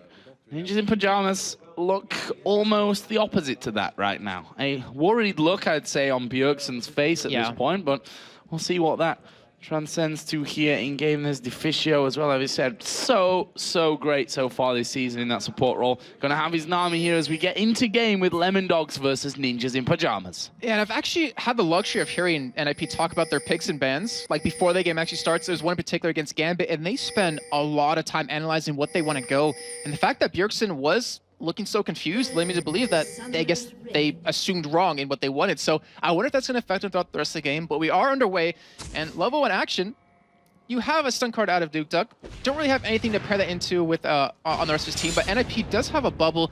But then again, I mean, with how much these games mean, with how much a level 1 can impact the entirety of the game, there's no point in doing anything crazy. So let's see. Lemon Dogs has a 5-man unit here on the top side of the map. Bit more spread out on their opponents, Ninjas in Pajamas right now. A couple of men on the bottom side, a couple right up here in Lemon Dogs' faces. Those layaways having to be dodged and being dodged quite magnificently there by Mithy, all up until I make the point of it, and then he catches a direct 2 in the face. There's a bubble coming out. Maluno coming forward here as well, and they're really quite edgy at this point. But in the end, Lemon Dogs just going to back off. Mithy's going to recall. They've got the vision down that they wanted. And yeah, it's going to make it so Maluno will be spotted around the map on this Nasus. He's not running Ghost. He wants to be able to get out of that Cataclysm, which is going to help quite a bit. Not to mention that Flash Wither, which is really going to punish Tabs quite a bit as they're spamming those pings down constantly. But you can't see right now. Nami is towards the top side of the map. So is Freeze. So we might see the AD carry support go top lane together. Yeah, it looks that way. Deficio just bubbling up inside of the brush there just to make sure there was no nasty surprise hidden in it there for him. And there you see the statistics for Deficio Yonami. 10 times picked so far, 60% win ratio. Definitely not bad statistically. as the blue buff start there coming out for Dexter's Jarvan. He's going to be helped out by his duo lane. We're going to see roles, positions a little bit reverse here. 2v2 in the top side, 1v1 down bottom. That was really smart by NIP. Because they knew Lemondogs would come up the river like that, they're able to get a little bit of harass down, able to deny him 1 or 2 CS, so depending on how quick the AD carries push the lane, they're going to get that level 2 first, which makes it so they can actually zone the other AD carry support lanes. But just like you're saying, lanes are swapped. And Vladimir versus Zach, I don't think we've ever seen that matchup happen yet in the European LCS. Well, interesting to see how it goes. Both have gone Doran's shield at the start of this one. You can see there That's really weird. Biscuit for Vladimir, so he's gone deep into utility there as well. That's a really weird item to pick up for at least Zoro. He's not really going to be auto-attacked too much by Mimer. But obviously the region's going to help out quite a bit. He could have taken maybe the Reju bead in 5 pots and then built up towards a magic resist item, but obviously, we're going to see how it's going to work out. Either that, or they figured he was going to be in a 2v1 lane. That is true. Actually, that is probably the best point. Yeah, that's not the case this time around, though. Him against Mimer, the newest of the new in Ninjas in Pajamas. Obviously, they switched out 3 men earlier in the season. Since then, Extinct leaving the team, Mimer coming in. Hard to judge his performances for me on a really reliable level there as Freeze. And Tabs exchange a bit of damage. Actually, Mithy taking quite a lot here as he gives out that heal as well. But I think hard to judge Mimer's performance overall. We've not seen too much to really talk about on a massive level from him. I think one thing that you can look at with him is how much the jungler's been interacting with this lane, like Maluno.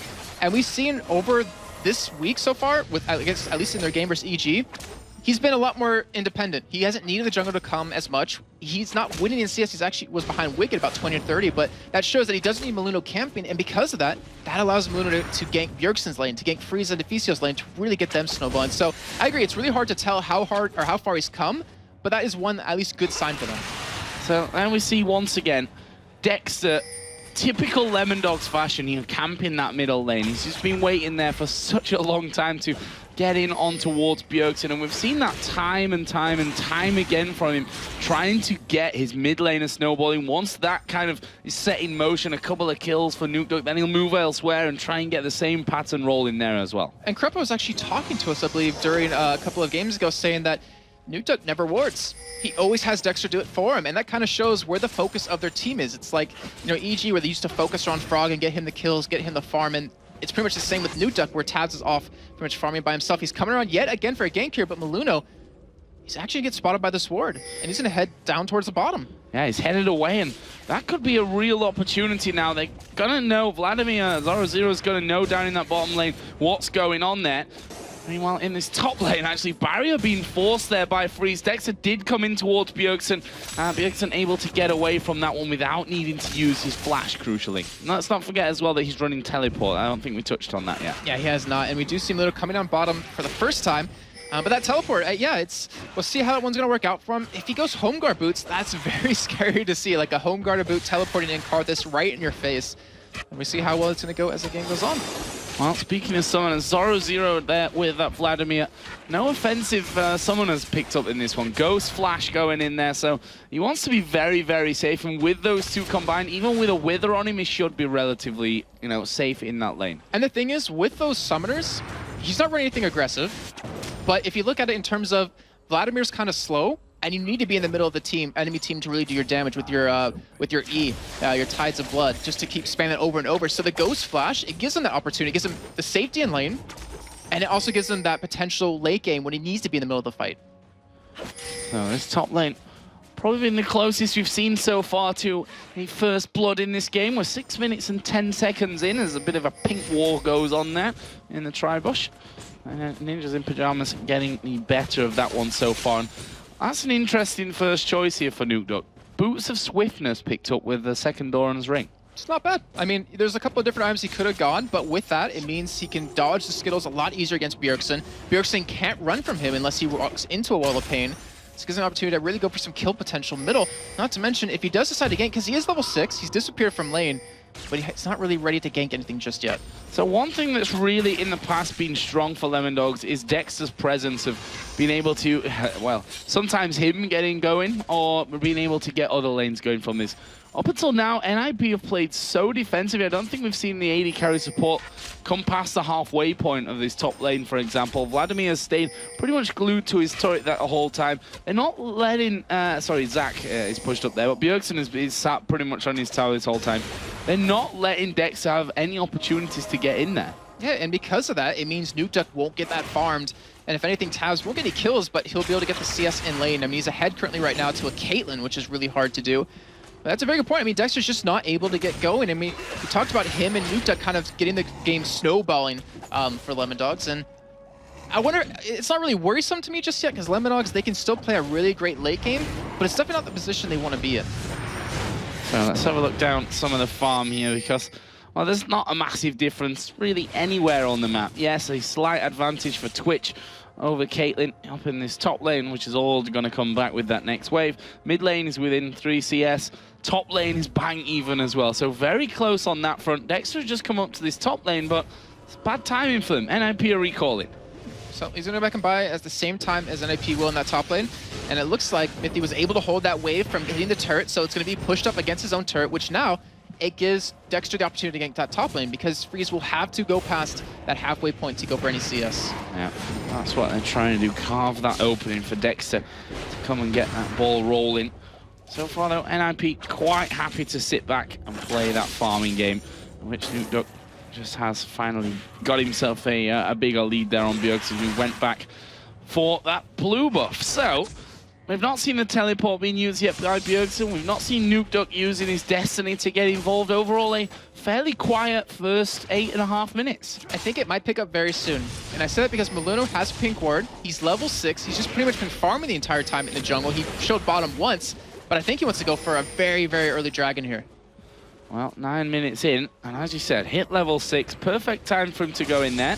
There is a ward in as Dexter actually going to go over the wall from this one so as not to be spotted by Bjergsen. Should mention Bjergsen has flash. The last game, Dexter did flash in onto that mid lane as well to try and pick himself up some kills. But at this stage, it looks like they're just going to go down towards the dragon. Pink ward put down there just to get that vision advantage, but not actually going for it up until now. Yeah, they were pretty much like a step ahead of NIP right there. Like, they knew Maluno would try to go for something like that, so Dexter came out of base with a Pink Ward of himself to kind of just take that vision away, and that kind of gives, I think, Lemondog an advantage, because it hurts NIP considering that they were expecting to go for something like that. Like, when you have a Nasus, you expect a relatively early dragon because of the damage that he can do to that dragon with his ultimate. Let's have a look down. A couple of items here being picked up. The mid laners, as I mentioned earlier, is Boots of Swiftness plus double Doran's Ring for Twisted Fate. On the other side, Karthus got his Catalyst, the Protector, already in there. And the solo lanes as well, who are bang level on CS. The Revolver plus a Negatron Cloak being picked up as there's more pink walls going down by Dragon Maluno. It's like, yeah, now I'm ahead of this one. Are you going to come back and pink ward again? Probably are at some point. But on the other side, Haunting guys, obviously that Doran shield from the start, also with Boots in there for Mima Zach. And the thing is, if they do go for Dragon, I keep talking about it because it's a really big deal. Like I mentioned before, Lemondogs having 11-1 in this series of Dragons. And NIP with Bjergsen being on Karthus, like you always have that global presence. So if you do start that Dragon, if Lemondogs tries to go for an engage on it or trying to go for a steal, pop that ultimate, you'll pretty much deter them from going from that. Well, certainly, without question, I think the most passive start that we've had to a game so far today. Which, no, we're at a tight point in the season for Ninjas in Pajamas, especially here. With a couple of teams ahead of them picking up wins. SK on their trail at this point as well. This one is a very valuable win, and there's another ward cleared out by Maluno and another pink off towards Dragon. Are they going to start it off, though? There's my question thoroughly answered. It makes it harder, the fact that the duo lanes are in the top lane. It makes it so it's harder to get in there and actually, you know, have a go at this the Dragon. Yeah, exactly. And because of that, they just like I said, they can't go bottom. They can't really go for that Dragon. And right now, I think Zorazer would kind of have the advantage in terms of the fight with his ultimate. So impactful if you can hit it onto multiple targets. Not to mention the damage amplification that you get from it. So that was an almost attack from both sides. We almost saw a fight. Not quite. Not quite, but that's going to come at this point. And as you said, you can understand it. There's a lot on the line for both of these teams. Lemondogs don't want to be giving up losses right now. They want that first place. We missed something down at the bottom there. Zoro going offensive at this point. He's now up to level 10 as Maluno has worked himself in, but there's a ward in the side brush and he's going to be spotted by that one. Should signal a retreat from Lemondogs. Probably going to all come down to whether they can bubble anyone up as Mithy is going to manage to land his crescendo. Deficio going very low. There's the expunge. Here comes a Requiem out of Karthus. Maluno going super low there as well. They're going to be able to kill him. There is a teleport coming out now for Bjergsen, but what is he really going to be able to do? Mithy actually going back in. There's a stun going down. Bjergsen not going to get any more from that. And just like that, First Blood comes with a double in the top lane. That is really unfortunate for Bjergsen too, because if he just ulted from that middle lane, he would have killed Tabs, but he kept his health pot going. He had the Build Runner Cutlass to heal up, so the damage or the possibility of killing him goes out the window. And I was just gonna say before that fight broke out that games like this are ticking time bombs. Eventually, you'll get to that point where it gets explosive, and because of those 2 kills they just got, they get a mid turret off that as well. They get a nice huge gold lead, and they have the potential to go for Dragon soon now. Yeah, that's surely the next big thing coming up. The duo lane from top has just recalled. We'll see if they actually end up going Dragon direction from this. Zoro and Maima just butting heads down in this bottom lane. I don't think without a full-on all-in from either of these players that they'd be able to take each other down without any outside interference. So we'll see how that one goes to them. As finally, we see Dexter off in the enemy jungle here. Gonna try and take away that blue buff, and this would be a big pickup against Karthus. Yeah, this is huge. If you can keep it off of him, he doesn't have a tier stacking right now. He has a Rod of Ages, but you need that mana as a Karthus. Like, you need that potential, and with it being shut down, Lemondogs are just kind of working it step by step. I mean, it's just a guidebook or playbook they have just to do step 1, do step 2, and win the game, and so far it's been working out for them.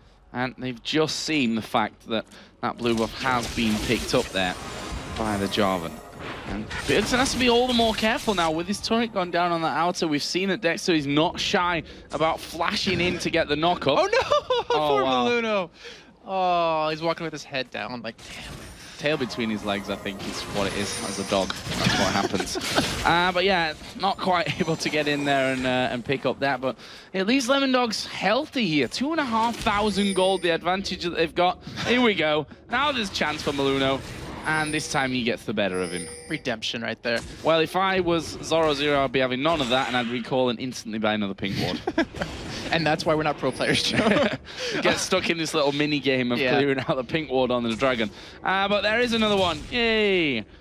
That one goes down. I don't like the whole cheering for wards, but that has actually been more kills than in the entire game by about tenfold, I think. There's been more action at the dragon pit. At the dragon pit clearing out wards. But it's a solid start for Lemondogs. I don't want to take that away from them. AD carry and the mid laner picking up the kills as well. Very, very good start for Lemondogs. And something that's really important here that you have to say is that the dragon control Lemondogs are investing into. Actually, I'll get back to that in a second. I think Tabs, no, might not go in. So the pink wards that they put into Dragon, like how much money they invested into this, it's denying NIP the chance to take Dragon. And we've seen many games of Gambit versus Lemondogs where Lemondogs went for that double middle turret push onto them. And I can't remember exactly what week that was, but Gambit responded by taking a Dragon right after to kind of rekindle that goal that they missed or recoup that goal that they missed. So yeah, I mean, they're not getting Dragon, but they're preventing NIP, and I think that's the big story. Oh, I see more pink wards doing the work there around that middle area. That's a win coming out for Nuke Duck as he's again going to take a bit of a blast coming out of Tabs. Actually, pops his spray and pray for that one as well. Zoro has managed to force out Maima enough from this bottom lane to actually take out that turret, and now Lemondogs are putting pressure on the top as well. Maluno coming around the side though. Let's see if he can get in. Looks like he won't be able to, and I'm actually really curious, and I don't mean any disrespect by this, but Deficio hasn't played Nami in a while, but he hasn't really hit any bubbles lately, and I wonder if that means he hasn't been practicing it either, because he used to be so good at that, but he hasn't been able to make plays yet. Well, he'll be looking to burst your bubble and prove you wrong later on. So, hopefully. Dragon, there he is, finally taken down after about 30,000 pink wards have gone down around him for the battle of control, but Lemondogs winning out on that front. Finally just walked in there and took that one away, and that will increase their gold lead to almost 5,000. And funny enough, in their series together in these 3 games, even where the game that Lemondogs lost, Lemondogs have gotten every first blood and every first dragon so far. So that kind of shows that they're up for a very early aggressive start. Yeah. And they kind of carry that through. Well, right now, Lemon Dogs are headed this towards isn't this good. top side. Maluno, oh, he's not going to spot them coming in there. So Dexter's actually got in. Well, those wild cards just gave it away coming flying through, but Dexter got in there completely sneakily. Nuke Duck's like, we're here, wild cards, Surprise. cards for all. Yeah. But yeah, that obviously didn't work out. They were starting to back away there, Ninjas in Pajamas anyway, so not really too much danger on that front. Zoro Zero and Mimer, they've had a little bit of an engage. Zoro Zero obviously coming out on top of CS. He's taken the turret down, done a fantastic job in the lane phase. And the junglers have not really been down. I think Maluno's been there once, which was very early on, and nothing happened from that when he ended up recalling straight out. So these two have really been left to a very, lonesome existence down there to just farm. And what really sucks for Mimer is the fact that he can't really push out too far because there's a twist of fate in the game. He could just come and gank him, who's actually really strong. He has a death cap already. And with that turret going down, Lemon Dogs have been able to get ward control of that blue buff, which we talked about earlier, how important it is for Bjergsen to get. And he might be denied his second one of the game here. Well, if we look down the items here as well, between the two AD carries, which are both at 151 CS right now, Blade of the Ruin King, Pickaxe, and a Longsword being picked up so far by Twitch. On the other side, BF Sword and Pickaxe for Freeze's Caitlyn. So he's really trying to wait for that Infinity Edge. He wants that big power spike as Dexter's going in, but no one else is really there to help him out, so he's going to be forced to back away. And right now we see actually Zorazir going towards his top side. And I mentioned earlier before the match started that Zorazir, like, if you are aggressive against him and you take his turret, he'll just be smart, he'll farm up, and he will, obviously show up at a team fight at the perfect moment. But right now, hasn't lost his turret, and he's being fed a lot of free farm in this top lane now. Look at this timing here on that blue buff once again. It's going to go over to Nuke Duck, stolen away, and I wonder if we're going to see a play on the other side here from Ninjas in Pajamas to try and bring that one a bit more level. There's 4 men coming down, but you just don't simply chase a Jarvan like that. He will just escape you. And even doesn't need to slide away from that. Ninjas in Pajamas not pushing through. And for good reason, Zoro Zero pushed all the way up to that inner turret on the top lane now. And they don't really have anyone to deal with him. Freeze isn't strong enough yet, doesn't have his Infinity Edge, and he has magic resist as Bjergsen getting caught. Yeah, getting knocked up there, but again, no one around to actually give him any backup. Nuke Duck was out of reach. And in the meantime, red buff was stolen away by Zoro Zero, who's now returning back up towards his top lane. Got to get himself some more farm and not even be scared at Mimer because he's got that level advantage on him right now. He's got a decent amount of magic resist. He's got decent damage coming in there as well. You see half of Mimer's health gone instantly as he comes up to the top. And if you look at this game, Lemon Dogs are playing this so perfect right now. I mean, it's just by the book, but what you see them doing is they're taking away buffs as much as possible. Freeze could potentially be killed right here as Twist of Fate's coming in. There's the slow and the flash away. Only a slow card pulled out there, but Spray and Pray going to give Tabs the range. Nicely executed. Patient play there from Tabs, really setting them up. And that was Freeze farming at his own turret. And he can't even do that safely now. That just shows you how much in control Lemon Dogs are of this game. Now we see the turret going to go down. Lemon Dogs picking up number 4 of the game. And I tell you what, the gold has doubled in terms of the lead here for Lemon Dogs. They're almost 10,000 ahead now. And it's just crazy considering there hasn't been that many kills so far. It's just all about the control of objectives right now. Zorazio still left alone in his top lane. Mimer's the one that has to deal with him, and yet he can't even afford to do that. As you see these duels go back and forth in Zorazio's favor. And NIP, they're being really reactive to everything Lemon Dogs are doing, but they can't afford to do that because as you can see, they're losing too much. Yeah. Losing out on this one. We've got a Lich Bane now done for Nuke Duck, which is going to make him such a terror for this split pushing and getting in there on towards buildings, and we'll see how he goes from that. We saw the Zhonya's Hourglass picked up now for Zoro Zero. Is there enough farm work in that top lane to add that into the Spirit of the Spectral Wraith, plus the Negatron Cloak from a little bit earlier on. We've got the Aegis finished as well for Dexter. And one thing that's a good sign for NIP right now is that, yeah, they're behind in items to Lemon Dogs, but look at the wave clear they have on their team. Pretty much everyone can help out with that. So that means that Lemon Dogs, they can't really dive into a turret, at least siege a turret down against them, so they're going to have to go for a heavy engage. And as long as NIP, they keep up decently well on farm, as they keep that gold coming in, they still can win this game. Twitch Now got his last Whisper added in there as well, so he's going to be shredding everyone. See where he goes next as Zero just charging himself up there to get that extra damage on towards Mima. I'm actually going to slingshot in here from the backside.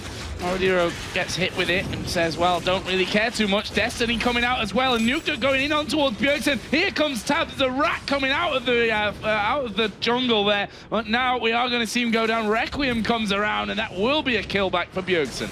Great job by him. He gets actually a much needed kill for him. He's going to be able to get his death cap relatively soon right now. As you saw, Nuke, he actually threw his wild cards last second at that bottom lane. Like, come on, one more CS at least. Let me get something. But in the end, he doesn't get anything right there. And Lemondogs are going to be able to get Dragon off the back of this. And that was ultimately committed by Bjergsen too, who doesn't have the blue buff, doesn't have cooldown reduction. So it's going to be on a cooldown for a very long time. And they're just 500 gold away from making it a 10,000 gold lead here, Lemondogs. It's not been spectacular in terms of kills and masses of action here, but the way that Lemondogs have executed this plan has just been pure controlled perfection. Yeah, I mean, it's not like watching, but as an analysis point of view, it's actually like very intriguing to see how they're picking NIP apart step by step, and they're just doing a phenomenal job of it. I mean, they're still keeping all lanes pushed up. Zoro Zero is being left alone in this top lane. He has 248 farm most of the game at this point, and no one can 1v1 him.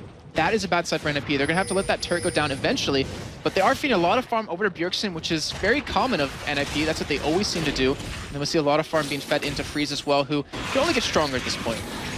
Now we see Mima once again going up to the top. He's now, I remember just a few moments ago saying that Mima is 1 level behind, might not be able to stand up there. Now he's 3 levels behind, or 2 levels behind, as he's just at level 17. Is Maluno now going to come over there? Finishes off a creep on his way through, and Zoro Zero just turns around and said, really, do you think you can do that? I don't think you can. And Lemondogs are pushing middle. And he doesn't have any wards in the top lane, so he just doesn't care at all. As he just puts one down, does have those pink wards in the top side. And yeah, Lesser Lemondogs had the blue buff timer yet again. 3rd one in a row going to be stolen away from NIP, and this has got to be hurting Bjergsen. Like, this really has to hurt him. But Yeah. they still can't just siege away at middle. I mean, that's one of the last 2 remaining tier 2 turrets of the game for Lemondogs. Solid buff control overall here from the Lemondogs. Maluno going to get stunned up here. This could be bad. Crescendo coming in. There's a Cataclysm flashed away from Maluno, biding his time there until Dexter actually went in from that one. Well, they forced him away, and that might give them that opportunity, especially with the Lich Bane, Rabadon's death cap on Twisted Fate. That inner turret probably won't last more than 2 or 3 hits. That was a lot committed, though, for that out of Lemondogs. I mean, he used 2 ultimates to lock him down. He still was able to escape. Looks like he'll be able to return just in time. He doesn't have tier 2 boots just yet. But still, the wave clear yet again out of Bjergsen's able to keep them pushed off the turret for a little bit longer, but I'm pretty sure they can just run in there, take it when they want to with that Lich Bane on Twisted Fate, just like you mentioned, and not really worry too much. Nope. Wow. Yeah. That's the problem that you face, that you can take down those turrets so fast. Zoro Zero is going to get himself another red buff here. That he's literally gone between top lane, the golems, and red buff here for the last 5 minutes, and now they're going to go in for this turret, and it is going to go down. Nothing that they can do to stop this happening. And he's sitting on 2,200 gold, Joe. He has not left that lane in a long time. And when he does go back, I'd imagine he would just pick up some more ability power because he realizes no one at NIP has the damage to take him down. And here's the big point for NIP. Can they hold these inhibitor turrets? Because if they can't do this, they are in trouble. Great move out there from Dexter, but it looks like NMP actually going to try and do some damage here with this one. There was a stun card pulled by Nuke, and that kind of sent NIP packing from that. They're like, let's not get stunned up and end up having this one turning around. Meanwhile, you see there in the bottom left, Twitch is pushing in towards that inhib turret. He's got it incredibly low as well, so great play coming out of Tabs. And that's how they're trying to crack the shell. That's NIP. Just pretty much split push out because they have 3 people that can really do it at this point. And as long as you do that, like, they're forced to defend somewhere, and eventually one turret will go down. The bottom one, like you said, very low. The top one already took a good bit amount of damage. And NIP, they've been on their, like, 1/3 of the map. I'm not even gonna say half of the map, the 1/3 of the map for a good 15 minutes now. Yeah, this is a strong performance from Lemondogs once again. We've just seen a few more items. Void Staff for Twisted Fate. Why not? Just in case he wasn't doing enough damage. And Needlessly Large Rod added in for Vladimir. And the Phantom Dancer finished up for Tabs here on the Twitch, who's now on your screen, getting himself a red buff. Something that Freeze can only dream of, because Zoro0 has been stealing them all for the last 10 minutes of the game. I don't know if he remembers what it feels like to have a red buff anymore, to have a Stolen auto attack. But also, Zoro0 did pick up cooldown boots, the Ionian boots, which gives him 32% cooldown reduction, which means he can spam a lot more abilities in the fights. And there was a certain point, I remember talking with Salsi, who was an ex-pro player in North America, and he said cooldown reduction versus like penetration versus ability power on Vladimir is very unique because he's very cooldown based on terms of his abilities, where yeah, you can get an extra 20-30 ability power, but maybe an extra 10% cooldown reduction would give you that extra spell, which in the end would give you more damage overall. And it looks like that's kind of what he's prioritized. But then again, he's not being stopped in lane. He's not being stopped by anyone. He has almost 300 CS now, 27 minutes in. He's going to have a Baron buff behind this. He can build whatever he wants. Look at this. Lemondog has started off Baron. Nip have come in from the backside there as the wall of pain goes down. Baron is very low, taken there by Dexter. He will smite that one off. Are they going to go in for the attack? Here comes Zoro0 from the side. Bjergsen absolutely melted in that one. Zoro0 on the top side. There is a Requiem coming in. There's a 3-man crescendo as well. Mimer at the back doing a good job. He's going to get his passive procced as Freeze will pick up one as well. And actually, this is not looking all that bad, but NIP are getting very, very low in this one. There's the wither down. Zoro0 still have his flash available if he wants to go super aggressive, but in the end, his life, and more importantly, that Baron buff, definitely going to be worth more. And now they can put down some good damage, especially with Nuke Duck there onto this turret. And that was a 2-for-2 against a Baron of Lemondogs.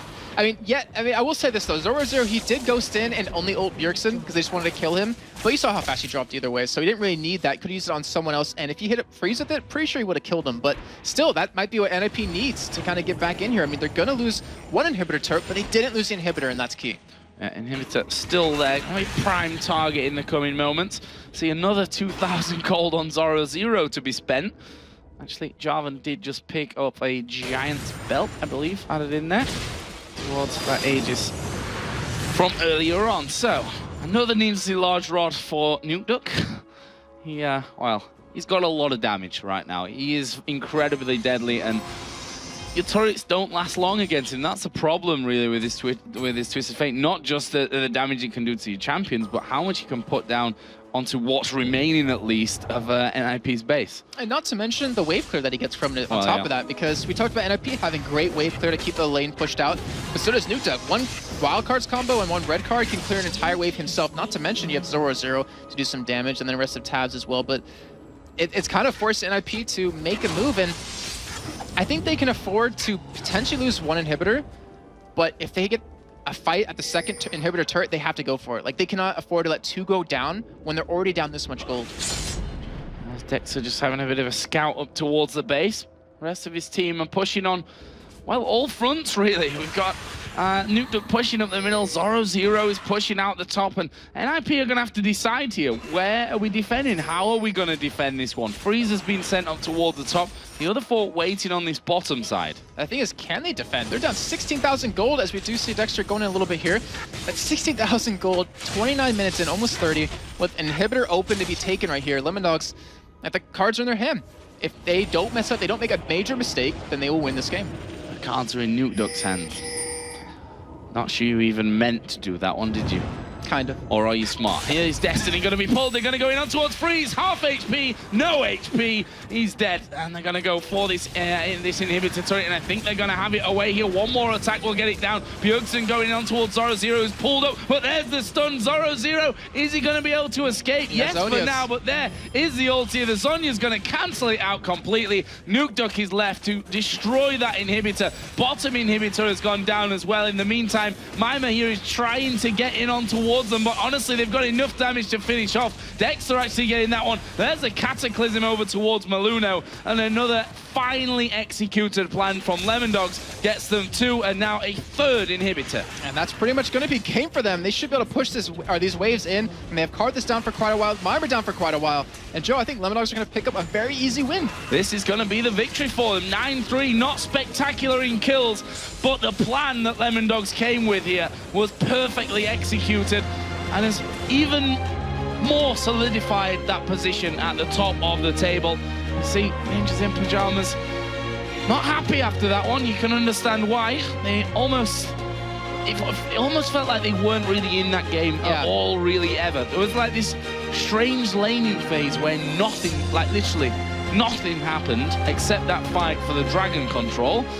And then 2 kills at top. And from there, Lemondogs had all the control. They took the dragon, they took the blue buffs every single time. Zoro, he spent 10 minutes, maybe even more of that game in the top lane pushing, taking golems, taking red buff, and just going through that cycle over and over and over again. The control was brilliant from Lemondogs. And it really makes me worry about Ninjas in Pajamas. I mean, losing 2 games right now, getting dropped towards the bottom of the standings.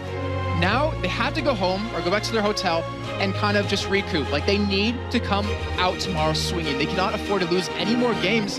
When you look on the other side of that, Lemondogs, 2 wins today, have been looking phenomenal all day long, and I think they only need like 1 or 2 more wins to lock in their top position. Yeah, they're getting ever so close to that one. I mean, they've certainly just opened up a gap that, the gap was already there, but they've opened that gap even further. And with how close things are, that's pretty much the only area where it's not so close anymore. And also down at the bottom, funnily enough, the top and the bottom spot are quite wide gaps from the closest teams to them there. But Lemondogs, it's hard really to summarize that game in terms of you know, what happened, because it was Lemondogs having a plan and just nailing it. Honestly, they nailed that game. And the thing is, I want to give NIP credit, because what you both pointed out during the game was that NIP were not giving Dexter the opportunity to gank. Yeah. The only possibility was bot lane, but it was Mimer, so you can just kind of jump away. But they were able to shut him down, and even though they did that, Dexter still found a way around it. He's like, all right, I'm getting shut down. I'll just keep farming. I'll get up a couple of items, and when we're ready to start fighting, when we're ready to go for Dragon, we'll make that happen. And that's actually a huge point for Lemondogs. Well, congratulations to Lemondogs. Another great result for them, taking down Ninjas in Pajamas. Now let's head over to Demon and Quickshot for a look at some of the key plays from that last game. Thank you very much, Joe and Jason, and apologies to North America for waiting for that game. It's safe to say it was a good 20-minute farming session there, and effectively farmed their way to victory for Lemondogs. I'm kind of on like 2 sides of this, because Joe was saying we need to break down the key plays. I don't think there were any. No. I'm going to be very frank and honest here. Lemondogs strangled the life out of NIP from the laning phase. They out-farmed them. They put a couple of ganks together. I think there was like 5 kills on the board by about 30 minutes on the board. And that was all do land a Destiny, get a cold card, let Tabs destroy somebody with Twitch. Rinse and repeats, push the lanes, take dragons. That was a farm to win game as far as Lemondogs were concerned. And honestly, Ninja Pajamas didn't pressure them anywhere. They didn't force their hands, so they were happy to just like, well, if you're going to let us play this way, we're just going to win the game. So there's 2 things that I really want to highlight about the Ninjas in Pajamas team. First and foremost, Bjergsen was playing Karthus. Now, Bjergsen as a player is so mechanically skilled, and he's a playmaker. I like to see him on champions like Zed, like Ari, where he can get in your face, where he can do things. Even champions like Rise, where he can run around and make plays happen. Karthus, you're reliant on team fights. They never fought. Secondly, that's the second game today that Mimer has been seriously out-farmed by his opponent. Wicked did it earlier in the day. Even with Wicked dying, he had a 30 to 40 CS advantage. And now against Zoro Zero, that was about 60 or 70 by the 25-minute mark. Well, it's safe to say we can see why Lemondogs have been destroying all their opponents, and we're going to get to hear from someone on the team themselves. It's going to be Zoro Zero standing by with Shocks. Thanks very much. Congratulations on that victory, 0-0. Also 2-0 here today. Tell me about your choice of summoner spells on Vladimir. We saw a Flash and a Ghost. What were you so afraid of that you thought you needed both of them? It's not really because I was afraid. It's more because it's so powerful, and Vladimir is so powerful to have 2 utility summoner spells. I could also run with Ghost Ignite or Flash Ignite, but I decided to take both. And how do you think it was that you were able to roll over NIP so quickly? You didn't seem to have any trouble with them. I think we controlled the entire map so perfect this game. Like, we bought a lot of pink wards. At every point we knew where the jungler was. There was like, we couldn't get surprised in any way. We just controlled every single moment of the match. So another victory for you guys at the top of the tables, guaranteed to go to the playoffs. And well, when people vote, they never vote for you guys to win. This, I would think, was one of the first times while your colleagues, other teams you scrim against, also say, wow, they're a really good team. Does that bother you in any way that you are a very good team, that you don't seem to get that recognition from the fans? Nah, it doesn't bother us at all, really. We know that all the other teams have huge fan base and stuff, and right now we're building up. Like, in the start of the season, we got like 2% each voting, but now it's, luckily, we're going up to the 30% and stuff, so it's improving. So finally, 3 games left here over the next 2 days. Is there anyone who can stop you? I would like to say no, but probably some teams will probably surprise us at some point. All right, thank you very much and good luck the rest of the day. Thank you very much. All right, time to check in with Joe and Jason once more to tell us how today's games affected the standings. They've made them even closer. What can we say from that one? Absolutely incredible day of games, 8 that we've seen so far. So let's just dive straight into it then and have a look at our results from the day then and what we've seen. So we started off the day. It feels like it was hours ago. Silly me. It was around about 8 hours ago, in fact, Jason. Just to say, Alternate versus SK. Let's get onto it. SK picking up the victory there from that one. Then we moved over to EG versus Ninjas in Pajamas, with EG having another good win. Then Gambit versus Meet Your Makers, which was a pretty one-sided game in favor of Gambit. Same goes for Lemon Dogs versus Fnatic, a one-sided win by Lemon Dogs. And of course, Meet Your Makers versus Evil Jesus coming in right after that, where MYM had a good lead, but EG was able to claw back in and take that victory. Then a Classico SK versus Fnatic, where SK picked up that victory. Gambit versus Ulta, another clash of the Titans, you'll see, I'll say at least, where Gambit came out ahead with that win. And then, of course, that very one-sided game by Lemon Dogs taking the victory over NIP. And with all those wins coming in today, like you said before, it only made the standings closer. Yeah, so let's have a look at them then. Let's get into the standings here and try to make some sense of them. Lemon Dogs are at the top, everybody. I'm pretty sure now. I mean, they need basically one victory, right? And if they beat Gambit, they're first place, guaranteed. Yeah, if they need one victory and then they're through. They've got 3 more games to be played from all teams here, so they're pretty much safe in that top spot, but that could all change. Then we have the next group of teams tied for second place. Fnatic, EG, Gambit, Alternate, all on 13 wins, 12 losses right now. Then it's tied for 5th position, technically. 12 wins and 13 losses for both SK and Ninjas in Pajamas. Then we have Meet Your Makers, who are already guaranteed to have that 8th spot going out through into, well, for the relegation for them. It's so crazy to see that Alternate were at the top, like top 2, dropped down that far, and they see NIP were really high up. They dropped down to like 7th place pretty much. Like, just from 1 or 2 games. It is just ridiculous. It's mind-blowing how close this is going to be. And it's all going to come down to that final game, so you guys better tune in and watch those. Yeah. Set your alarm clocks if you're in North America, and, well, just wake up at a normal hour if you're in Europe. That's certainly a good thing. So you're not going to want to miss any of the action tomorrow. It's going to be intense. We'll have 6 games from that. And, of course, enjoy North America. Sorry to keep you guys waiting, but it's coming straight up after this. So let's go over to Shox for some final thoughts. Thanks, guys. If you thought anything would be decided here in Europe, you were mistaken, because it's not. There's so much more to come, and we're just about finished here for today, but don't go anywhere, because day 2 of North America Super Week is just about to begin, and they were kind enough to wait until we were done so you wouldn't have to choose. So stay right here to catch all 6 NA games. It's going to be kicking off with CLG versus Cloud9, followed by Velocity taking on Curse, and of course 4 more matches. And our Super Week continues tomorrow at 2 p.m. Central European Summer Time. That is 5 a.m. Pacific, with 6 more games. We'll see SK Gaming versus MYM, Evil Geniuses versus Gambit, Lemon Dogs versus Alternate, Ninjas in Pajamas takes on Fnatic, Gambit battles SK Gaming, and finally Lemon Dogs versus Evil Geniuses. Thank you very much. We're just going to stay here and watch the NA games, and I expect you to do the same, and we'll see you tomorrow.